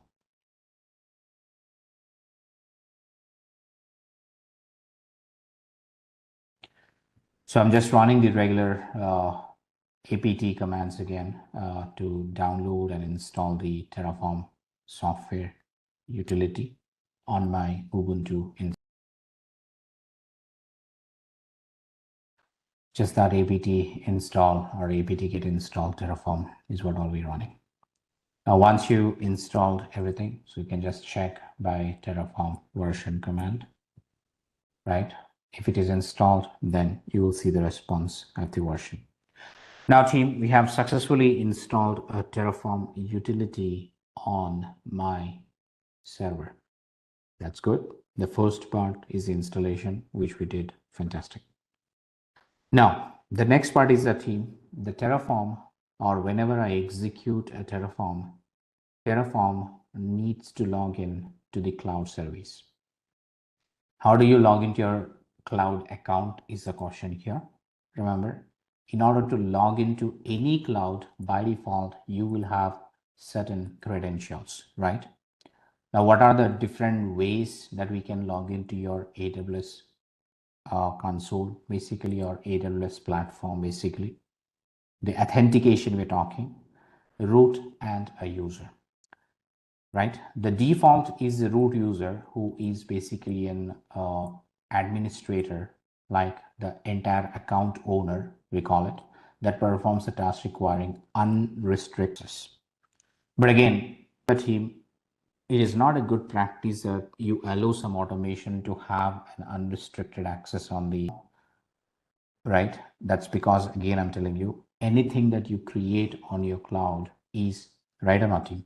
Any resource that you create on your cloud is going to be charging you something. Now, if your automation is something provisioning unnecessary resources, which has unrestricted access, everything, which can lead to unnecessary cost for your organization or for your itself. So in order to avoid such situations, we have to give a limited access. Means whether the script is trying to go and try to create some VPC, then authentication is that, hey, you're not allowed to do this, right?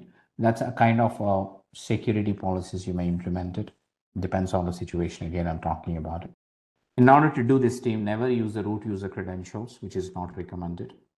You always have to set up some a user with a specific privilege. Again, I'm telling you, you have to create something called a second method of logging into an AWS account. That is by using something called IAM user, a user with an account that performs the daily tasks and also have a limited privileges, so that it cannot be misused to create unnecessary resources, unnecessary cloud resources, we call it. So how do I set up the IAM user? First of all, for that we need admin access anyway. So I'll log in with my root user credentials first of all, right? And then we'll start creating a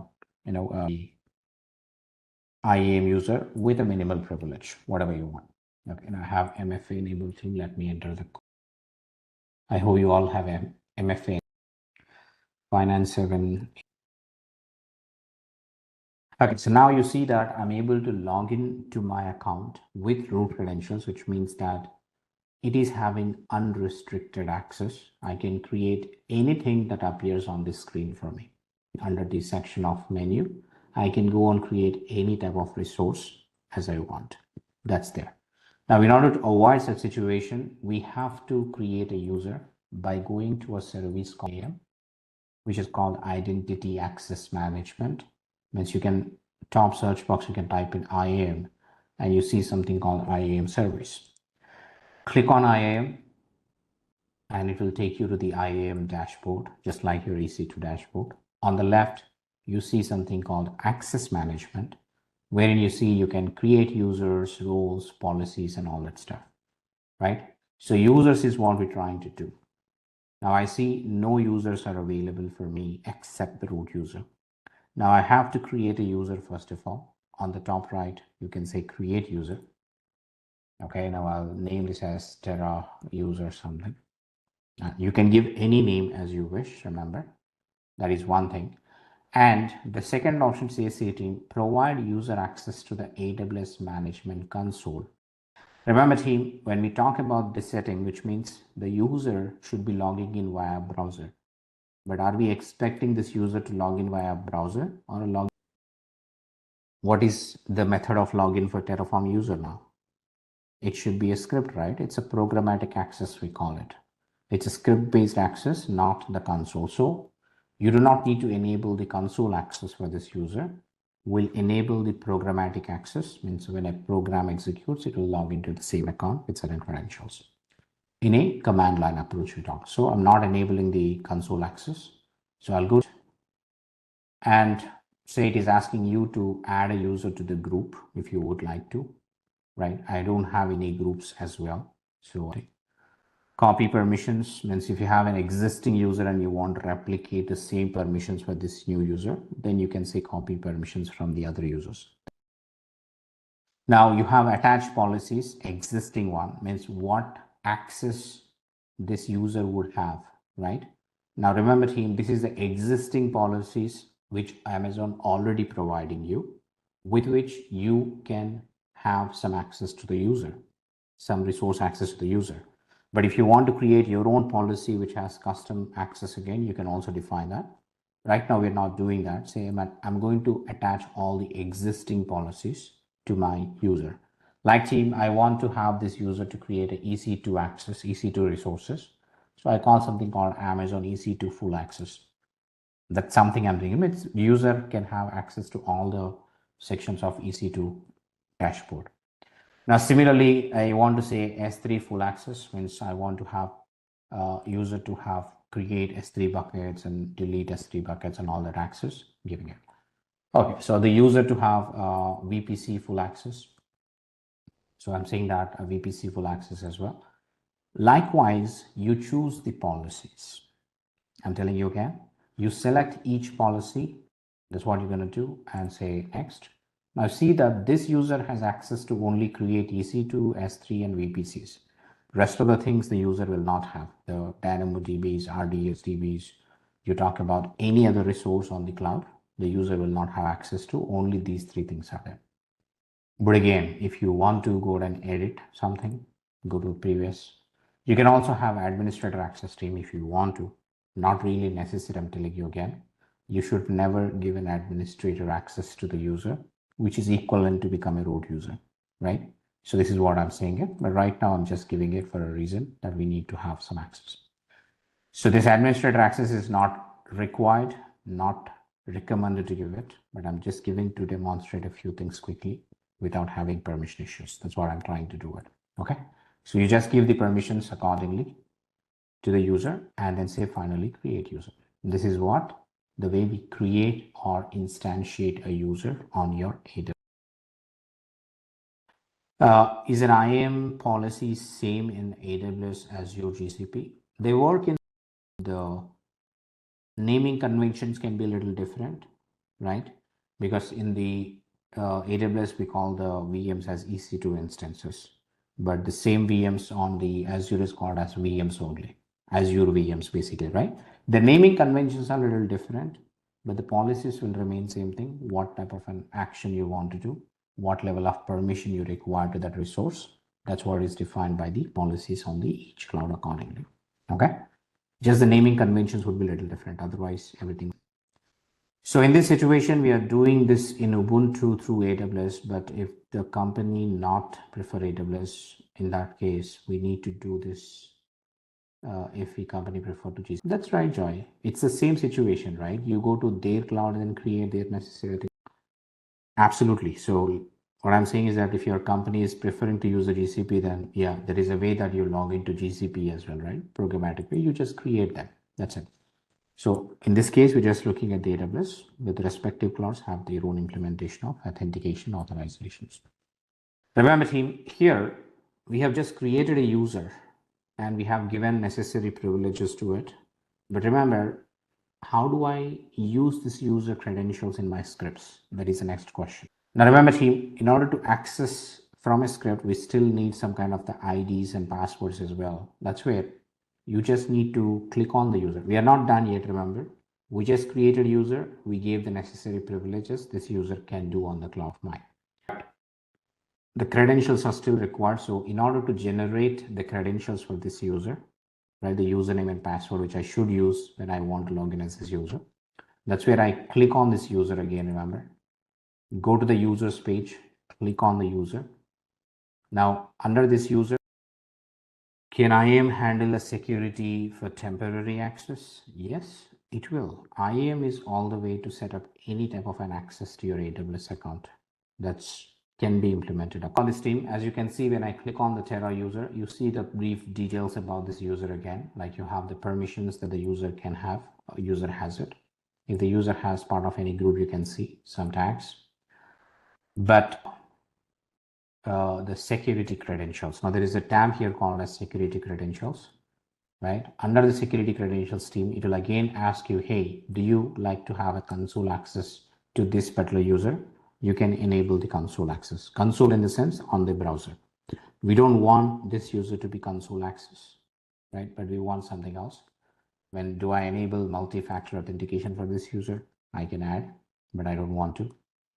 Now there is a third thing which is called access keys. Remember, now this access keys is a mechanism team to authenticate to the AWS via programs, via scripts basically. It says that use access keys to send a programmatic calls to AWS from AWS CLI, AWS tools or PowerShell and so on, something. So whenever you think about accessing the AWS resources in a programmatic approach from the CLIs, you always have to generate something called access keys for a specific user. So I'll say create access key here. Okay, now it will ask me like access key best practices and alternatives. It will suggest it. Say command line or now this is a third-party service team. Remember, Terraform is a third-party service that will try to log into the thing. So I'll select this as a third piece, right? And then understand this recommendation, everything again, right? And then say now enter something wherever you want it. So Terra user, right, keys something. Or just say that I'll use a Terra user something. Then create access. Now when you create access key team, you can see that it gives you something called access key. That is the value here. You see this is like a username now. And you see something called secret access key, which will act as a password. Remember team, the secret access key will be visible only one time on your screen, like you see right now, like your GitHub access token as well. Means if I move out of this page, this value will not be visible again to you anywhere, right? You have to store it before you go out of this page. There is also an option called download CSV file in the bottom. So I'll click on that. So technically it will download a file to my local, which is called Terra user access keys.csv. If you open, you'll have something stored in, right? Okay, so now this is the keys I have. So what I'll do, I'll keep it aside, then I'll say done. Now again, I'm telling you, as I said, if I go to the users, click on users, security credentials, right? If I go to the access keys, where is this? Yeah, here, right? Access keys, there is one access key, you see it. But you can't see anywhere the secret access key team. Even if I drop down here, you can say deactivate it or delete it, right? But you can't have the same thing again. If I want to have a new thing, you have to create a new access key again. Remember that. So that's very much security reasons it will do that like that. So this is the idea. Anyway, we have now access key and the secret access key as well. Now that I can use with Terraform to log into my AWS account to create something. Now we install Terraform, then create here, right? Create an IAM user. on cloud, right? And generate necessary, right, login credentials that we can use in Terraform scripts. Simple. Now it is the same thing for each cloud, that in each cloud you have to do the similar settings so that you don't. Remember that on AWS team, create IAM user on cloud and generate necessary login credentials that we can use in the Terraform scripts. So we will have some file here. We'll create and we'll provide them a call. Clear now about how do I create IAM user? How do I create some secret access keys to it? Now, once you're done with this, now the next thing is that now we need to start writing the Terraform scripts, right? Now, in the Terraform script where I can configure credentials first and then I can start asking to create some resources. So how do I write Terraform scripts? Okay, so in order to create IAM users, first go and search IAM Ankita. Right now that will take you to the IAM dashboard or IAM page. Or if I search IAM on the top, you'll see IAM. Just click on it. It will take you to this page. On the left side, you go to users. First, you need to create a user with the necessary credentials, everything, with necessary permissions, everything. Once the user is created, then click on the user you created. Then go to the security credentials. And if you drop down, there is something called access keys, right? Wherein you can just say create access key, choose the necessary service, and then say it, right? And then give a name and then create access key. That will generate the necessary access key that you can download. And this is your access key and the secret will be there. Ankita. All right, so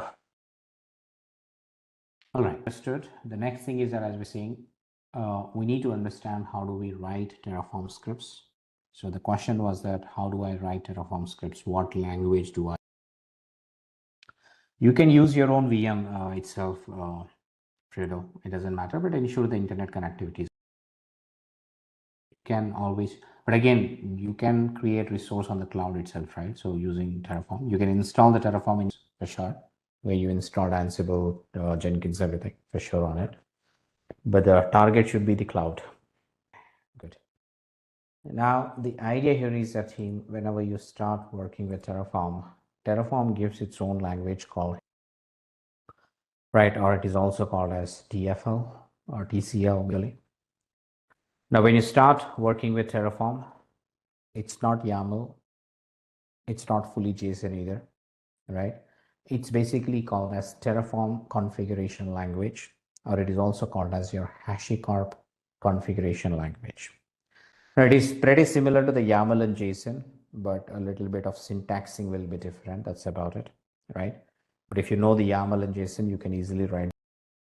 Already discussed, right? So Terraform configuration language team, that is what we're going to use it. The main purpose of Terraform language is declaring resources which represent the infrastructure objects, is what we call it, right?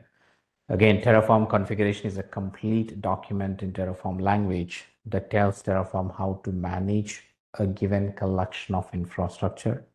A configuration can consist of multiple files and directories as well, something like that. Okay. Now, I don't make this complex to you, so let me make it, right? How do I write Terraform scripts? That is where if you look into. We use HCL or TCL to write Terraform. The only prerequisite that you need to know. Now, all the Terraform scripts must end with an extension called .tf. Like you had the YAML ending with .yaml. Now, all the Terraform scripts, right, must end with an extension called .tf. Like you can say that a.tf, vm.tf, infra.tf, something like that. That is the first rule to know when you're writing HCL. Now, within the Terraform scripts team, we use mainly two keywords that is called providers and resources, right? Within the Terraform scripts, you keep hearing two keywords. You keep writing two keywords. One is called providers, one is called resources. Now, what is a provider here? The provider is nothing but a cloud service name. The provider, cloud service provider, you call it. So you define all the cloud authentication information like regions and all that stuff in the provider configuration data, right? And remember, team, the second thing is called resources. Now, the resource is something like on any cloud, anything we create is called a resource. For example, EC2 you create is called a resource, or a security group you create is called a resource, or keys, S3 buckets, VPCs, etc., etc. Whatever you try to create on any cloud is technically called a resource in Terraform terminology, right? That's all you need to know. Okay. Now, after knowing these things, these are the two important things. We do have some more about them later, but the idea is that these are the two important. But along with this, team, within the scripts, again, the way you write these two keywords are using the logic called arguments and blocks. Now, again, team, it's a very simple thing. What are Terraform arguments? If I talk about, oh, wait a second. Yeah, here it is, right? Now, when I say arguments, right? Arguments in Terraform, script, right? Now, those are like your YAML key value pairs, team. Remember, in YAML, how do you write a key, right? Colon space value. Now, this is your YAML syntax, correct or not? That is called simple YAML key value. Now, arguments in Terraform team are same as a key value, but here we write something called key is equals to value, right? This is Terraform. Okay, it's a very simple idea team. I'm telling you again. If you know the YAML key value pairs, now here also we have something called key value, but in the Terraform script, we always write them as key space equal to space value. That is mandatory. Okay. This is what all you need to understand. This is how we write in this one. Make sense, everybody? That is called arguments in Terraform scripts. Any key is equals to value in your Terraform script is known as your argument, just a Terraform way. Now, the second thing in Terraform is called as blocks, right? Blocks in Terraform script, right? Now, what is a block? It's like you're describing a properties again, describing a resource, which means that again, remember a block is written with the resource block, we call it, or it can be, we call it as a block, the block type, and you open and close. Understand, team? There is a block type, and within the block type, we keep writing the arguments. Like say that again, if I have to create a EC2 instance, for example, I'll say that instance underscore type means, remember team, when you define create instance, you see that, right? T2 micro or something like that. So this is a block type is nothing but say I want to create a resource called EC2 instance. That is what I'm saying it. So within the block, you will see a multiple key value pairs, right? Let's say that I want to assign a key to this instance, which I'm creating it, or say that key underscore name. Remember team, the key that you create, right? The PEM file you created, say that iPad something, the key name, you have it. The number of EC2 instance you want to create, so the count is equals to something like you mentioned. The number of EC2 instance you want to say 20 instance I want to. So now this is how you write a block team. Remember, a block describes a properties of a particular resource. Let's say that in this case, which can be a resource, and say that I call this as an AWS underscore instance, the type of resource I'm talking, right? The type of resource and the purpose, something we call it. The example here, I'll do it like this, for example. The block type is called a resource because AWS instance is called resource. Now, type of resource is nothing but your AWS underscore instance. And the purpose is that I'm saying that, hey, I'm creating for this development purpose, I'm creating this instance. There are 20 instances with T2 micro type with a key assigned as iPad to it. That is how you do it. Now, there can be n number of other parameters like the storage, the security group. You can assign everything. Now, everything you assign this as this one. So this is called a block execution or a block within the Terraform script, right? So you have all the arguments embedded inside the blocks or placed inside the blocks always. A block is always an open and a closed curly braces. Now, when I say a block type here, you also can have a block type called provider block, right? Provider service. And then you have a provider information, right?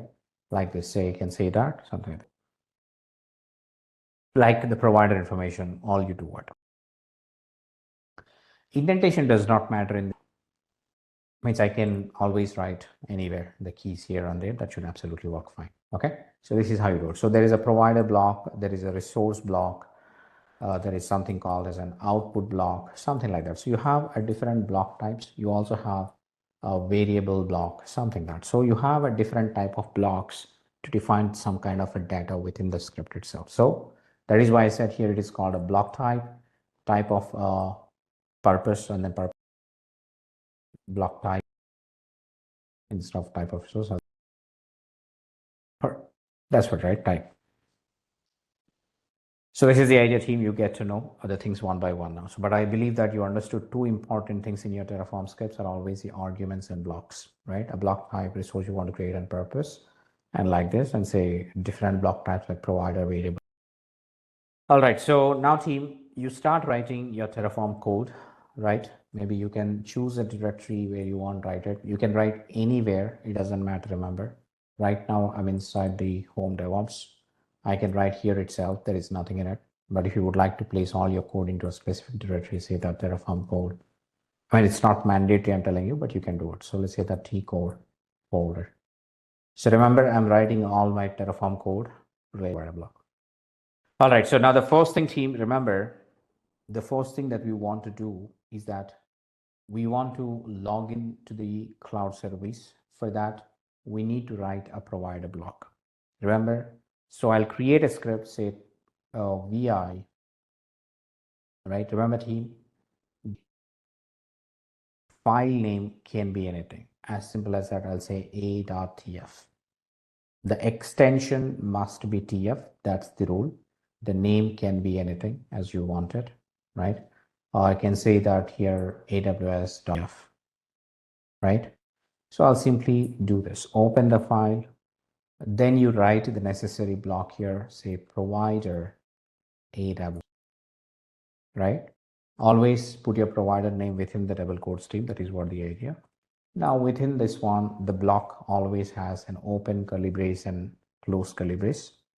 Now within the provider block, now we tell the credentials. Remember that it's not just by defining the provider we can log in. Now what is the purpose of provider block here? We want to provide these credentials within this program script here. So Terraform uses them to log in, right? So what do you call this? Is called access key. This is called a secret access key. So what I'll do here is that access underscore key is equals to give the access key that you have, right?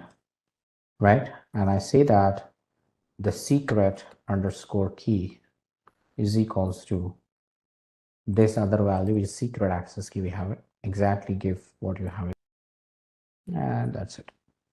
All right. Now, along with this, team, there is one more important key. We can use it. Now, remember, team, the spaces does not matter here. You just keep it according to your only.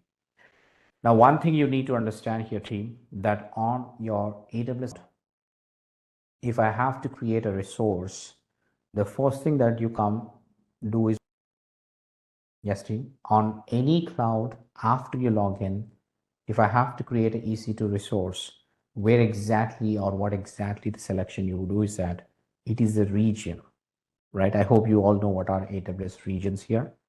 AWS regions are the geographic locations where AWS data centers are present, where your hardware is available, right? And then wherein you can create a EC2. Remember, team, one specific thing, once after you log in, it is mandatory that you must choose a region, correct or not? Without choosing a region, can I create any resources? Yes, team. Without choosing a region, can I create any resources? Definitely not. So it is necessary that you need to tell in which region you need to create resources to Terraform as well. So for example, remember the EC2 instance of Terraform is available in my which region? Right, this instance, right, which I'm just showing to you right now, where I install the Terraform, is available in my North Virginia, which is called US East 1 region. But I want to create resources in US East 2 or maybe US West 2, whichever the region you want, you choose it. Say I'll select this Oregon, which is the US West 2, right? Remember the region I'm choosing it, the Terraform now have to create resources on a region called this region core team, which is predefined by AWS. You need to choose the value, which is US-West-2. So in my script, I'll say that, hey, region is equals to US-West-2, something like that. Okay. Likewise, we can configure some other details as well about the cloud.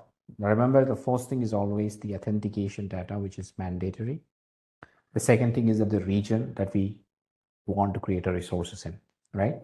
You can choose like this. Now, this is called a provider block, simple, a very, very, very simple provider block. Am I clear? The first thing, remember, you can have a provider, you can configure multiple providers as well. It's not necessary that you have one provider in one file. Within a single TF file, you can have multiple providers as well, like this, right?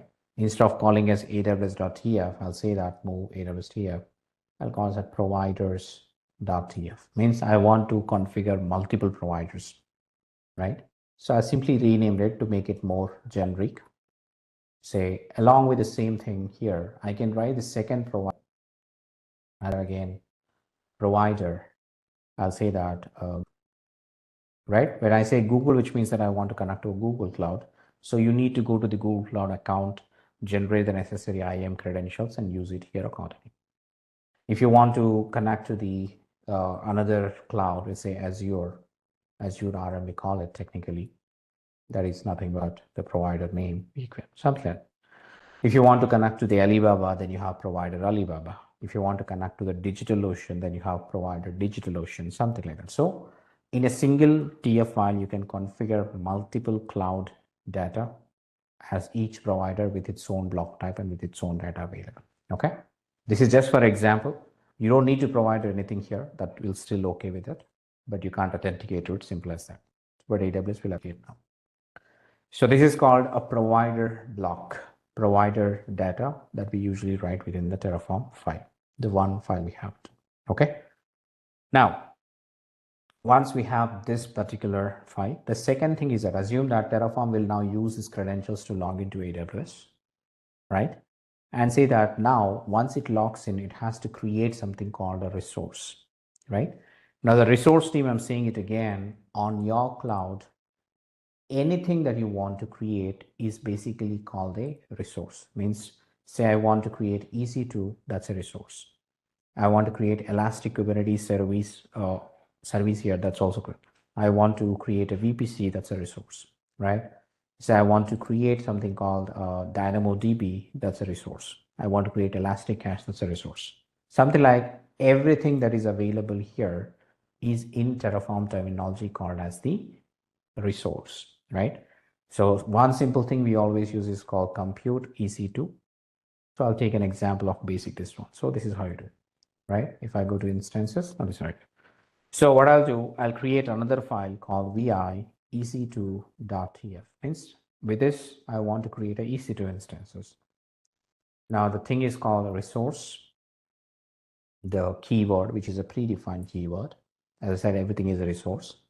And you have something called AWS. Remember team, the EC2 instances are called AWS instances as well. The name here itself says instances, right?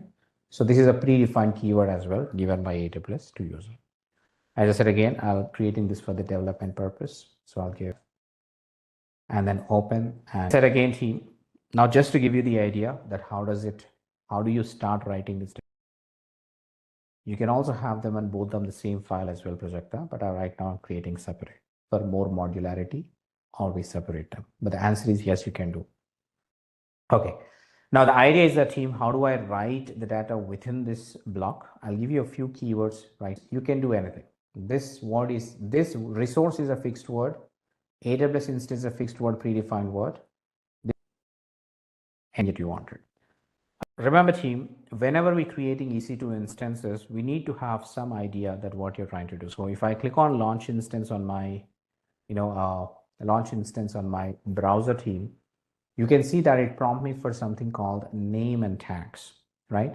Now name and tags are something like you add a key value pairs, name, hey, test VM, something like that.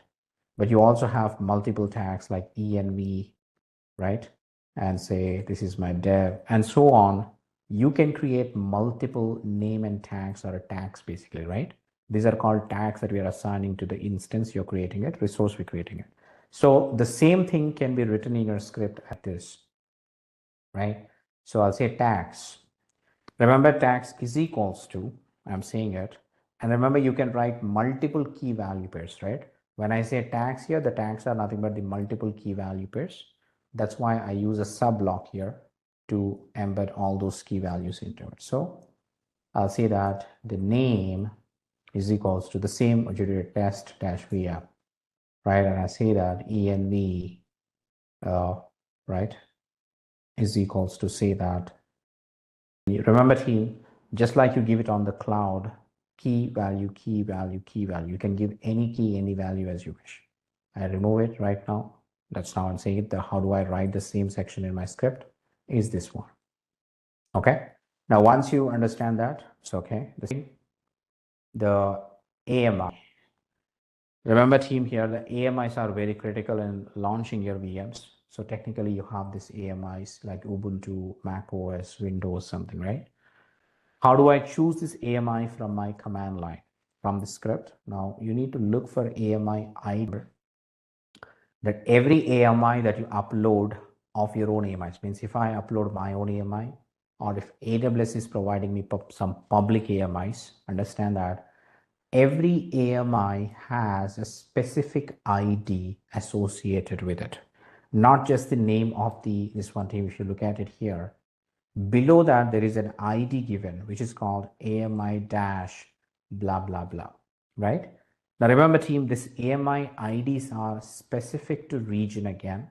Remember, if I select the Ubuntu image under the US West 2 region, this is the ID. But this ID is not same if I switch to the region called, understand team, the AMI IDs are region specific. So be sure that you choose the right AMI IDs to tell the Terraform always, right? So I'll say copy this value and I'm saying that, hey, AMI is equals to this one, right?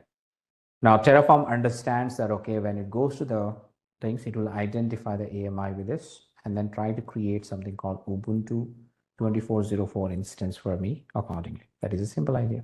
So say that I'm selecting this. Confirm the changes. Yes. Now this is selected.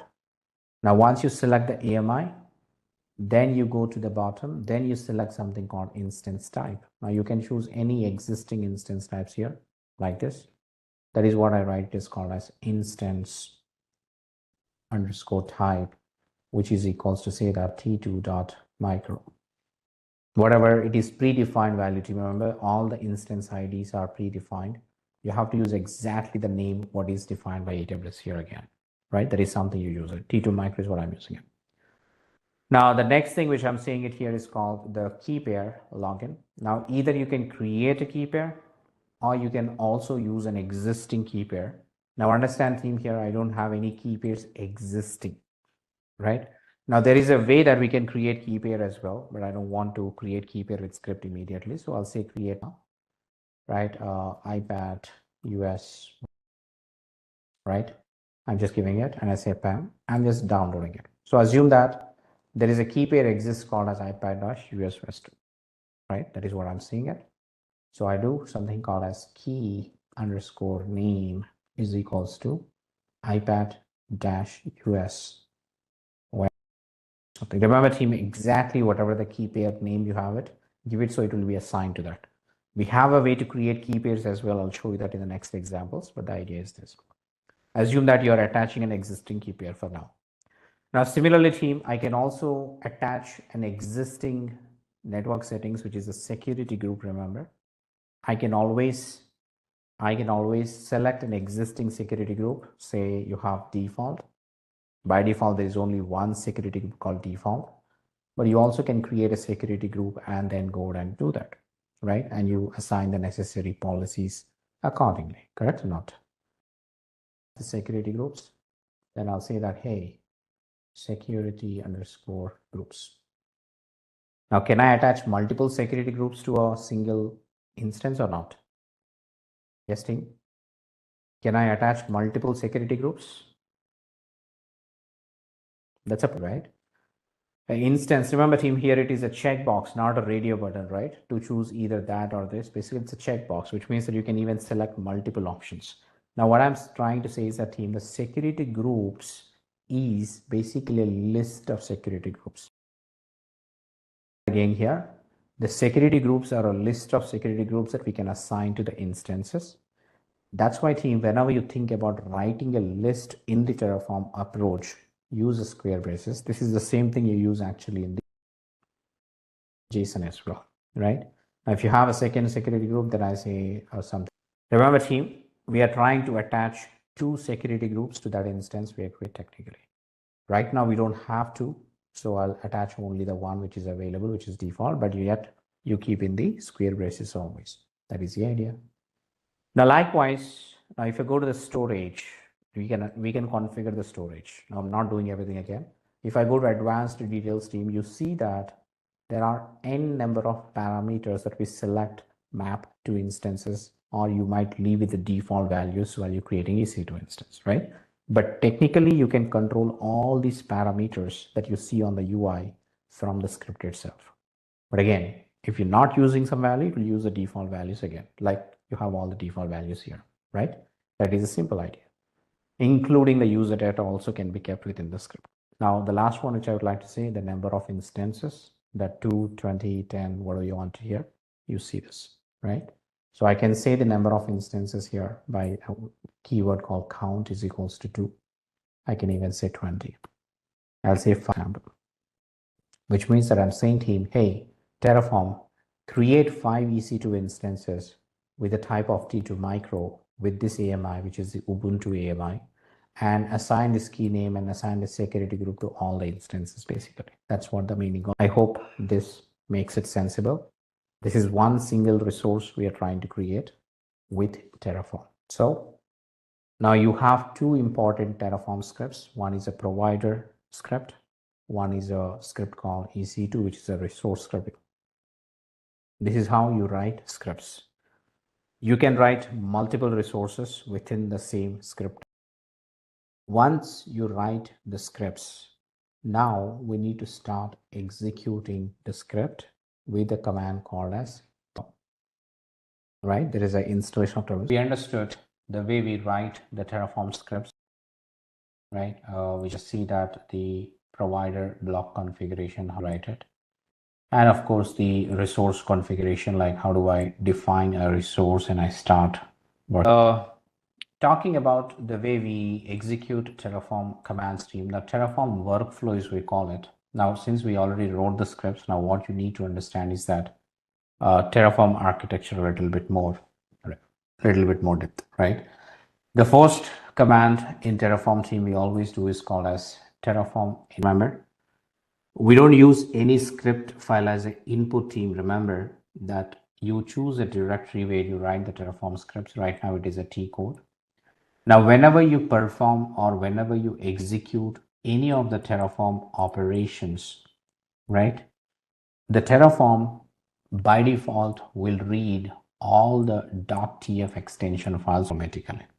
Remember, I can't say that Terraform init provider.tf, Terraform init ec2.tf, Terraform something with some file name. That is not possible here. You can't provide a TF file as an input to the Terraform command anytime. Like we did Ansible playbook and playbook name. No, that's not how Terraform works here. Terraform commands will automatically read the .tf files in the current directory where you perform a Terraform execution or a Terraform commands basically you run. Okay. The first command which I'm running here is called as Terraform init. That is the first command. You must run it no matter what, always, whenever you do. Whenever we run a Terraform init team, now it will try to initialize some backend plugins. Now, Terraform also works in the model of plugins team. Remember, the way we see that Terraform can work with any type of cloud plugins or clouds out there, right? Now, Terraform bundle that we install, for example, the Terraform CLI we install, not has the all logic to connect to all the clouds. So how it connects to the various clouds is that Terraform uses a plugin concept again. Terraform extends its functionality using a plugin to connect, create resources on a specific cloud, right? So Terraform uses AWS plugin to connect to AWS. Terraform uses Google Cloud plugin to connect to a Google Cloud and so on. So that's the basic architecture of the Terraform you can know basically. I'll show you, right? Terraform architecture. If you look into this Google and then look for images, you will easily find, right? Okay, so if you look into this basic architecture team, now you see the Terraform core, the left side basically, right?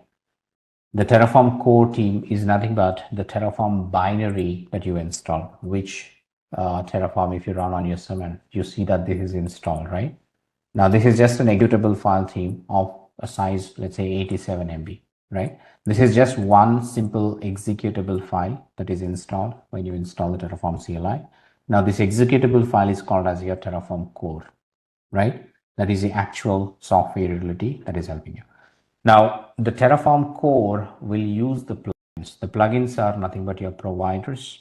The reason we have written the providers here is that the providers.here. Or we're telling the Terraform that, hey, you download a plugin called AWS. Then you download a plugin called Google. Then you download a plugin called Azure Arab, something like that, right? Now that's what you see in the output team when I run the Terraform init. It says initializing the backend. Now you see the initializing the provider plugin.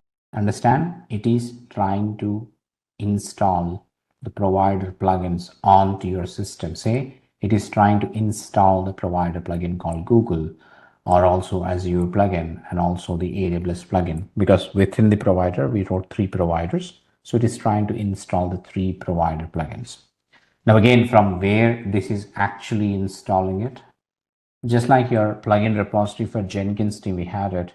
There is a plugin repository for this one. Is called as registry.terraform.io, right? If I look into the, okay, let's click on this, right? So registry.terraform.io team is the registry or online repository where we have n number of Terraform plugins again. Now you see the different type of plugins here. One is called providers. Now, if I go to the providers page, now you see that the different plugins available like AWS, Azure, Google Cloud, Kubernetes, Alibaba, Oracle Cloud, and so on. You see n number of plugins here to make changes. So if I go to the AWS plugin, that's what you see. The latest version is 5.93. This is published 2 days ago. Now that is the same version it is installed here. We say that 5.93.0. We can also use a specific version installation team. If you're not interested in latest version, we can also tell the Terraform to install a specific version. All you need to write in the code like this, right? It says that required providers, hey AWS, go to this and install this version, change the version number here, something like that. You can change the code a little bit. So the simple idea team we're talking about, remember, Terraform again will rely on the plugins to connect to the various cloud providers. Now to install your plugins, we need to run a command called Terraform init. So it is mandatory. Whenever you introduce a new provider or whenever you want to get the latest plugins of your provider, we always have to run the command called Terraform init. That's the first command in your Terraform work. Terraform init will initialize your necessary plugins using the provider configuration. Just like the git init, it will initialize all the necessary things for you. Okay, so now you can see I ran it again, but says that it is already installed this time using the previously installed. Now the second question is that where did it install the plugins? Now I said Terraform init is installing the plugins, but where did it install? Where did my Terraform init installed the required AWS or Azure or Google plugin. This is very much important to you to know. Remember, biggest team. I know it is a EC2, right? That's right. But where in the EC2 is my definitely the EC2 instance we are using it. Where exactly within this EC2 instance, which path under this EC2 instance. Understand team, it will always install in the current directory where you run the Terraform init. Right now, I ran the Terraform init within the home DevOps T code folder. So the plugins are always installed within this current directory, right? If I do ls-l, you might not see them, but because they are hidden with ls-al, you see something called a folder created called .terraform, right? Remember that this .terraform is a folder where it holds all the plugins. You can see that providers registry.terraform and HashiCorp, and I say that here, you see all the plugins, AWS, Azure, Google, and all that stuff. If I go to the AWS, and this is where you see the plugin installed, right? Plugin is nothing but again, some kind of executable format. It's there, is the idea. So understand team here, Terraform installs the plugins always in the directory where you run the Terraform command. Right now, I ran the Terraform init within the T code folder. I was able to read the provider configuration that which plugins are required and tried downloading them. Now, if you want me to prove that for a scenario, which we already installed, remember, but if I remove these directories, rm-rf, .terraform, say .terraform log file, something, whatever it is created. Now there is no programs or no Terraform available. If I go and install Terraform init again, it will try to read them again, right? Like you see, it is trying to install a down. Since removed it, that's gone. Terraform again, don't find them. So technically it goes and install them again. So installing something again. You understand team? Terraform init will always install the necessities required by Terraform to connect to a specific. If I try to run the same command again, since they are already installed, it will try to validate if it is matching the required version. It will not install it. It will say that it will try to use this. As we go, we can see previously installed version.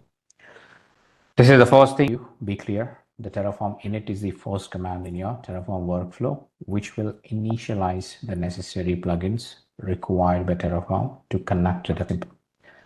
Now, the second thing in your Terraform, since we have the necessary plugins now, we can start initializing a code execution. The actual code execution will be now ec2.tf create a resource, right? Now, we can do a dry run team before you even create this EC2 instances. Say, for example, I would like to do a dry run. That's where we run a command called as Terraform. Again, when I execute this Terraform plan within the current directory of T code, it will try to read both provider.tf and etf.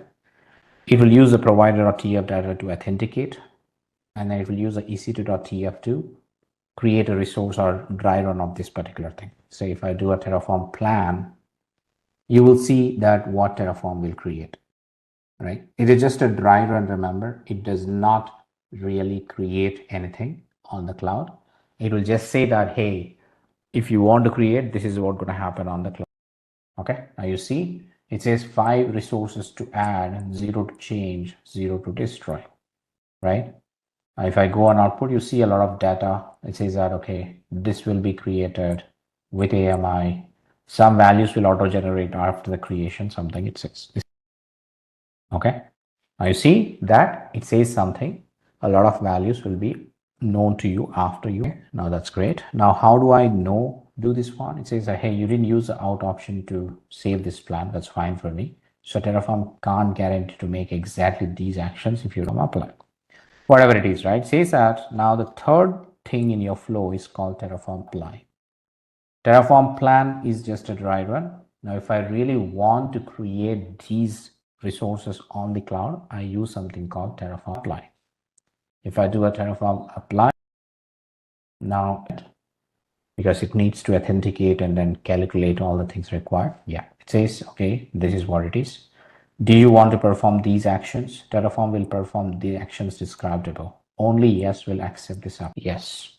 Now again, I'm not hitting enter. Before that, I'll show you on my console.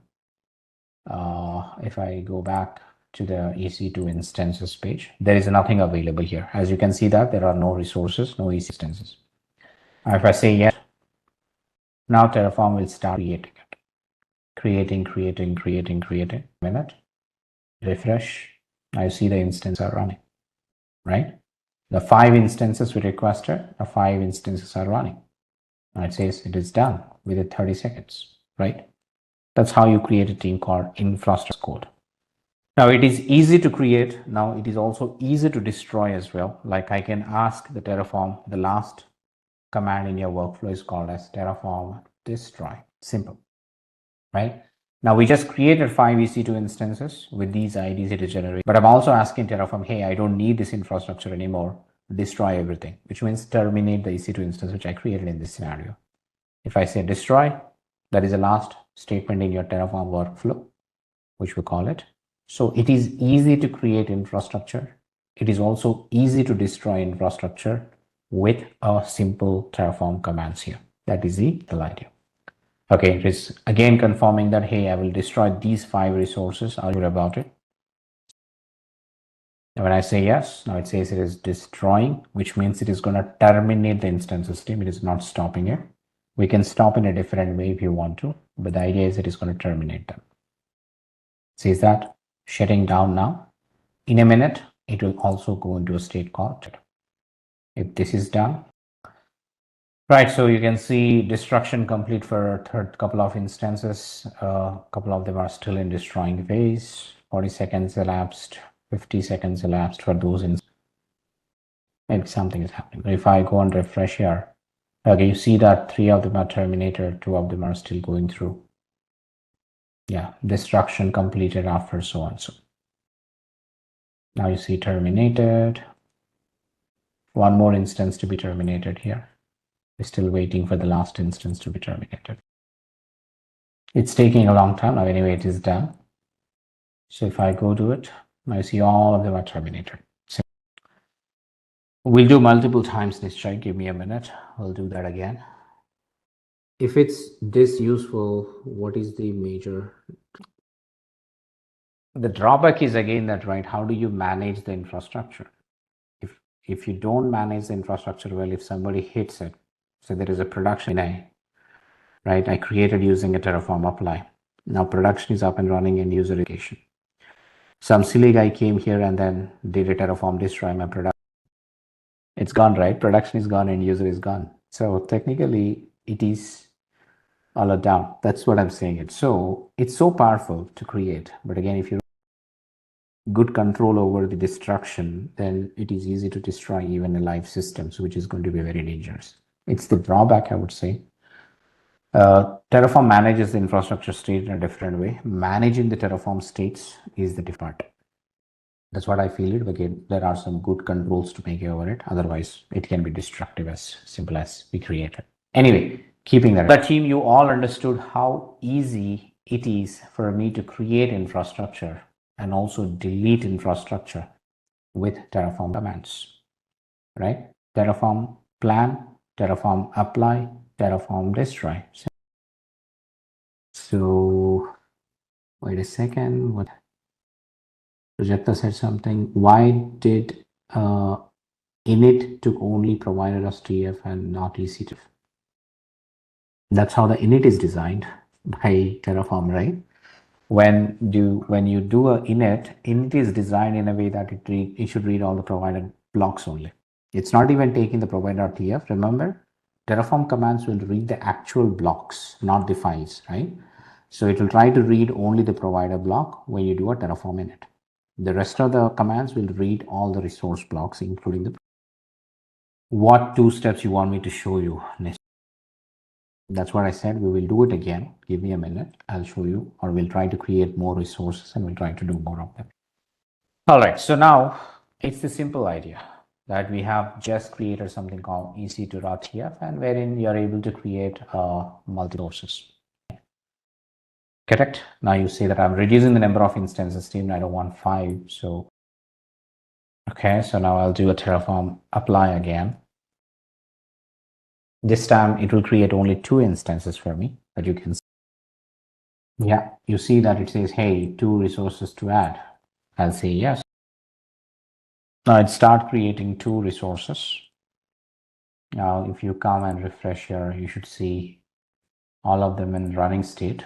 Now, right? They just created, they're still initializing phase there.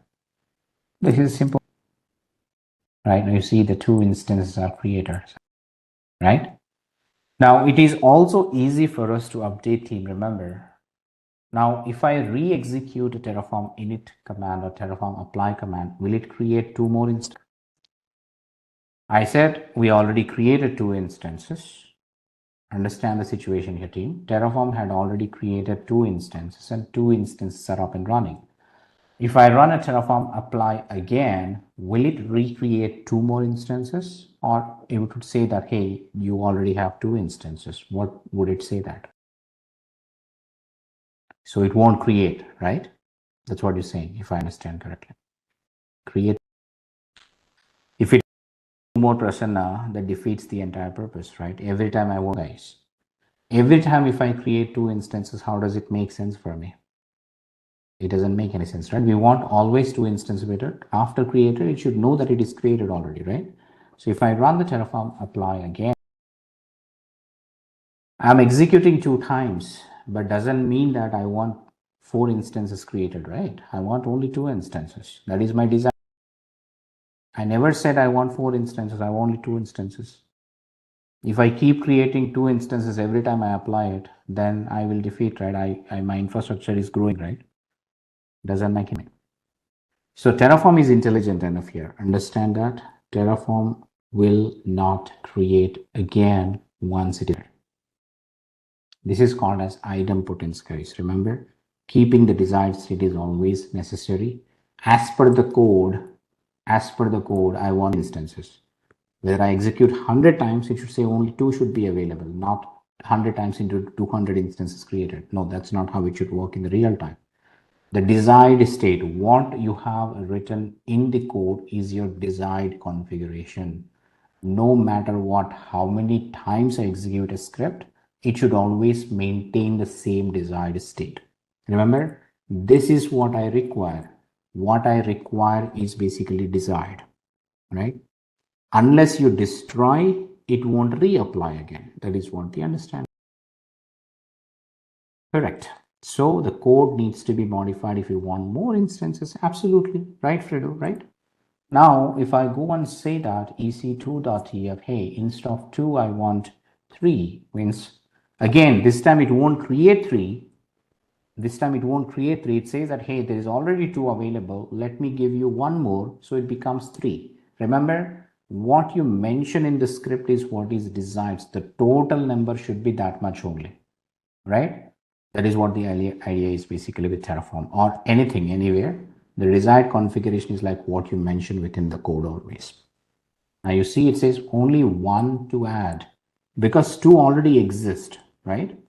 Two resources already exist for me, so it will create only one more. That is what the idea is. Simple. Say yes. Yes, I want to have one more. That is what I do. So it's creating the third instance now. You should see the third instance coming up. The third instance has come up now, right? That is what you see. And if you want to change in the script team, remember, for example, in this scenario, again, if I do an ec.tf, hey, instead of T2 micro, I want T2 nano, right? So far, I have all the instances running as T2 micro, T2 nano. Now, what does it do? Will it delete T2 micro and create T2 nano? Or will it just update? It should just update, right? That is what. So it is not going to delete them, team. In order to update the instance type, what do you just stop the instance, update the instance type, right? You just go to the instance setting, instance type change, and you put it to a different instance and restart it. So Terraform will do exactly the same thing for you, right? It will stop the instances first. It will just update the instance type and it will bring it back again. That is what Terraform will do. Terraform will try to match the Terraform state, means Terraform scripts what you given always. So Terraform will try to match your infrastructure according to what you define. You can also change the key pair name. It will update the key pair name in the things, right? Can I key pair to the EC2 instance structure? From the AWS console, can you update a EC2 key pair to the EC instance?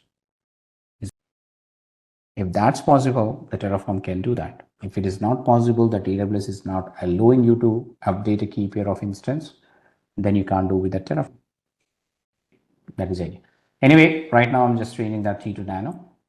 Say that Terraform apply. So I'm expecting that the T2 micro should be changed to T2.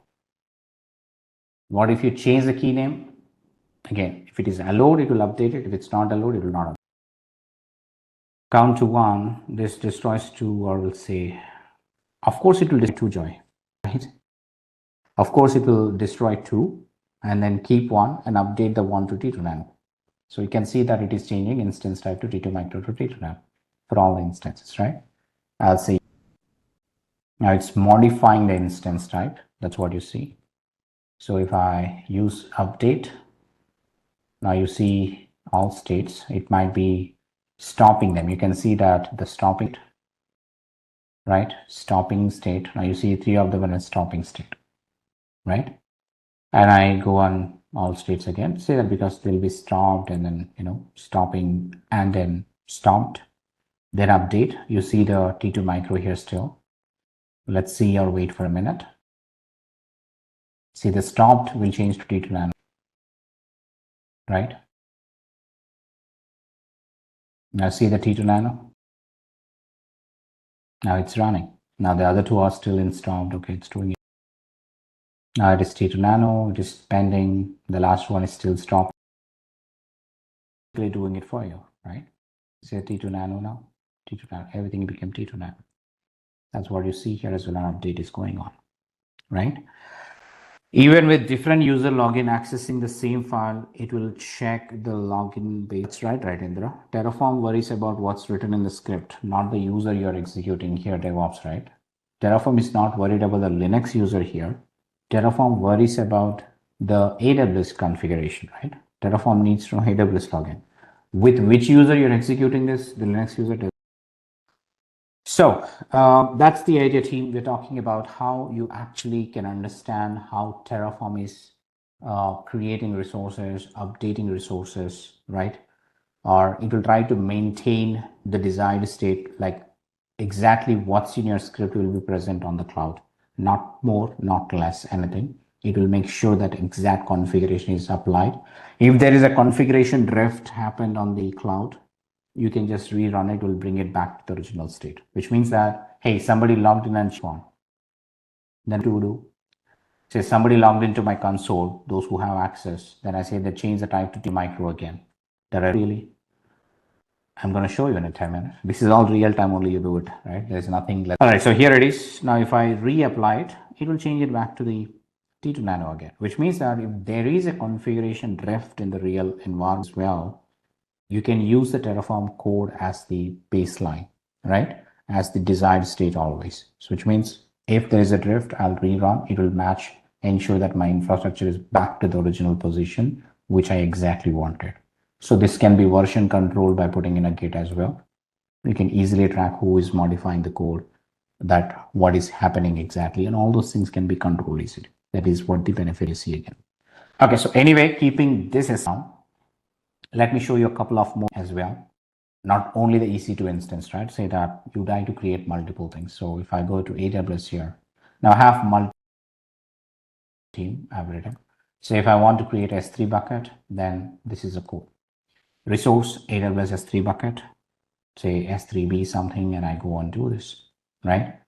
It is the same block type team always you give it. Say, remember team, I can write something called s3.tf separately.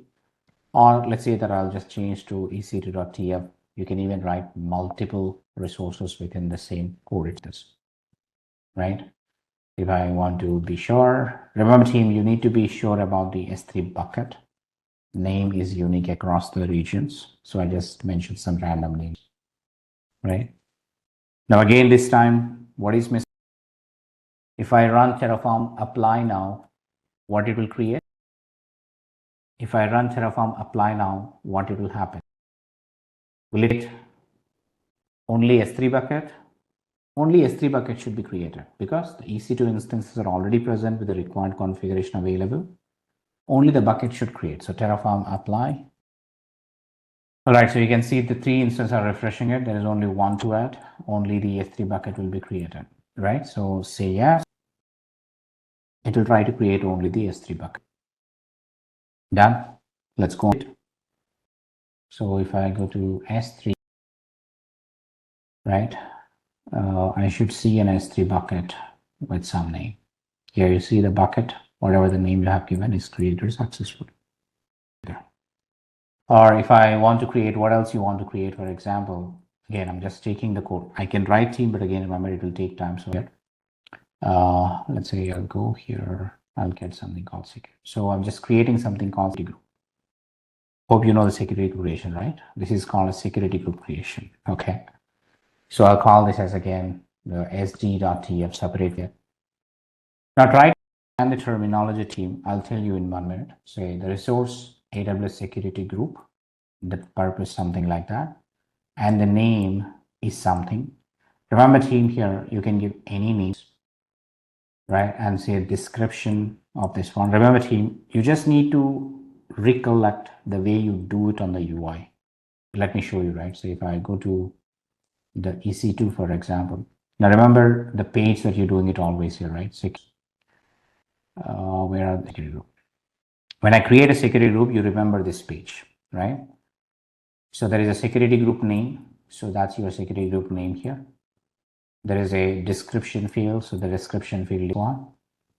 Now there is a VPC that I need to write my VPC. I'll write it in a minute. Just give me a second. There's also VPC I mentioned. I think it is there at the bottom. Yeah, here it is, right? There is a VPC ID that I'll get it, right? I just get my VPC ID and then place it here as well. This is memory field, right? And coming the inbound rules. Now, what are inbound rules, team? Remember, it is the incoming traffic in team, everybody. Is the inbound rules are nothing but your incoming traffic, and outbound rules are your outgoing traffic from the EC2. That's where we say that here is the ingress. Remember here what we're saying? Now here the ingress means that it is the incoming traffic or inbound rule 1, inbound rule 2, inbound rule 3, inbound rule 4. Remember that you can add multiple inbound rules, right? 1, 2, 3, 4, 5, 6 and all this stuff. Like this you can add multiple inbound rules. Each rule here is the ingress block again. Now ingress, open and close.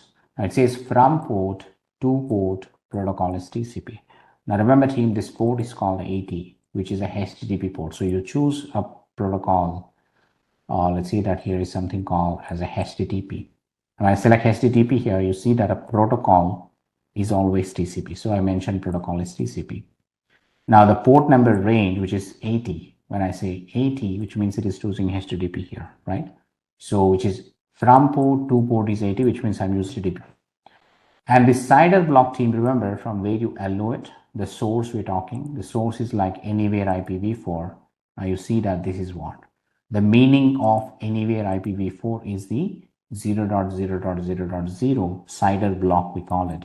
That's what I mentioned, which is like anywhere IPv4 is what I mentioned technically, right?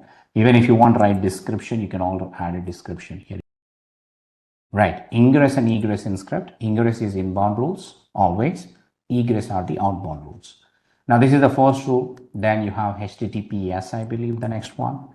If I go and select the HTTPS, where is this HTTPS? Yeah, here. Again, it's a protocol is TCP 443, anywhere IPv4, something like this. That you see, it's the same. We have it. Now this is something team, kind of ICMP all traffic. The protocol is ICMP here. Remember, not the TCP protocol. It is the ICMP protocol we're saying it here. All ICMP, right? You see that all ICMP and is like this one, right? Now all means that here from and to port -1. It's like everything. -1 means to everyone basically. In the case of ICMP. Now the next port is ingress again, which is like your from port to port, which is 22, which is in a way SSH, right?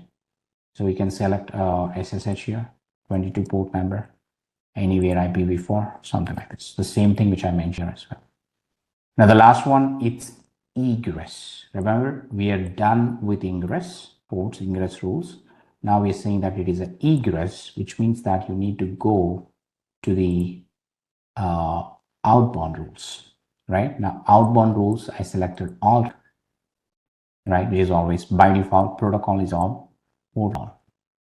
Now, see that protocol -1 means all here. Now, the from port to port was 0 means it's all port range again. That is what the meaning of this. And the CIDR blocks are again here, this one idea. Now, remember team, the tags again are something like below tag. There's a tags, you can always add a key value pair. That is what all you're trying to do. The same tags which I mentioned in the script. The tags which requires an equals to here, sorry, the typo in the script. -1 means all. 0 or -1 means all ports and all protocol, right, projector? When I select something called all traffic, what is the port? All, right, which is can be mentioned as 0. From port to port is 0, 0. Protocol all means that again I keep it -1. Means if I keep it -1 here, that protocol becomes all here. That's the idea. That's all else. All right, so all I need is a VPC ID team here. Let me grab the VPC ID from the default security group. This is the VPC ID, right? The same VPC we are creating in, so I'll keep the same, right? I'll just go and mention it simple, right? This is how you do it. So again, team, I'm telling you, I know this looks very big in this program or a script basically, but this is one-time configuration. You do it and it can be used anywhere in it, right? All right, so let's execute it. Now again, I'll do the Terraform apply. One more resource to be created. Remember, you already have 3 EC2, 1 S3 bucket. Now this time it is going to initiate a new security group with the name we mentioned, which is the website. Right, you have S3 bucket, everything's good. Say there's only one thing again, which is create a security group. All right, done and created. So let's go and do it. Here it is, web server SG, this one, and open it and see the rules team if you want to. Click on SG. Now you see the rules added, inbound, right? All ICMP4, ICMP, all something, whatever you want. Same thing, right? Outbound rules, all, everything is good. Exactly what you can't specify the, as I said, there is a today present. You can't specify a Terraform file which you want to execute. No, that is not possible with Terraform apply. Terraform will always read everything or all the TF files in the. These are the 3 different TF files we have. It will read all of. Sorry again. In case of S3 bucket creation, we have changed name every time. Why are we changing the bucket name? You gave one name in the bucket name. Why would it change it? If you change the name, this is the name of the bucket, right? It won't change. It will keep the same. If you give a different name, then it will create a new bucket altogether, right? Considering that it is a new bucket. What you're saying, Mukesh, you want to create a new bucket every time? Is that what your requirement is? Do you want to create a new bucket? Then you take this as a value as an input, right? Because you hard-coded some name. It will try to create the same bucket. It will try to see that the bucket exists. It won't create one. Now, instead of passing this value here, I'll pass it while executing it, like variable concept we discussed in the playbooks, right? You can variabilize this parameter, provide a new bucket name every time. If it is a new bucket name every time, it will try to create a new bucket every time in the scripts. But the idea is that you need to variabilize this and pass that as an input. Otherwise, you need to modify the script and then enter a new name every time you execute apply. Okay.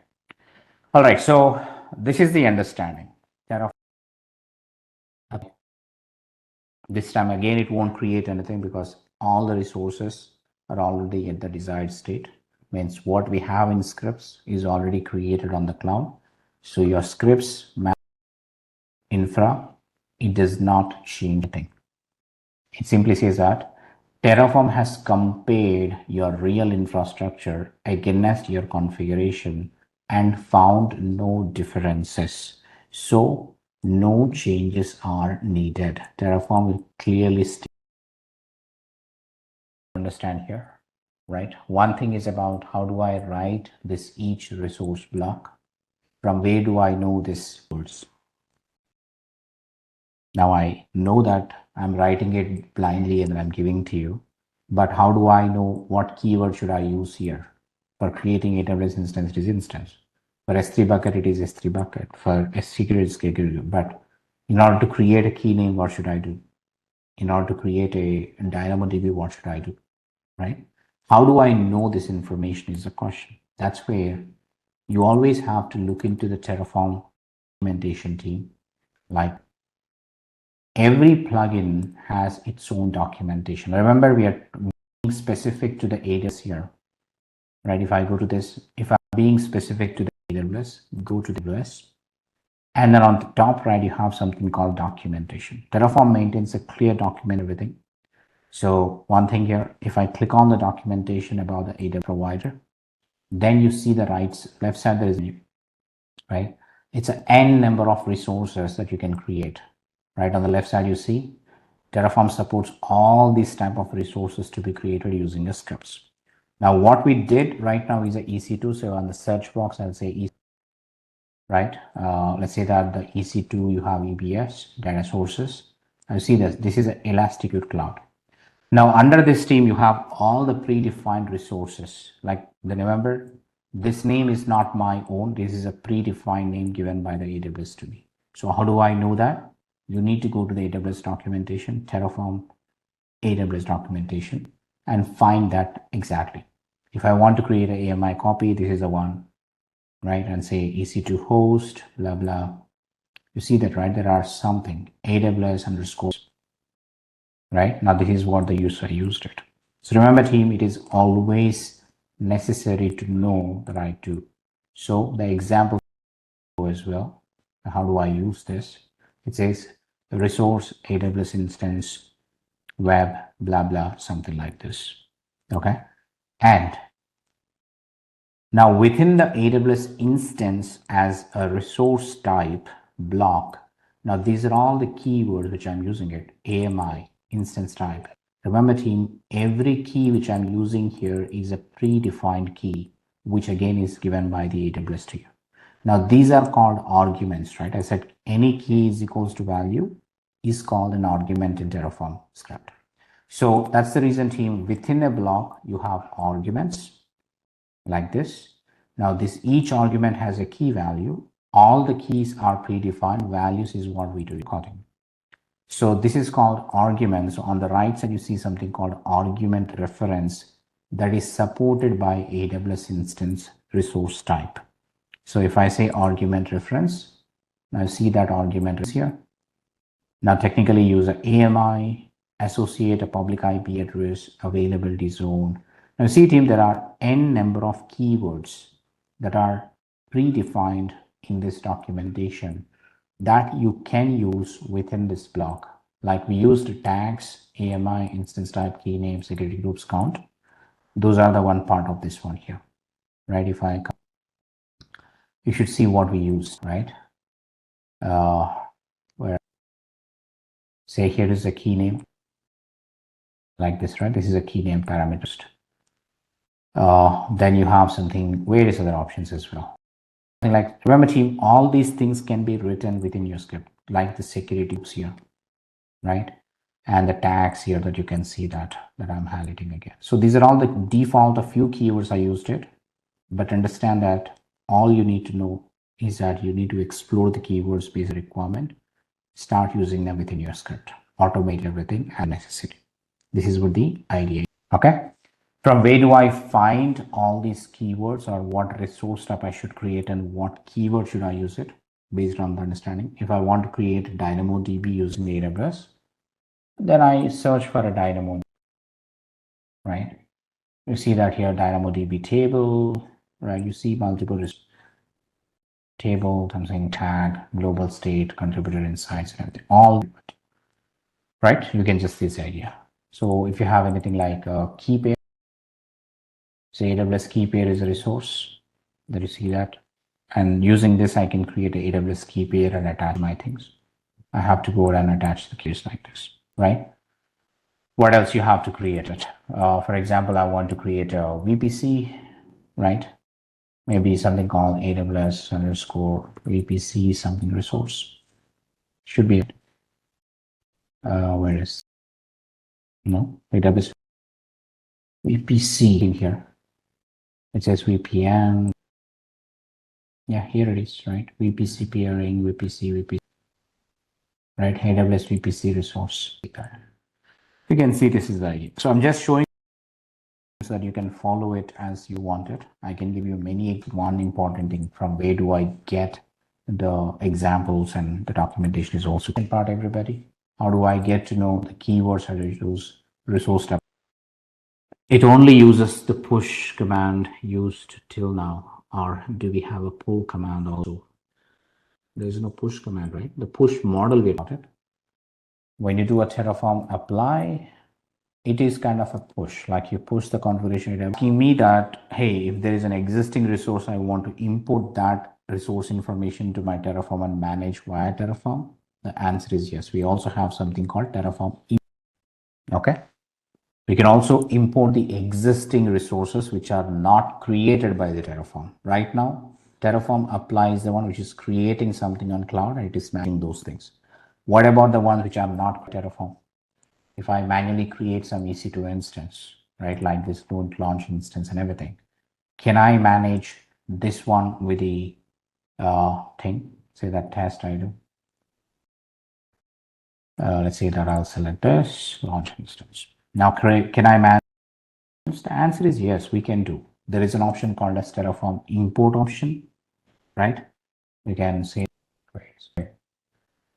Terraform right? You just need to use import existing infrastructure resources like this, say, need to say Terraform later. But other important thing that you need to understand now, if you're all clear about the documentation part, from where do I get the resource name and then the parameters I would use within the resource block, always, whatever I'm using it with SG or what I'm using with, EC2.tf something, all these things are fine.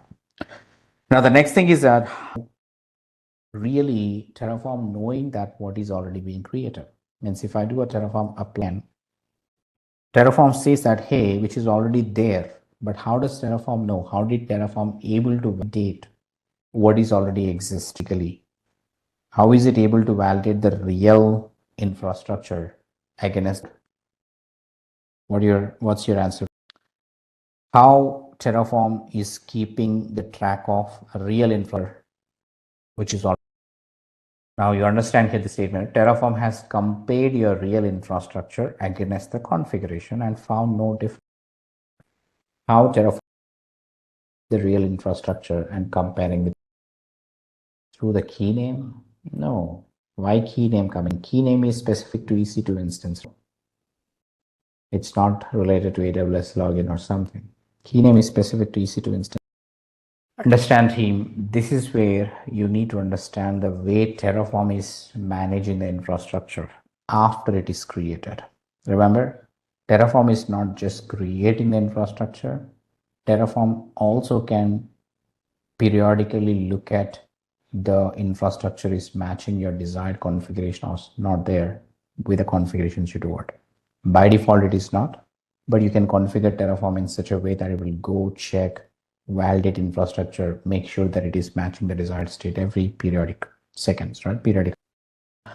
So how it is able to compare it is a question. Now that's why, team, if you look into the current, do you see any extra files apart from the doc? Do you see any extra files apart from the state TF? There is something called TF, right? You see that within the current directory, there is a file called TF state. There's also backup of the TF state. See that? So here it is, team. If I open this TF state file, now you see that Terraform is generating the configuration of the resource it is created, right? The resources, under the resources, it says that, okay, the type is AWS instance and the instances. Now each instance information is available here. See the AMI ID, the ARN, the associated public IP values, You see this, right? It has all the information about the current instance which is running, including the instance ID, right? Including the instance public IP, private IP, all the information is stored here, right? Including this, you see here, the public IP, private IP, the DNS values, default parameters, default storage, all the things are maintained. So understand team in the Terraform workflow that we discussed, again, just to give you the clear picture, what's happening when you run certain, right? If you read Terraform workflow team, there are 4 commands we use so far: Terraform init, Terraform plan, Terraform apply, Terraform destroy. Now team, Terraform init command downloads the necessary provider plugins to the local server. Then Terraform uses these provider plugins to connect, login, and create resources on the cloud environments. That's the idea that Terraform is doing it. Terraform plan reads all the Terraform scripts, which is start.tf files in local server inside the directory where the Terraform command is executed, then does a dry run of them. Now the actual thing here is a Terraform. Now the reads all the Terraform scripts in local server inside the directory where Terraform command is executed, starts creating the resources on the cloud. Now that's what you saw, that everything was able to create it. Now it is not only creating things, team. Once the resources are created, Terraform creates a file called terraform.tf state file on local server about the info of all the resources it created. How the Terraform TF state file is generated, it is part of your Terraform apply itself, right? The terraform.tf state is a file which has the real infrastructure which is created with Terraform, right? That's what we're doing it. Now that's how team, whenever I reapply it second time, hey, it is validating the TF state file against what's in the cloud. If it is matching that exact state, it says that is good. If it is mismatching, then you will try to reapply the configuration again. That's what it is doing it, right?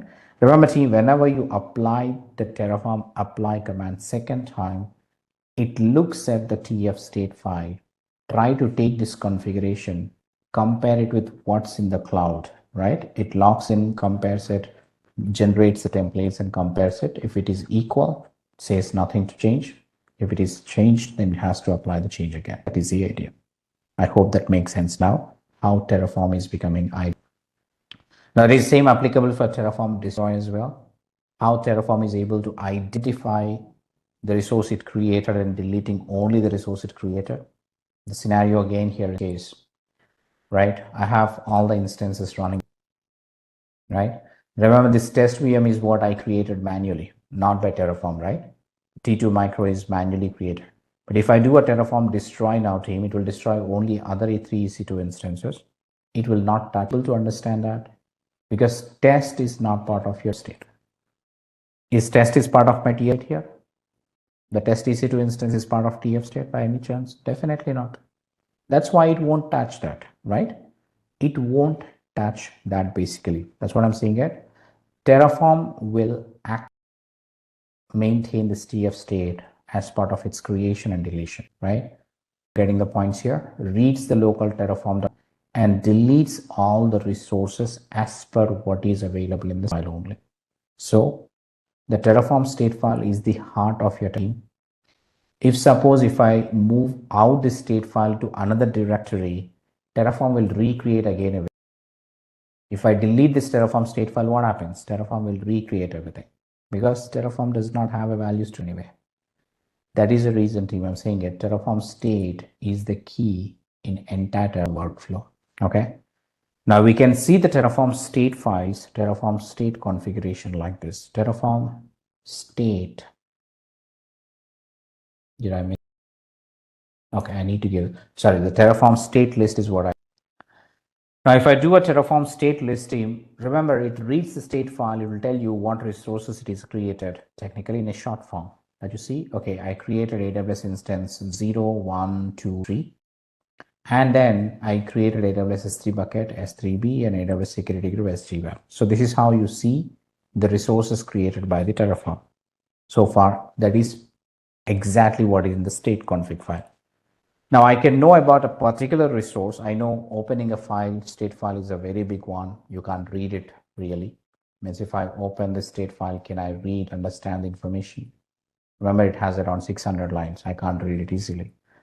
To know about a specific resource, remember, we say a state list, right? It will tell you the resource. Now, let's say that I can do something called Terraform state show. Give me the information about this resource. Out of all the state file, I don't mind. Okay, it'll give me what exactly is available on the state of this particular on the cloud, right? You see? So it will print the information onto screen in a more readable format as well. You can see this. It is printing all the information about your S3 bucket. Yeah, right? See that it's printing the S3 bucket information in a more readable format, step by step. Right? This is the idea. So Terraform state list will tell you the resources created. Terraform state show will help you in knowing about a particular resource created, right? This is something. And let's say that Terraform, say that I'll do a Terraform state. Remember, can I destroy a specific resource? The answer is yes. Why do what? If I say simply Terraform destroy team, it will consider all the resources in the state file available. But instead of that one, I can say that -target. Hey, target only the deletion or a destroy of the security group. Or maybe let's say that I'll destroy this instance out of 3 instances. I'll destroy only one instance, right? They say Terraform destroy, target only that resource. The rest of them don't touch it. Simple, right? So this is how you can control what to destroy as well. Next. So now it says that, okay, there is one to destroy, right? I'll say yes. Go ahead and destroy. Now, whenever the destroy happens, Terraform state will update, which means that this instance configuration is now removed from the terraform.tf state file automatically. Remember, Terraform destroys not just deleting the resources, it is also going to update the tf state file to not to have this configuration anymore. So Terraform destroy modifies the state file as soon as they deleted. That will remove them the state file as well automatically so that it will be there.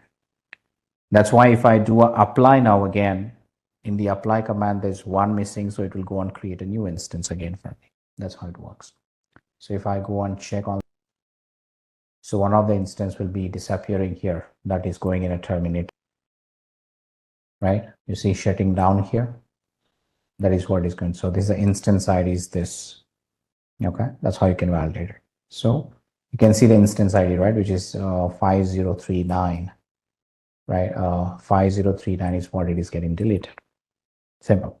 The shutting down is happening here, but it is also going to terminate it accordingly. So team, is everyone able to follow me that how important the Terraform state file is here? And then how do I know about the Terraform state file?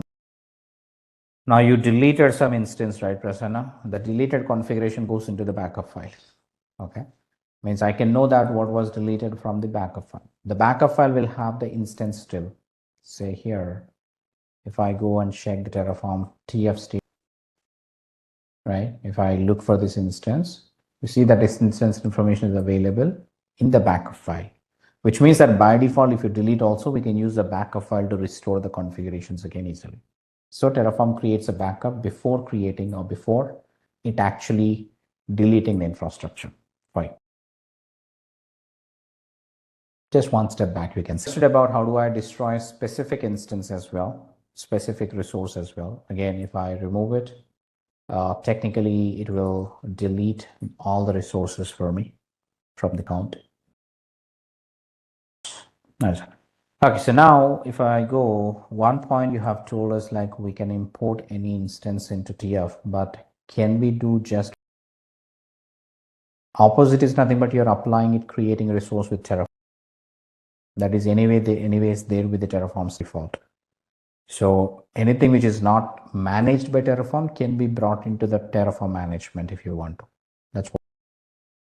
So when you have two files, TF, which has two conflict about the action, EC2 instance, what will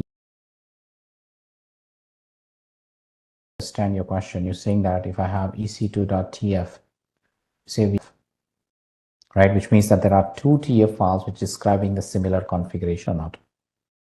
Is this what your question is? The two files have the same exact. Okay, try running it and see. This was already declared something.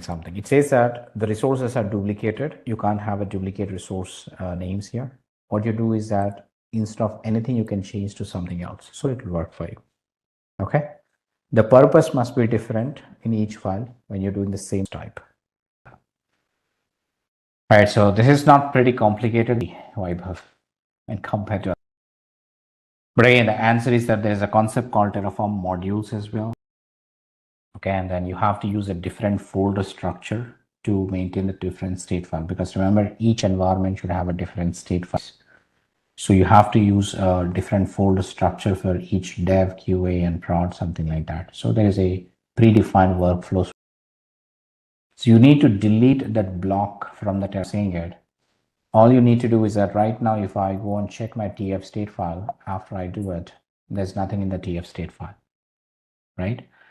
So here, if you look into it, since we destroyed everything, but what you can do is that you can manually edit the file and remove that particular block. All right, so can this workflows graphically shown somewhere to understand more? All right, so let me show you a good example.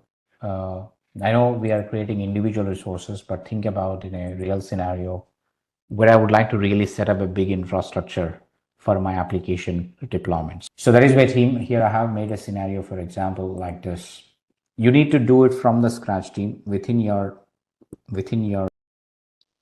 that's right. In the real time, people may use Terraform Enterprise if the company budget allows it.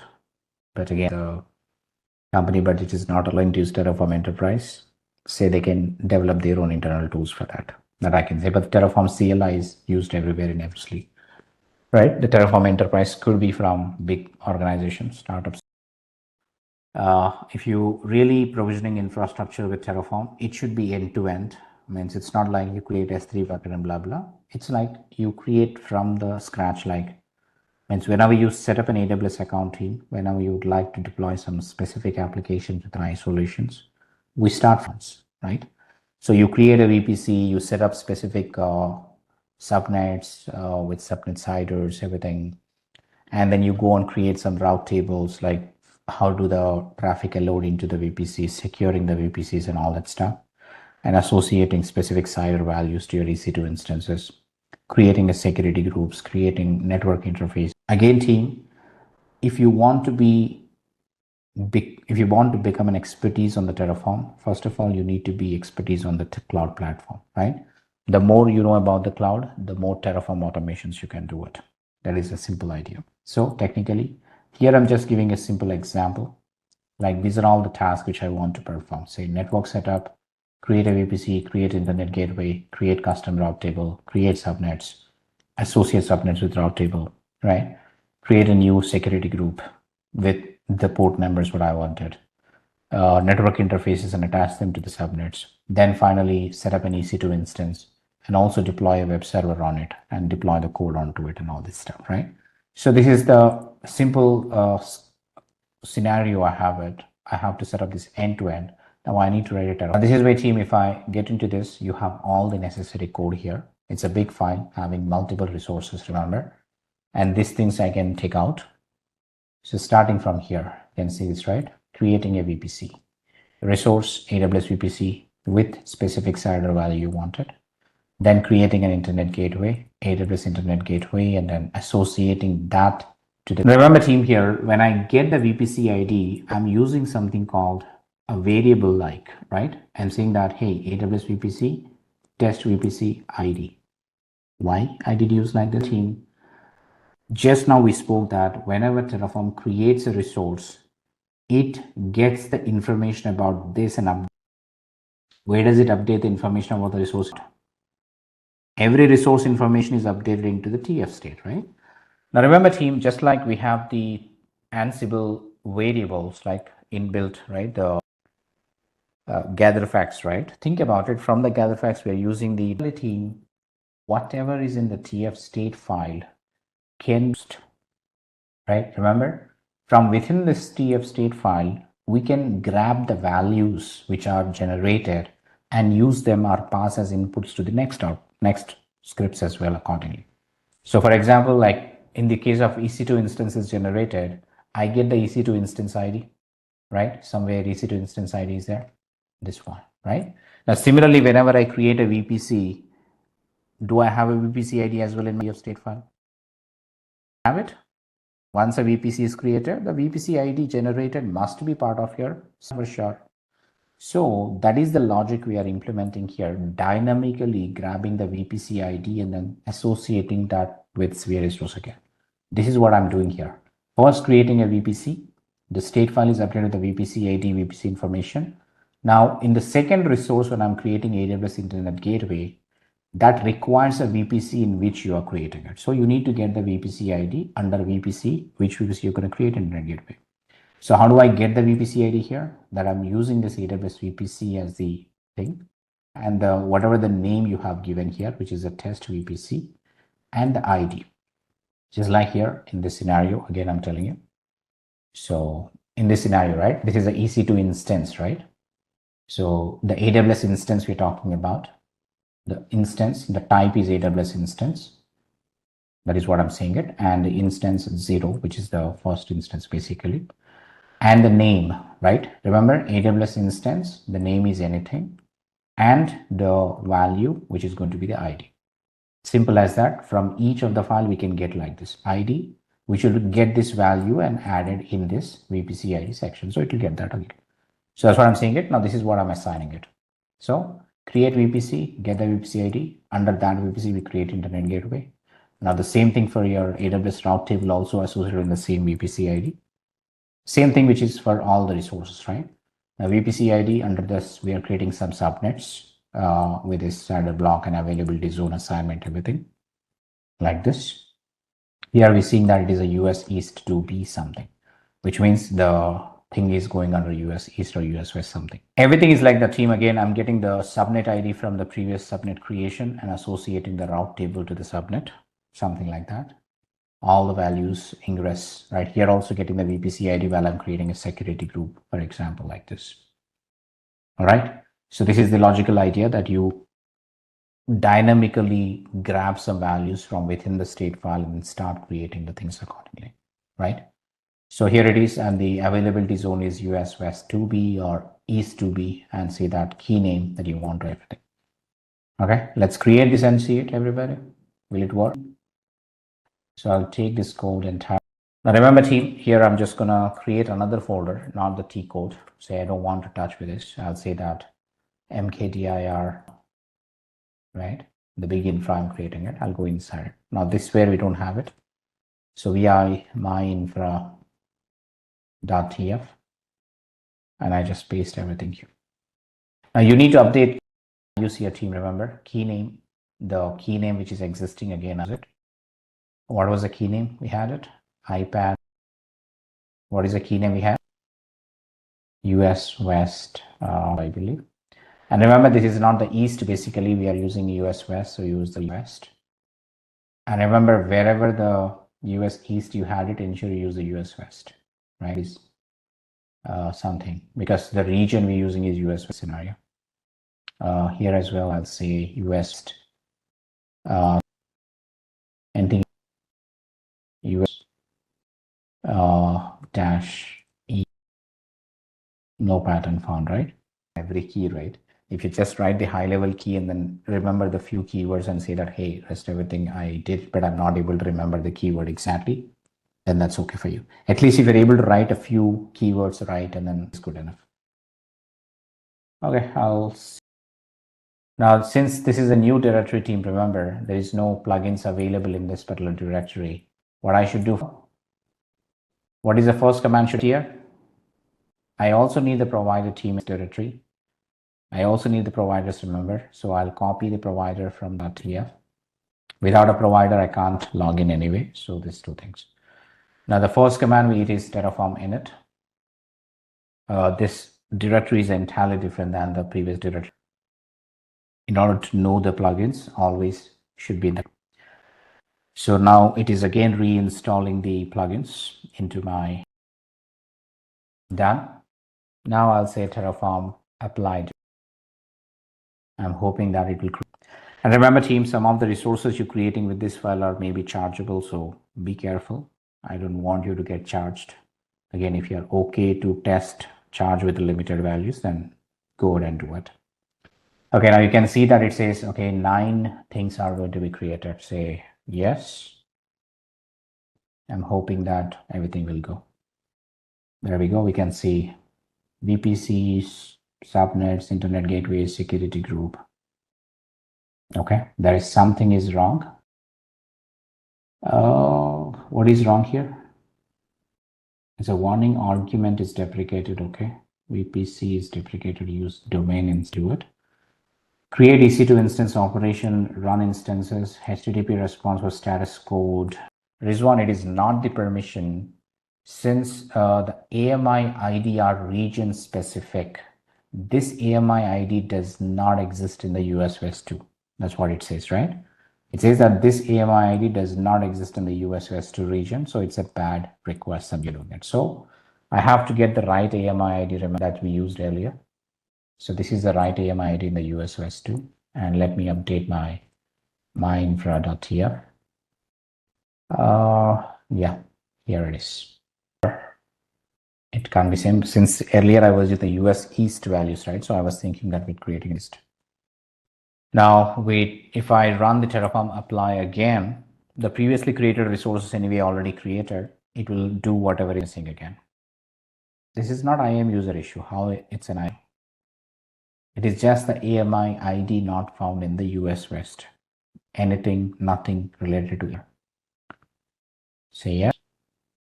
Now whatever is the idea. So let me show you on the browser. My browser got closed, team. Let me reopen the console. First thing, if I go to the VPC, right? You should see the second VPC created apart from the default in my case.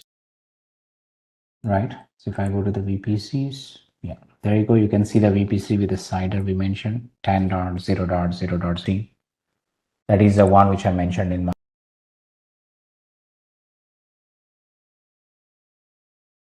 Where is this? Okay. Yeah, here it is, right? VPC with this CIDR block. Okay. What else we created? Internet gateway. Yeah, the gateway 1 is created and attached to the new VPC. I can see that. Some route tables we initiated RT1, which is created as subnets. Subnets we created a subnet just now, which is associated with the latest VPC. You can see this is the new VPC created, right? And what else we created here? Some elastic. Yeah, there is an elastic IP also I created. Security groups as well. We can see the team, everything is created. Test SD1 something, right? We can see in the custom VPCs. Okay. Now, along with this, if I go back to the EC2 instances, then I should see some test instance might. Yeah, the test instance is what is running it here as well.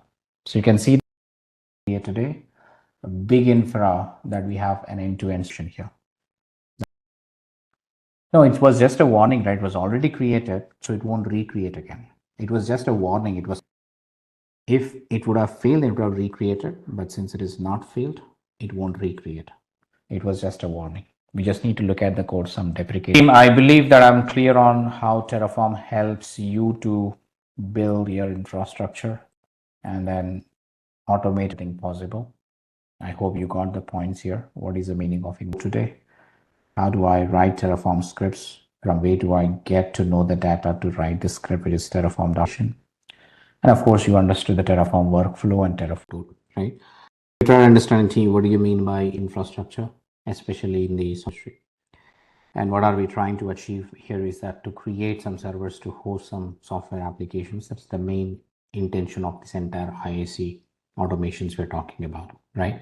So the basic infrastructure is always your data center where you keep all the hardware, and then using that hardware, you start building the servers either physically or either virtual. So yeah, in order to create these servers team, previously we used to do it manually, all by hand, but with evolution of technology now, with the evolution of cloud environments, we have it. Everything can be automated with a simple scripts, right? So if you can create some servers, if you can create some infrastructure that is required to run your application softwares again, that's called infrastructure as code, right? That's what we were talking about in a high level. Yes, again, we said there are many IAC tools out there. Most of them are cloud specific, we talk, right? Which is like the cloud formation within the AWS that can be used for building or creating anything within the AWS itself. Similarly, Azure has something, Google has something, and so on. Like every cloud service provider has something of their own. But again, since we need to work with multiple clouds in certain scenarios where you might want to have one tool that works with every cloud, that will be the good one to learn, right? We look for something called cloud agnostic, right? So that's where we started talking about some tool called as Terraform, which is given by a company called HashiCorp, right? So that's what we understood first. What is Terraform? What is infrastructure as a code meaning? Just a quick info, guys. Intellipaat, in collaboration with Microsoft, offers an advanced DevOps certification course. This course is designed for both beginners and experienced professionals, featuring live instructor led sessions along with self paced video content to help you become a skilled DevOps engineer. You'll master modern DevOps methodologies, practical DevSecOps practices, and also the use of generative AI tools in CI CD pipelines, automation, and infrastructure management. You'll also work on 60 plus hours of industry relevant projects and case studies, real time labs powered by AWS, simulating production level environment, 15 plus in demand tools used across the industry. With 24/7 support, placement assistance, and EMI payment option, this course, without a doubt, can set your career to new heights. You can check out the testimonials on our Achievers channel, whose link is given in the description below. Also, visit the course page given below in the description and take a first step towards career growth in the field of DevOps. Alright, so with Terraform, we have automated the entire infrastructure setup from servers to networks. Everything's code now. But just because it's all running fine for now, it doesn't mean it will always keep running smoothly without any problems in the future also. So we also need to monitor our system, track the performance, and try to catch the issues early and make sure everything's actually working as expected without any kind of issues in it. And that is where we need the monitoring tools like Prometheus and Grafana.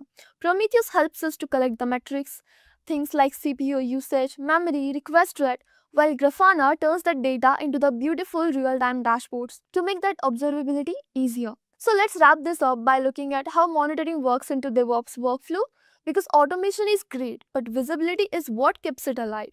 So the topic is going to be Prometheus and Grafana, okay, and we are going to have the discussion on the same.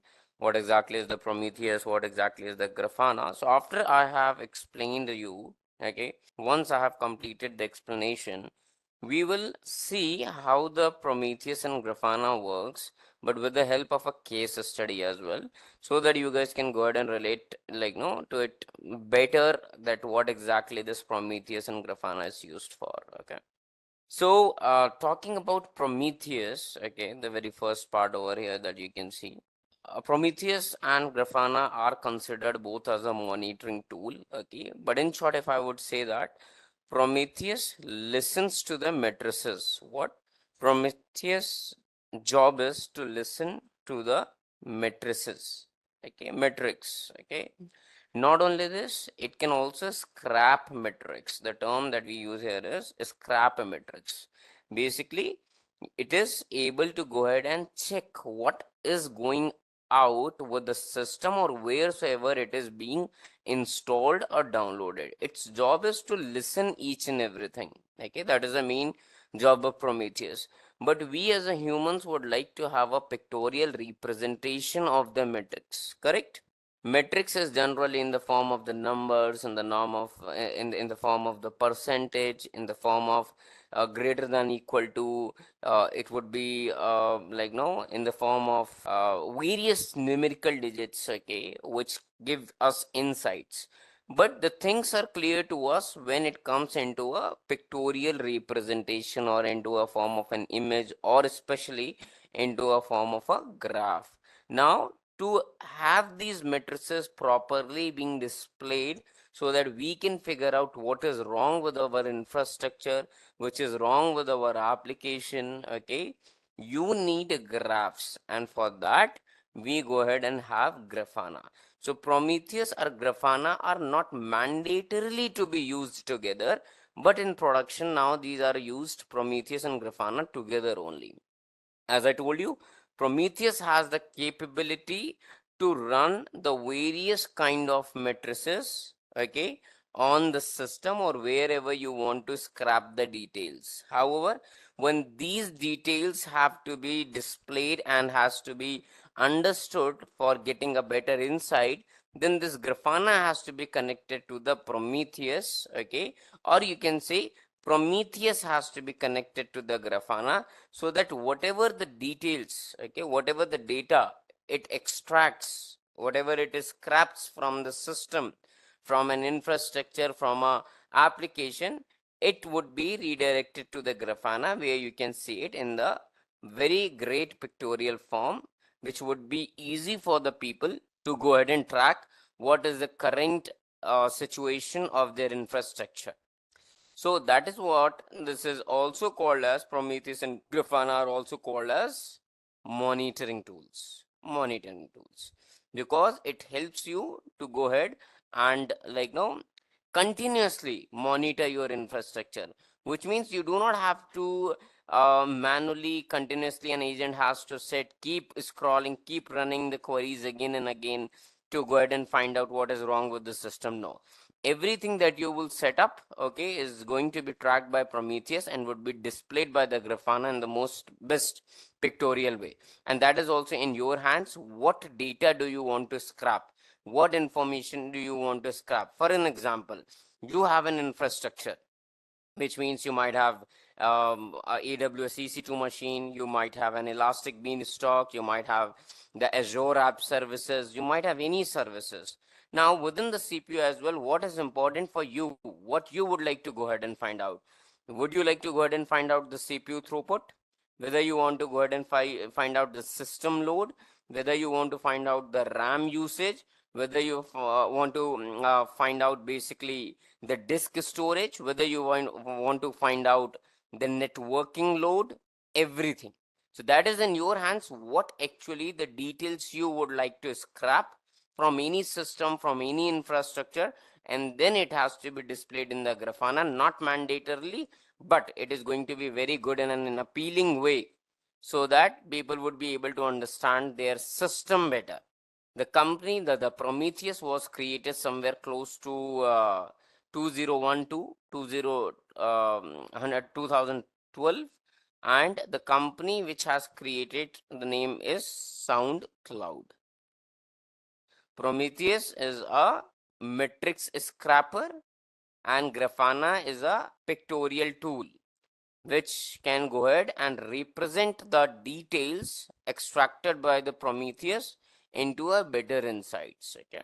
So let me go ahead and tell you what is the working of Prometheus. We'll go to the official website. So this is the architecture. This is a very in-depth architecture of Prometheus. Let me explain you each and everything. Okay. Now see, here you might have a system. Let's say you have a system here. Okay. This system has to be tracked. Okay. Now you would have a tool, let's say, called as Prometheus. Now this Prometheus tool is capable to scrap the details you want. The details could be the CPU load, the CPU throughput, the system load. Apart from the system load, it could be a disk load, the disk storage, the RAM usage, the networking load, and a lot of things. So let's say you have the Prometheus. Okay, now you want to get the details from this computer. Then let me tell you the very first thing that you are going to use it. You are going to use Prometheus target. If you want to bring any, see, Prometheus is capable to go ahead and get, like, scrap the details, okay?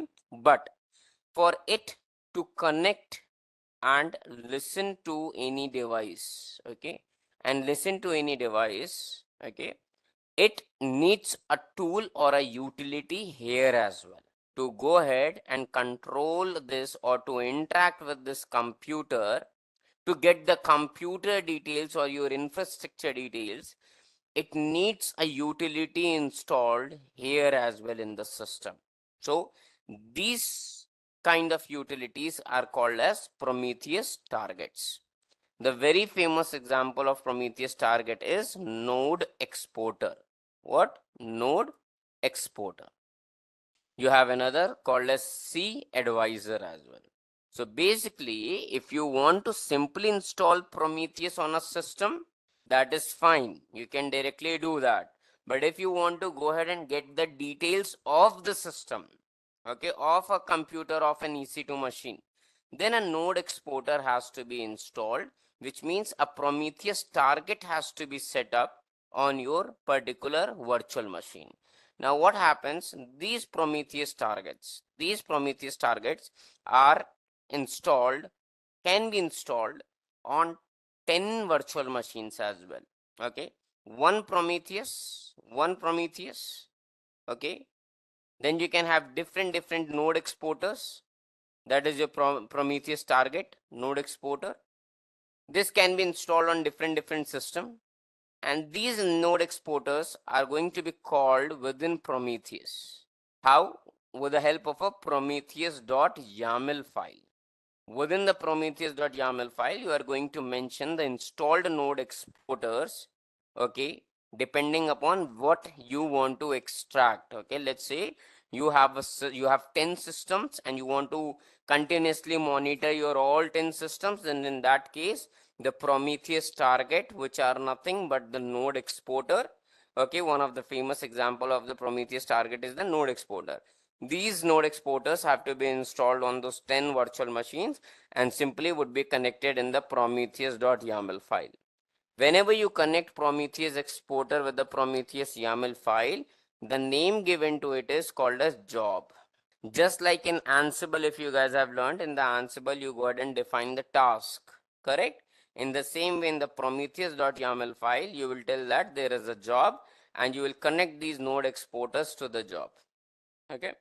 So these run on different port numbers. We are going to see it very soon, how we install this, how we set up this, okay? So this is the very first thing, which is called as node exporters, okay? The very popular example I have given you is the node exporter for this Prometheus, okay? This is one thing where you want every time at an every interval, okay, at every time duration, you want continuously to track a monitor. You use Prometheus targets like node exporter, as I told you. Apart from that, if there are short-lived jobs, okay, short-lived jobs are basically the jobs which exit very quickly, okay? But there could be a situation you might have to go ahead and track each and everything. Then in that case, by default, what happens, okay, these jobs, okay, these jobs are stored in push gateway. So these are also going to be tracked by targets only, okay? The target will have two kind of jobs. You can understand it in this way. One, the short-lived jobs, okay? One is the normal job, which stays for some duration in your system. So the short-lived jobs are always pushed to a kind of a is a kind of an API, is a kind of an storage, you can understand it. So such kind of jobs are pushed to the push gateway, so that it always remains to till the push gateway, because these jobs would exit very quickly, so there won't be any kind of history. So whenever there are any kind of short-lived jobs, then the targets, basically the targets which are able to track these short-lived jobs, immediately push the data to the push gateway, because this push gateway is capable to store the details of the jobs which are no longer existing with us. Okay, so there are two things that we have learned. First of all, simply targets accessing the job and giving it, accessing the matrices and giving it to Prometheus. Or you can say Prometheus connected with the Prometheus targets like node exporter, to pull the matrices of the system. These targets are installed on the devices that you want to track. Device 1, device 2, device 3. Apart from that, if there would be any kind of a short-lived job, then this target is going to basically track such kind of jobs, and it is also going to push it to push gateway, because since these are very small jobs, no history would be maintained for that, so their data is immediately given to push way. Now Prometheus also checks for the push gateway. Okay, so either the job is long, directly getting from node exporter, or it is getting from push gateway. The jobs, the details, the matrices would always come to the Prometheus server. This job would always come to Prometheus server. This. Fine. Now, within this Prometheus server, okay, you have three main components. Retrieval. This is the main component which pull matrices. So definitely the Prometheus server is pulling the metrics, but which component within the Prometheus server is responsible for getting the matrices, for pulling the matrices? That is retrieval. Now, these matrices also have to be stored somewhere. So that is what you have TSDB, which means time series database. What it is? It is time series database. Okay. Now to store these kind of matrices over here in the time series database, you can use HDD, hard disk drive as well as the SSD. SSD is quite faster as compared to the HDD. Then we have the HTTP server. Now why we have the HTTP server? So Prometheus server runs on a specific port. It runs on a specific port. So for having port, for having API, for its connectivity with the various other tools, as Grafana also has to be connected in the future, it would need an HTTP server. It's simply anything that is capable to run on internet, that you can view over the internet, would require some HTTP or some HTTPS server.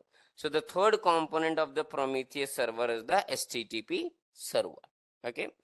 Apart from that, Prometheus can also use the service discovery as Kubernetes or the file add to automatically discover new targets. This is a very rare scenario that we use over here. Very rare. Okay. Because whenever we go ahead and decide node exporters, we keep a track of it, which are connected to the Prometheus servers. Fine. Now you can see that Prometheus server has a web UI, due to which you are able to access the Prometheus over the Chrome. Then either the Grafana or any data visualization tool can be connected to the Prometheus server. Point number one. PromQL is the language that is used to find the matrices. PromQL. Okay, it is a language. I'll show you when I will be writing it. Okay. The third is the API client.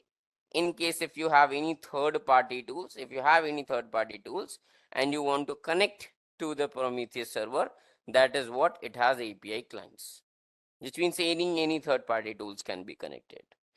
Not only this, then you have Prometheus alerting, which means if any condition, let's say you have written a query and the metrics that you got is not meeting a specific criteria, then you can also generate alerts on the email ID, on the pager duty, or to any of your connectivity. Which means if the metrics that you are finding, so in short, what is the logic? Let me tell you. Here we go. So basically what you have a system. Okay. Here in system, you will have a node exporter. What is the job of the node exporter? To track, to scrap this system matrices, this system metrics. this system metrics. Now this system, in this system, okay, to this node exporter will be connected to the Prometheus, which will be installed in this system. So the node exporter will be connected to this Prometheus using a prometheus.yaml file. Now this Prometheus will be connected to the Grafana. Now Prometheus can be also accessed at a specific port, let's say 9090. Apart from that, Grafana can be also accessed on a specific port, let's say called as 3000. So either you can run here the queries for which you would be using POMQL. Whatever the query you would be writing here, it is going to check to the node exporter, and node exporter will scrap the same queries for you, and it is going to return back to you. This can be displayed here on port number 9090 as well, but Prometheus does not have that smart pictorial representation. That is the reason these queries then are forwarded to Grafana. So we'll move towards the hands-on. Okay, so I'll have an EC2 instance. To create an EC2 instance, we will go with at least T2 medium. There is no such limitation or restriction, but since we are going to install two tools, I need a good RAM, a good processor, and a good storage. So I'll just launch a machine. I'll name it as Akshit Prometheus Grafana instance. We'll choose Ubuntu. 24 version would be sufficient. I'll select T2 medium. Keep your login, I would have a keep here. Network settings will open all the ports. So I'll just click on edit. I'll select all traffic. Storage I'll change. I'll keep the storage to 12 GB. Okay. So as for now, I have just created an EC2 instance. We'll click on view all instances. So you can see this, our machine is under the initialization process. The status check will be passed in few minutes, I believe. Fine, I'll do one thing. I'll just open it and I'll try connecting to it. I'll click on connect and we'll click on connect. The very first thing what we are going to do is, okay, before we start setting up all this, we'll also have a look on the case study, what it says. So the case study is about infrastructure monitoring, Prometheus and Grafana in action. So the problem statement is in which situations you guys would be using this Prometheus and monitoring, okay, Grafana. Says in today's rapidly evolving infrastructure landscape where systems are dynamic, distributed on, often containerized, for ensuring optimal performance and reliability has become increasingly challenging. Organizations require deep visibility into their infrastructure to proactively detect issues, analyze performance and trends, and respond to system anomalies in real time. That's true.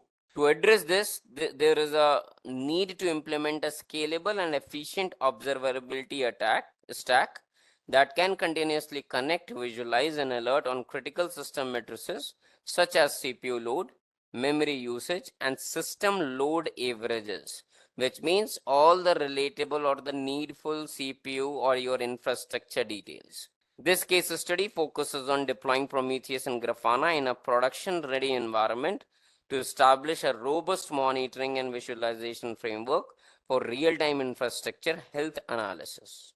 What is going to be the objective? To implement a robust monitoring solution using Prometheus and Grafana for real-time visualization, analysis, and alerting on critical infrastructure matrices like the CPU load, memory usage, and the system performance. So with our task, we are going to perform all such things once we have done the installation. We are going to set up a system where our Prometheus and Grafana is going to continuously monitor our system. It's all the required load, the usage that are going to be important for us. Not only that, we are also going to visualize these metrics into the Grafana by executing relevant PromQL queries.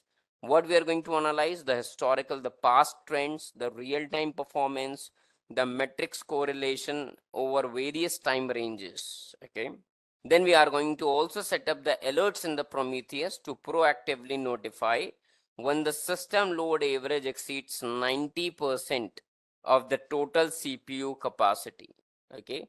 Not only this, we are going to additionally check other thresholds for the memory and the other CPU utilization breaches. So that is what we are going to do in this case study. We have an EC2 instance, so let's start with it. Okay. So this monitoring tool is installed on the operating system only, and if we are not using cloud, the process will be same. The process would be always same. This tool is going to be installed on operating system, that's true. Just like your Jenkins, just like your Ansible. Okay, they also need an operating system. That is the reason why you get that. Do you want to install it on the Debian version or the Fedora version or the Ubuntu version or any other versions? They have different installation commands for different operating system. In the same way, you will have it for Prometheus and Grafana. However, installing it is a slight different way. You do not directly get commands. You have to download the tar files and then you need to extract them. Okay, so that is what we are going to see right now. So first of all, I'll update the machine, sudo apt update. This is much required. And the very first thing that I'm going to do is I'm going to install Grafana on it. Okay, we will keep our monitoring tool ready. Then we will install the tool which is exactly going to pull the matrices. Okay. So for Grafana installation, we can simply come to the Grafana here link. Just type for the Grafana installation. Here we'll come to install Grafana. You can see Debian or Ubuntu. Okay. So this is the link. So here you will get all the commands. Installing Grafana is quite easy, not tough. Okay.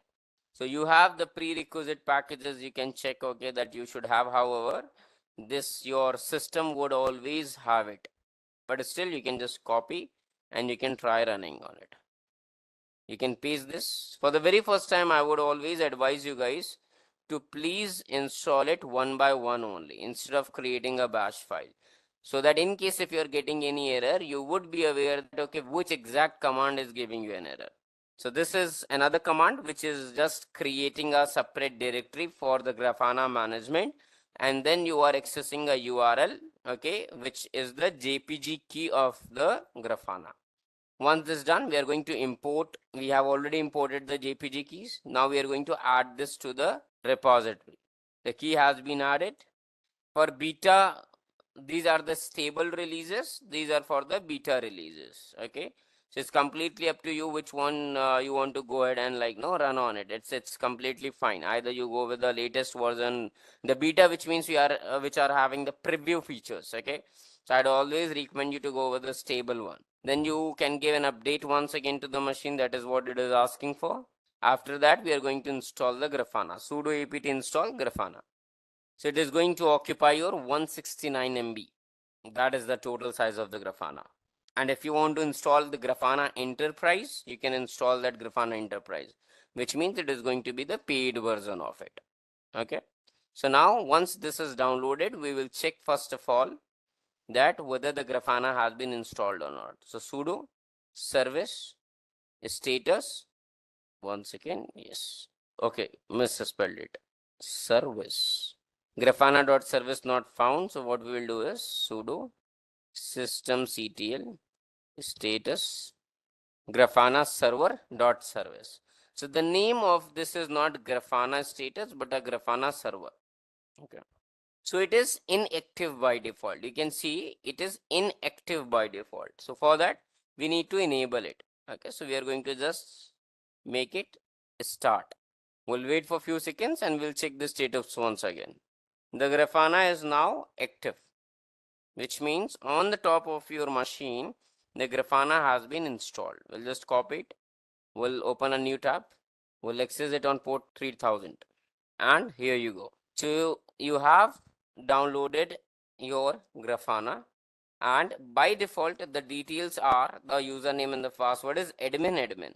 So once you do that, it will ask you to reset your password.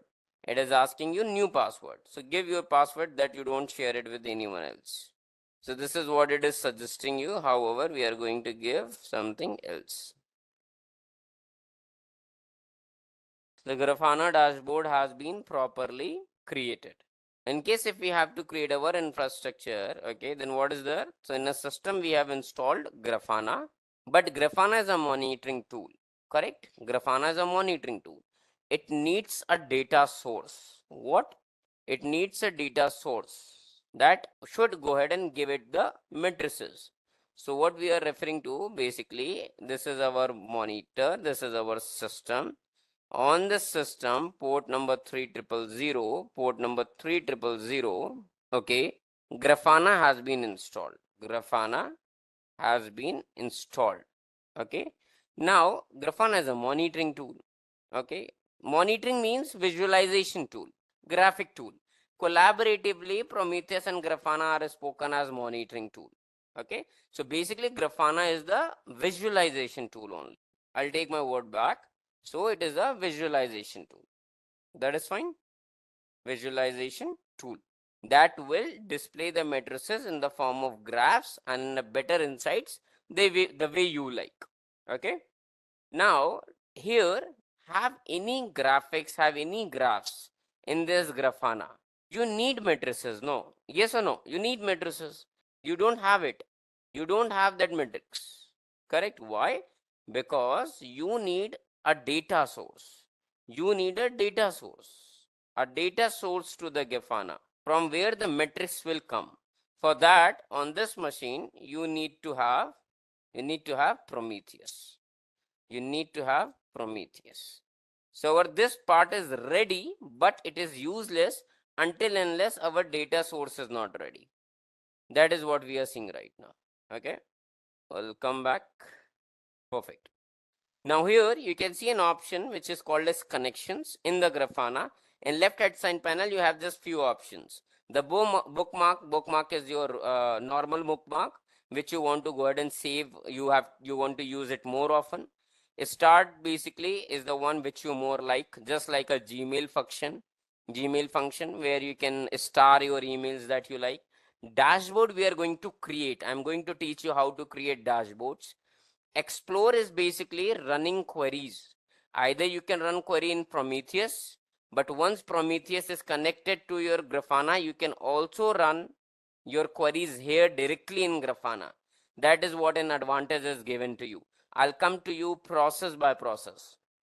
Okay. Drill down, I'll explain later on. Alerting, you can generate alerts over here. In connections, you can see the connections, you have data source. Correct? Can you see everyone data source? So you can connect it to Google Analytics, you can connect to Adobe Analytics, you can connect to Amazon Aurora, you can connect it to Astra DB, you can connect to Amazon Redshift, okay? You can connect it to AWS X, have Azure DevOps connected to it, you will have Cloudflare.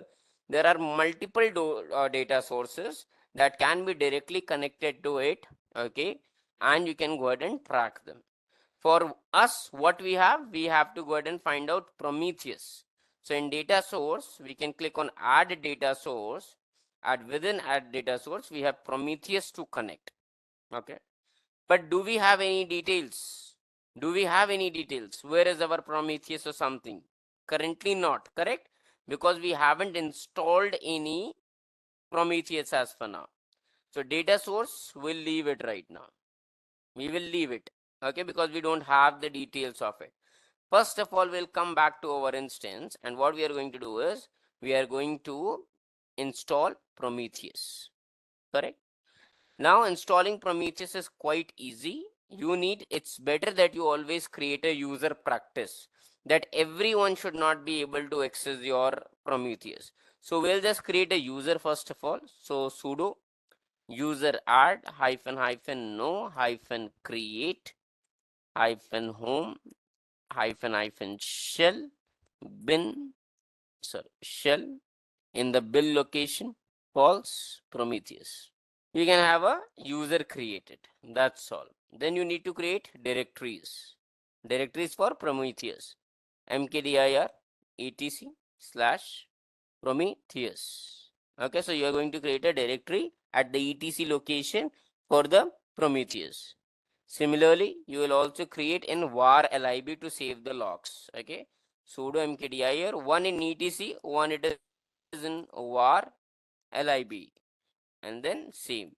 So we just created a user and we have just created a directory in etc, and now we are going to create a directory in basically your var lib. Now once these directories are created, what we need to do is we need to go ahead and download the package. Okay, so where you can get the relevant package, let me take you here, prometheus.io download, this one. Now see the latest version that you can see. First of all, you don't have to install for Darwin. Darwin is for Mac. This is for Windows. This is for Linux. Since we are practicing for Linux, we'll do it for Linux. But however, let me tell you, there is a change in the version 3.3 of Prometheus. They have removed the default working of it having console libraries and everything. So I would say you should not go ahead with the 3.30 version. Instead, use the stable version, and that is this 2.53.4, the Linux. This one. This is going to be the stable version. So what you do is you simply copy its link address, come here to the EC2 instance and run wget and paste this URL. Okay. So you'll just hit enter and it will start downloading that particular tar package from this location. Refer 2.53. 2.53.4 version. We'll check our EC2 and we'll do ls. Prometheus tar file has been downloaded in our system, correct? So we are going to extract it. For extracting the command, what we have tar for the tar files, and then we have the version, the way you want to go ahead and basically unzip it. So tar -xvzf, and then the tar file, the same tar file name. If you will press tab, you will get the entire this one. So it is going to extract all the libraries, all the files which were present in the zip file, all these files. Okay, so cd Prometheus will go within it. We can see this. You have console libraries, you have consoles, you have Prometheus, you have prometheus.yaml. Now what we are going to do, we are going to copy these files. We are going to copy these files, okay, into the correct location, that is under user local bin or respective files in etc Prometheus, like consoles and everything. So different files which are unpacked here, we are going to move it at a different most relevant location of your Linux operating system for its proper functioning. So the very first thing is, let's say we are going to copy the Prometheus folder, this Prometheus, okay, to user local bin. Okay, sudo copy Prometheus in the user local bin. One done. Then there is something called as prom tool. Prom tool we are also going to move. I have moved Prometheus, I'm moving prom tool. The prom tool would be also used at the same location, would be also moved to the same location. The prom tool, the Prometheus folder has been moved, the prom tool we are moving right now, okay, in the same location. Talking about the consoles folder, we are going to move it, sudo cp. Now this is a folder which is not empty, so we will use -r, okay, for the recursive movement of it. Okay, then we are going to move it under the etc Prometheus, where not in the user location bin. The consoles have to be moved in etc Prometheus. If you remember, we created a directory over here, mkdir etc Prometheus, correct? So that is where I am just copying this consoles folder. I'm going to move this consoles folder to etc Prometheus. Okay, fine. Now once this is done, we are going to copy our next file, which is your libraries.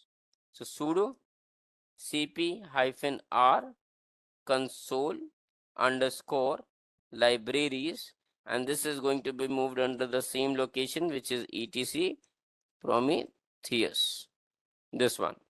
Perfect. And now the last, which is the YAML file. The YAML file, no need of license and nodes, no need of moving the license and node, these are all theory. So Prometheus dot YAML, we are going to move under the etc and then the Prometheus here. So we'll just go to cd etc Prometheus just to check whether all these files are being moved or not. So we got the consoles, we got the console libraries, we got the Prometheus.yaml. which means everything has been properly moved into this. Okay. Now, once it has been done, we'll go back. We'll simply go to cd home ubuntu ls. We have this unzipped file. We will be there only. Okay, where we have seen all these files. So just we are here back at the page where we were working before. Okay. Now what we are going to do, we are going to give permissions. Okay, we are going to give the permissions to the entire Prometheus and everything. Okay. So see, we have just copied all these files. We have just copied all the files. Now we are going to give them the permission. So we are going to give the permissions to the folders, all these permissions. Okay, so once this has been done, the permission has been done, what we are going to do is we are going to edit the prometheus.service file. Okay, so we'll just check sudo nano etc. In system you have the service, systemd, you'll have system, you'll have prometheus.service, or we'll just do ls. We'll come here, we'll just go to this location, see how many services we have. We'll have a Prometheus as well. We do not have a service file yet for the Prometheus. So what we'll do is we'll just go back. We'll just look for ct etc Prometheus ls. We have the file prometheus.yaml sudo nonno prometheus.yaml. We'll open this. So in this YAML file, there is no such requirements that we have to go ahead and change. So let me try accessing this service somewhere here. etc systemd system. Well, let's do one thing. We'll try running this service now. Sudo systemctl daemon re-execute. This is, I'm just trying to run the daemon once again. System daemon reload. Then we'll have enable Prometheus. Sudo systemctl enable Prometheus. Says unit file Prometheus service does not exist. Okay, we'll go back first of all. Just look for this file. Okay, the file hasn't been created yet for Prometheus. That should have been created. Give me 1 second. Let me go ahead and troubleshoot it once. We have the package. Fine. We have this package. We have copied all the files within here. Okay, I'll just copy the files once again. The file should have been copied. We have to give the permissions. Okay, let's do one thing. We should be able to create a file then. Systemd system and Prometheus dot service. Okay, so if we do not have a file, we are not getting a file by default, then what we are going to do, we are going to create this file. Okay, Prometheus dot service, and I'll tell you what content has to be added to go ahead and make sure that the Prometheus service keeps everything in running. So what basically we have done till now here is we have installed a tar package, we have unpacked it, we have copied all the files to their relevant location, and we have given the permission to it. Now, just having the tar packages or the files is not going to help us. Then in that case, since we want Prometheus to be running and anything to be in a running state, we need to be it in a service form. So that is the reason why we are creating a Prometheus.service. Okay, I'll just copy this. We'll just copy this description, wants, what do you want, service, user group, type. Okay, you'll just copy this as it is, and we are going to paste it over here. Okay, so basically it is telling that whenever you are going to start, okay, you have to go to the user local bin Prometheus folder. You have to check for prometheus.yaml, you have to check for Prometheus folder, you have to check for Prometheus consoles, you have to check for Prometheus console libraries. Correct? These are the files basically we have moved. That is what we are telling it, that please consider them while running as a service. On these libraries, you have to run as a service. We are going to save and exit. Okay. And now we are going to just run the commands. Okay. Let's say sudo system ctl daemon re-execute. We'll give reload. We'll start our services. Well, I have these commands. You'll have it. So see, the enable service has been enabled, and we are going to start the Prometheus. Luckily, it should start. Now let's go ahead and check whether it has been started or not. So for that, sudo systemctl status Prometheus. Okay. systemctl, misspelling. So you can see here we have it in active, up and running. So let's see how does the Prometheus looks like. Okay, so we'll just copy this IP address. We'll go to the port. We'll look for the 9090 port. So 9090 port is the port where your metrics run, your Prometheus gets installed. Okay, fine. Now you can see over here you have the status. So alerts, basically if you are setting any alerts here, you can also set alerts over here, but since every data would be in Grafana, so it's better to go ahead and create alerts also there. Because see, whatever you can do from Prometheus can be also done from the Grafana that we have installed. Okay, can be also done from the Grafana. The best part over here is then why to go ahead and switch to these tabs again and again. Since this is your learning time, so I'm opening each of these portals. However, there is no need to separately access the Prometheus and Grafana as for now. Okay, so whatever the queries that you want Prometheus to fetch from your system, okay, you can go ahead and do it, write the queries here, as well as you can come to the Grafana and you can run the queries here as well. I'll show you. But as for now, this is how we have installed the Grafana, in which the data source we haven't added it like the Prometheus into it because we were not having Prometheus. But as for now you can see we have installed Prometheus, which is running on port number 9090. Here you would be able to see graph. Here you would be able to see status, and that is something which is more important.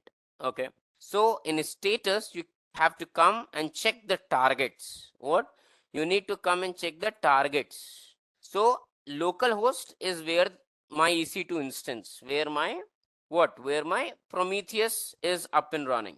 So since you can see that the state is up, which simply means that yes, the Prometheus is successfully is running on my local host. But let me tell you, you cannot go ahead and track system properties just with Prometheus. No. What I told you, a node exporter, a Prometheus target should be also installed in the system to which you want to track. It will keep scrapping and your Prometheus will be coordinating with that target again and again. Correct?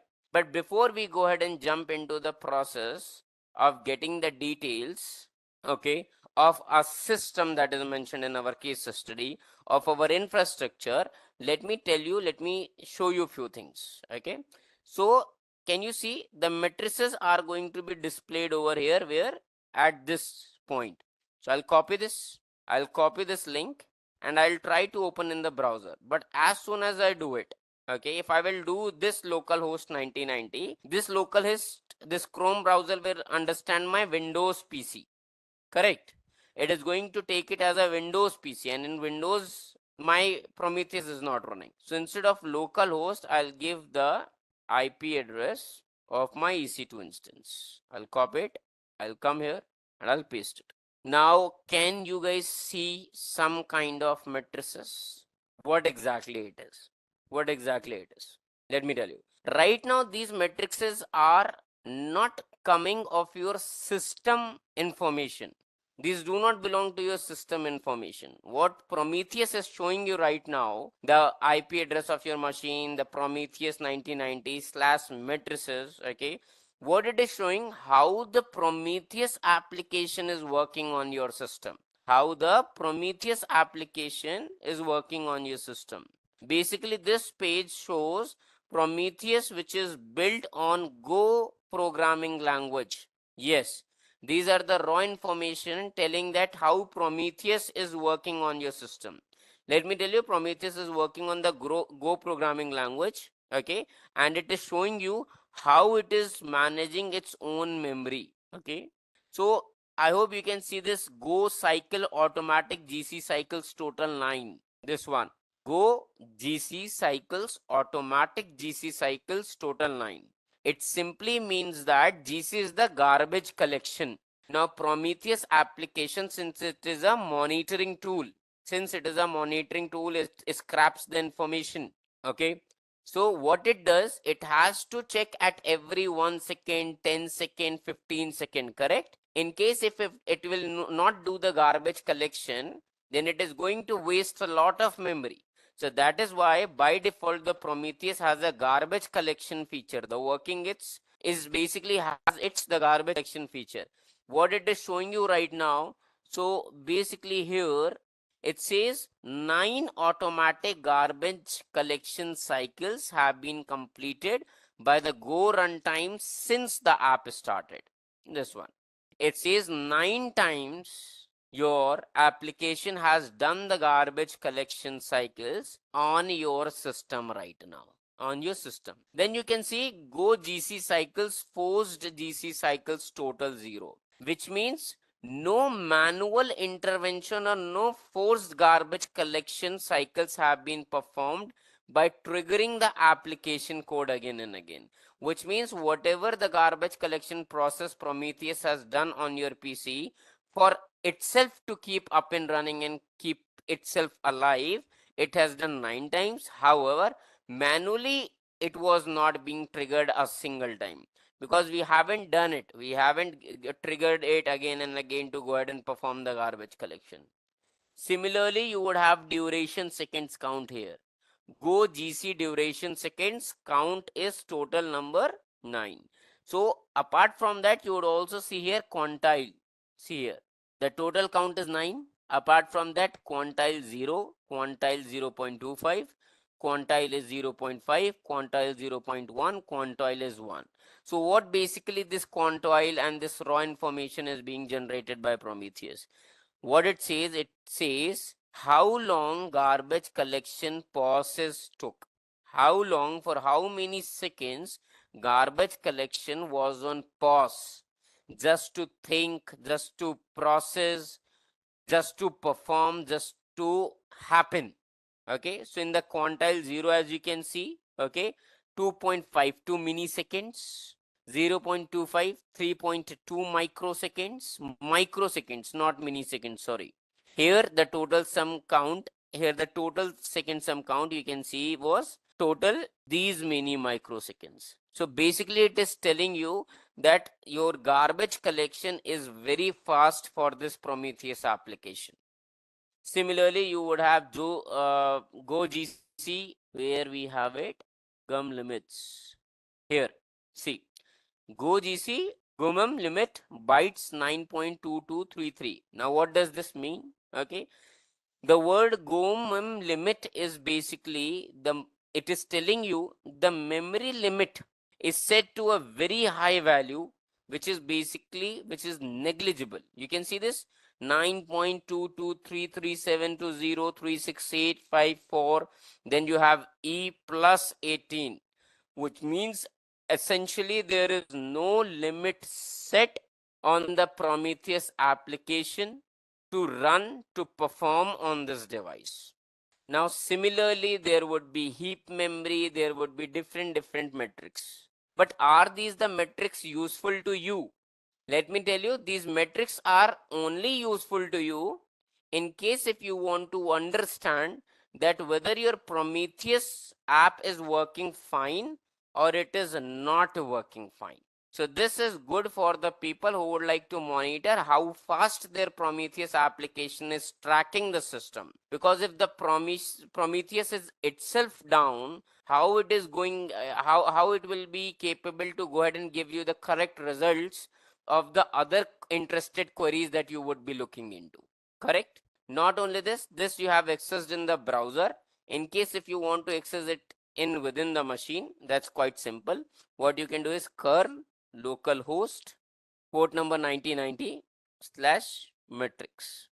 So the same things that you were seen on the browser can be also accessed here. Now let me show you some graph over here. So we'll come here, status we have checked, it is up and running. It is able to show you that, okay, what are the Prometheus matrices. It is showing the matrices of its own application as for now, not for the system, because you haven't set up the node exporter. Okay, you haven't added any target here which is connected to a machine where you want the things to be scrapped. But still, let me show you a graph how the Prometheus is working. So go to the graph. In the graph you have to run here the expressions. Okay, you have to run the expressions over here, which means the POM QL query. So let's say process CPU seconds total. So it already has a list of lot many expressions. You can just look for it. So all the relatable matrices. So right now the matrices that are available are only available of the Prometheus application, because that is what is running on your system, and your system has not allowed any permission to fetch Prometheus any information, because you need a third utility for it. So as for now, I want to see the CPU seconds per total. Okay, what does this matrix tell you? What does this matrix tell you? The total number of seconds that the process Prometheus itself took to run, which means basically the total number of seconds is spent on CPU by Prometheus application. Okay, so I'll just run it, execute it. Okay, this is a tabular format. It shows you, yes, it was able to connect. This is the graph. So basically, as per my system time, not my local time, but my system EC2 machine time, it is telling that approx, I believe, from last 10 minutes, 10 minutes from the moment we have installed it. Okay, this is the continuous graph. It has been continuously increasing this way. Let me change this to 15 minutes, 15M. This time for last 15 minutes, the graph would change. So what it shows, basically your Prometheus has been continuously utilizing the CPU. Here it was 0.19, here it is 0.2, 2.1, 2.3. I hope you guys can see the information changing, the actions getting added. Correct? Now, you would think that the Prometheus application is continuously running, and that is what it is continuously increasing the CPU seconds. Why it is always in a straight line? Why it is always increasing? The Prometheus is continuously running, that is one thing. But why it is not a flat line? It should run simple straight line. Why it is increasing? Why it is in the increasing format? See, this query that we have run is called as a counter metric. Is a counter metric. Whenever you basically go ahead and find out, okay, matrices where you are figuring out the total CPU usage by a specific application, it is referred as a counter metric. So let me give you an example why it is increasing again and again. Okay, so let's say your app used 0.5 seconds in the very first second. Okay, in the very first second, okay, of our time, the Prometheus application took 0.5 of the CPU, used 0.5 second of the CPU. Then in the very next second, okay, it would have used 0.2 seconds, let's say. It might have used 0.2. Then let's say it would have used 1 second, 1.0 second in the very next second. Okay, so what happened? In 1 second, 0.5. In the second, the application used 0.2 to run, 0.2 seconds to run. Then in the third second, it used 1.0. So if you will total it, okay, how much it is? It is 1.7 seconds. So what is happening? In every 1 second, whatever it uses gets added on. In this metric, in this graph, in order to display you for every second. For 1 second, let's say it was 0.5. In the other one, it happened 0.2. But in the 1 second, what it will do? 1.2 from here, 0.2. Understood? Then 1 in the third second. In the fourth second, this. That is the reason why you guys are getting it in the every time it in the increasing order. Okay. Now you can see over here, this application is fine. Everything looks good. We are able to see the graphs of the matrices. Okay. But still, it is not that interactive. Then in that case, what has to be done? Now let me repeat the same thing on the Grafana dashboard. Okay, I'll just close it. Okay, let it be there here. Okay, now let's connect Prometheus and Grafana. So we'll come to the Grafana dashboard. We'll come to the data source, we'll search for Prometheus, we'll open it, we'll tell where our Prometheus is running. It is also running on HTTP localhost, port 9090, correct? This is the location where it is running. Then authentication, keep it no authenticated as for now. Rest, these are the interval behavior. How often do you want it to scrap? Every 15 seconds do you want to scrap Prometheus? Okay, like check Grafana. Grafana will be checking Prometheus, the details coming from Prometheus every 15 seconds. Every 15 seconds. Okay, that is what it is checking over here. Rest looks everything very good. No issues. Okay. Performance options you have the Cortex, Mimir, Thanos, the better performance and the better one that you will have. Okay. Now that's fine. That looks good. You will just click on save and test. So it says successfully queried the Prometheus API, which means Grafana is able to easily find out, easily able to access the Prometheus. Okay. Now let me show you the same thing. I'll just click on save and test. Fine. We'll come back here to explore section. Explore, everyone. Okay. Now the query I was running in Prometheus. Okay. The query I was running in Prometheus. Now since the Prometheus is also connected to the Grafana, in Grafana also we should be able to run the queries. Okay. So for running queries in Grafana, which basically eliminates running any queries here because it is not that interactive. So what you will do is you will come here in the Grafana, you will come to explore. You have already connected the Prometheus, which means whatever the data Prometheus will have can be also accessed in the Grafana. Now here there are two modes. There are two modes. One is the builder, one is the code. Okay.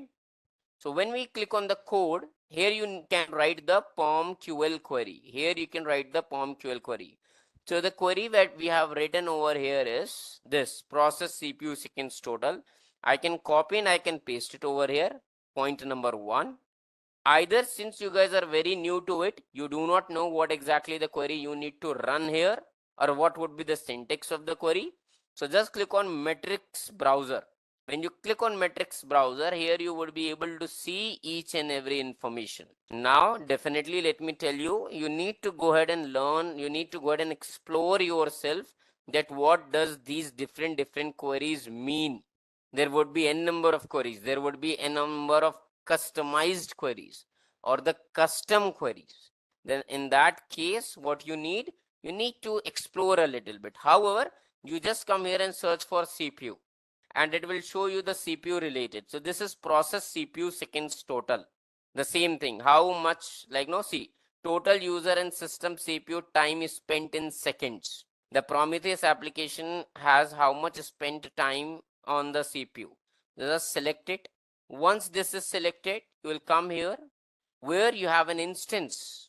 Come to the instance, click on instance, and you have the local host.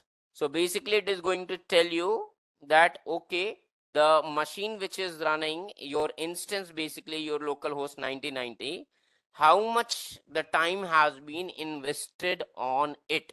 There is one more option here apart from instance. There is something called as job one. When you click on job one, it shows Prometheus. Now there are two options. The query you have already selected here, CPU. Okay, process CPU seconds. So when you don't select job, when you select instance and you select here this localhost, it is going to show you that how much this application, okay, basically has invested time on it. So we'll just run it. We'll click on use query. So you can see over here. Now it shows the correct time. It shows the correct time from 4:15 onwards till 4:35. Till 4:35, it has been a continuous increase. Can you see the same graph from the Prometheus coming to this? Which means if you have connected your Prometheus, okay, to your Grafana, there is no need to go ahead and check things over there. You can directly check things here itself. Okay. Now, similarly, you can just change the time. You have a lot of things to do. Okay. You just check for last 15 minutes. That is the part of your case study. So you can see how it has been increasingly going. Okay. Not only this, you can also convert it into form of bars, you can look at in the points, you can look in the stacked lines, you can look for the stacked bars. So this is the query, this is the graph, this is the result that you are able to find. Now similarly, when you click on builder, this is how it shows. Just it has converted it into a button form. See, metrics is process, label is instance, which is localhost 90. In case if I'm converting it into a job, and the job name is Prometheus. So now what we are checking, how much job Prometheus has invested its time on process CPU per second. Let us run this query. So you can see a slight change as compared to the Grafana spending time on your CPU as compared to your Prometheus. So your Prometheus has been running from 1614, 1614.30. Okay.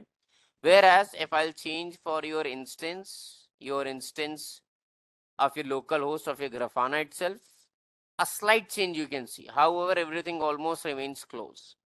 Now to get the better insights, okay, so why to see that how much Prometheus is working good on your system?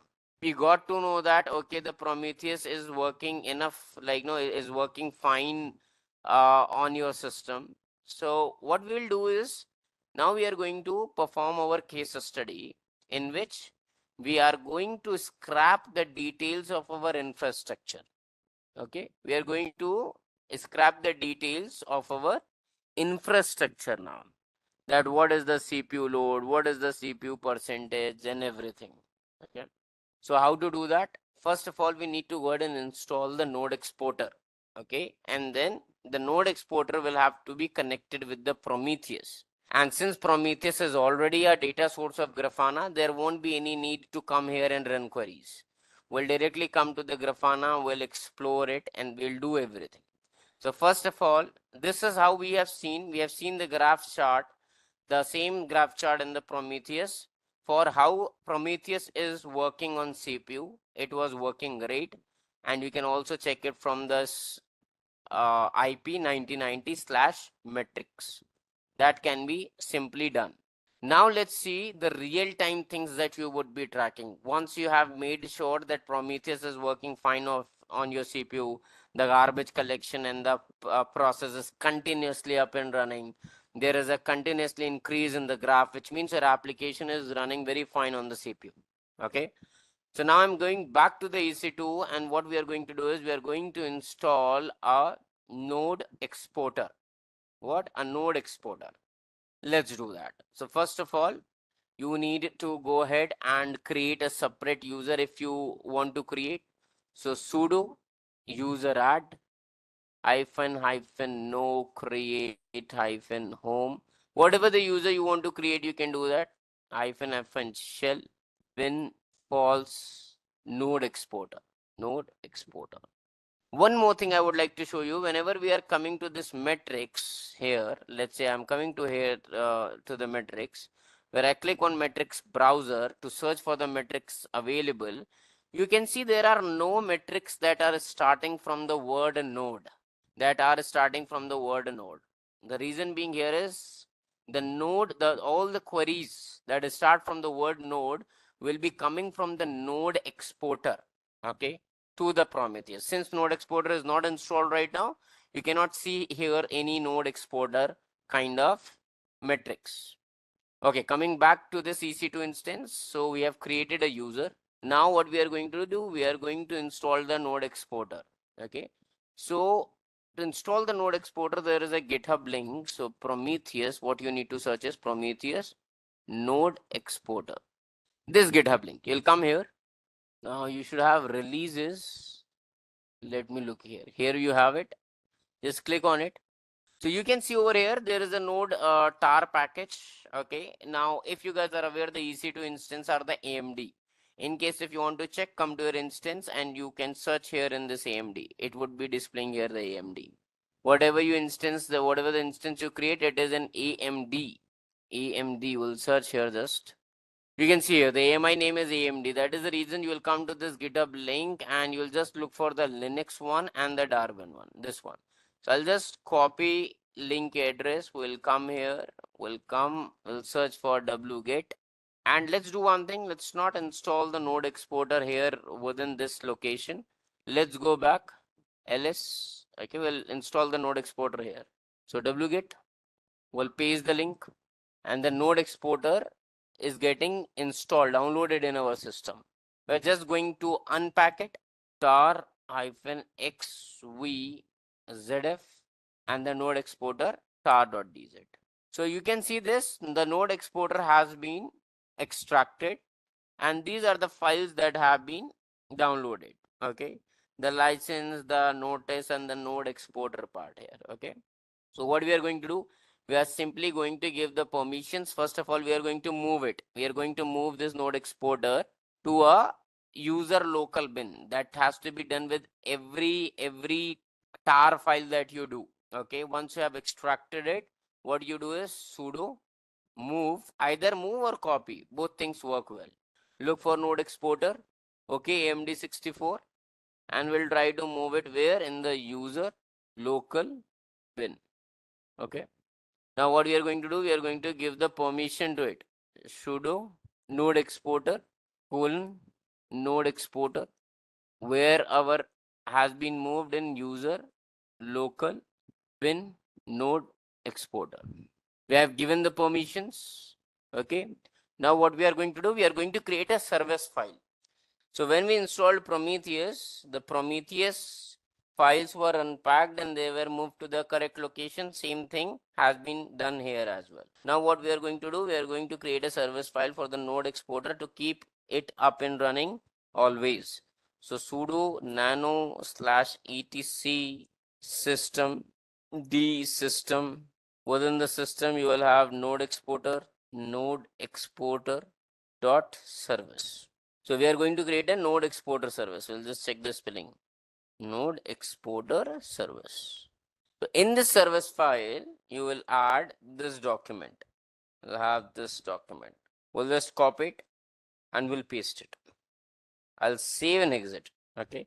And now what we are going to do, we are going to enable the node export service by just running sudo system ctl daemon re-execute system reload sudo system ctl start node exporter service, and then we are going to enable this service. Okay, so whenever you run an enable command with any of the service, what happens, it creates a sim link with the system. Okay, exporter service has been up and running now. We'll just check for it. So sudo system ctl status node exporter service, it shows it has been failed as for now. Why? So we need to go ahead and check it. We'll just try to give it a start once again. So what it says, node exporter service started, node exporter service main process exited.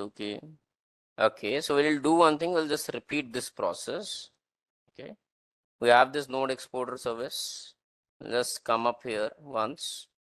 We'll just create the user. We have this user, it already exists. We have already unpacked this file. Okay, one second, we'll clear this ls. We have unpacked this. Let us unpack it once again here. Okay, the file is unpacked. In that case, we are going to move it. Okay, sudo, it was not moved within the folder, so that was wrong thing. Sudo mv node exporter .amd, and then you have to use this much data, that a node exporter has to be created first. Okay, the node exporter has to be moved to user local bin. Okay, the node exporter folder within it has to be moved.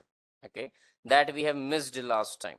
We'll give the permissions to this node exporter, and after that we are going to create this service file in the node exporter only. Okay, you have this data. I'll just remove this and I'll just copy paste it once again. We'll paste it, we'll save, and we'll exit. This time it should run. Let's see. I'll just try accessing it on 9100. So our node exporter, which is a Prometheus node exporter, has been installed in our system, which means now the architecture looks like in this way. This is my PC. In this PC, to track PC details, I have a node exporter. What? I have a node exporter, Prometheus node exporter, which is running on port number 9100. 9100. What it is going to do? It is going to scrap details, scrap system details, my infrastructure details. Okay. And this node exporter is going to give all the details to my Prometheus, which is itself a capable tool where I can write my PromQL queries, and based on my QL queries, node exporter is going to scrap the details. Either I do it on Prometheus, or I have a Grafana where also I can run the PromQL queries, where I've already connected this Prometheus to the Grafana as a data source. So either I run here or I run the query here. Anyhow, I will get the same results. I'll get the same results. But yes, if you want a good visualization, Grafana has to be used, Prometheus has to be connected.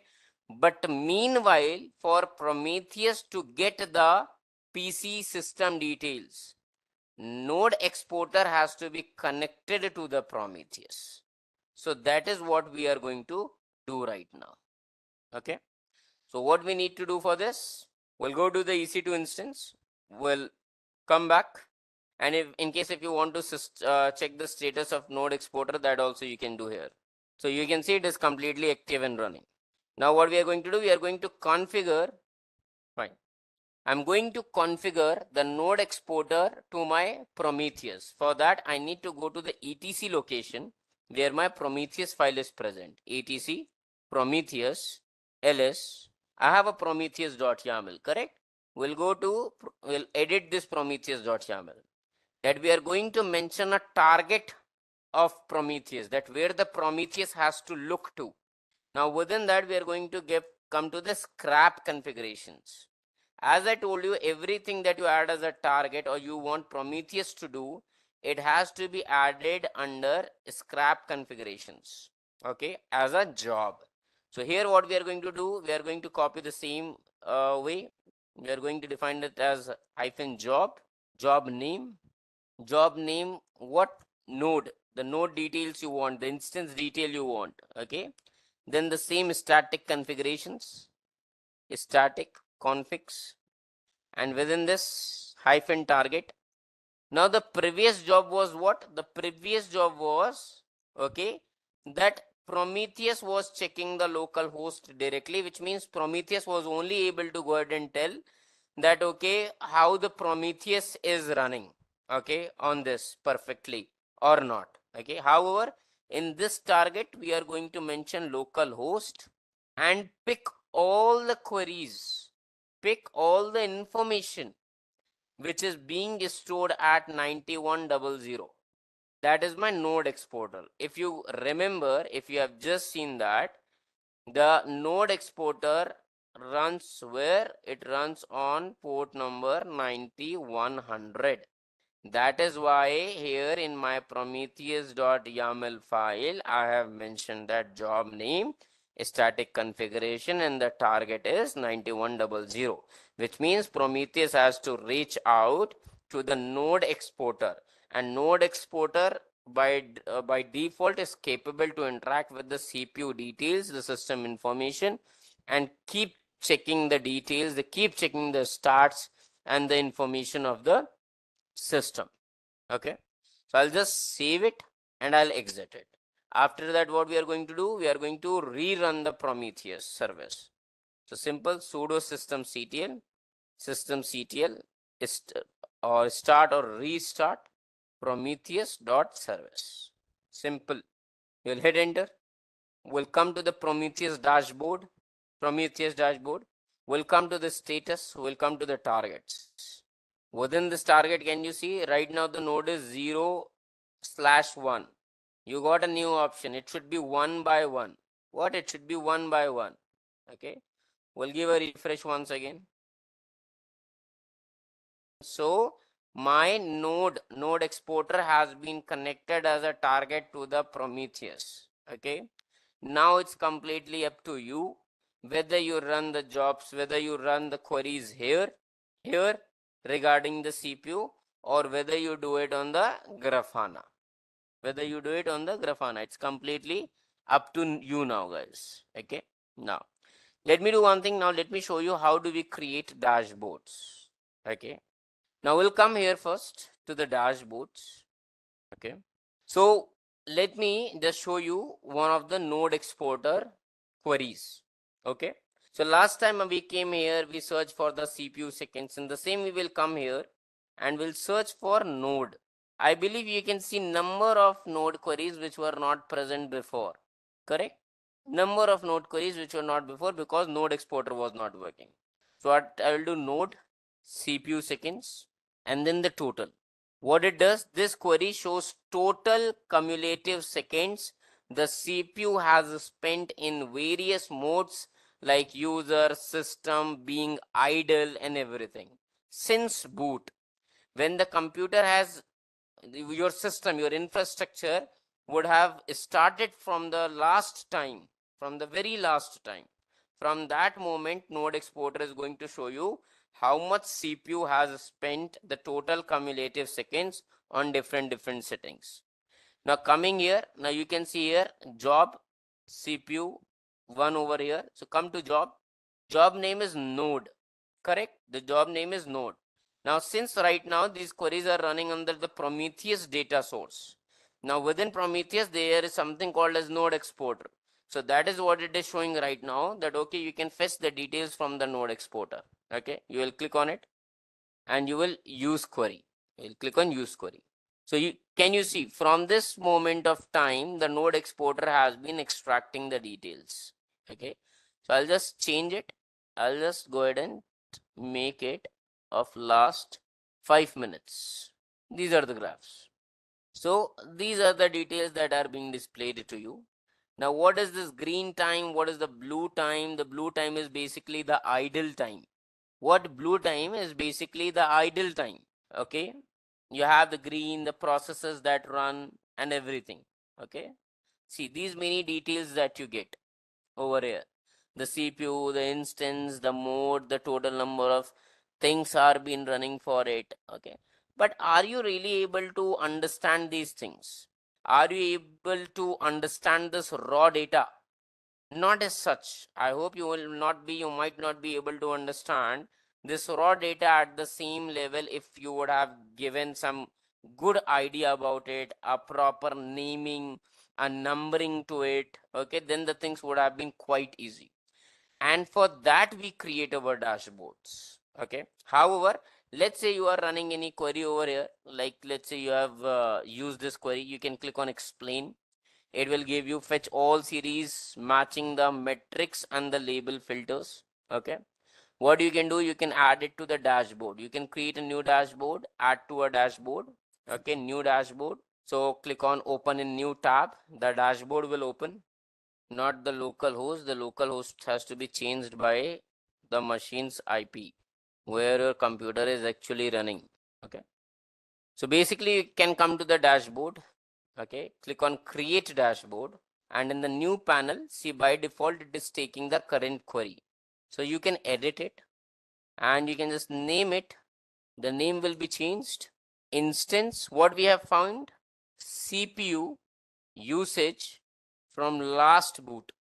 This is going to be your very first Akshit, or which instance we are tracking. We are tracking this. We will copy this and we'll give it as a dashboard name. Various insights to the CPU, to the infra. Click on save. Okay. So whenever you will go to the dashboard, you have a dashboard here for this machine, and you can see here that yes, there is one of the queries that have been provided to you. But this is tough. The tough in the sense that you are not able to understand these, like, these graphs, these points. What does this green line mean? Okay. However, you can see this. The mode is written as idle. The green mode, okay, that you can see over here. Please see this. When you bring on it, let's view it. In the last line, when you have the number 4873 in the pop-up, the mode is written as idle. Okay, which means your system was idle here. Okay. Coming to the blue line, the mode was still.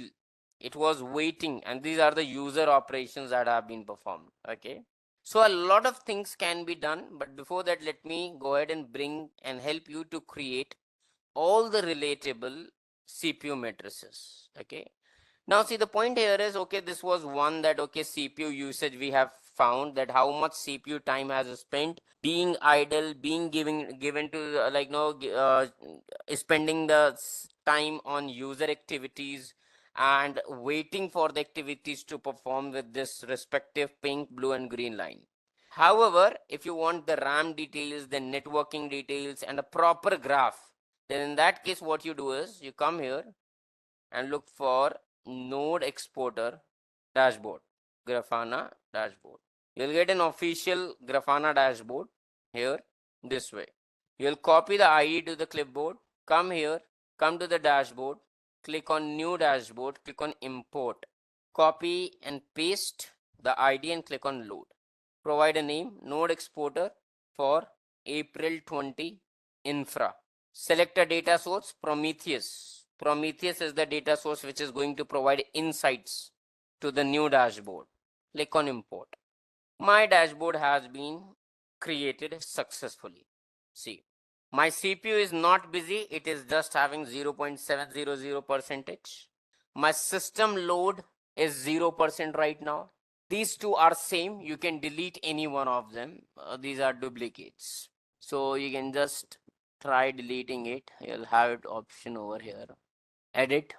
You have an option to delete it here itself. Remove. Okay. This is the RAM used. Increase the sizes. The swap memory. The root used. The CPU cores. How many cores? 2 cores. Uptime from last 1.5 hours. This computer is up and running. RAM 4 GB. Okay. Swap memory 0 GB. This is once again the same one, so you can remove it. Remove the unnecessary information that you don't want. Then coming to the CPU memory and net disk. Okay. So you can see over here the CPU basic details, the memory basic details, the network traffic basis, what is the network incoming and outflow. Okay. Disk space used basic. Okay. Then you have CPU memory net disk, system processes. Now here you get the better details. Okay. Like the green memory that has been used in the memory stack is by applications. Yellow one is used by the page tables. Blue one is the swap cache, which is negligible. That is why here the swap cache is 0. Okay. So different disk input output rate, what is going to be. So the entire your CPU detail is present in front of you right now. How these are being displayed to you in such a graphical way, question when you will have it in your mind. You need to just simply come here. You need to click on explore. Now, when you will click on this, okay, we'll just save it first. Okay. You can see here the POM QL is written at the back end. Can you see everyone? So it's not a dashboard only. Somewhere for every dashboard that you are seeing, for every dashboard that you are seeing here in such a versatile way, okay, this way, let's say, node exporter, the second dashboard. If you are able to see this option, this kind of graph, the reason here being is this query, and then the mode of things that have been selected over here. So the stack lines, let's say if I will change it for last 30 minutes, you will change the graph. You'll see the different graph. Last 15 minutes, correct. I'll just click on run query. So last 15 minutes, it will show this data. I'll come back to my dashboard, and if I'll give a refresh, you will see different data over here. Okay, let's say you do not want to display it like network traffic basis. It is being shown for how much? Come here, click on explore. It is showing you for last 3 hours, and these are the queries. The queries are something either you learn POM QL in very detailed separately, or as I have shown you, it is already available in today's world. Okay, you just need to go ahead and find out the correct sources. So when I make it for 15 minutes, you can see this has been changed. This query has been changed. Now, if I want to run it, okay, and add it into the dashboard, you select add to the dashboard, existing dashboard. For the last 15 minutes, it will be added in the same dashboard. Click on open dashboard. You can see a new query has been added over here. See the network details, the receiving input output, the sending output, everything.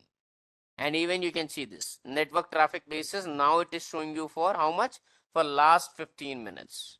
For last 15 minutes. Either you edit one by one. If you want a specific graph to show you a specific detail, you need to open it, explore it, and then check it. Otherwise, you can simply change this directly to last 30 minutes. Okay. Last 5 minutes. The graphs will go ahead and change it.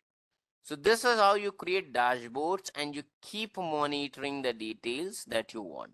You'll have all the memory details, the backend details, okay? Now in this way, what you can do for your practice, you can target some other service. I've used EC2. First of all, you can try the same thing, okay? Exploring and checking the things in detail. Otherwise, you can look for other services as well. Try to create POMQL queries. However, the connectivity remains the same way. You'll come to the explore, write a POMQL query, and you would be able to see the results. Just like here, let's say I come here to dashboards. Within dashboard, I want to see the RAM used. I will copy the query of it. I'll open it. I'll get to know that here, okay, this is the query for RAM. I'll come back to my own dashboard, explore section. I'll run this. I'll click on run query. Okay, we have to go ahead and select this first as well. The metrics browser. The metrics from where it has to run.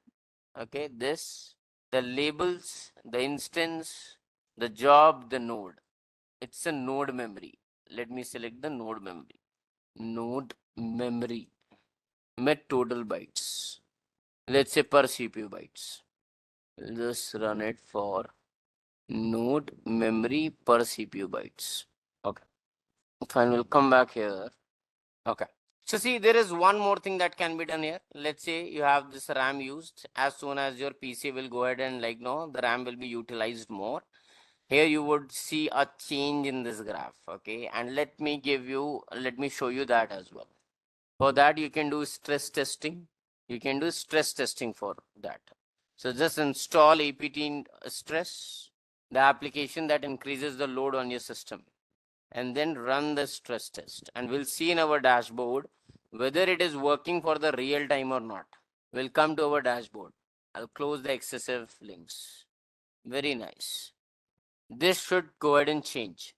The system load, the RAM used, this will slowly change. We can also select the refresh in every 15 seconds. However, we should not change it very oftenly. So this Grafana dashboard is automatically going to refresh every 30 seconds. And since our machine has a continuous load right now on it, you will see the changes over here. You'll see the changes over here. We'll give a refresh. RAM changed to 15 to 16%. Can you see the CPU busy? Can everyone see the CPU busy? It was hardly few percentage was there, 1 to 2%, I believe. But now it has been changed to 75%. 75%. But this is how the connectivity is done in the Prometheus. You will see the various changes. Okay. You will keep watching here, keep giving the refresh, and you will see the different updates over here. So that is how basically you track your system. The system load is now 71.5%.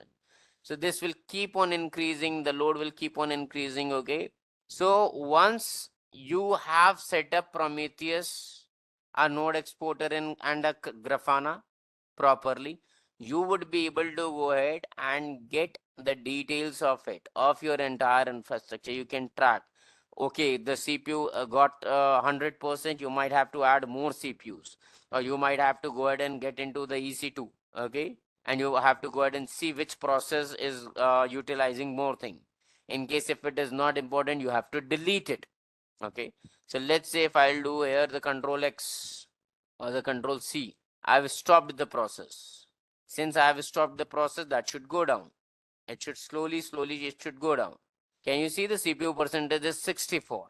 So that is what, in case if you are going ahead and becoming a DevOps engineer in the future and you have to monitor all these things, you would be able to find out all the infrastructure details. You will explore it time by time. What are these details? Okay. However, you can see this green shows idle. Okay. The purple shows busy other. The yellow line that you have here has a different thing, busy system. So the values that you can see, the low weight, you don't have it. The low weight is the one which means your computer is not able to process anything in a complete hang state. So slowly, the graphs would change. You would get to know a lot of things. Okay. So, however, this is how you go ahead and use Prometheus and Grafana together, observing your entire infrastructure. Okay. Now, one more thing, the alerts I am going to tell you. So, you can go ahead and set up the alerts as well. Okay.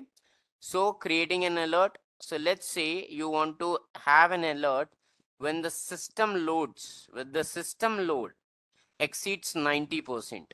So what I'll do is I'll edit it. I'll take the query. The into 100 that you see over here is in the percentage form.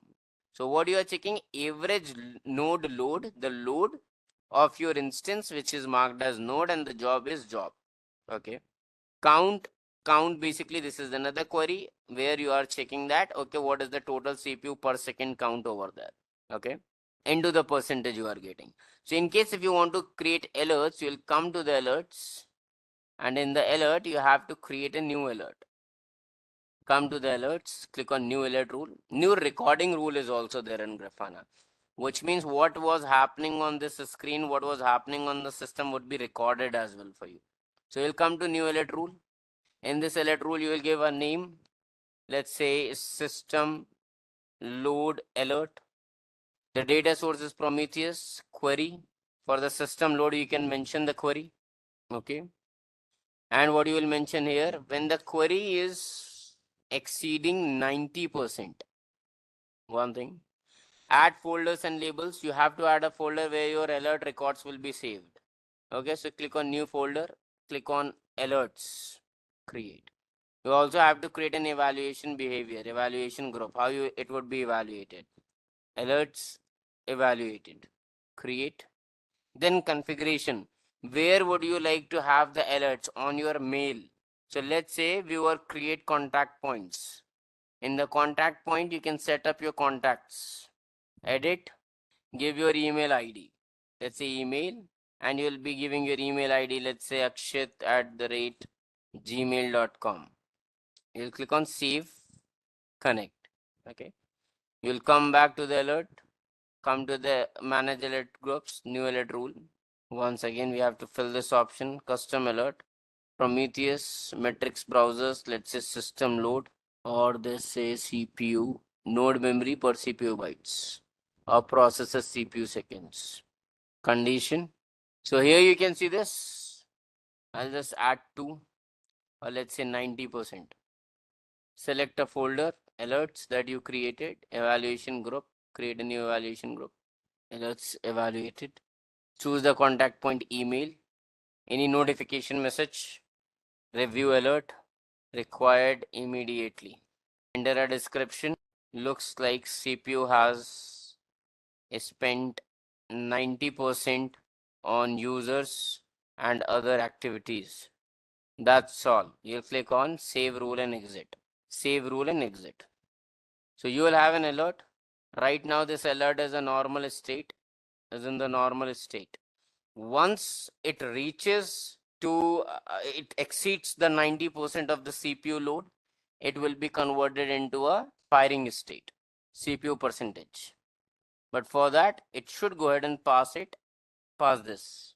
That is your 90% of the process CPU load. Just open it. So here we can also add queries, or let me go to another dashboard where we have created the dashboard, this dashboard. In this dashboard we created, we'll open this edit, and this was for node CPU seconds total. So let's see what does the graph says. We'll change it to bar chart. We can also change it to stats. We can change it to the pie chart. What are the total seconds? What are the total usages? We have different options. The blue line shows the mode is steel. The pink, the purple is the user one. Okay. So the load is not still, it's up to only, I believe it's not up to the 90% of it. So alert will not be triggered in such case. But yes, once it reaches, it is going to trigger your alert. So you can go to the dashboard, go to the alerts. So here it is not showing you anything, alert rules, custom alerts, and you can see over here. It is a normal condition right now. Once it is above 90, it is the threshold is going to be above 90. It is going to generate the alert in the most firing in the firing mode. However, as for now, it hasn't. Okay, then in that case, I'll just ask you guys that, okay, please try to explore Prometheus and Grafana from your end as well, because there would be many PromQL queries. There could be different requirements that you might have to search it from your end. Okay, that what actually you need, whether you need RAM memory, whether you want CPU average, whether you want CPU max. So based on such requirements, you are going to go ahead and write the PromQL queries, and then you are going to check it as well. Okay, so that is what the Prometheus and Grafana and this session was all about. Okay. So I hope you understood how this all fit and worked together in a DevOps workflow. So let's take a quick recap of what we learned.